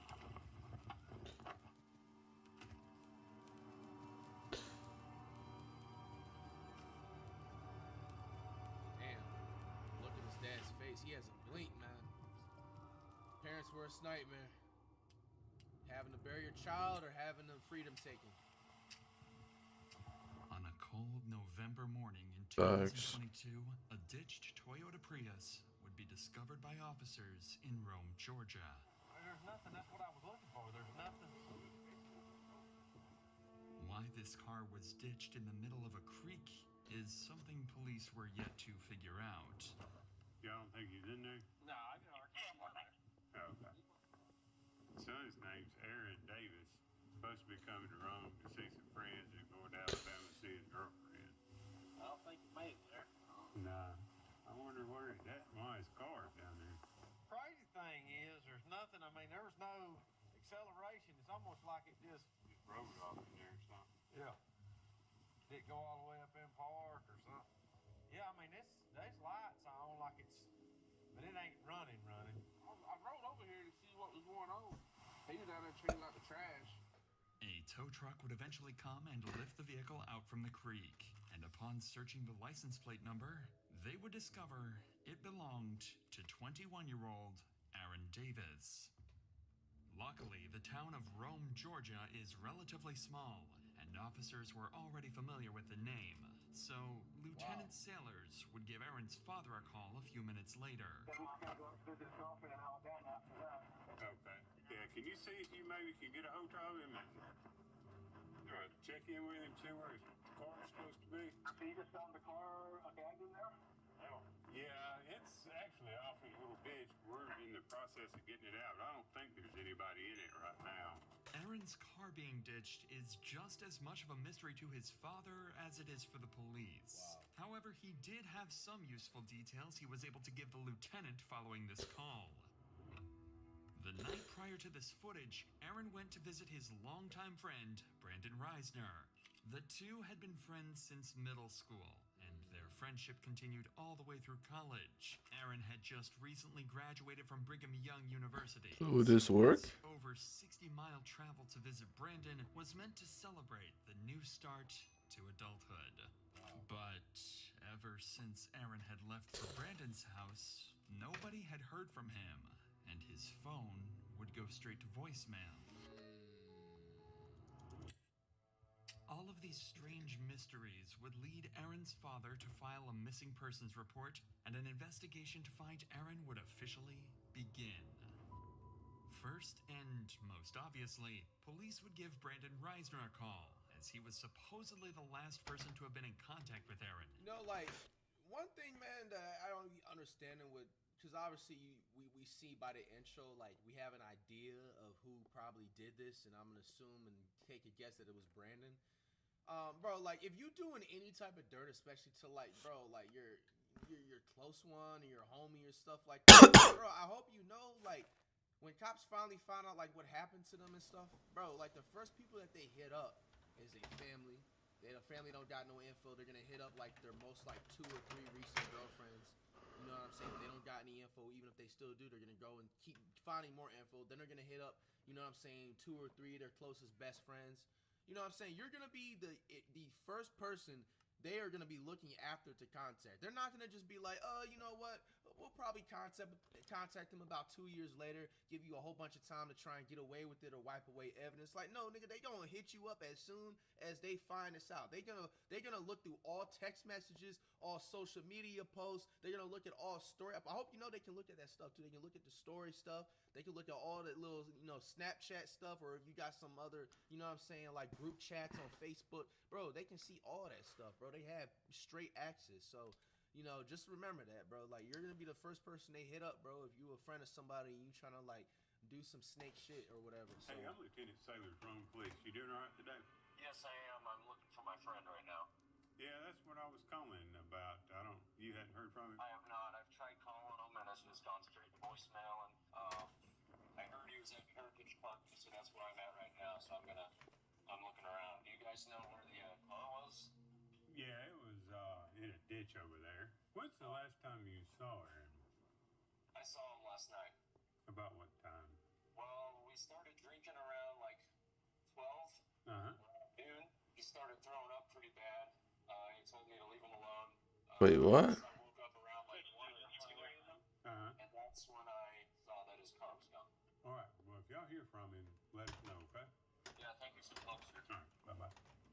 Brandon's story made complete sense, and he even claimed to be actively looking for Aaron at the time of the phone call. That's just odd. As soon as he gets that call, like, you know what I'm saying, that's the first thing he says. But I mean, hey, you know, see how the story play out. It seemed like Brandon was clearly the person they needed to speak to further in order to get to the bottom of Aaron's disappearance. So a few hours later, they showed up unannounced at Brandon's house to get more answers about what happened the night before, this time face to face. Hey, what's going on? I'm not sure where the Rome Police are. We're following up. Damn. Can you walk me through what's going on? Just make sure we're all on the same page. We started drinking around 12 yesterday. Yeah, it's you and Aaron, right? Yeah, me and Aaron. Okay. Anyone else but you guys? And went to bars, and I had bought some red wine. Yeah. And came back here, started drinking red wine. He doesn't drink too often, so yeah. He had gone upstairs and was just puking everywhere to the toilet. It was like standing up and puking for some reason. And I went downstairs. I'm kind of curious if following Exodus would be better than. Went downstairs, dropped a bottle, cut my pinky, and I went to the urgent care this morning, took a shower, went to bed. Okay. And then woke up 1 to 2 a.m. and his car was gone. Despite Brandon's strange demeanor, Aaron's actions last night connect with the ditched car and lack of response for the last 12 hours. Man, If Aaron was a light drinker and got heavily intoxicated, who knows what he could have done while completely by himself. So, how long have you and Aaron been friends? Met when I was in fifth grade. Okay. And we became more like close friends, I'd say, like around freshman. More like close. What the fuck is wrong with this nigga, man? This nigga is possessed. Yo, you got a platinum school threat badge, bro. I damn near almost dead. Yo, what is wrong with this man? You see this shit? Y'all see this? I had to go back and Friends, I'd say, like around freshman. Bro, We're still trying to find him. I don't know. You know, he may just be staying at a hotel, sleeping off whatever happened last night. It doesn't necessarily mean he's in danger or anything like that. Do you have any problem with us checking inside the house? No problem at all? No ferocious iguanas or anything? You never know, man. People have all kinds of pets. The officer would search the house and find some interesting discoveries. Several doors would be locked, specifically the door leading to Aaron's room. Now, where he can supposedly anybody let me know in threw- the comments, did the cops have like a warrant to go inside the crib? Now, obviously the dude was just like, oh, like y'all can just go right ahead. But in that situation, like they were looking for a missing person, but they don't think he's a suspect as of yet. Are the cops violating his rights, or they're doing everything they're supposed to do in the protocol and stuff? Who cares, bro? It's a weirdo. Questions like this, I don't want. You sometimes, you know, we have, you know, on a daily basis, new people, new viewers, and stuff like that. You know, I don't want people to be thinking that like I'm trying to be ignorant and stuff like that, and trying to be like, you know what I'm saying, disobedient into the law. Like, no, I generally be trying to learn. They don't teach you none of this stuff in school. They teach you about William Shakespeare, but they don't teach you how to stand up for yourself and other situations. You know, this was strange. So That's kind of true. called inside to hide. Specifically, some interesting discoveries. Several doors would be locked. Specifically, the door leading to Aaron's room, where he supposedly threw up several times. This was strange, so Brandon would be called inside to help get them up to Aaron's room. You mind coming in here with me so you can just show me where I'm going and all that? Yeah. This makes it a little bit easier. The bathroom is up there that he was up checking in. I got you. Ooh. Oh, Lord. see that. Okay.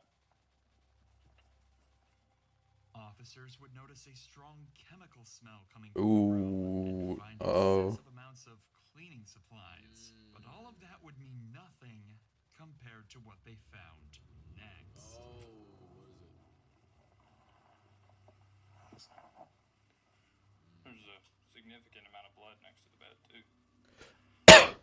Decent. Bro was trying to probably clean up just before he had a feeling he was coming right by. More than just vomit all the way over here. Looks like it's been there a while, but he could have been throwing up blood, I guess. See all that? It's weird to be throwing up blood like that. Not to mention if he had alcohol poisoning, he would have been able to get up and move around this morning. Especially at 2 or 3 in the morning. He's poured powder right there, too. The cops are starting to find the whole scenario awfully suspicious. Yep. The odd story from Brandon, the puddles of blood in Aaron's room, the hundreds of dollars worth of cleaning supplies. It seems as though Brandon sensed the officer's suspicion arising as well, as when Aaron's room was being searched, he decided to do this. Wait, I only made damage from Moonflower. Are we dead eyes?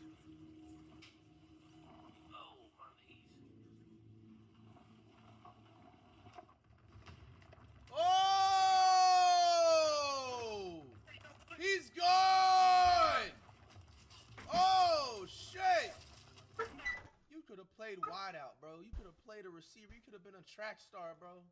Instead, you decided to be a killer and snake out your best friends and probably other people, bro. Why? Why, bro?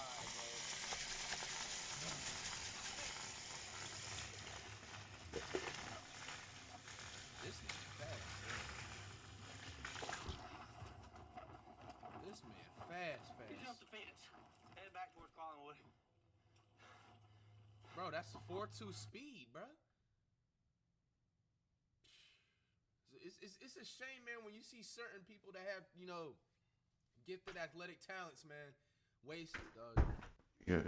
It's probably one of the biggest, like, to me at least, you know, like, just athletic, sad potential wasted trying to be a criminal, dog. Damn. Somewhere between LaPorte and East Nine should be in these houses. That man, dead ass, I'm not even trying to troll. He could have probably competed in the Olympics, bro. Bro, did you see how fast this dude Brandon was? Go up to the house, get in the backyard. Possible 1043 suspect. Just right off the bat, he has to be guilty. I don't care what happens for the rest of the video. Yeah, true. Brandon has to be guilty, bro. You ran out of your own crib while they're doing a search. Bro. Yep. He knew he was cooked. Run that towards 8. Give me more units. Unfortunately, officers lost sight of Brandon. He officially managed to escape the police, at least for now. Desperate for any leads. That man is in his own GTA lobby, bruh. How he do that? Aiden finding Brandon, police began going door to door around the neighborhood, questioning Bro, this dude, Brandon, would have did numbers on. You guys remember that old show back in the day? It was a cops and they had the intro, bad boy, what you going? Indeed. Bro, What you doing? they turn off, they get caught, bro. He would have did double platinum numbers, bro, being the first suspect to get away. That's what people wanted to see on TV. Who might have caught a glimpse of where he had fled. During this effort, one officer encountered a neighbor who happened to be on a call with Brandon's father, Jeremy. What? Quickly, the officer took the phone to speak with him directly. That's how you know it's a small town for, like they mentioned in the beginning of the video. Now, the only part of Georgia that I've been to is Atlanta, obviously, probably Gwinnett County, and what else? I think that was probably it. Maybe like a few others if I can remember, or Peachtree too. But like, yeah, I've been to Rome, Georgia. So anybody that's like from like that part of Georgia, like how small is that town? Like, bro, they went to a random neighbor, bro, and she's over there talking to his dad. Hey, sir, I'm Lieutenant Sailors from Police. Hey, man, shout out to FTC, brothers and sisters, man, with this first for clean subscription. We not even on live, but we got, you know what I'm saying, FTC best in the nation up in this bit. The homeowner and my Brandon's father. Yeah, we're probably gonna need to talk to Brandon. Do you know where he is? No, I thought he was still I'm at trying to see who. Yeah, they wouldn't show me who did it. drive around the areas where they normally hang out and try to look for him, for Aaron. We'll keep trying to get hold of him. We're still about an hour away, working our way there. Even Jeremy was clueless regarding Brandon's whereabouts, and so was everyone else, as an entire hour would go by with Brandon nowhere to be found.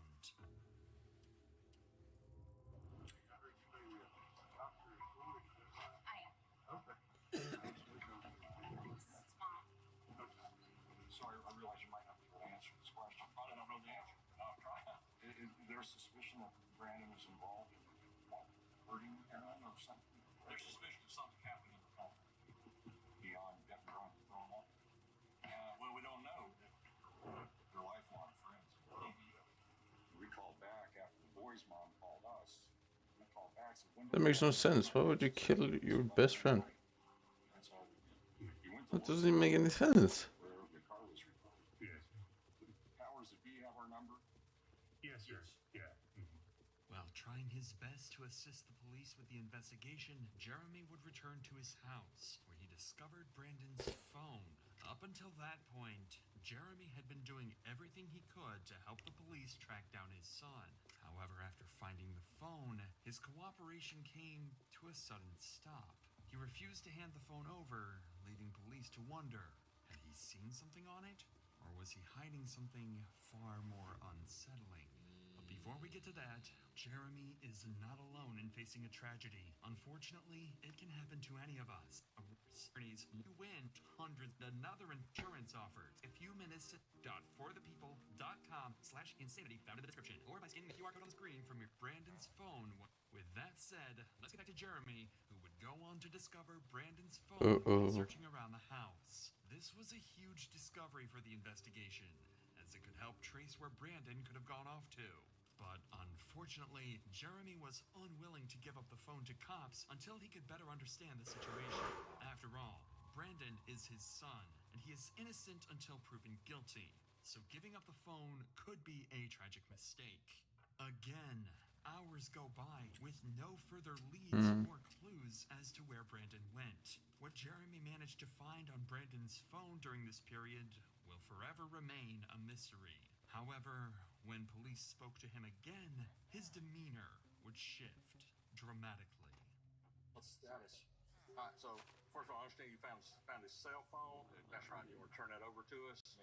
Okay. I do. My gut says yes, but at the same time, yeah. I mean, we'll probably need to go through it and see at least maybe where he's been today. There is a significant amount of blood in that upstairs bedroom and on the carpet. But I wanted to be straight up with you. Not fine. Okay. Appreciate that. Do you have a warrant that would include the phone? No, we'd have to get one at some point. So we couldn't go into it without that. So some text back and forth. Maybe something helps. You know, I know. Him, you know. But I can't promise you that because I don't. No, I know. Yeah, I don't know what I was in there. So I want to. I'm just I know as a father, I understand. All right. Well, yeah, I'm gonna keep walking. Something had changed. Whatever was on that phone had to be disturbing. And the officer seemed to have caught on to this as well. Crazy, man. Because he doesn't know what's going on. But he seemed a little shocked that we're at his house.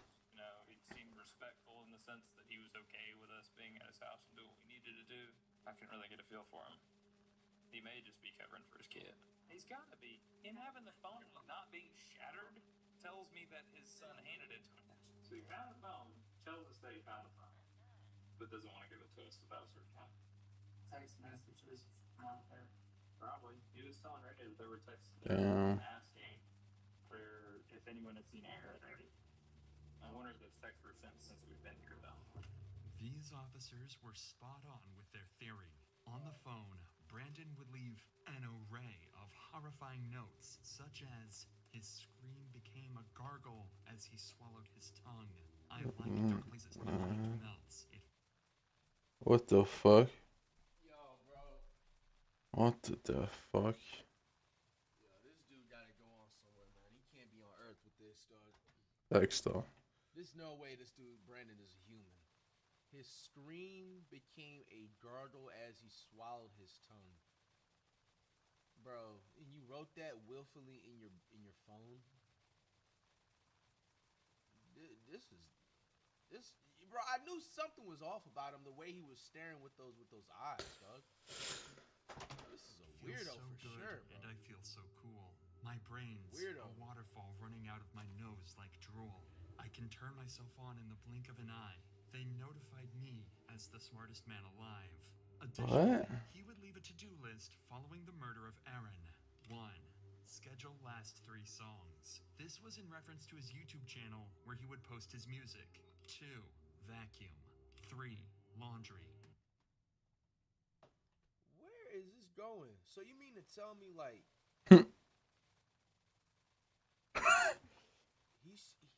he took out his friend and he's trying to boost his music career?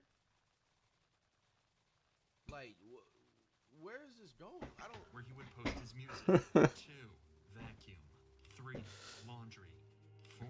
Shower in my shower. 5. Take bath. Tomorrow. 1. Text Rachel that Aaron threw up horribly. I think there was some blood in it. 2. I woke up and he was gone. Whether or not these exact messages were what alarmed Jeremy is unknown. But something on that phone made it clear to him that Brandon had killed Aaron. Ludlev is a pretty big W here, boys. Jeremy would call police, detailing that he was with Brandon and that he was willing to surrender. Ludlev, baby. So 25 Come on, let's go, man. parents would arrive at the scene. Let's fucking go. We're Brandon. Rachel. Jeremy. Thank you. Let's fucking go.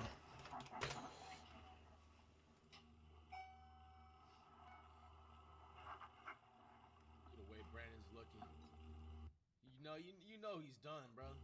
Giving all side eye, looking around.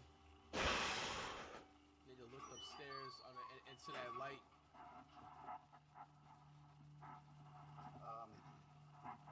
Rachel, Jeremy, if y'all can have a seat out here, I'm gonna take him back there and we'll talk, man.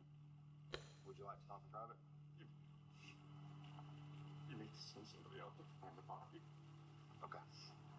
I'll be right back out with you, okay? His dad looks more sad than his mom. What's wrong with it? What's happening here? What I'm thinking is that his dad probably had a long talk with him like the night before or whatever, the day before, during the daytime about everything. Yeah. He's just probably hurt by it. Your pockets that I need to know about. Wallet and keys. Those real quick. Anything else? No. Sorry about that. Go ahead and have a seat. This is crazy. Now that Brandon was secured, the detective would sit him down to try and get a basic confession or any information that might ease the path to conviction. Alright, like I was saying, I'm Detective York. I work here at the wrong PD, of course. Detective York, yep, that's me. So before we get started, got some paperwork you gotta fill out. The detective would start the interview by getting Brandon's basic information and contact addresses. So I'm gonna read you some stuff before we get started, okay? You have the right to remain silent. You have the right to talk to a lawyer for advice before you are asked questions and have him with you during questioning. I would like to. You would like a lawyer, okay? Alright, sit tight for just a minute. Brandon was smart. He knows nothing he says in the interrogation room will go on to help him in court. So Facts. he decides to keep his mouth shut. While this is unfortunate for the detective, Brandon's parents are more than willing to have a discussion with him.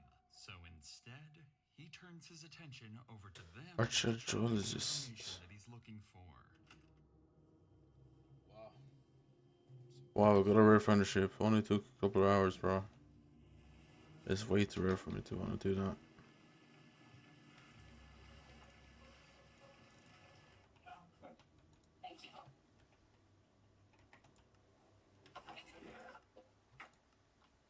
There's a lot going on right now. The only thing that we can do for y'all right now is find that body. Take y'all. Try to show him. I can try to show you. You can try to show us the general area, yeah. Okay. There's an old cemetery. You turn left. Trendle, something like Trendle. Okay. I can maybe show you. Alright. This statement from Jeremy was crucial information to track down Aaron's body. But as Yeah, I'm not gonna rock with this Manted. I'm sorry, bro. Manted is ass. of capitalizing on the opportunity to gather as much Manted is hot ass, bro. Let me get overgrown grass back. Thank you. He shifted his Yes, focus bro. to delving deeper into Brandon's personal life before turning to search for the body. Yeah, Manted is buns, dog. I miss you, Mossy. There we go. He was having visions. Mossy, there we go. Brandon this morning. And then blessed is the best, I guess. For fortune. That's all we heard. An hour or two goes by. His mom calls us. Or I call Brandon. So it doesn't really matter, I can just bend down. So, you know where Aaron is? He says, well, yeah, they're around 5. And we were told Aaron would run away. Ran from the house, ran from the police. Aaron's body is luckily there. He's mentally unstable. I'm gonna take a guess. I feel like he's gonna try and file for mental insanity. I mean, he had a couple of points his dad was a couple of things that points his dad was saying to point out about Brandon. He said that he was, you know what I'm saying, had, you know, thoughts of, you know, don't want to get demonetized by YouTube, but I'm gonna say suicidal thoughts, you know, the full word SU, you know what I'm saying. First of all, bro, honestly, if they was, I don't know how much it is or whatever, if it maybe was too expensive, but I feel like, bro, you should have put him into some type of like mental institution or therapy right off the bat for him to just have to come from college or stuff like because of that. And you're saying that he has clear, facts. You know, mental like problems with them, bro. Like, you know, Facts, it was probably the most wrong thing to do, in my opinion, to just bring him home and not try to seek him help with somebody else, and then allow him, knowing that he had those problems going on with himself, to hang around other people. You know what I'm saying? Like, the last thing anybody that is mentally unstable literally needs to be doing is hanging around any other type of human existence, bro. Because you don't know what they're thinking in the back of their head. Yeah. They could be thinking on some shit like, oh, like, oh man, these demons are like trying to tell me to like summon to like, you know, take out this fool right here, and then like, you know, it'll grant me a whole bunch of more like extra superpowers. You know, you never know what somebody that's mentally unstable can be thinking about, bro. So like in that best case scenario, it was either you keep him at home, which is still dangerous because he could probably take that mental unstableness out on you guys and probably could have ended you and your wife, or you could just put him into like a mental institution, therapist or something like that, man. Like, even like trying to put somebody on medication, bro, like I feel like that's even like something you shouldn't even trust all the way, because let's say even if that medication works, there's gonna be a time period where they're gonna want to get off. Is a brown bandana maybe better? I don't think so. Like the feeling, and let's say 64 shakes a lot, man. surpass that addiction, bro. Like the effects, they're not, bro. It's just stuff that it does to your brain, bro. Like, wow, wow. You hear that? He said he has Tourette's. He was diagnosed as a kid. And with that comes OCD, and people say they have OCD all the time. They don't understand. And it's all live with that.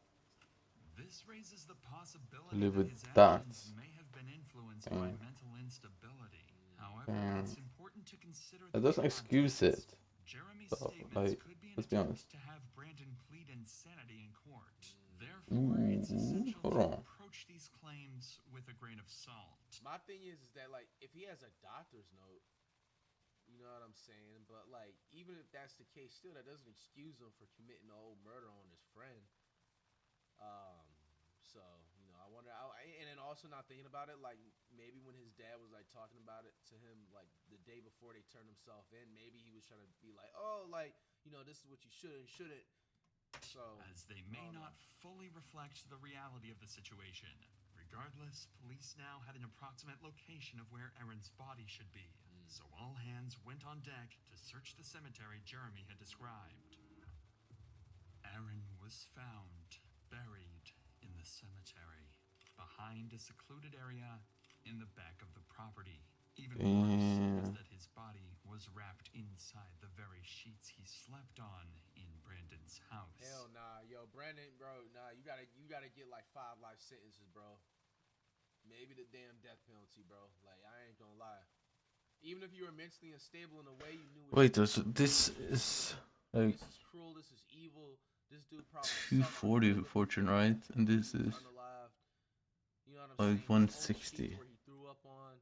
So yeah, it is a big difference actually. What you did to your friend, your But then you also could think about the money I aspect. ain't gonna lie, the justice system better not give him no mental, you know what I'm saying, insanity, bro. Like, this sounds a whole The money bunch of aspect though, plan, I don't know, bro. too many crazy movies and probably took too many. It's a difficult choice. He just went down a The speculation had come to an end. Brandon Reisner was a cold-blooded murderer. For real, bro. Right after this discovery, Brandon was placed under arrest for the murder of Aaron Davis and transported to the local prison.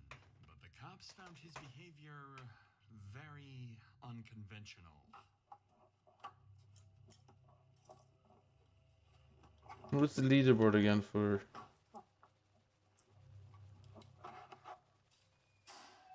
Go up to the counter, let them follow their instructions. This is I have to find. here if you want. For me? No, we're talking to you. You got your ID in it. For me? No, we're talking to you. You got your ID in it. What the hell is he looking like that for? Yeah, that was a mistake. Officers Bro said he stated thought that it was a Brandon snack. remained eerily calm while being transported and seemed completely unfazed by the entire situation. And while Brandon had been successfully captured and by the entire eerily calm while being transported. This is another thing that's like, what's wrong with the justice system? Didn't they just catch this? Well, they didn't catch him technically. He turned himself in. So I don't know if it's because he turned himself in where they're a little bit more lenient and stuff. But, bro, he's not in cuffs walking through that hallway. Now, obviously, his chance of escaping is slim, but he still has a chance to escape again. Like, I just noticed that. He literally just ran away from the cops earlier, and he's sitting there uncuffing the whole police station, bro. You know what I'm saying? Like, if he was mentally, really mentally unstable, or if he was capable of it, bro, he could have literally tried. And I believe because the officer that's in his body cam right here is recording, it's a lady, and it just looks like an older man, bro. He could have literally, like, you know what I'm saying, 1v2. You know what I'm saying? Then they would have had a whole problem in the hallway. You know what I'm saying? It's just little things like Wait, that. I'm trying to see. He's not in cuffs. Seemed completely unfazed by the entire situation. But I feel like if it's somebody's, maybe I may be wrong, but maybe somebody that has like a less non-violent crime, like maybe if it has to do with like drugs or something like that, or like they would be like doing the most. I feel like that maybe, I don't know, man. Who do you guys are? And while Brandon had been successfully well, now he's cuffed up captured, now. Up until him going to that room previously, you feel me? That just left a lot of room where he could have really tried to do something. and the case had seemingly came to a successful conclusion, officers had one tragic duty to complete before the end of the day. Break the news to Aaron's parents that their son had been murdered. Any questions here? I don't know a whole lot because I'm not been here doing all the research. Sad shit, bro.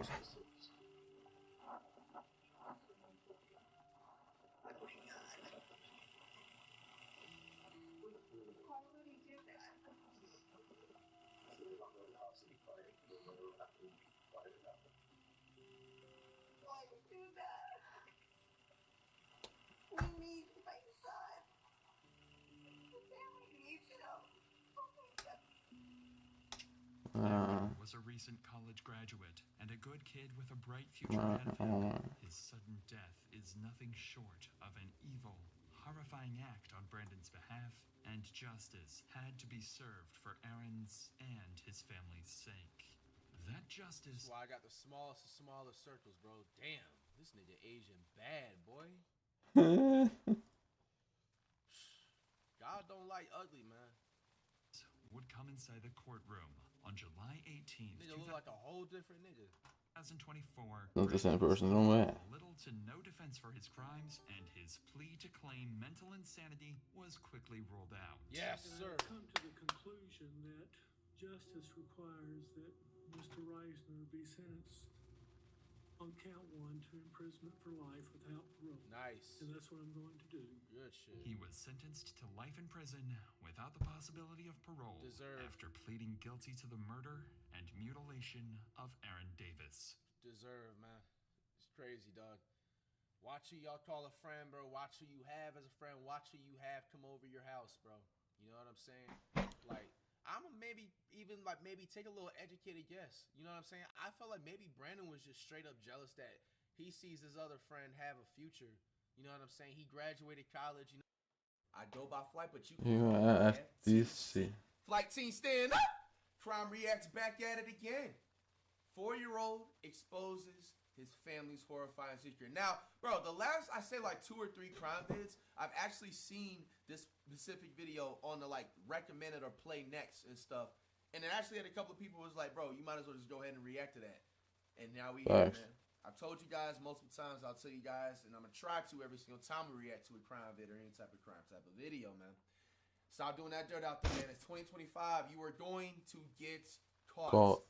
You're going to go away for a long time, and everybody's going to forget about you. Do right. Do right by your people. Do right by your friends. Bro, it's just live legit, man. Come on. Wrap it up, bro. It's not the early 2000s no more. It's not the 90s. It's not the 80s. It's not the 70s, bro. There's cameras everywhere in the corner. You can get cheap cameras off Amazon on come day next day shipping. All right? Just take that into consideration.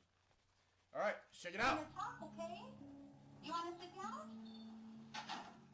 Tell me about mommy or daddy or somebody else. My dad is bad now. Your dad is bad now? Tell me about dad being bad now. What happened at the house with your wife, with Jasmine? I don't remember. Mom, AK-47. AK-47? Okay. What did you The do? fuck? Yeah, how many kids you got? No. 4 times, 3 times. Okay. Bro, what's What going on, the man? fuck? Got kids in an segregation room, On bro, March that's sad. 4th, 2022, a mother's worst nightmare occurred for Jasmine Serena. A man armed with a gun entered her home. He would notice 4 children watching television in their living room. They would freeze up and look at him in horror, unable to do anything. But the man would pass by. He wasn't looking to harm Jasmine's children. Instead, he made his way over to the kitchen where Jasmine was standing and shot. Damn. No. 3 bullets struck Jasmine, and she was left in critical condition, lying helplessly in her kitchen. The suspect left the scene in a hurry, thinking she was done for. But unfortunately for him, Jasmine managed to survive. Despite her critical condition, she managed to call 911 and ask for help. Officer Baker was the first cop to arrive at the scene, seeing all the kids surrounding their mother crying for help. She was immediately transferred to right off the bat, man, like, just to judge, like, bro, you gotta be one of the most softest types of dudes ever, bro. To, like, for one, gun down, you know what I'm saying, your ex-wife, ex-girlfriend or whatever, and then nonetheless, in front of kids, bro. Like, you gotta be the lowest form of human ever, dog. To even want to put that type of trauma on kids, to try and put that trauma on ex-girlfriend, ex-wife, like, man, bro, that's just, that's wrong, the bro. El Paso hospital by helicopter. It don't matter what she did, dog. Like, that's just wrong, bro. If she cheated on you, bro, you gotta keep them feelings. And I'm gonna make an educated guess right now. I'm gonna make an educated guess right now, bro. I guarantee you, it has to do with something about breakup or something with the money. It's one of those 2 things. Yep. Always. Now it's a race against time for doctors. With each passing second, her chances of survival rapidly decrease. No. For the detectives, they needed to find their suspect fast before he struck another innocent victim. Right now, they needed any clue that could lead them to the possible killer, so multiple officers would go back to the crime scene to take a closer look at exactly what just went down. Okay, so I have bullets, or casings, excuse me. One there, one on the table. I have one where she was sitting, or where I found her. Leaning against the thing. Was While her she feet was facing standing? us? Yeah, because you can see there's impacts right there and right there. Oh, okay. And there's another casing back over there on the floor. Okay. My guy here, she's sitting facing me with her legs out. She had a strike here, here, and what looks like a through and through here with her shirt up. She had nothing that went through completely on the back. Oh, so the rounds are in here? I thought it was a round like. No, she's distended. It's all internal right here. Damn. According to the police report, the victim, Jasmine Serena, took 2 bullets to her abdomen, and the third bullet landed right in her leg. Despite her critical condition, she gathered the little energy she had and told Officer Baker the attacker's name. She said that it was Julian that did it. Valenzuela. That was the name of her. And, bro, and I hope you know, man, like, bro, if you go ahead and do some type of murder game like that, bro, and somebody is literally on their last breath, and they say it was you, Yeah, you cooked. you fighting in trial, bro, you're literally going down, bro, like 99.9.2% of the time. Even if it wasn't caught on camera. Like, Own husband, Julian Valenzuela, and the father of 4 children who just saw their dad shoot their mom. However, this wasn't the only Fucking thing hell. she was able to tell the cops. Jasmine also mentioned the car Julian drove to the house before shooting, a red sedan. this is In a in matter Mexico. of seconds, all patrols nearby received a notification to stop any red sedans they saw on the streets of Las Cruces. While Julian's vehicle was being tracked down, Officer Dollar, along with his partner, had a different task. It was reported Julian was living at this house. With him being on the run, police think there's a chance he could be hiding in the home. Damn. That So would the be 2 wild. officers would make their way into the home in hopes to find a surrendered Julian, or at least a clue of where he might be. Yeah, it's wide open front and back. It's cluttered, just abandoned. Las Cruces Police Department, anybody inside the residence, come out to the sound of my voice!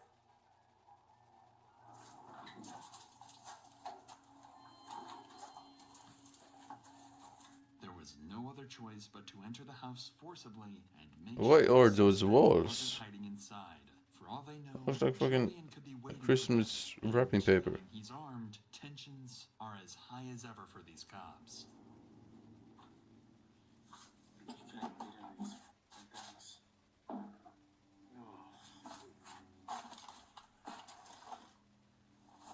8 by 49 on Lester and Shannon.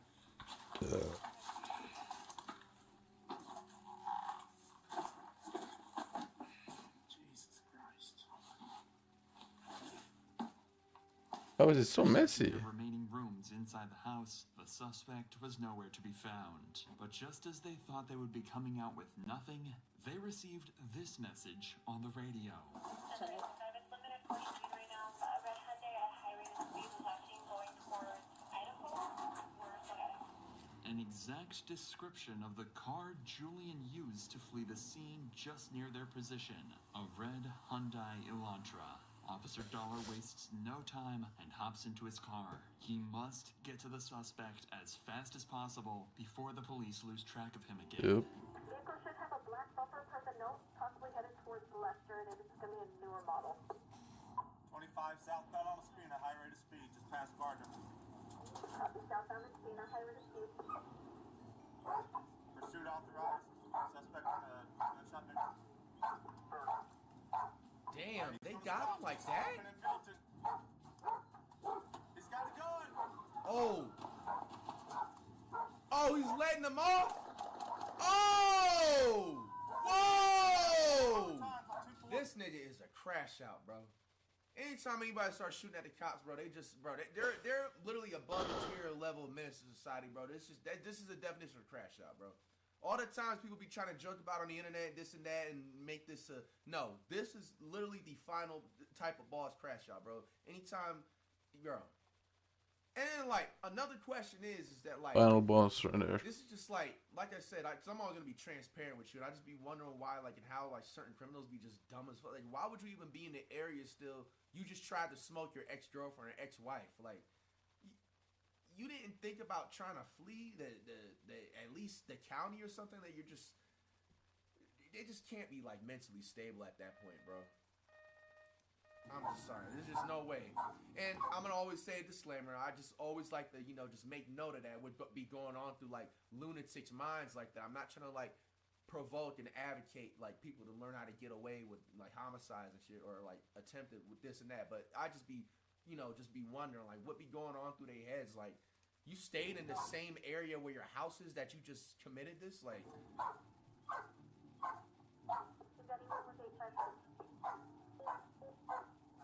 The pursuit continued until the suspect closed into the intersection of University Wave and Espina Street. This dude, regardless, bro, this dude is cooked, bro. You let shots off at He's the officer, fried. you're done. Like, was shining bright for Julian to stop, but he didn't care and pushed on the gas. And just as he thought he could make it across, He did, bro. the suspect plummets right into a silver car, knocking the innocent driver to the side of the road. The officers in pursuit sped up to the crash, but they can't rush to apprehend him just yet, as he already fired multiple rounds at Detective Dollar just a minute ago. I hope they're fine. Believe he will do it again, so they have to be ready to take Julian down if he makes any sudden moves. Show your hands! Do it now! Do it now! Show your hands! Get up! Get ready! Probably showing his. Under multiple gun sights, the suspect has no other choice than to step out of the car and lie on the ground. Although he looks disabled, this doesn't satisfy Officer Dollar and his colleagues. From what they know, the suspect is still armed and could be pretending to be injured to try and catch them by surprise. Yep. Officer Dollar wasn't going to take any chances, so he decided to deploy a different weapon to make the suspect obey their commands. I got the dog! damn. They bring the dog out? Bro, for one, let me see what happens right with the dog. What are you gonna do with the dog?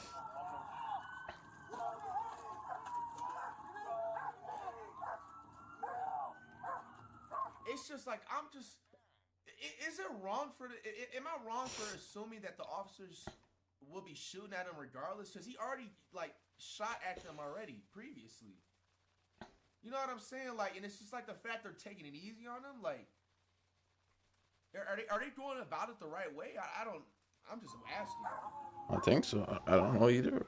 He just let shots off at you probably like less than a mile beforehand. He crashed into another innocent bystander. You know what I'm saying? This dude is a complete menace and armed and endangered. Like, I don't know, bro. Like, right now, Julian seems disabled enough. A crash that could have killed him only left him with a concussion. He can't even stand up. Using a canine in this scenario would be an overkill. But Officer Dollar he just tried to end you, though. had already made up his mind a few moments ago.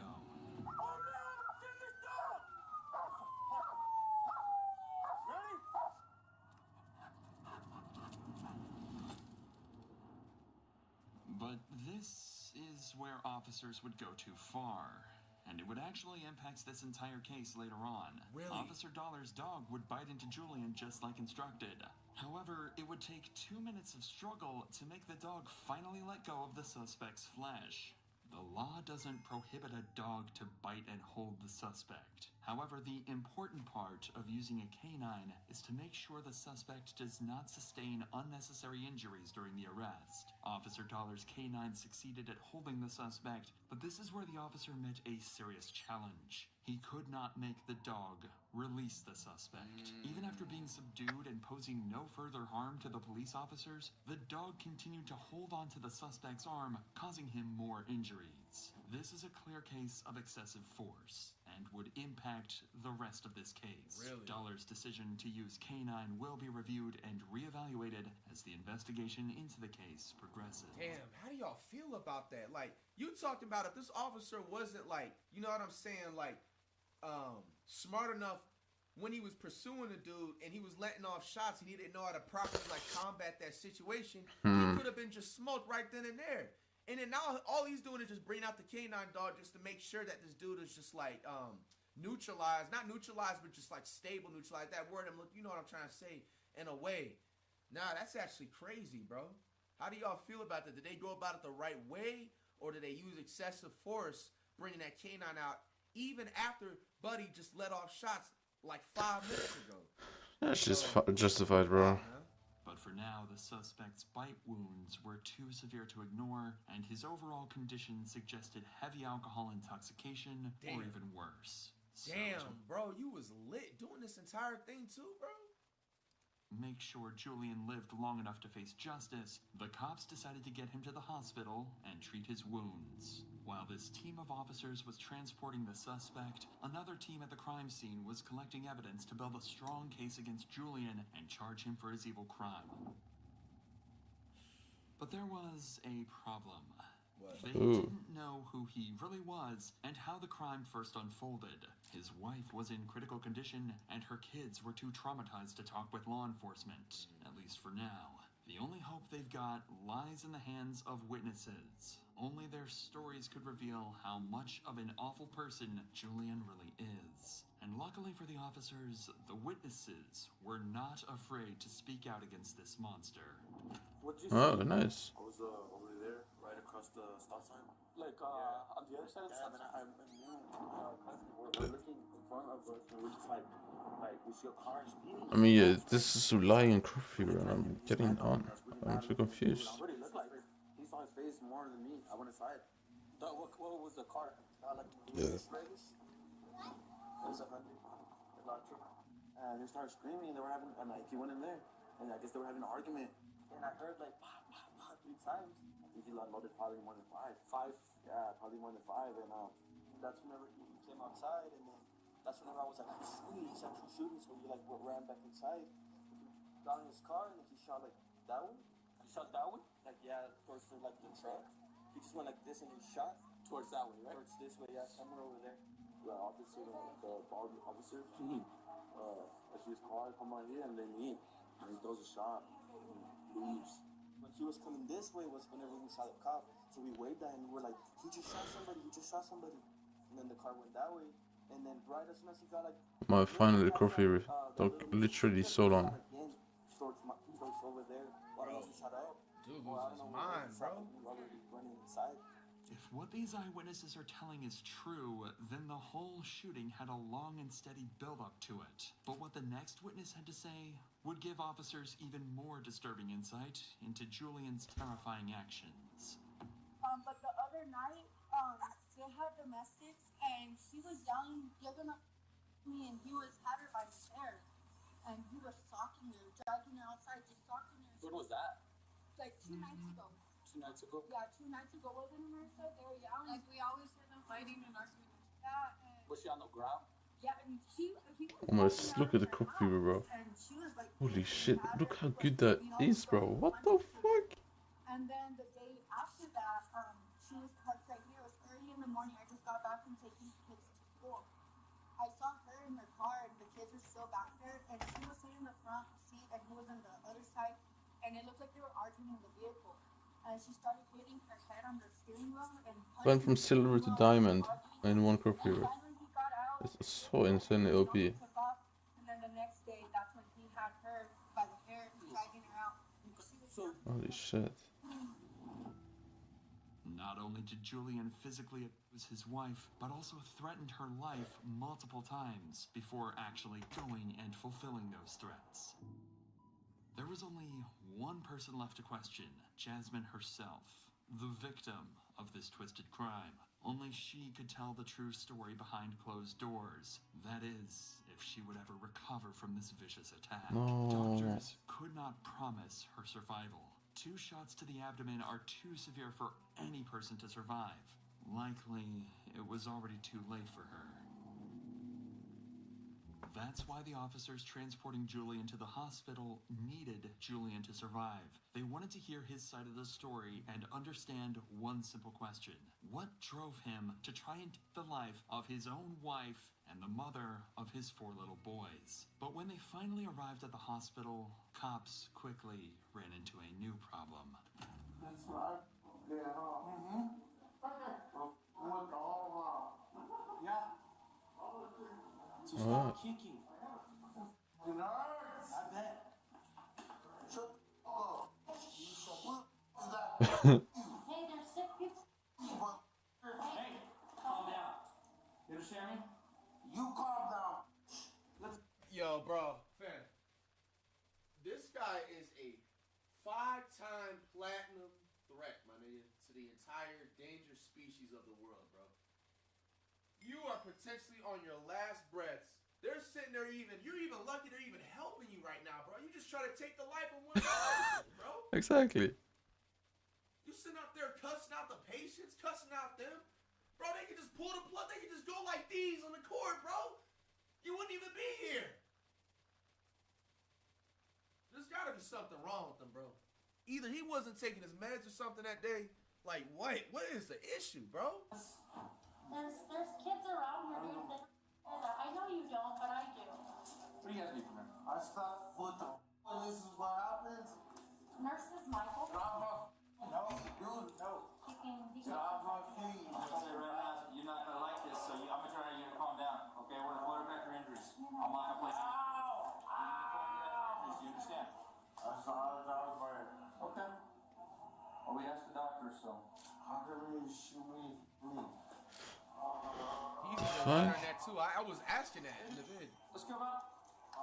Let's go back.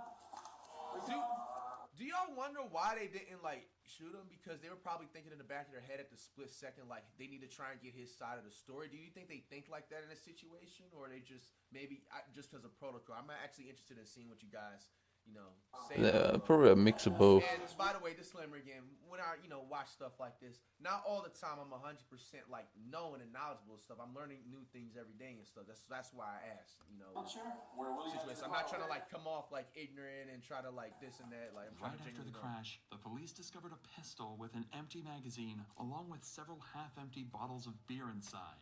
This explains Julian's erratic behavior during and after the arrest. Additionally, on his way to the police station, Julian admitted to shooting his wife in cold blood, all without interrogation. But as you'll soon see during the questioning, even details like this can suddenly vanish, because once they brought Julian to the interrogation room, he had already forgotten everything. Having those in mind, do you want to talk to me, try to give me your version of what's been happening and whatnot? No, what's happening? I've been drinking for 3 days. What the fuck? Well, if you want to keep them closed and it's easier for you to talk that way and you're not struggling, that's fine. Just don't fall asleep. Was there anything other than alcohol you were drinking? No. What type of alcohol you drink? Budweisers? Okay. Can or bottle? Bottles? Okay. So why for 3 days? What's been going on? You and your old lady been having some problems? No. Huh? This only confirms why Julian is so visibly intoxicated, and it's honestly a surprise he's even able to understand and talk with the officer. Still, his condition might complicate the interrogation process. After all, alcohol can lead to lapses in memory. He simply might not remember the events of that evening. A perfect excuse for someone like him in this situation. But this isn't going to be good enough for Detective Melinda to accept. So he keeps pressing for a confession. What happened at the house with your wife? With Jasmine? I don't remember. I think you do, because you told them what happened. I remember going in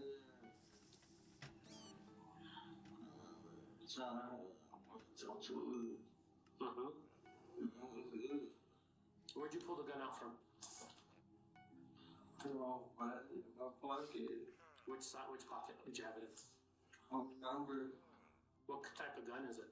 I don't know what kind of gun it is. I don't know what's What the fuck is he saying, dog? I cannot see nothing. So I'm trying to open my eyes. That's fine, dude. I don't want you to see anything. I want you to remember things and talk to me about things. I can't even keep my eyes open. That's never happened to me.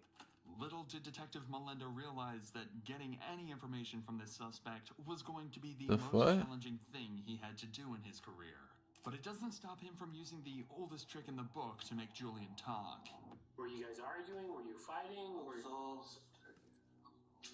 are you sorry for?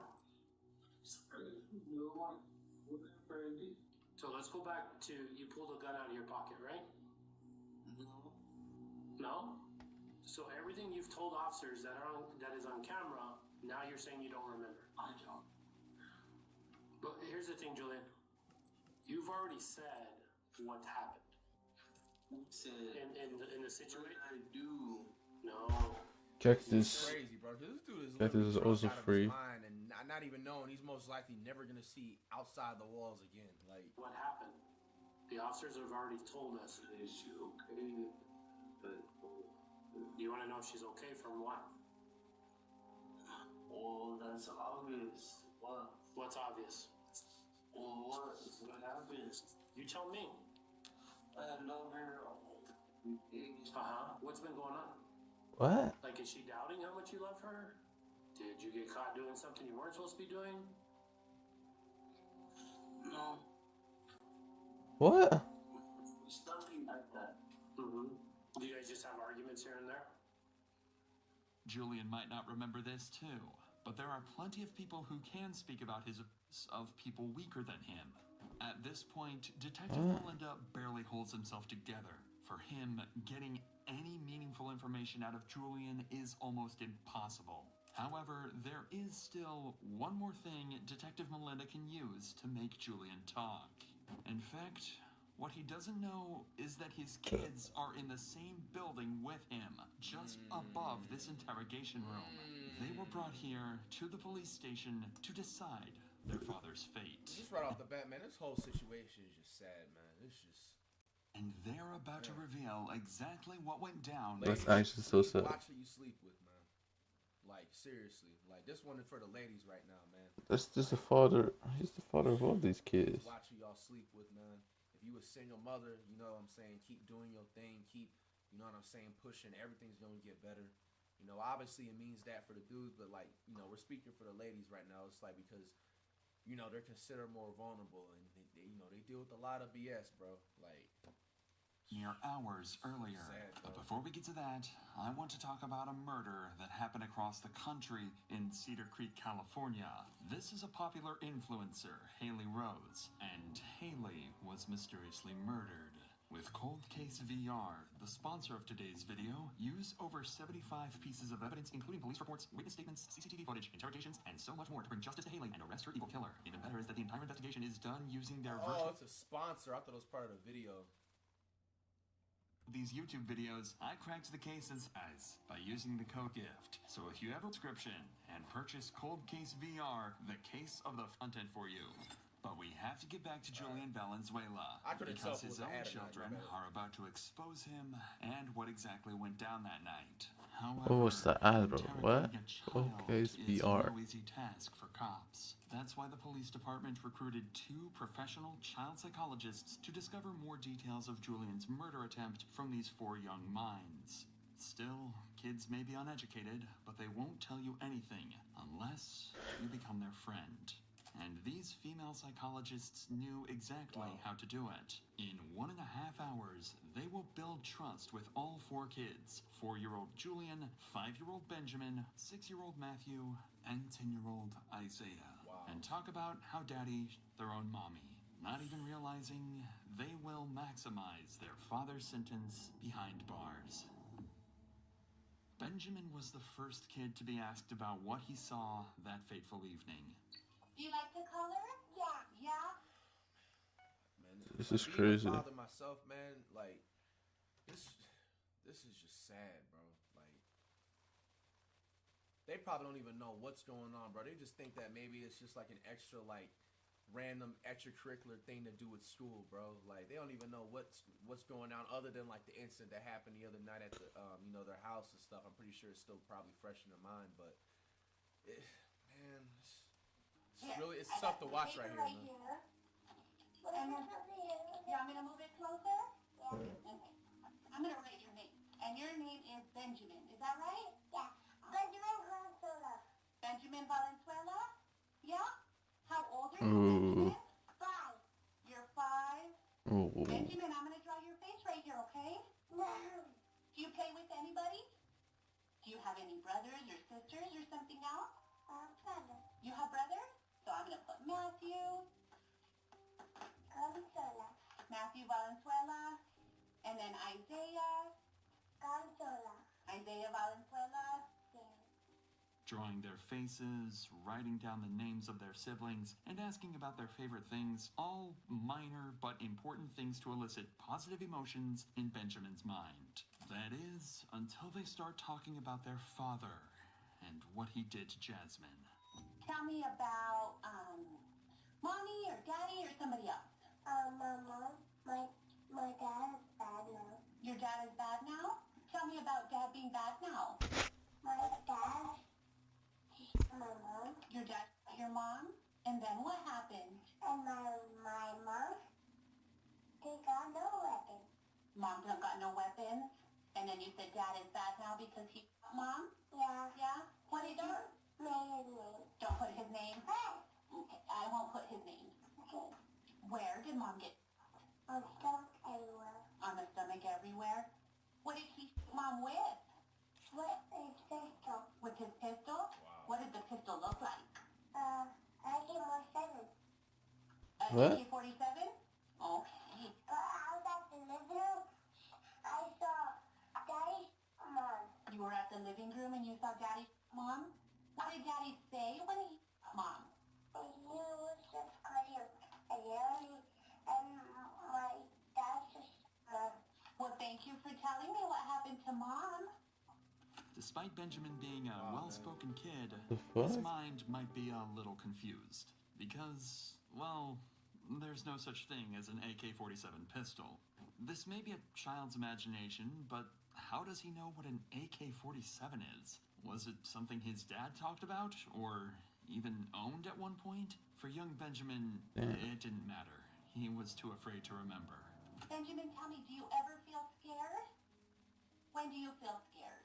Of the shot. Of the shot? Aww. No one was fighting? Huh? Only my dad was fighting, and then he was this one, and was this one, and then loaded up, and then boom. He was this one and loaded up, and then boom. Yeah. Benjamin, tell me, do you feel safe with mommy? Yeah? How about with daddy? Do you feel safe with daddy? No. No? No, because daddy and my mom are here. Okay. Well, thank you, Benjamin, for letting me learn about you. You want to go back into the other room and play?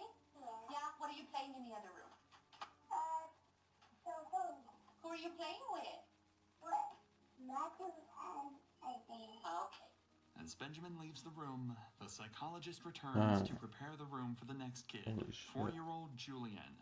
They follow the same steps to establish a positive connection before moving on to the most important part of this conversation. Julian, tell me about a mommy or a daddy or something else. Draw daddy, actually. Draw daddy? Daddy's real big. Daddy's real big. He has a big stomach. Daddy has a big stomach? So all that. Daddy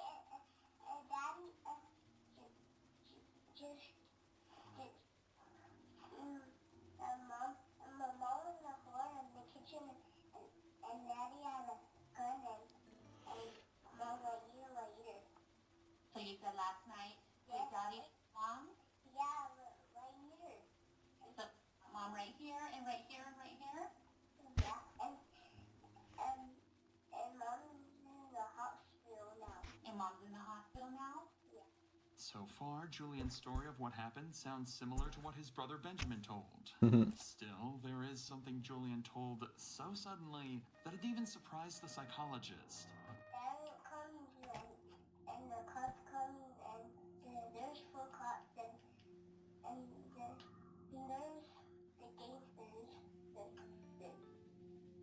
gangsters there? Yeah. Who are the gangsters? For shooting? Do you know the gangsters? Yeah. What are their names, the gangsters? Ryan and Saturday.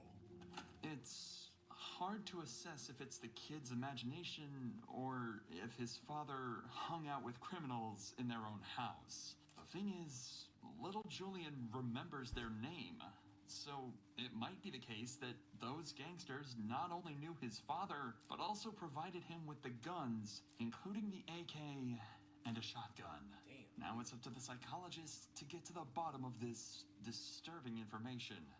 Tell me, what did Dad Mom with? With the gun. With the gun? Mom was messing with Daddy. Mom was messing with Daddy? She was yelling at him, and now she's right here. What? What was she saying when she was yelling at him? She said, You said that Dad, Mom, and that she was laying on the floor in the kitchen? And he her 4 times, 3 times. Okay. Is there anything else that you want to talk about today? Yeah. Yeah, tell me. Me and Matthew were fighting. You and Matthew were fighting? Yeah. And then what happened? Playing to the TV. When Mary was playing Gus's daughter and the little TV. On the little TV? Yeah, his phone and the TV. When Mary was playing Gus's daughter. There's What?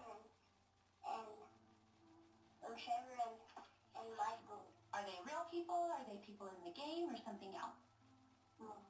In the game. How many coins they make per The hour? psychologist can rest easy. Those gangsters are just part of the game. Still, it is neglectful of parents to let their kids play these games at such a young age. With this Hey, conversation, I ain't even gonna lie to you. I honestly don't know. Subscribe to me for I don't check rates, I just forgot so what I don't know. exact video I've said it in, but Probably yeah, not that bro. much. Yo, my mom was straight as heck, bro. I was not allowed to play GTA. That's why I missed out on like all the GTAs. You know what I'm saying? Like growing up, I wasn't allowed to play GTA until I was like 17, about to turn 18, bro.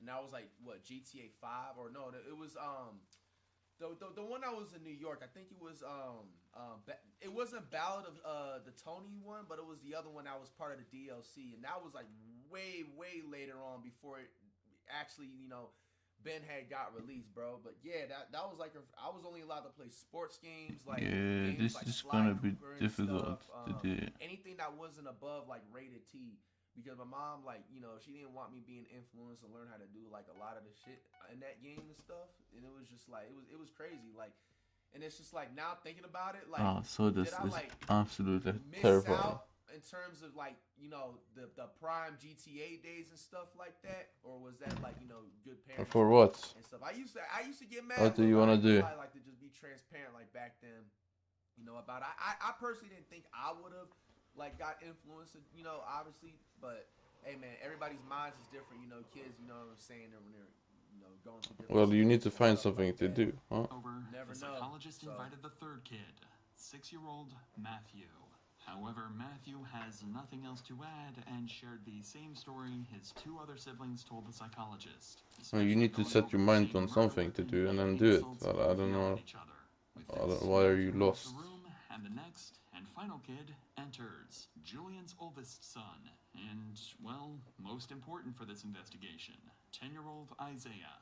Since he's much older than his brothers, he possesses a better awareness of the situation, meaning he could provide clearer details about the crime, and the psychologist understands that, which is why she's going to try out Aren't these skins here very expensive? Shouldn't you sell them? No? Okay. Well, just so you know, no friends or family or anything like that get to listen while we talk, okay? Alright, you feeling okay? Alright. Well, if at any time you need to take a break or you just need a second, let me know, okay? With this mature approach, Isaiah doesn't tell much to the psychologist, except one crucial detail. The shooting was a climax, and Isaiah saw the build-up to the shooting. Just listed on the auction house. What do you mean? It sells. Isaiah, have there been times when you heard fighting or arguing or something else at home? Tell me about that. She was just arguing about my mom. And then yesterday he pulled up on my mom's I'm car kind of confused what you're doing with. What are you grinding? in front of my mom's park. Tennis or fire reach chest plate and then hot legging pant? When she was on What? the phone telling someone. Isaiah, when was it that your mom?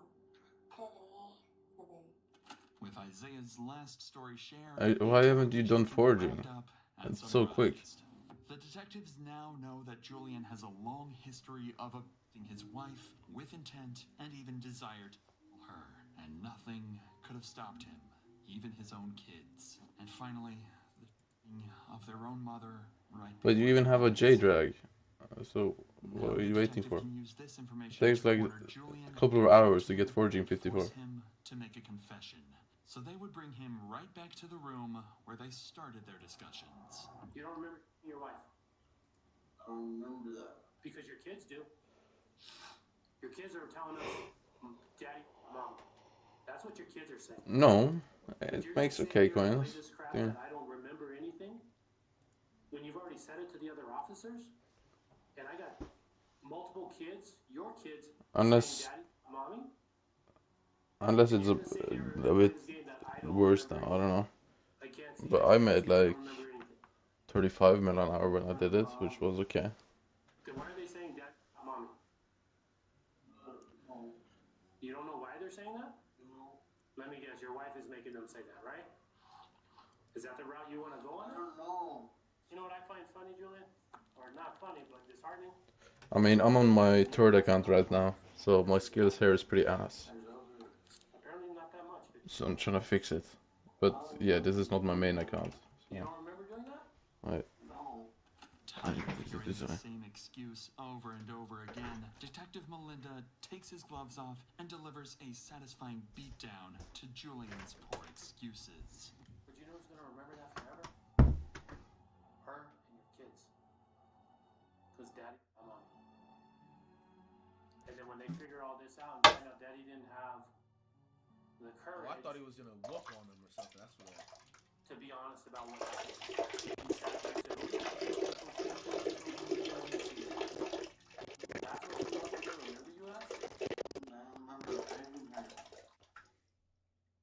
Remember begging her on the phone. All right. Y'all can read this, but no, I guess I have helped you. I love you, Mama. Answer. Okay, ignore my calls. Then bye. Big baby. I'm going home. Okay, yo, I ain't gonna lie. Hold on.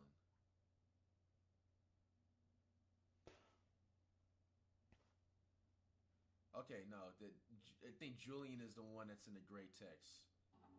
On her phone. Begging her what? Either.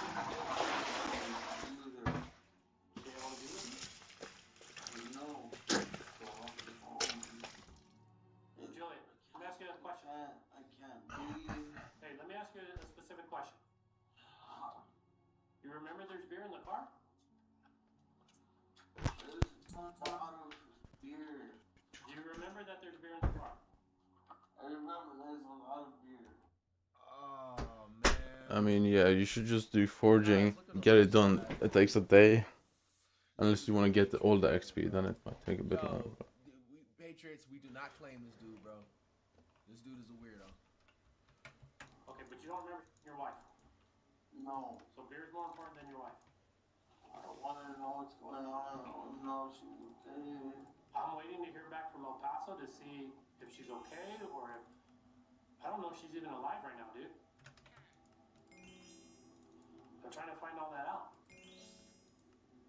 But I can't even get you to tell me what happened. All I remember is going inside the house and I was in. Okay. From there, everything's a blur.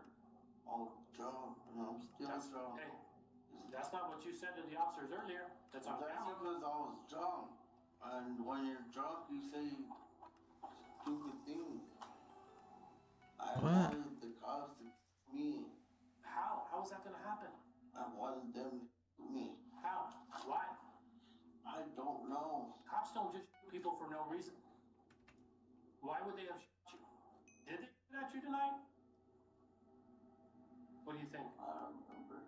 don't remember. After using his own words against him, getting verbally beaten down by the detective, and even bringing up his kids, Julian still refuses to remember anything prior to this interrogation. This makes things even worse for him. If he doesn't talk now, the cops will write down their own version of the story that will be used to prosecute him if Julian does not comply. All Julian needs is to talk. That's what I'm gonna put on my paperwork. Okay. When I charge you with attempted aggravated battery with a deadly weapon and all the other charges that go along with this, my final statement in that paperwork is gonna say, I don't remember I was drunk for 4 days. That's what you want me to put in the paperwork? Okay. Is that what you want me to put? I want you to put that because I don't remember. And I'm also gonna Oh, put damn. during earlier contact on camera, he stated this, that he did shoot his wife, that he did do this when officers stopped him. Because that's all stuff I can prove, Julian. Okay. So hopefully your wife survives, and when I talk to her, I'll tell her what you just said. Damn. Don't say that. I know. No, but that's what you're telling. I'm telling her what you tell me. Tell her that I know her so much. No. If I knew What? what was going on, I knew my severity of my charges, I would be crying my ass off. What? I don't think so, dude. I think we're wasting our time. I mean, you can't even man up to what you did. With this interrogation finally done, Julian is returned back to his cell where he would spend hours wondering why he ultimately left all his 4 children without their mother. Little did he realize, Jasmine survived. 3 days after the shooting, Jasmine finally... Oh, Sorry. 3 days Let's after the go. shooting, Jasmine That's finally awesome. opened her eyes. They didn't lose their mother. Through an operation Let's that go. saved her life, Let's the fucking officers go. made sure to visit immediately, Let's fucking go. not only to check on her, but also to finally hear her side of this twisted case. Let's fucking go. Hey, Jasmine. I'm Detective Winter. This is Detective J-Lo. We've been checking up on you. They told me that you're able to kind of talk what has happened.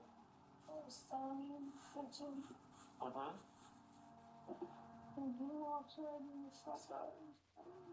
And who is he?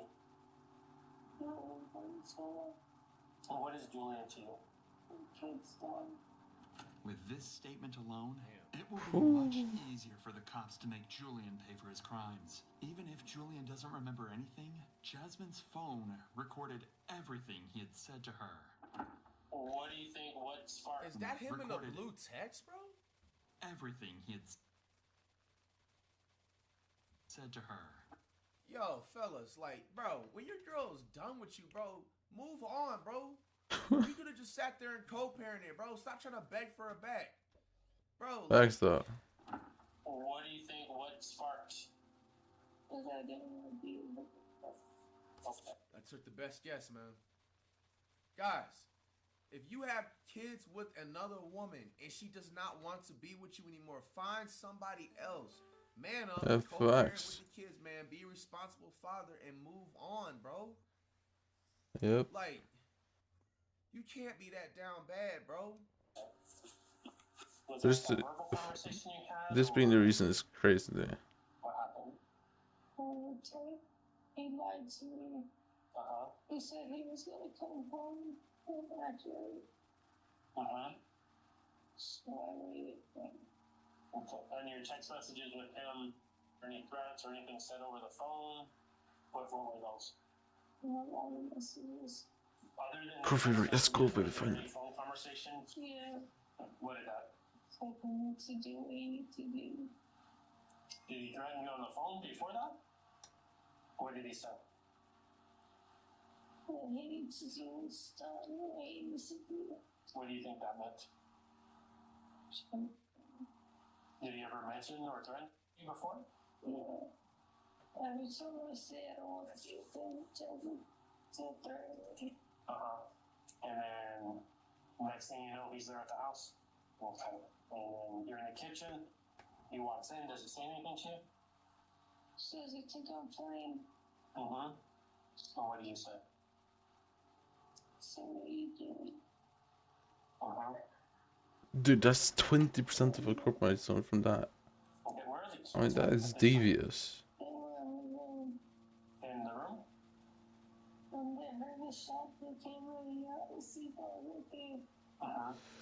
Had you ever seen them with a gun before? Yeah. What type of gun? 380. One can only imagine what horrors Jasmine and her kids had to endure. But in the end, she can finally rest, knowing well that her sister was finally arrested and will never be able to hurt her again. And what she would tell the officer now will make sure Julian will be gone for a long time. We did arrest him. He's in jail right now, and we don't want to keep him. You want to press charges? Well, we're going for him. So I did, based on the information that we had, is essentially an attempt on you. Because all the kids were there, I charged them as well. Bro, and fellas, I hope you understand, man, when you do certain domestic incidences like that, like even if you don't like, you know, have anything a use of a weapon, like bro, if she has clear case of you like beating her and stuff in front of the kids especially, bro, you lose all your rights for your children, bro. Yep. Literally, like the only chance of you ever even seeing your children is literally up in the hands of the court and to her, bro. And on top of that too, that raises your stipulation for having to pay like more child support and everything of that nature as well, bro. So you're paying double the amount of child support because now what happens is that you're considered a threat, you know what I'm saying, to not only your mother's child towards your kids because you have capability of having some type of harm, you know, stupid people, bro. Situation. And then Stupid now you idiot can't even people. see your, you know what I'm saying, your own kids and stuff. Like, bro, it's like a lose-lose situation. You just have to move on, bro. Like, drinking, so the DWI, the aggravated on the officer, and then the receipt. She's had like 9 or 10 charges on him.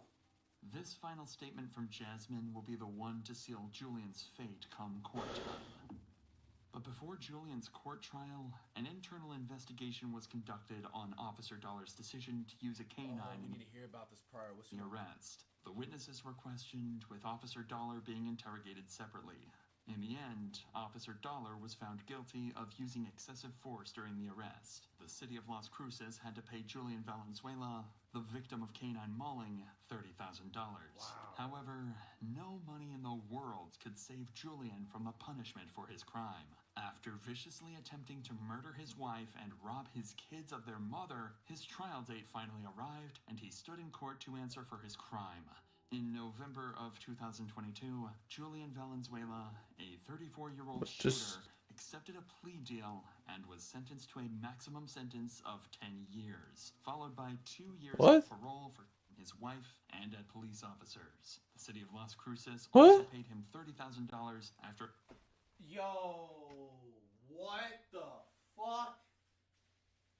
Bro, huh? This dude almost smoked his wife in front of 5 of his kids.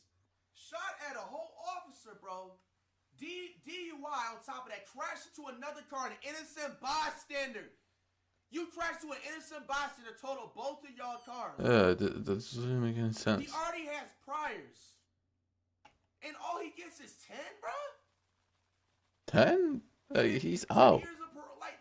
And he gets 30 bands. New Mexico, how much percentage of time you gotta serve? I'm gonna just like take a guess, maybe like 70-80%. This man gonna be out on top of like time served, taken to the trial and stuff. Bro, he's gonna be out on like 6 or 7 years, bro. Then what's gonna happen to his wife? You already know for a fact he's gonna go back after her because she put him in jail for the right reason, because you know what I'm saying, she almost lost her life. But now you're setting her up and her kids, you know what I'm saying, to be into even more danger in the future, bro. The justice system failed right here, bro. I can't agree with this, bro. This makes no sense. Now, like, what? If you want to give that to the fact, okay, they had that dog or whatever that came out and was using excessive force. It could have impacted the case. But, bro, to literally, bro, you guys, let me repeat this, bro.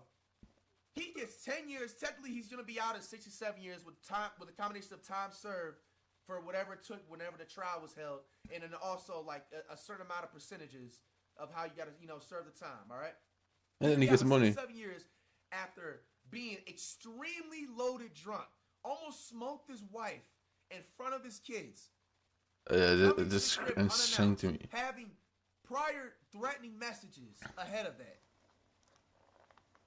Driving under the influence, loaded 3 days straight off of liquor or beer, whatever. Crashed into shot at another officer 3 times. Yeah, that while too. on the road.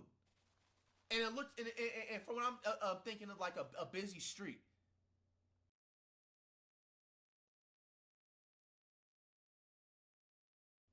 Where other innocent bystanders could have got hit by that fire that was missed from the officer. Crashed into an innocent bystander that could have ended that person. They didn't even mention the person. Is that person okay that he crashed into? This is insane. Bro, this gotta be probably the worst justice system that I had seen so far on any of these crime videos, bro. This is legitimately crazy, bro. Did he, like, what type of lawyer did he have? This is a sad story, bro. Waiting, I don't even remember the year that they said that this happened, bro. Yo, the wife gotta make sure she's straight with, bro, like her kids, bro. Because best believe as soon as he gets out, he's going after her first.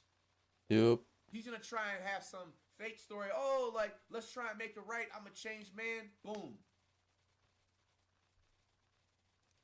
Can't rock with this, man. I don't know how y'all feel about this, but this justice system right here failed this entire case. Man, I'm actually genuinely shocked. Like, I'm actually hoping that it was, you know, maybe a typo, an error, but this is it, man. Let me repeat once again. Nearly smoked his wife. Drunk off beer for 3 days straight. Cops pursue him. While the cops are pursuing him, while he's drunk, under the influence driving, lets multiple shots off at the officer, bro. Misses. What it do, flight crew? FTC. Flight team stand up! Crime reacts back at it again. Take notes on this lesson because March is now in session. Cops make horrific discovery in woman's soup pot. What? You said you was gonna stop doing that dirt last month. It's about to be the new month. So what you waiting for, man? If you out there right now doing dirt, stop while you ahead. You're going to get caught. I know you see the technology, man, nowadays. Facts. You really think you're gonna get away with it, bro? You think you're special? You think you got superpowers? Find yourself something that you're passionate about the legal way and keep it pushing, man. EWU, let's check it out. Just totally off my rocker, but I was just out walking my dog, and I came across some bones that looked to me to be human. He had been dismembered. Oh my God. Okay, and I like I said, there was apparent saw marks. Okay. What marks? Saw. Oh, saw. When a human spine is discovered by a woman walking What? her dog in Mercer County in January 2016. It launches an investigation that will take years to unravel. Bro, a spine is crazy. Even with a bone-chilling confession, investigators are left questioning the truth behind their victim's unimaginably gruesome demise. And they will soon find themselves with another body on their hands before the case is over. The following report is based on official Another buddy. records, and most of the footage has never Hey, been seen yo. until now. Following the 911 call from the concerned dog walker, police discovered a skeletal human spine hidden among the frozen brush in a fairly remote area in Mercer County. Though they conducted a thorough search of the area, no other remains were found. This left investigators with two main questions. Who was their victim, and where were the missing body parts? Despite a DNA profile being uploaded to NamUs, a police database for missing persons cases, the identity of the victim remained unknown. That all changed in 2020 when a Bureau of Criminal Investigation agent working on cold cases connected the profile of a missing persons case in Columbus, Ohio, with the timeline of when the skeletal spine was discovered. 21-year-old Ryan Zimmerman was reported missing at the end of November 2015, just 2 months before the 911 call. Ryan had last been heard from a month prior in September. After contacting Ryan's parents and conducting a DNA test, investigators were able to confirm that the partial skeleton belonged to Ryan. They spoke to Ryan's father, Warren, over the phone. Your son did, it was obvious that there was foul play involved, okay? Right. There was some remains that we were not able to locate, okay? So it was also discovered that he had been dismembered. Oh my God. How can you say something foul play will be involved? There's nothing playing around if somebody gets dismembered. Like it seems like she's trying to sweet talk. Like I said,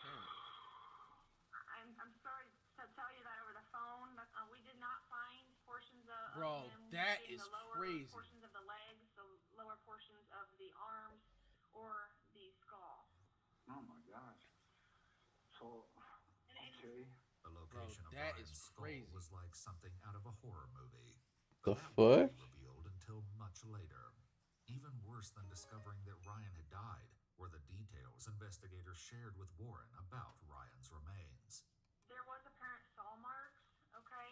Okay. What marks? Saw marks. Saw. Right. When he was found, What the it fuck? was basically skeletal remains. I mean, what does this sound like? Gangland or some kind of sick trafficking or what the hell? I mean, who would do something like that? Those are all questions that we are hoping to work to try to get some answers for Ryan and for your family, okay? So you just tried to predict that it was foul play, and then you're saying that you're still searching for questions, bro. Like, We're able to track down the 3 people living just with tell them Ryan how it in is. It's like if you're gonna, it's like she was kind of trying to hold back and try to be as like sugarcoat as possible, so the person wouldn't have a crazy reaction. High magical power? His father to sit up there and try to guess what happened. Obviously, the operator or whatever didn't know what happened. 400? Why? Try to guess that it was foul play, like it was something that was just accidental, like. Corey Buzzard, Sarah Buzzard, and Naira Jen Whitaker. On August 25th, I guess you could count that as high. I don't know. to find Sarah and Jen, who are now married. After moving out of the apartment they shared with Corey and Ryan, they now live at Sarah's mother's house. What will unfold shortly is that Corey and Ryan. They said that these two are married? Well, They're just separately now married. live at Sarah's mother's how'd you house. find, I mean? What will unfold shortly is a twisted and I mean, yeah, I have max if I want to. Why? more disturbing than anyone anticipated.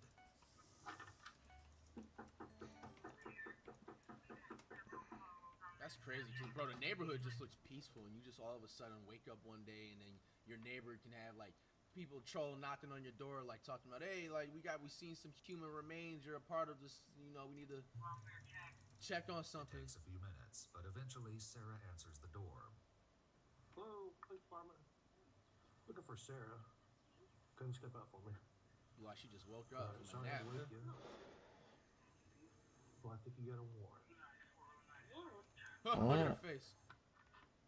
It's out of Ohio, I think. It's a theft warrant, I believe. Bro, I am not doing that, dog. What in the fuck are you trying to make me do right now? I'm not trying to hit no ghosts for loot shit, what? So go ahead and turn around, put your hands behind your back. Come on, Unc. Though he doesn't know it just yet, the officer asks Sarah a question that will foreshadow a devastating series of events. So she. How much is 11 plasma? It can't be that expensive. Yeah, it's like 3 mil coins. Sarah informs the officers that her mother and Jen are inside the home, and they soon join her on the porch. Okay, so what's coming out? Well, we gotta take her downtown. I gotta look at exactly what the warrant is for, and then we'll go from there. So I can. Well, yeah, it is what it is, bro. So Mercer. And also, it doesn't count the killer's magic find or from loot share. I don't know what you're trying to say here.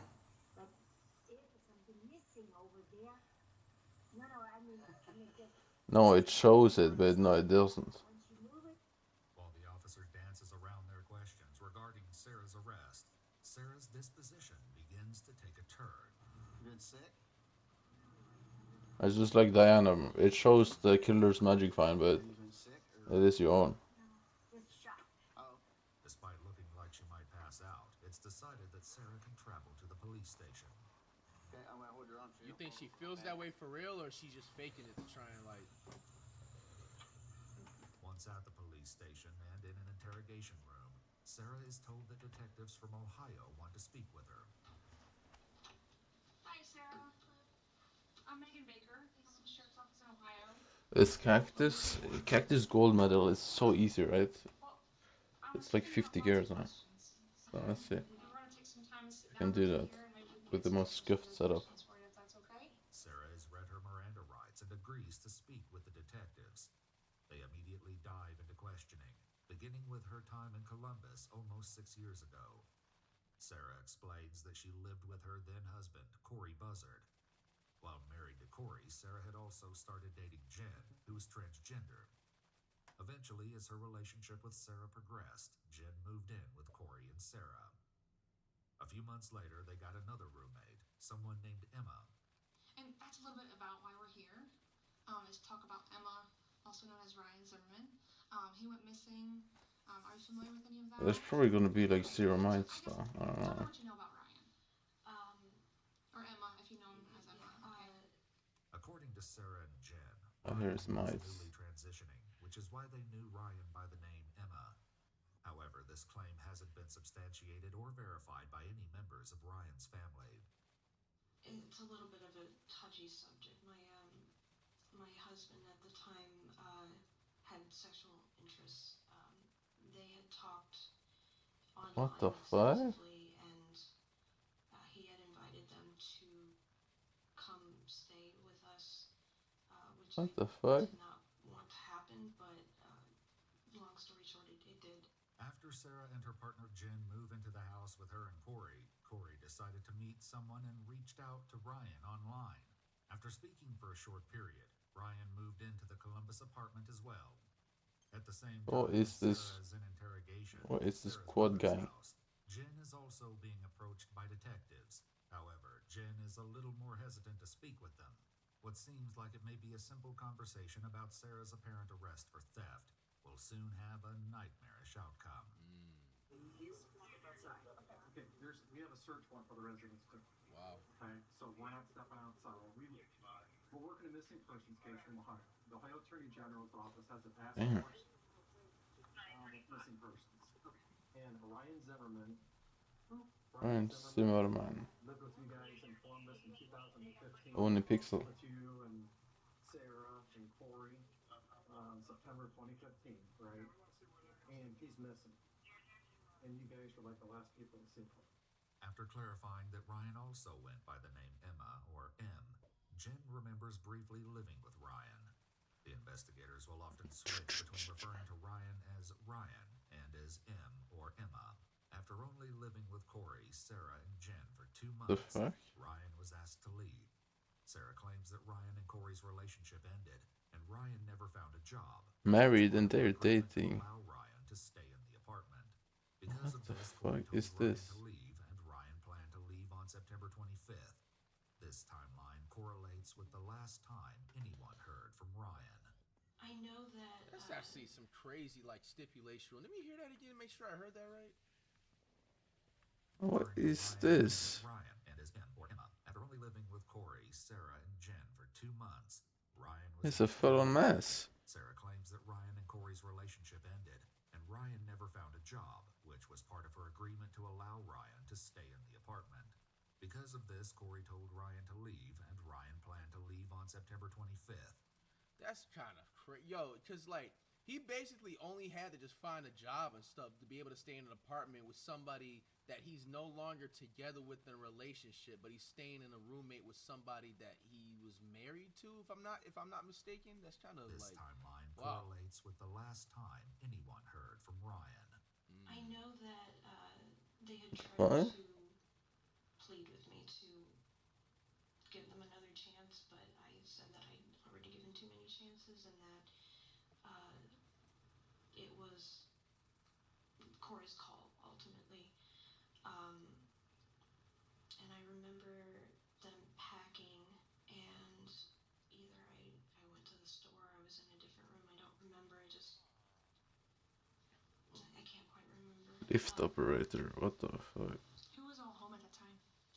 I was, Corey was not, and then my was over. So we might have been in the living room. I honestly, I don't remember. Okay. I just know that 1 minute Emma was there, and then the next he had just left. Cap. Okay.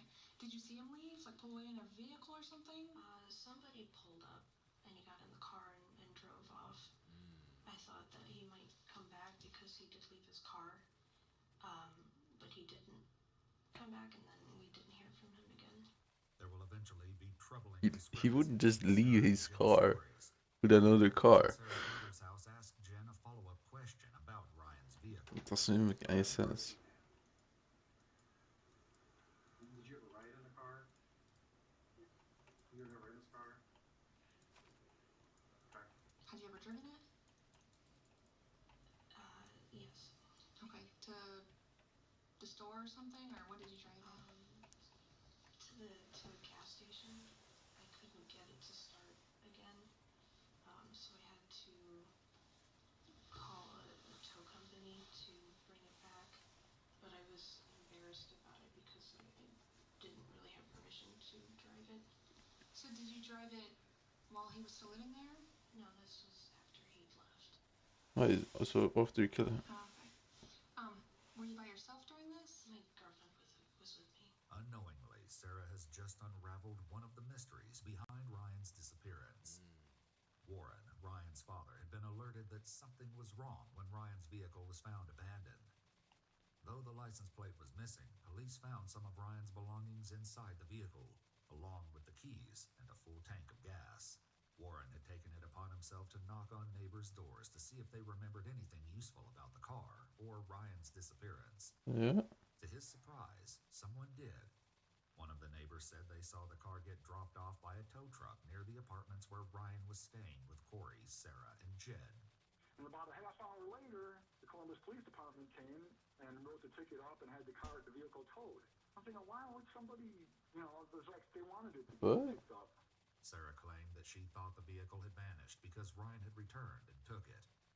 What she doesn't add, not yet at least, is that there's an unsettling reason she'd been using Ryan's vehicle that day.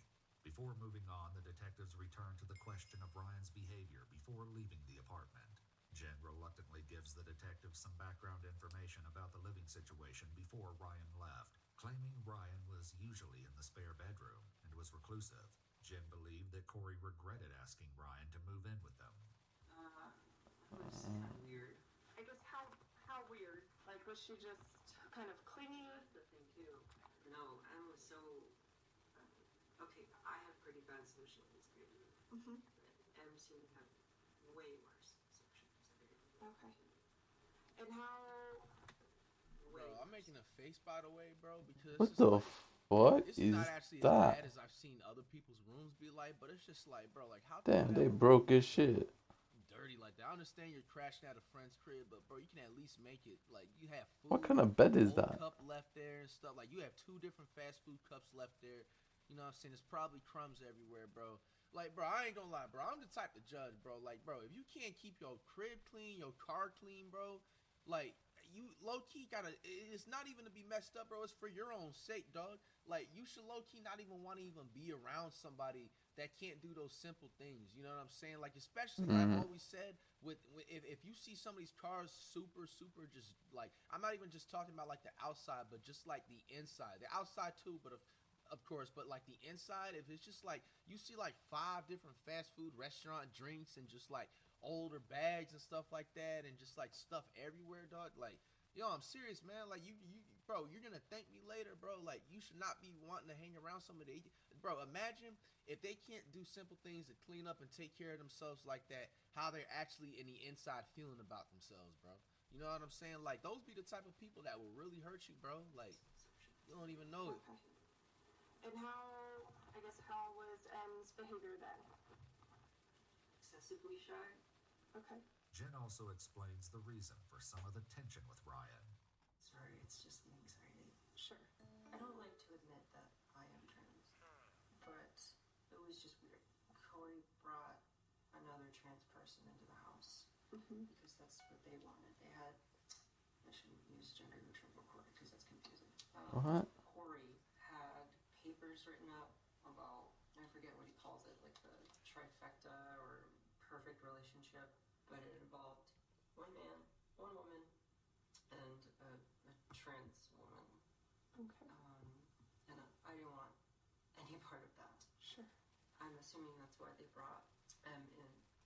I think Ryan was just kind of the last straw for me. Tell me more about that. Why was he the last straw? That was probably one of the biggest arguments that we had to make him that third person. But I obviously didn't agree with that, and the entire time it made me feel like I wasn't good enough. After Ryan apparently moved out of the apartment, Sarah and Corey divorced, and she married Jen soon after. The detectives take a break, and when they return, they will confront Sarah with the awful truth of why they are really there. Hey, there's some more water. Let her know what's up, huh? Sarah, I don't know if you know this or not, probably not, but you're talking to Jennifer right now, talking to your mom, and also talking to Corey. And there's major inconsistencies about this with your involvement with Ryan. And you know Ryan is now deceased. We're catching on. He's murdered. Corey is Yes. talking to the Columbus police. She didn't even try to sell it. He is? Bruh. She's cooked. Detectives right now, we just get off the phone with them. Yes. The detective isn't being entirely honest here. While officers have managed to track down Corey's new residence, Corey is proving less than enthusiastic about the prospect of speaking with officers. You're not in any trouble. I don't have an arrest warrant, nothing like that, Corey. Okay, we just want to talk with you because your name was brought up as a witness in a case of what? A homicide. Homicide. A homicide. I don't recall witnessing any homicides. Okay, we're just wanting to talk. I don't recall everything on homicides. That's it. I haven't lied to you at all, Corey. Okay, it's about Ryan. I don't know who Ryan is. Ryan lived with you. I don't know who Ryan is. Emma. He also went by Emma.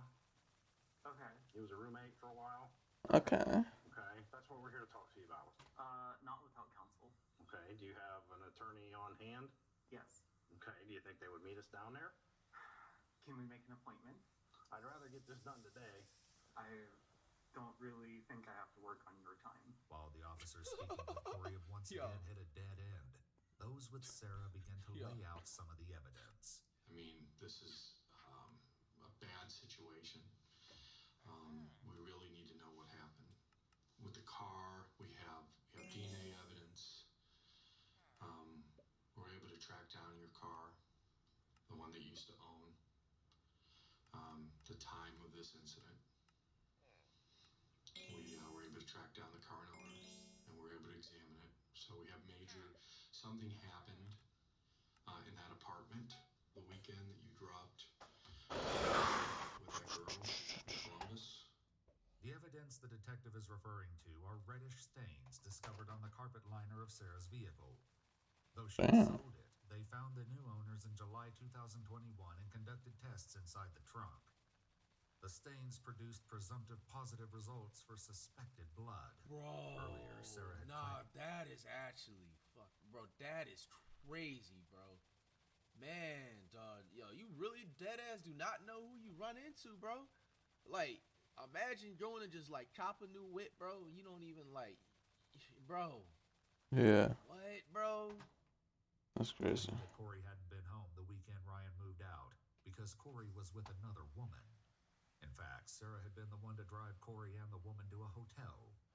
Investigators spoke with the woman and confirmed that Corey was nowhere near the apartment where Ryan was last seen. While Corey may still prove to be an important witness to the events leading to Ryan's death, Sarah and Jen appear to be the last known people to see Ryan. So please just tell me the truth. What happened?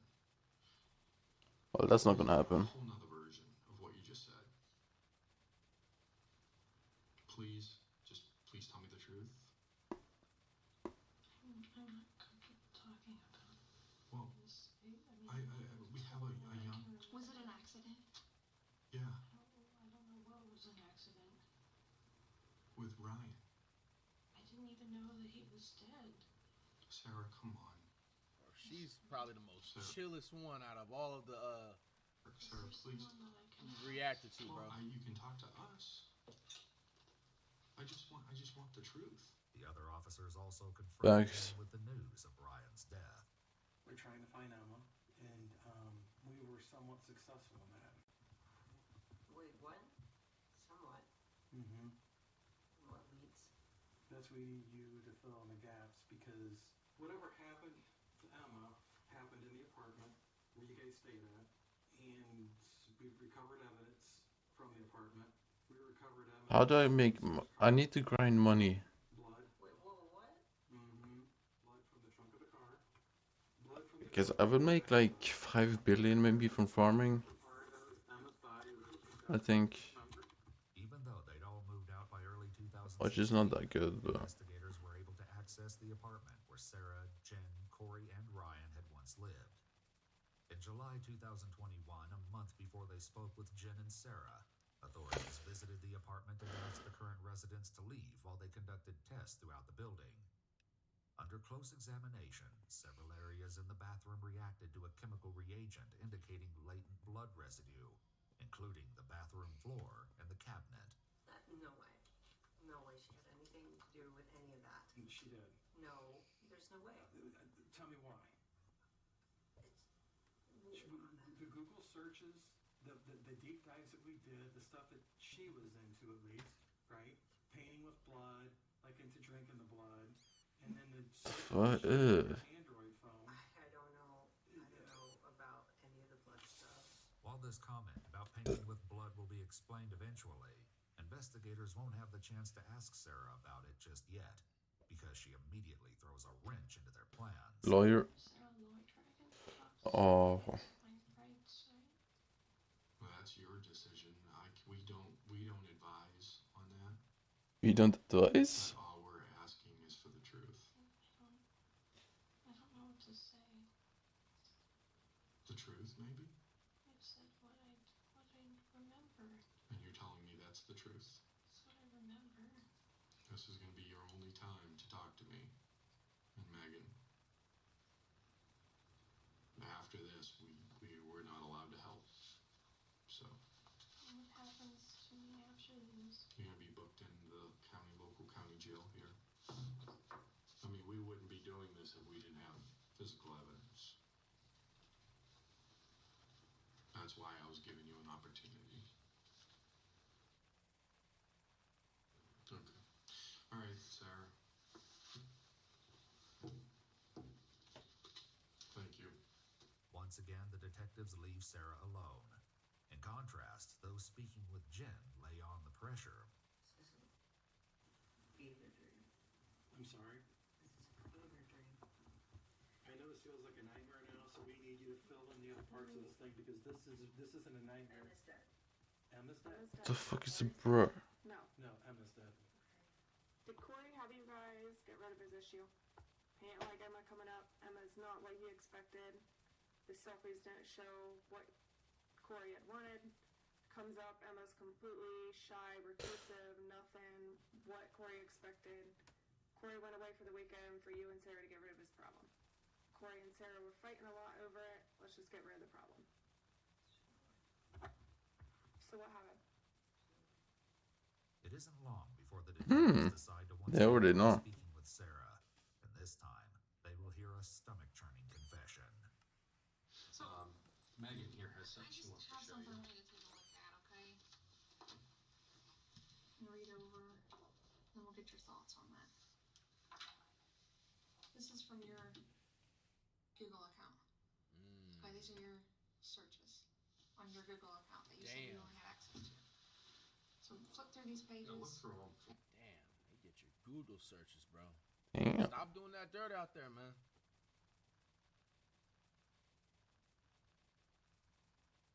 And take a gander at that. After seeing the evidence within her own search history, showing that she looked up how to start Ryan's car after it broke down, Sarah begins to unravel. What happened to my family? Well, we'll talk to your family, okay? And you'll get to talk to your family, okay? We can work through this. One thing at a time. This is the first step. Okay, look at me. I'm scared. Okay, I understand. I'm scared. Okay. Like, I forgot it was a speeding ticket. And you're an honest person. Okay, I don't think you're a bad person at all. Sarah, let us help you. Go ahead and start from the beginning, okay? It was an accident. Okay, it was an accident. Accidents happen every day. So what happened? I was angry. Okay, I get angry too. Huh. And I knocked him down. And he came out of the bathroom. What? And I choked him. Damn. How you do that on accident?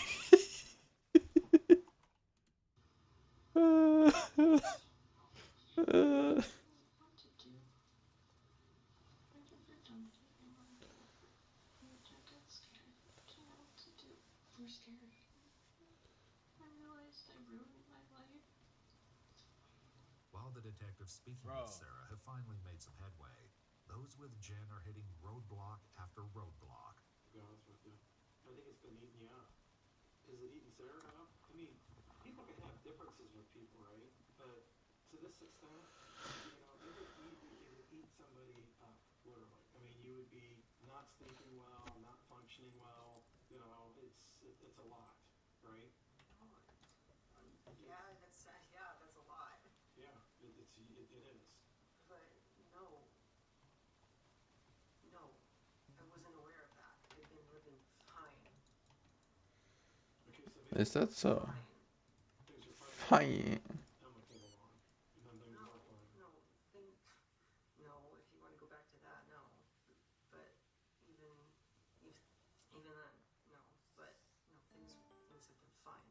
There was no murder weighing on us. While Jen continues denying any knowledge, Sarah is telling a very different story. I put him in a chokehold and knocked him down. Did he pass Damn. out? Were there words exchanged? He passed out. Okay. So then I didn't let go. Mm-hmm. And then it was too late. He stopped moving. He started turning white. And I couldn't go near him. Though this is the first time Sarah has shared what happened to Ryan, this is only one version of the story, and with each retelling, the details only grow more and more unsettling. Damn. Sarah claims that Jen heard the commotion from downstairs and came up to see what had happened. I had to figure out how to get rid of it. Mm-hmm. So what happened? We cut it up. Ugh. We being you and Jen? Was this when Corey was away at the hotel? Okay. So where did you cut him up at? Bathtub. What did you use? Some kind of salt. Where did that come from? I found it in the shed. So you have Remember, she said this is all an accident, guys. your own there. Okay. Who did the cutting? Mostly me. Jen, on the other hand, refuses to make any concessions. Yeah, you do. No, I don't. Here's the thing. You're going to remember these things.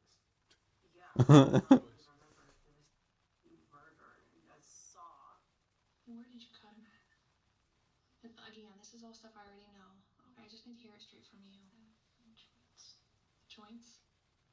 Can you point to I guess what you mean by joints? The elbows. The wrists. Ankles. Knees. And then up here. And then okay.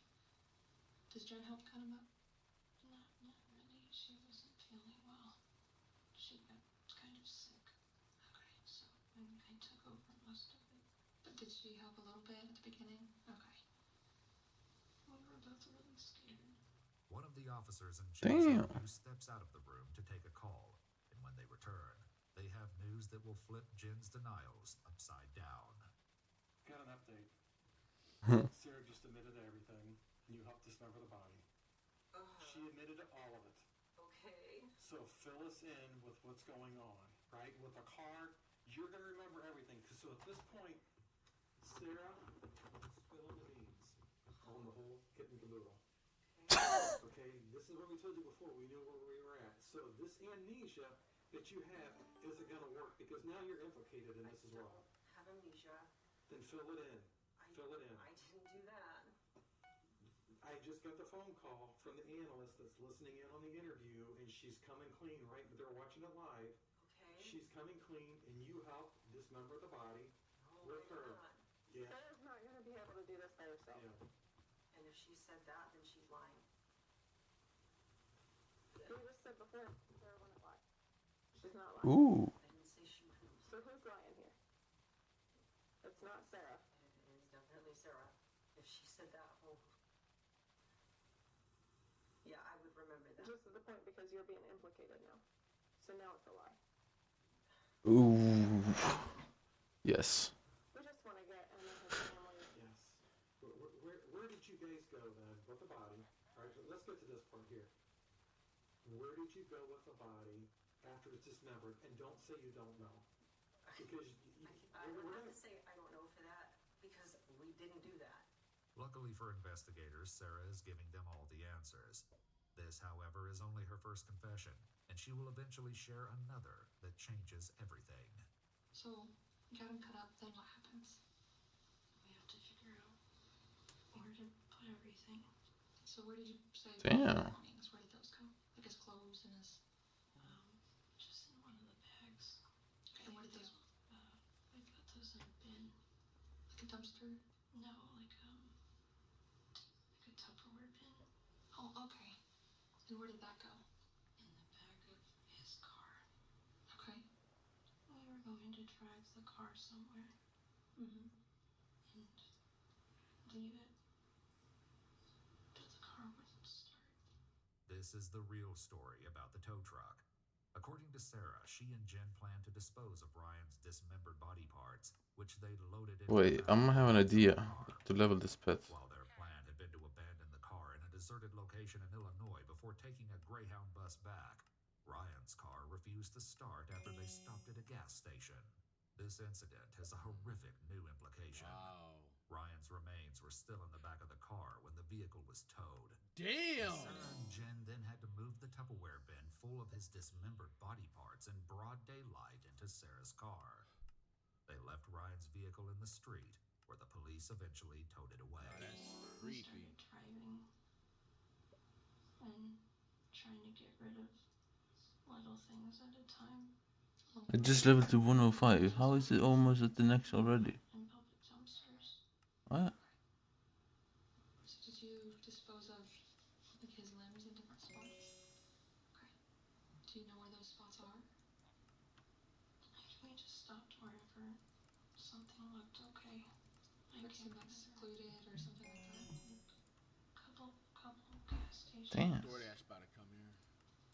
Mostly just public dumpsters. I really don't know.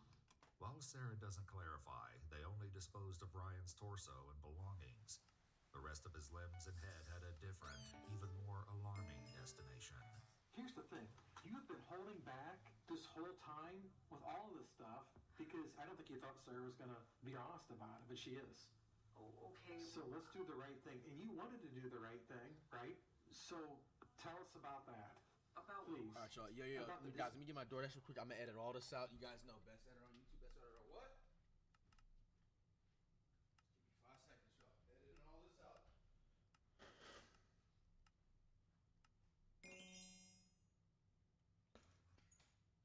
What if I just log on?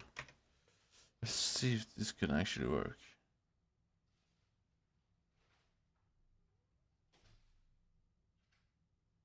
Hello? Excuse me, bro? Can I go to my island, bro? What the fuck?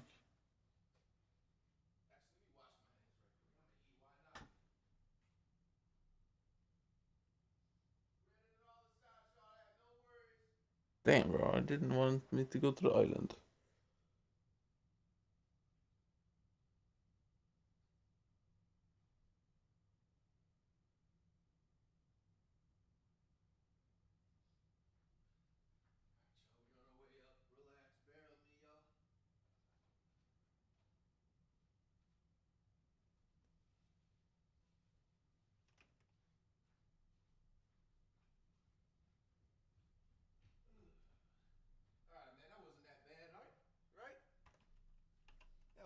that bad, fellas. Mind you, all this is edited out. By the way, your boy's got some, you know what I'm saying, food up in his bed. We got the Marathon Burger. RIP to Nip. This is like my 4th time having it. Hey, if you in LA, bro, yo, you gotta have you a Marathon Burger, bro. Hey, yo, it's the real deal. I think low key is better than In-N-Out, bro. Get you a Marathon Burger. Just get the regular, you know, the Marathon Burger. It comes with peppers. It's double smash burger with cheese. It comes with pickles, I think. And then, like, I choose to get onion rings on the side. Excuse me, bro? Yeah, you're welcome. You know what I'm saying? Ahead of time. And we're going to pray right quick. Come on, Jesus, be blessed with the food you're about to receive. Amen. Let's get back to memory and then where you went from there. Remember anybody? Look how you need internet for this. That's fucking insane. It's not insane. That's This insane. shit happens all the time. I mean, you may not want to admit to doing it, right? But this stuff happens all the time. So where was Corey during this? No idea. No idea. Or still at the hotel, possibly? So. Okay. Any communication with him? I shut off my phone. Okay. Why did you shut off your phone? I was scared. Did he know something had happened? I don't think so. I told him Ryan just left. And he didn't ask any questions. Despite several Dude, this could be big though, because I could actually log onto these accounts and then I could just see if this works. I have no idea what you're talking about. Okay. So you don't know Ryan? What? I don't. You don't know Ryan? He didn't live with you at all? I'm not going to talk to you without an attorney present. We're talking with Sarah and Jen. Okay. Everybody involved that weekend, we're talking to right now. Except you right now, because right now you kind of look like the bad guy if you don't want to talk to us. Everybody else wants to talk to us. That doesn't look good for you. Yeah, they told me that you would say that. But Who would say that? My attorney. Okay. Corey refuses to speak any further and ultimately never comes in to discuss Ryan's case with officers. Without Corey's help, detectives will have to put more pressure on the people who are talking to them. Sarah and Jen. One thing still isn't clear. A motive. What just happened, bro? Angry at him. What happened that you came up behind him and started choking him? Why did my game crash? Tell me a little bit about that. Wait, what? And started choking him. Ruined your Tell life. me a little bit about that. I told you the arguments Corey and I had. I'm on the wrong account now, aren't I? Yeah. I couldn't make him see reason. The officers talking to Jen also try to understand a motive. You would do whatever you could to make Sarah happy. So let's get rid of M, because that would make Sarah happy, right? To get her out of that household. Sure, but they agreed to leave. But she wasn't. Not willingly. Not fast enough. She agreed to leave. Without meaning to, Jen points out a glaring issue with Sarah's current confession. If Ryan had agreed to leave, why didn't she simply let that happen? This exact question will be central to the story Sarah tells later. Did Jen know that this was going to happen? No. But she was there for me. Sure, she's your support. You said that. That's what support people do. They're there for you. I'm worried about what's... How much is a hatched? It's 105, right? We understand, and we appreciate you talking to us. What? How much is Detectives have the no higher reason to tiers? assume that Sarah means anything more than simply worrying about Jen. But her concern hints at a disastrous turn of events soon to come. So what happened? What? You got him. Something happened to Emma, and you put him in the tub, and you guys did your thing. Fill us in on that, please. That didn't happen. She's filling in the gaps where you are not filling in the gaps, though we know that you know what happened, right? Because it's written all over you. I mean, as soon as you get to a hot point, you minimize and you kind of look down. It's like a kid with a parent. I don't want to look and acknowledge that I'm lying to you. Surprise, I have anxiety.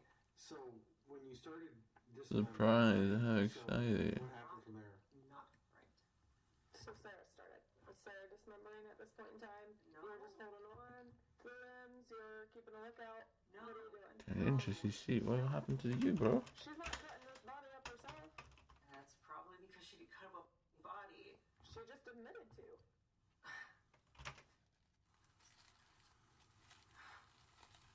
No, she didn't. She did. Yes, she did. The detectives attempt a different approach to get Jen to talk. it's more beneficial to go, this is where it is. And it shows that you're wanting to make things right. You want to get things better, and you're showing remorse. Because the judge, I'm not back in our showing county... remorse because I don't know how to process this. And I'm not showing remorse. There is no remorse to be had. So disposing of a body, you shouldn't show remorse for that? Of course you should. Yeah. You're still in shock that Sarah has come clean with everything, right? There's no way she did this. Your world's crashing down, and we're just trying to help you figure a way to make it a little softer of a crash. Even though Jen refuses to believe Sarah admitted to the death and dismemberment of Ryan, Sarah's own interview is already wrapping up. I just don't know what to do because I thought I had my whole life ahead of me. Wait, so what happens now if I take this roaster again? Not getting out of this. Like, you're sick in the head, bro. And I equip the path. And I head to my garden. What will happen? One step at a time. You just turned 30 and ruined your whole life. Imagine you working as No, I cannot afford it. 20s and it's over for you in the 30s. I cannot afford the god pot, man. Like, okay, one foot in front of the other, that's fine. Continuing to show an unsettling lack of concern for Ryan, Sarah then makes an inquiry. Is there any kind of bail, or am I going to have to stay there the whole time? There's not bail right now, but that's not to say that there won't be bail in the future. Okay? Just not right at the present time. Sarah is informed that the charges against her include tampering with evidence, grand theft of a motor vehicle, abuse of a corpse, and gross abuse of a corpse. oh, damn. Yo, I didn't even know. I'm learning today, that fourth one, I didn't even know that was a charge. A gross abuse of a corpse, my nigga. Bro. Yo. Okay, I appreciate you being honest with us. That just sounds like something out of like some like...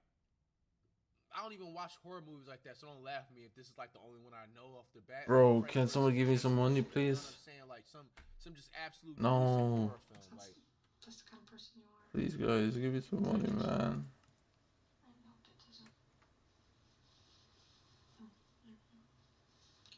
We'll give you a few points, okay? One of the officers No. Sarah's mom's house in order to take a crack at Jen and see if he can break through the unrelenting denials. This is where everything goes horribly wrong. Where are they? I really need the god pots. No. Jen is introduced to the detective who spoke with Sarah and is then read the Miranda rights. Am I being arrested? Okay, well, we have some things we need to talk to you about. Did you not say yes or no? Well, because it all depends on you. So we're going based on physical evidence and now what Sarah told us. That's my job. I'm doing my job. They're doing their job. Sorry, I don't want to put words in your mouth. No, go ahead. They said that she said... What the fuck, bro? No. How can I make it out of the hood? Oh. And this interview is being recorded. Yes. And You made it out. lie about that. She absolutely said she was involved, and she gave details, and you were involved in those details. I mean, I'm not making it up. What happens if I go guard now? Will something happen? Well, she told us how you were involved, but I don't want to go into those details because if you tell me and something's different, I have to go back and talk to her and try to iron out the inconsistencies. Hearing that the detective isn't lying about Sarah's confession seems to be a turning point for Jen, but not in the way they hope. I don't remember any of that. Wait, what? That was it? I don't know why Sarah would say that. You're just surprised Sarah said it. this is a photo. Of course I am. Right, because you've gotten away from it this whole time until today. After hours of conversation, the new detective points out something that the others have failed to notice. While speaking with the officers, a purse has remained on Jen's lap. What's in your What the fuck is my guild? I am in confined? Explains they quickly move on and continue questioning. This time about the evidence they've uncovered, a choice that will likely haunt the detectives for the rest of their What careers. the fuck? Found large quantities of blood in the trunk from Emma. Why am I in confined? You know, I'm not trying to be.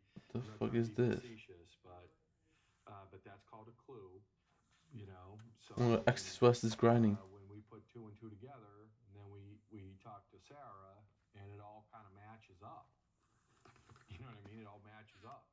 What's gonna happen to her? Well, I don't know. It all depends on what you tell me.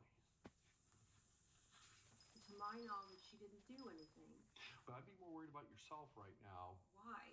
because of what she's telling us and the physical evidence and the social media search warrants that we did. I'm not worried about myself. There's a very good reason Jen isn't worried. And once again, the purse comes up. You don't have any, like, weapons in there, do you? What are you playing with in your purse? Yes or no? No. So, Jen, like we talked about, you asked if you were under arrest. You are going to be placed into custody. I want to, before this gentleman, he's a detective with the City of Marion Police Department. You're going to be booked into their...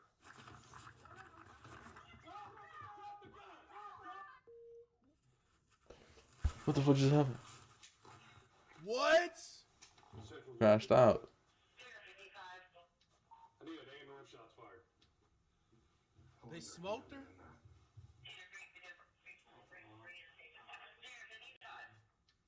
Zero figure 9512. Need you to Let's respond to see.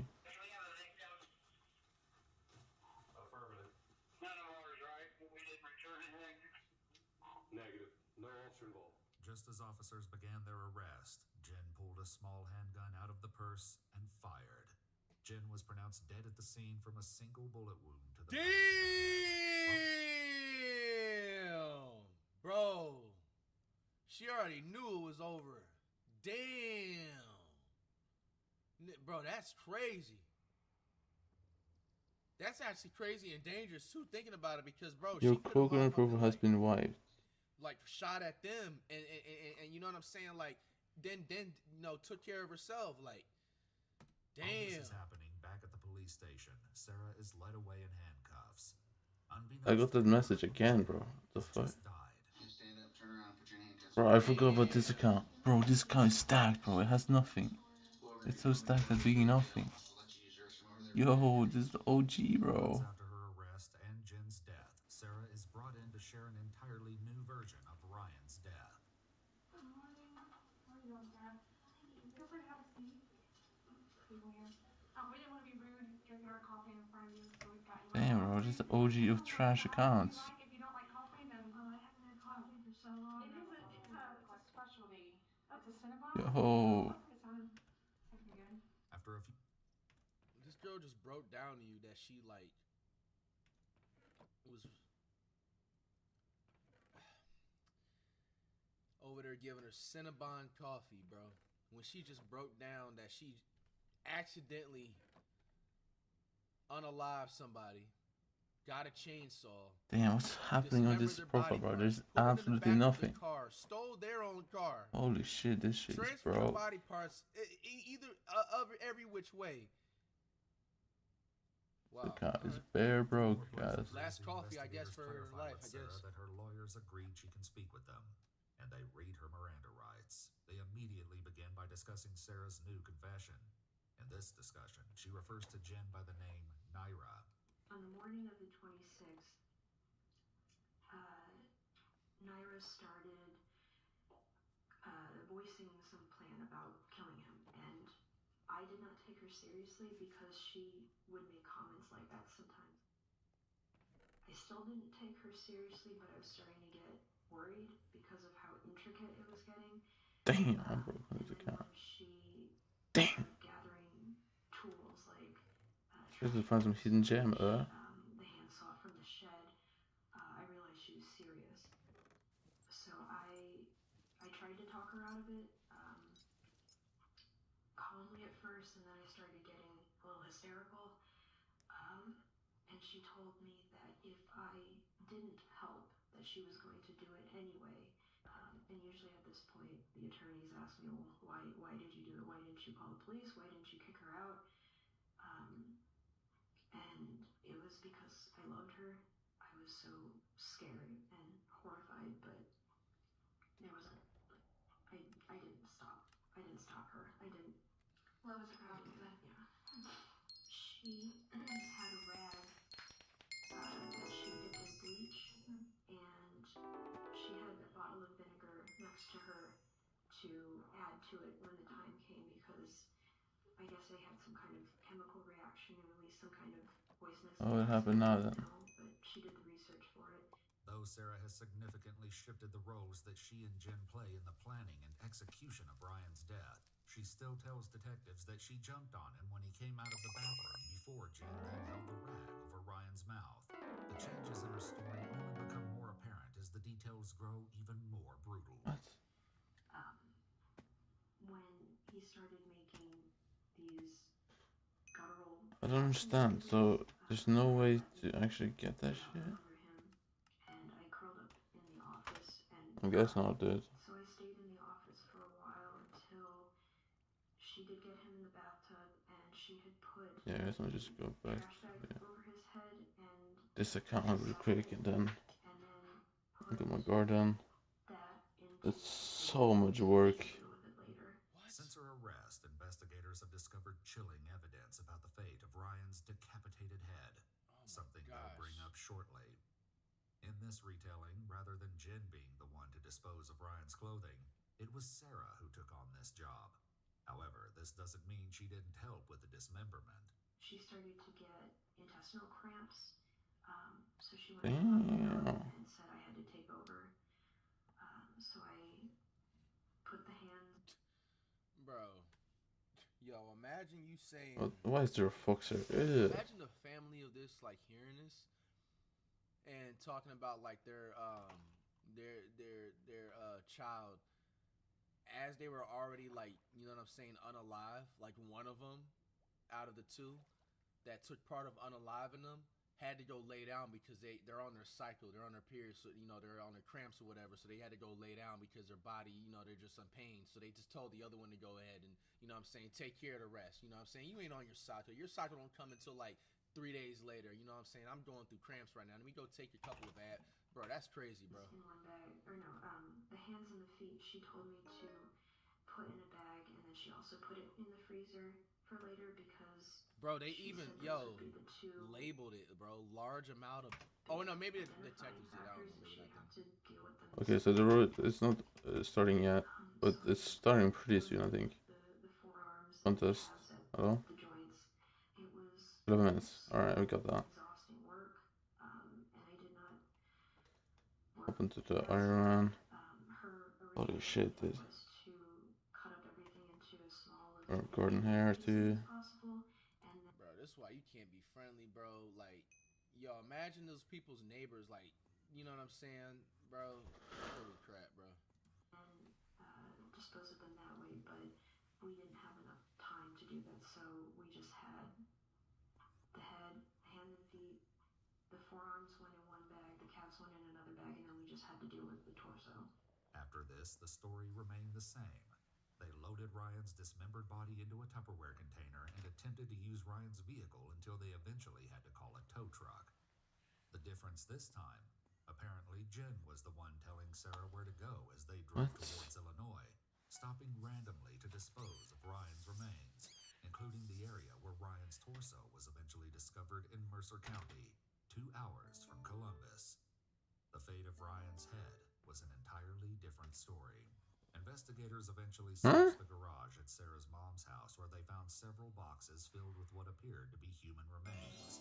This included a pot filled with a thick substance hidden within layers of plastic garbage bags. After the pot was emptied, investigators recovered a human skull. Oh! Sarah claims it was Jen who Oh my gosh, bro. Nah, bro. Yo. This is one of them situations you gotta bring back them old like punishments from like 360 BC, bro. Like, dog, you gotta throw her into like a chamber of like venomous snakes or something like that. And that's not even what's enough to like, bro. How sick in the head do you? Oh my gosh, bro. How sick in the head do you gotta be, bro? Also because she didn't know the best way to dispose of it yet. Wait, yeah, actually, we'll go to the next stage. This is huge. So she put it in the soup bin, put that in a bag, several bags. And they was sitting up there living their life like shit was sweet. She just woke up from a nap when they went and got her and everything. The first day, like Also in the bag, and then kept bagging it up, and we put it in the shed for the time being. And every time we moved, it would have to come with us. Stage 7 out of 8. A weight that I had to drag Okay. wherever I went.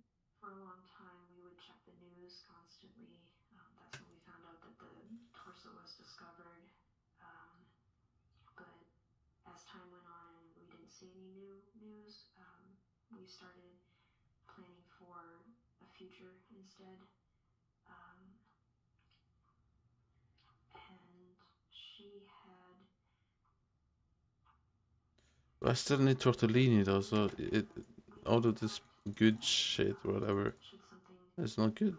No. discovered that she was going to shoot me first, as she said she would rather die than spend her life in prison.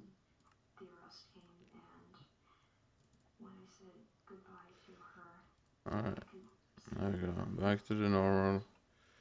We are here for the festival now, or fiesta or whatever. Light on the footage of Jen and Sarah saying goodbye when she was arrested. Wait, I didn't. You want to tell your wife bye or anything?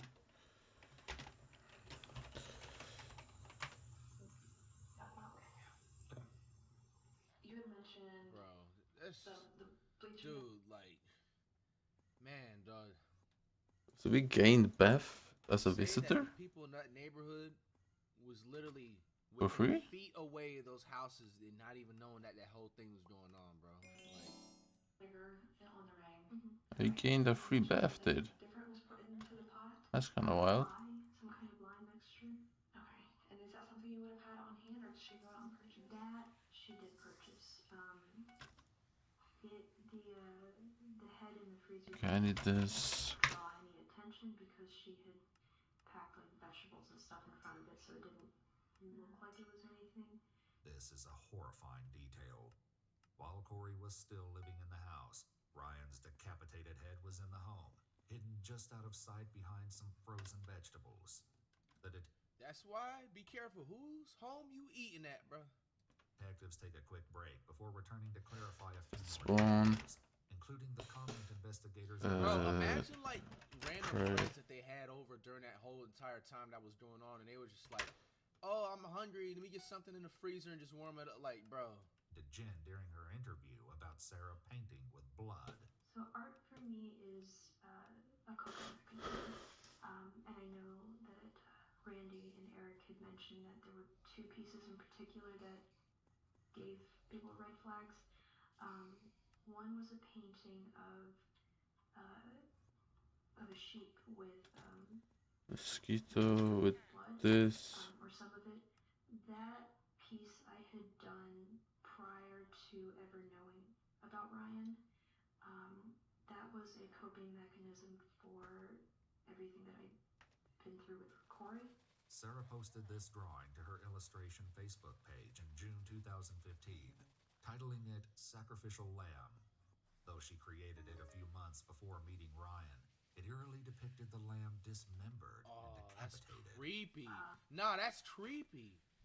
She damn near playing, not playing it out, but like was imagining it and fantasizing it through her artwork, bro. Yeah, weirdos, man. Depicted the lamb dismembered and decapitated. The other one was a mermaid. With the decapitated head, look at that. People thought, or at least I heard, that this was like showing like, look what I did. What Sarah doesn't mention is that she titled this drawing Rihanna. Do Us Part. But that was also a coping mechanism, having to drag that around with me everywhere we moved. What do you mean? You didn't need to. You just left it. The saw they used to dismember Ryan. The elusive motive still needs to be clarified, and so detectives ask the haunting question of why Sarah and Jen didn't simply let Ryan leave the apartment as planned. Yeah. The thing she said was along the lines of, someone like that doesn't deserve to be out in the world to ruin someone's life. So I think in some perverse way, it was her idea that I don't want to go so far as to say she was singling out The Jared, fuck? but she just felt very strongly that he didn't deserve to be out there. She said that if you want to transition, your goal is to just fit in, and that's what she tried to do. She didn't point out anything. She tried to. Oh, this is the worst crop fever I've ever seen, bro. Because that's what she wanted to do, was a woman. Zero crop fever procs. Excuse me, bro. So with people like Ryan, who say that they're transitioning but are not really making the effort, really bothered her. She more commonly said things like, he's a disgusting human being, or the world would be better off without him. So that's why the fact that Ryan wanted to but still looked and acted male just really got under her skin. With this allegation in mind, investigators question why Sarah That confessed is to the the crime. weirdest, stupidest reason I ever heard in my life. Why try to protect her at that point? Also, where the fuck did my past chance go?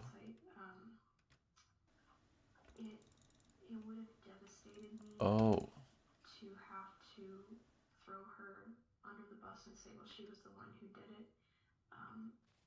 I guess there was a small part of me that thought if I took the fall for her, she would be okay. But thinking back now, I should have known with the look on her face that there was no point trying to protect her. She was going to do it anyway, with me or without me.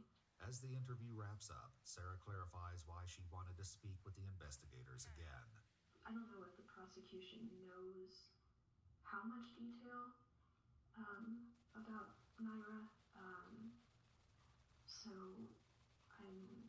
I'm basically just hoping that at the sentencing, essentially the same thing that I told both of you, just condensed a little bit, we'll be able to go on the record so that my side of the story and what actually happened will be out. In the end, Sarah's new version of Ryan's death did little to change her fate. Mhm. In January 2022, Sarah Buzzard pled guilty and appeared in Mercer County Common Pleas Court for sentencing. She was sentenced to life in prison with the Let's possibility go. of parole What? after 30 years. What? Warren, Ryan's father, had the last word. I just know now that, no one can hurt him anymore, and no one can hurt him now. Bro, like, she shouldn't even have a chance of, like, parole or any of that, bro. Like, that's just absolutely gruesome and disgusting.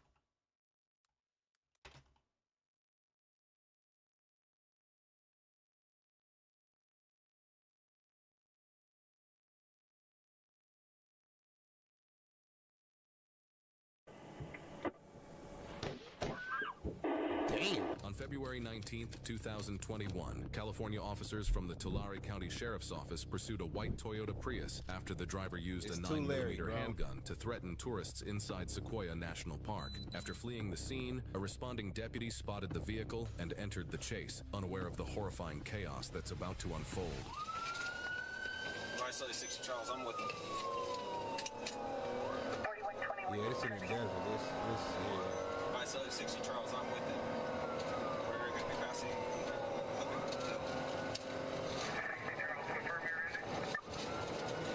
That's right.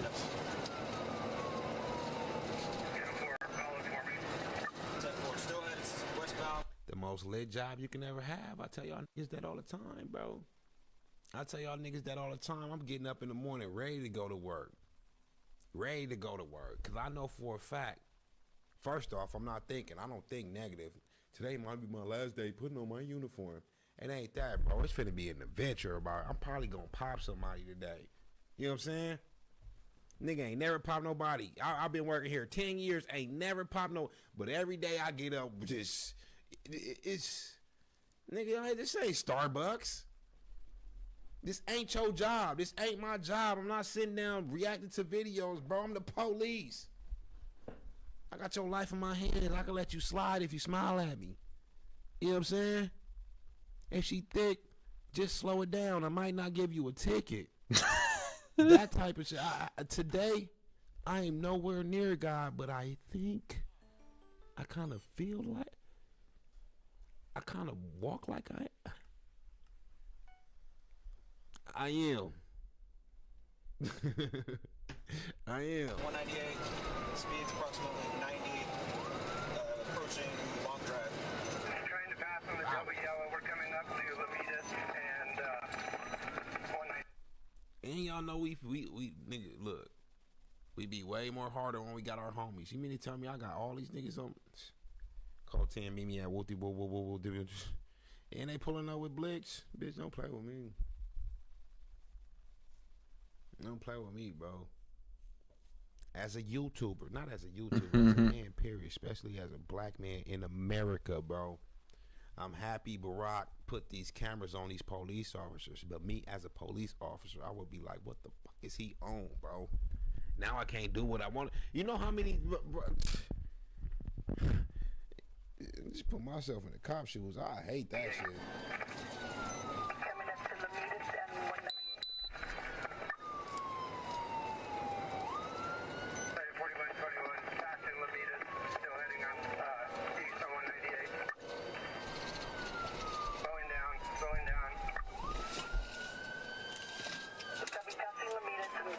Damn. He put over on his own? He's off the road driving in the orchard. Off the road driving in the orchard. I'm with him. He's got the gun outside of the car too. He just heard a shot too. The gun outside of the car. Single shot fired. He's a driver and a shooter. It's crazy. 60 Charles Scott, please. Still westbound 198, approaching Avenue 330. Speeds approximately 70. Light traffic. Confirming he's back on 198 westbound. AFR, we're passing Douglas now. Still brandishing the firearm. Now, what is this terrible luck? Westbound 198 passing Douglas.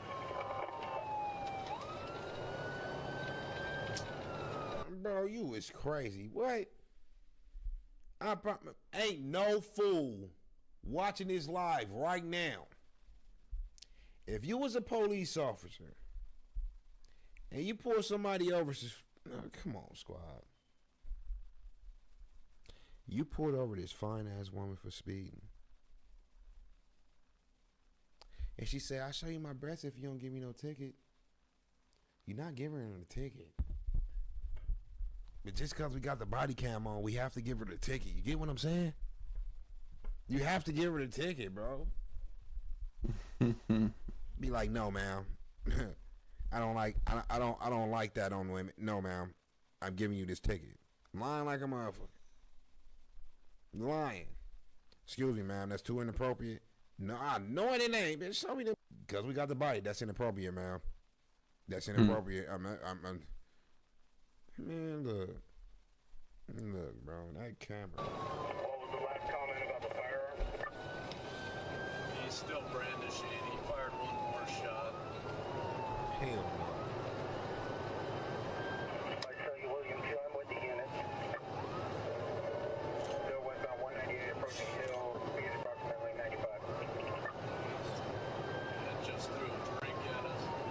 I copy westbound approaching Hill 95 through a drink at the unit.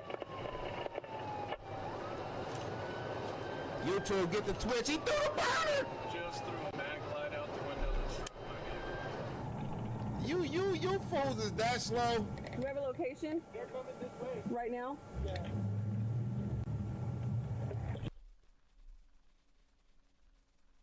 Squad, you gotta wait till you.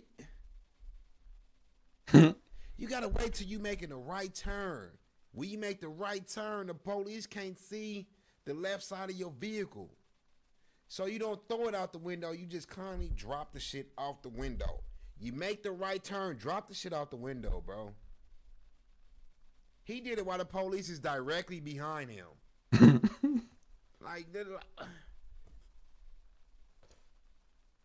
Actual man, when NPC. It was illegal. I did that so many times.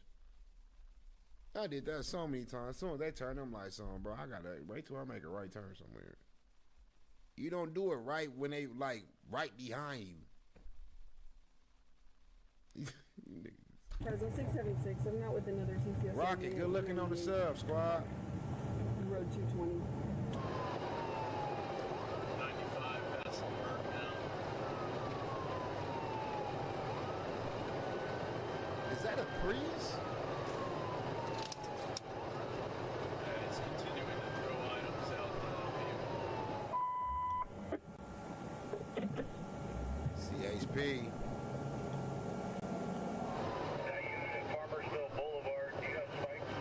Fresno 676. Farmersville has spikes set up and keep going 198 at Farmersville. Units be advised, Farmersville's got spikes set up on 198 at the 164 under overpass. We're just passing Avenue 300 now.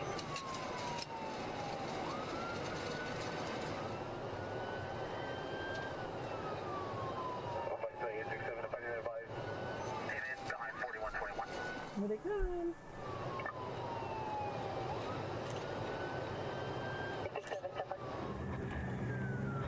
We just Where they passed at? 220.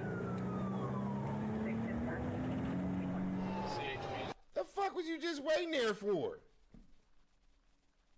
You ain't put up a barricade, no spike strips. Yeah, they didn't do it. Park the car in the middle of the road and get out the car. Stand on the side of the road and say, freeze! She just posted for like 10 minutes waiting to join the chase. I would have been pissed off, bro. What are you don't see all these cars behind us? You just waited to be the 10th car? She just waited to be the 10th car. That don't make no damn sense. Like you in front of everybody, squad. Picking this up, if they can get to the front, let them out. 198 approaching High Sierra traffic. This shit is crazy, bro.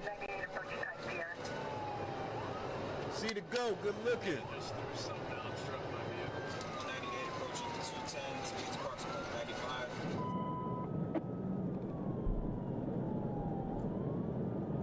Let's CHP come past you.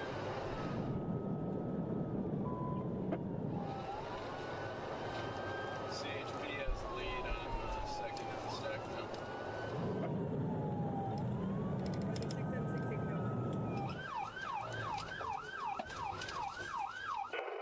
Approaching Spruce.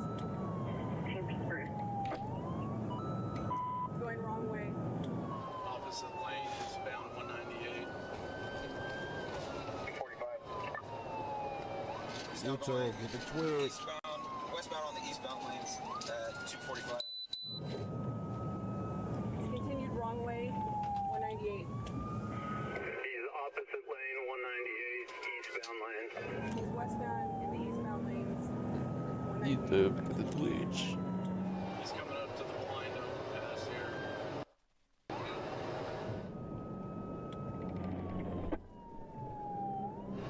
Still westbound in the eastbound. He just cut back over into the westbound lane. He's got the handgun out. He's got the handgun out. He's going northbound 196. Westbound in the eastbound lane, cut back over. This is his second time, not his first, bro. Y'all was watching this video. Y'all watching the same video I'm watching. This is his second time. When he make a right turn, he shoot one shot at a police officer that's posted. Look at this fool. Look. Westbound in the eastbound lane, cut back over. I think he do that every time he make a turn, bro. Whatever car is posted right there, he pop at it one time.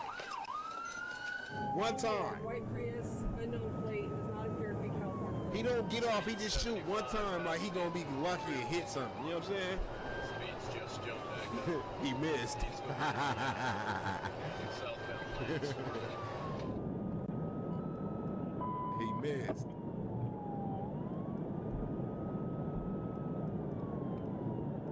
Still northbound 95 miles an hour. Watch this fool do it again, watch. Ooh. Did it twice, why didn't he do it 3 times? He's got tire blown out. 60 Charles, get your rifle if this comes to a stop.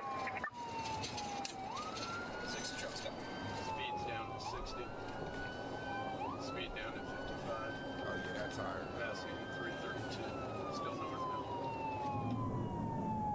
this point, believe it or not, bro, he already shooting out the car. With that tire slowing down, these officers, their heart is beating 100 miles an hour, bro. They know it's finna go fucking. Put yourself in their shoes, squad. That's what I'm saying. That's why I be so excited sometimes, nigga. How do you imagine it's me, bro? Just you know you finna get active in like 20 seconds, bro. In like 40 seconds, you know it's finna go down, down, down. Not maybe. You know what I'm saying? This nigga already shooting at y'all in the car is slowing to a stop. It's about to get crazy, bro. It's about to get crazy, bro. Going into the orchard. Into an orchard, he's crashed. K8 into an orchard. Continuing east through the orchard. He's leg bailing, going south from his vehicle. Leg bail south. Going south. Yeah, he's smart. Hey, keep the ones. Good looking out on the sub. J. Coleslaw, that's my guy, right? Good looking out, bro. But the reason why I said he's smart, because that would have been a logical thing I would have did. Try to blend in, park that shit, and try to skate through the veg. He out there, bro. Tulare, I know exactly where that's at. No bullshit. No bullshit. It's thousands of acres of that right there. Just straight farmland. The people out there, they grow their shit and sell their shit to the city, bro. He can blend in. If he got wind and just keep running straight, I'm talking about don't look back. Just I'm talking about don't look. He in no helicopter. He maybe can do it. He can probably do it. You gotta have wind though, bro. From his vehicle. Leg bail south. So now I'm running this way so they can't take the road. Y'all gotta drive through the bushes to get. I would have been.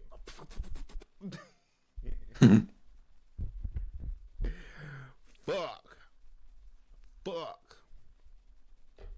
K9 unit.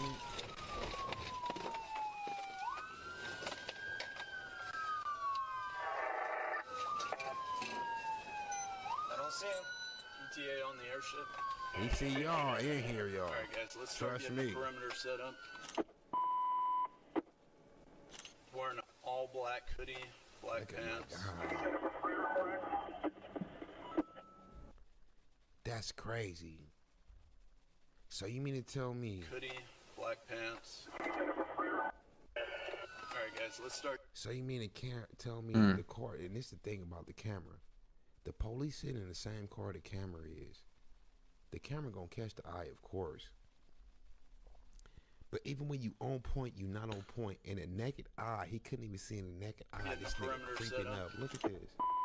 Look at him. The police is in this car. Wearing an all black hoodie, black pants. Same car. 10-4, set up perimeter. Want me to head north? Or yeah, try and get up on that side of the orchard.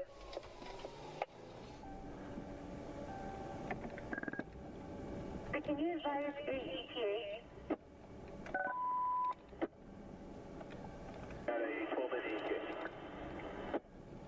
ETA. Fresno 676, I'm still out with the vehicle. TSSO units continued. See, they trying to get in that shit. Copy, 2 out.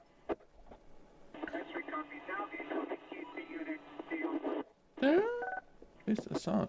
Look. So set up perimeter. Woo! Oh, I heard gunshots. What's that? I heard gunshots. I heard 2 or 3. Copy, shots fired.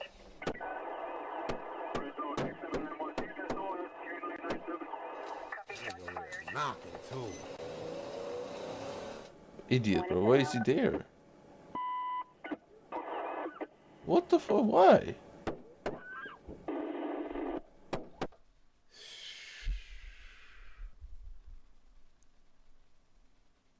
They don't need to be in this job, bro. They don't need to be in this job, bro. And I'm gonna say that over and over and over and over and over and over and over and over and over and over again and over again. This is equivalent. This is equivalent to women and men's boxing. I'm sorry. I'm sorry. I'm sorry. I'm sorry. I'm sorry. It's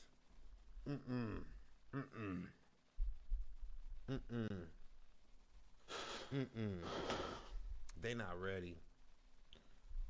They not ready. I wouldn't say that for all of them, but you could find one can scrape through. Trust me, she got. But overall, they not ready. Yeah, I guess.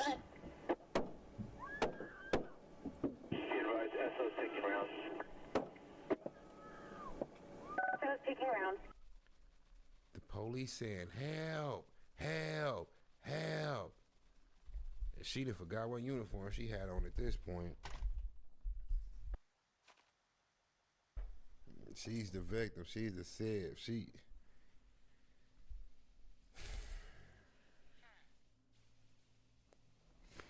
He got a pistol, you got one too. At this point, the one with the best aim wins. This is what you sworn to do. This is what you sworn to do. Hand on the Bible. You got to get cracking, sis. Thanks, though. You got it. And ain't no, no, stop. This. Yeah, that's kind of true. Like, screaming for help when you the help is crazy. It's crazy.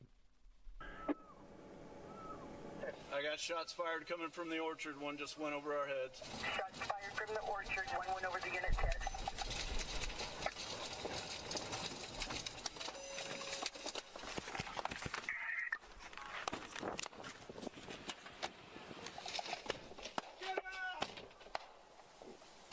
Boss, my boy is shaking.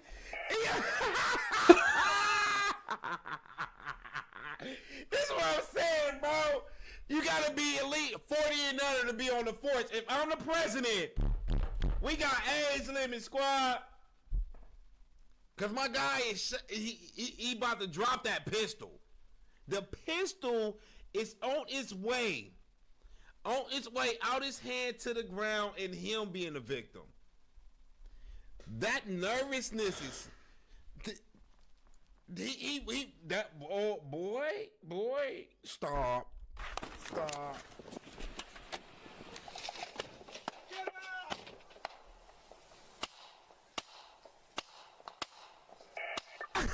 Oh my God. He look like an NPC. My boy look like an NPC. You gotta be playing.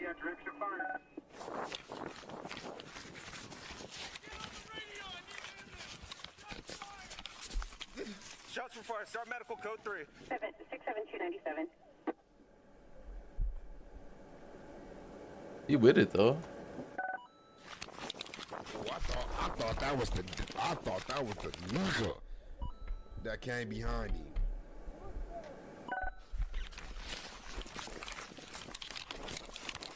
He's right here behind the tree. Right here in front.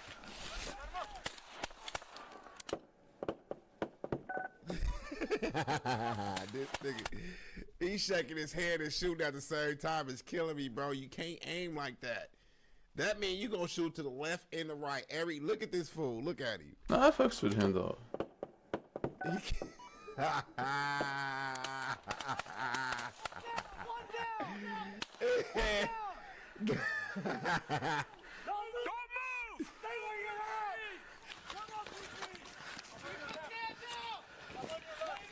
Well, all them shooting at the homie, he should be DOA.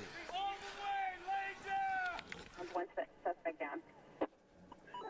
I need ambulance. Six needs ambulance.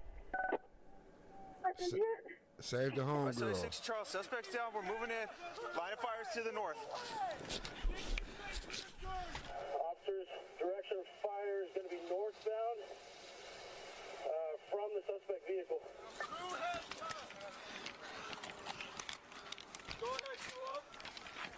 She's probably dead. Or he's probably dead.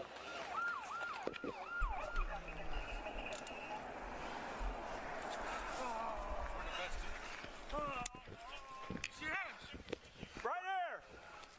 You're with me. You got this. Get on the radio. We got one in custody. Weapon recovered. By I would've 6 popped him Charles. again. One in custody. Weapons recovered. Give me 2 ambulances. Double check on her. And I need this whole area around this car is a crime scene. Copy. That fool went out The there. suspect was identified as 26-year-old Marvin Joseph Chang. Damn. According to Los Angeles County court records, he had prior felony charges of attempted murder and assault with a deadly weapon. Those charges stemmed from an incident reported on December 1st, 2006, when Chang and 2 associates stabbed a 17-year-old boy during an argument at Sierra Madres Memorial Park in Los Angeles County. Due to his prior felony status, he was prohibited from possessing weapons or ammunition. However, during the search following this incident, officers found multiple weapons and equipment in Chang's possession, including 1 firearm with an extended magazine, 1 semi-automatic 9mm pistol, a ballistic vest, a 2nd handgun, an AR-style rifle, multiple additional magazines, 3 knives, more than 1,000 rounds of ammunition, and hallucinogenic mushrooms. The female officer seen, a 20-year California Highway Patrol veteran, was shot once in the shoulder by Chang and was airlifted to the Community Regional Medical Center, where she made a full recovery. California Highway Patrol officers were not equipped with body-worn cameras at the time of the incident. However, the agency is in the process of deploying. That's a lawsuit. That's a lawsuit. And Chang lawyer gonna push that so heavy. He gonna push that so heavy. Body cameras to all 7,600 patrol officers, with full implementation targeted for March 2020. It should have been up there. It should have been up there. That should have been up there. 7,600 patrol officers. No body cam. CHP to equip all 7,600. That is crazy. California Highway Patrol officers fell behind other agencies. Not just this was implicated when fucking Barack was president.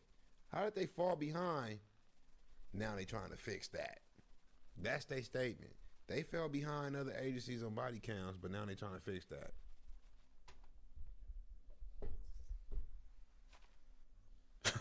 Damn. That's why LAPD be, that's why they be doing so much, bro. 7,600? That makes sense, actually. So look, bro. Another reaction video. Man, don't y'all hate when y'all got a burp, but y'all can't burp, but you got a burp? Feel it right here, you know what I'm saying? But another reaction video. I'm not finna hold y'all too much longer, cause I got another video to do and then I gotta bounce, you know what I'm saying? Then this video finna be at least 20, 25 minutes, no lie. Finna get straight into it. Another thing, it is the holidays. Y'all know how we get down over here on the holidays, but I only do it on this channel, which is first comment, get $50, right? I left it alone for like the past 2 weeks because that's what I wanted to do. It's my money, you know what I'm saying? To be real.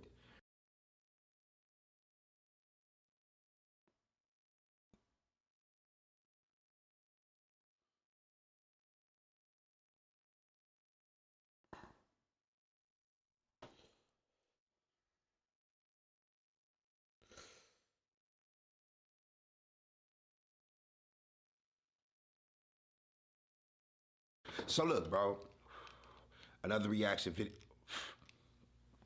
Man, don't y'all hate when y'all got a burp, but y'all can't burp, but you got a burp? Feel it right here, you know what I'm saying? But another reaction video. I'm not finna hold y'all too much longer, cause I got another video to do and then I gotta bounce, you know what I'm saying? Then this video finna be at least 20, 25 minutes, no lie. Finna get straight into it. Another thing, it is the holidays. Y'all know how we get down over here on the holidays, but I only do it on this channel, which is first comment get $50, right? I left it alone for like the past 2 weeks because that's what I wanted to do. It's my money. You know what I'm saying? To be real. Woo. You wanna suck like. But yeah. Next video, $50 comment. We're gonna do it all the way till after Christmas. Hopefully that $50 helped out with a little bit. Well, a lot of bit. Cause to be real, I know if imagine a homie just come up to you and be like, "Here, your Christmas present, bro, on Christmas." And then you got an eighth. They be like $40 or $50, bro. You're like, this the homie for real. And it's the bomb top shelf that you never get cause you ain't got enough. Yeah, do that for your homie if you get this 50. Or your girlfriend or your boy. Man, you know what I mean. We finna get straight to the video. This that it looked like some court reactions, but I just know it's 5 of them. Let's go. What's going on, you guys? My name's Ty Knots, and welcome to Top 5 Unknowns. Your name, Tight Eyes. Tying Eyes? What's going on, you guys? My name's Ty Knots, and welcome to Top 5 Unknowns. Knox. 5 shocking inmate reactions, Part 2. Number 5. Okay, that's what this is. This is how the inmates react after they get their sentence. And I tell y'all all the time, bro, it always felt good doing that crime. And it's like 99% of y'all out there that's, you know, even I'm a part of that 99% to where you'll do the crime, bro, you ain't thinking about the time. That don't come until you get a little older. That come with maturity. To where you about to do a crime, you think about the time afterwards, you know what I'm saying? But when you young, bro, 25 and under or something, anyway. When you don't think about it, they about to show the consequences of that shit right now. For this first clip, the case was kept relatively private, so there isn't a whole lot of information surrounding it. However, a 19-year-old named Anthony Rodriguez... I told you when you under 25, they say Anthony Rodriguez got 25 years to life. You went in when you 19. 25 years to life. You do good, you could probably get parole in like 15 years or something like that. But where the judge try to F with your mind at is that 25 years to life, meaning you're 19. You're gonna be in prison longer you've been alive for 25 years if we let you out.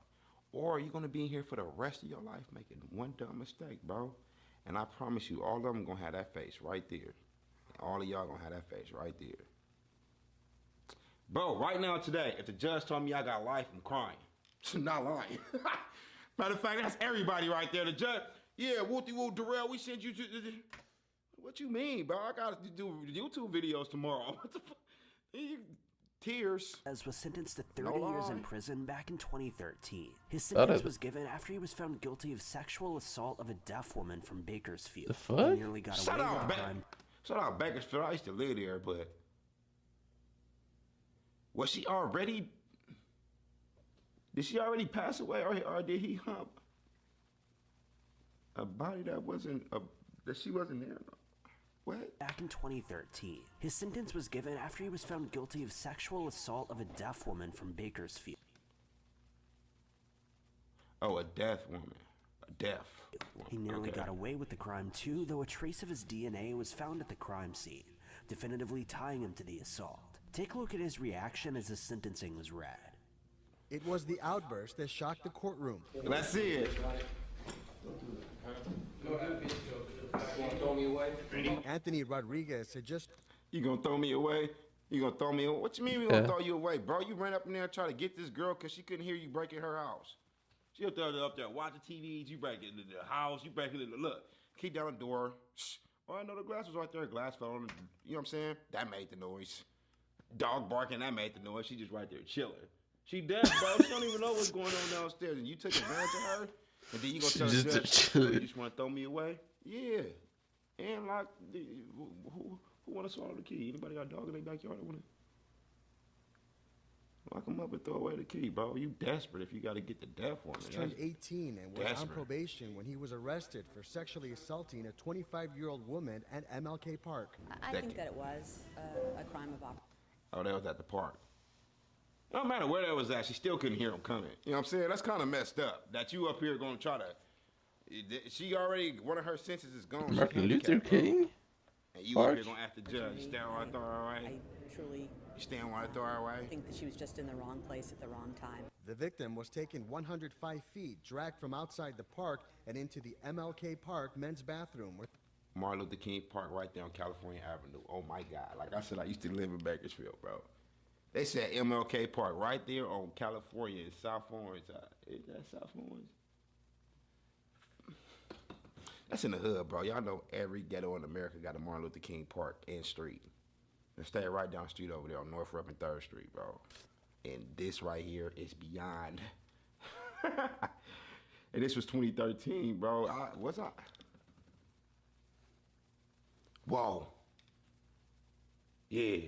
I was out there for like that 5-6 One months. of the really more poignant moments during the trial was that she I was out signed no. She was signing no to him when he was sexually assaulted. That is messed up, bro. She up here doing all this, bro. She can't talk. Damn, that's actually so sad. That is, imagine that scene. This dude taking advantage of her. Whoa. He gonna say to the judge, you really gonna throw me away? Yeah. I don't care if the woman is deaf, bro. Why you doing that to her, taking advantage of her? You ain't gotta know sign language to know body language. If you doing that, and she, bro, get up. She don't want that. I hope he go to hell. I'm not even lying. Facts. Facts though.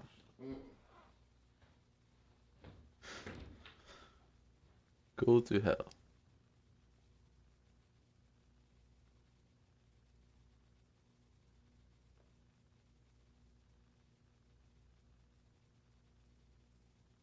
Somebody on story that's gonna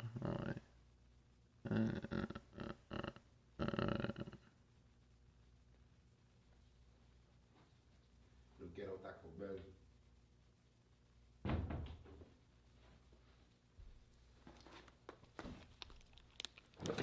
My bad. But this dude right here is scandalous, though. Facts. I'm not even gonna lie. You give a young kid like that 30 years to life, chances are you're not going to see that kid again. With tears in his eyes, Rodriguez yelled profanity, calling the ruling unfair. That's all you do, throw people away like that. Yeah, they're gonna throw you away. Rodriguez has previous arrests for acts of violence, but nothing sexual. His family feels his sentence was a bit extreme. No, it wasn't.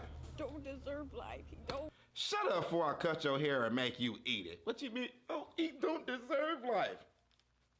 Yeah, you would say that. You can have the. This one thing I don't get, bro.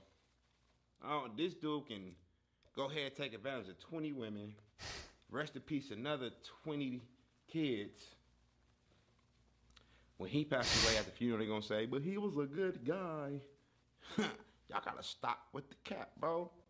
Facts, dude. Stop with this I don't shit. care if you ain't got no crime you ain't never committed in your life. You take advantage of a deaf woman, give him life. What you mean, bro? What do you mean? Shut up. I believe there's something wrong. That they shouldn't have gave him this. There's something wrong that, about things they didn't bring out in court. You didn't even say nothing. You trying to defend your nigga and you ain't even saying it right. I think it was something wrong on things they didn't bring out in court on Valentine's Day and Christmas. That don't even match. Shut up. Eat your hair. Eat your hair. You're related to him. Number 4.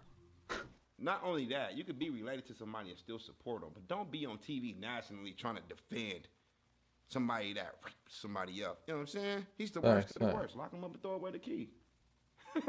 Peace. You know what I'm saying? The worst of the worst. A man from Michigan recently broke down in court after being told he'd be sent to prison for life without the possibility of parole. Yeah. This is due to the fact that he abused his girlfriend's 4-year-old son to death, essentially crushing him with his bare hands. Wow. The man had previously been found guilty of numerous drug and gun charges, but this is Wow. the first one to ever land him in federal prison. Take a look at a clip from his emotional I promise you, it ain't nothing. I don't care what nobody say, bro. Yeah, there's no reason to kill. Oh, boy could have been playing the game, and that little kid right here. accidentally unplugged the game while he was live. He could have ate the last candy bar in the refrigerator. Bro could have turned on the bathroom light and woke the man up out of his sleep. The point I'm trying to make is, it's nothing that little boy could have did to make him that mad to where he want to go ahead and it's the thing with you females, bro. I be on you females' heads all the time because I promise it start with y'all. That's your kid, and y'all always let the dude in your house. You love him so much, you try to act like you're blind to the fact of what he doing to your kid and your son. And that's why, to your kid, your son, or your daughter. And that's why I love over the past 3 years, if y'all notice with all these cases where they got the man go ahead and do something to the woman kid, that's not, in 99% of the time, it's never their kid, bro. This dude will go ahead and do something to his girlfriend kid, go ahead and kill the kid or whatever, right? I like now, today, bro, over the past 3 years, they start charging the mom too. You let him in the house, you had to see what was going on, bro. You had to. If you got a boyfriend, watch him. Yes, you got cases with that with females to where the females, you know what I'm saying, you can have, forget the single dad that's having a girlfriend. That's not even the conversation right now. We talking about the single mom that's having a boyfriend. Watch your boyfriend around your kids. Right. Every time he come around, the kid want to just go in the room and be quiet. The kid never come out. Every time they come around, the kids seem like they just shaking and don't want to speak and talking. Yeah, pay attention. Y'all be, y'all females, bro. Y'all females. Details of the case. The man accused of abusing a 4-year-old boy, a boy who died, broke down as he was charged with murder. Ellis Nelson Ortiz Nieves is now being held in the Kent County Jail without bond. So the first count is called felony murder, life without parole. The 25-year-old suspect broke down when the charges against him were outlined by a judge today. They're alleging you murdered one Giovanni Miajes. Yes, you did. It is called felony murder. It is a felony. His adult record includes drugs and gun charges, but he has a juvenile record that goes back 13 years before he even became a teenager. He also has charges of car theft, shoplifting, assault with a weapon, receiving and concealing stolen goods. They call him a career criminal. And this is what they say. This is why they got programs like 60 Days In. Because it's basically saying you graduating. They always call you a career criminal. You graduating for the simple fact that you'll start off with a little crime, stealing from the candy store. Fuck stealing candies, now I'm gonna steal cars. Yeah. You up here beating up your little brother. Now you beating up niggas on the street. And then you come to the ultimate crime. It builds and builds and builds and builds. And that's what they're gonna say for him. Like, he been a nuisance since he was a youngin'. I feel no kind of emotional nothing for this punk. I don't, bro. I hope he burned. 4-year-old didn't do nothing at all. To you females out there, please watch your boyfriend. And I'm not saying it's like that with all boyfriends, but stop thinking it can't happen to you.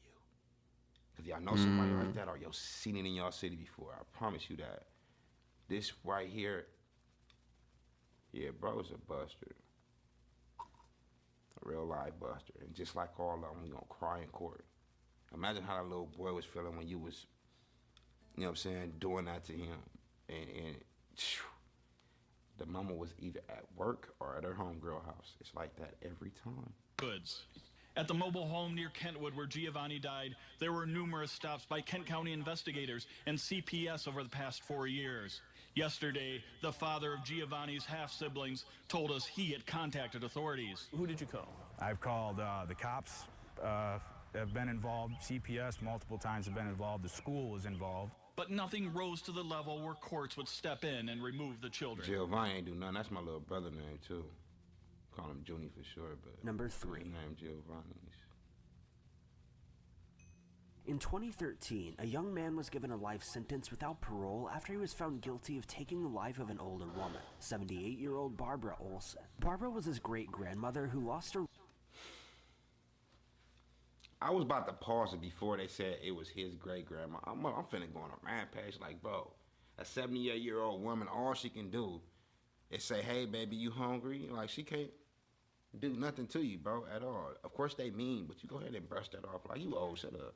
That's what I be doing to old people sometimes. You old, shut up. But your grandma, bro, forget your mom. If it wasn't for her, you wouldn't be here because your mama wouldn't be here. What the fuck did she do?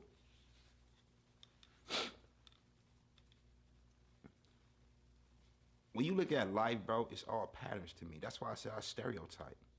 I don't care how nobody feel about me saying that. I stereotype to the fullest.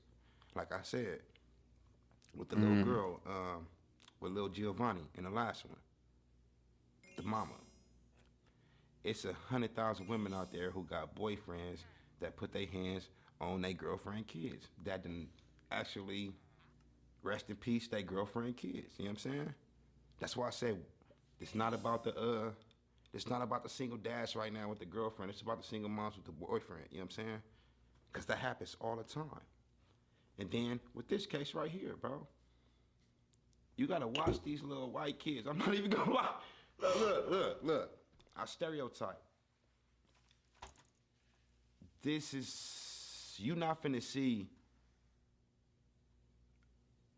a little black kid murdering their grandma on the news. You is gonna see it though. Let me take that back. I said you're not finna see it. You is gonna see it. But 8 times out of 10, it always the little white that do this type of shit right here. I don't know what it is with life. I don't know if it's how we raised or do the suburbs got better water or dirty water? Do the ghetto got clean water or dirty? I don't know what it is, bro. But if you look at the history of all crimes, they stereotyped. This race do these type of crimes, and this race do these type of crimes. Let's keep it 100. Let's keep it 100. Why is more than 95% of serial killers white? It's not a coincidence to me. It's not. It's just something about the races, bro. I don't give a fuck how nobody feel. I stereotype. Oh, God. Life after being bludgeoned with a hammer and hatchet. His motive behind his actions remains a bit unclear, but take a look at his courtroom response after hearing the verdict. Instead of starting his freshman year in high school, 14-year-old Antonio Barbo will go to prison. He showed varying emotions in court, at times wiping tears from his face. He's showing emotion, not for his grandma, for him going to jail that long. He don't care if she's dead, bro. He do not even care. Then Barbo smirked and shook his head when the prosecutor spoke. He read only a few words from his own statement. There's a lot going around said by the news, DA, and many other people. Not that it's no better, but it's the great grandma. So you killed your grandma's mom. Damn. What the hell? Hey, bro, just wait a few years. She would have been, you know what I'm saying? Natural causes, maybe. She would have been. What did she do? This is crazy to me, bro. I'm a cold, heartless, careless killer. That's not true. Barbo pled no contest and was convicted of killing his great-grandmother. He and his friend bludgeoned Barbara Olson to death with a hatchet in hand. And your homie. The prosecutor says the boy stole $150 and used the cash to buy pizza and pot. What the fuck? The thing about this, bro, put it like this. I would rather my kids first time smoking in the house or with me. No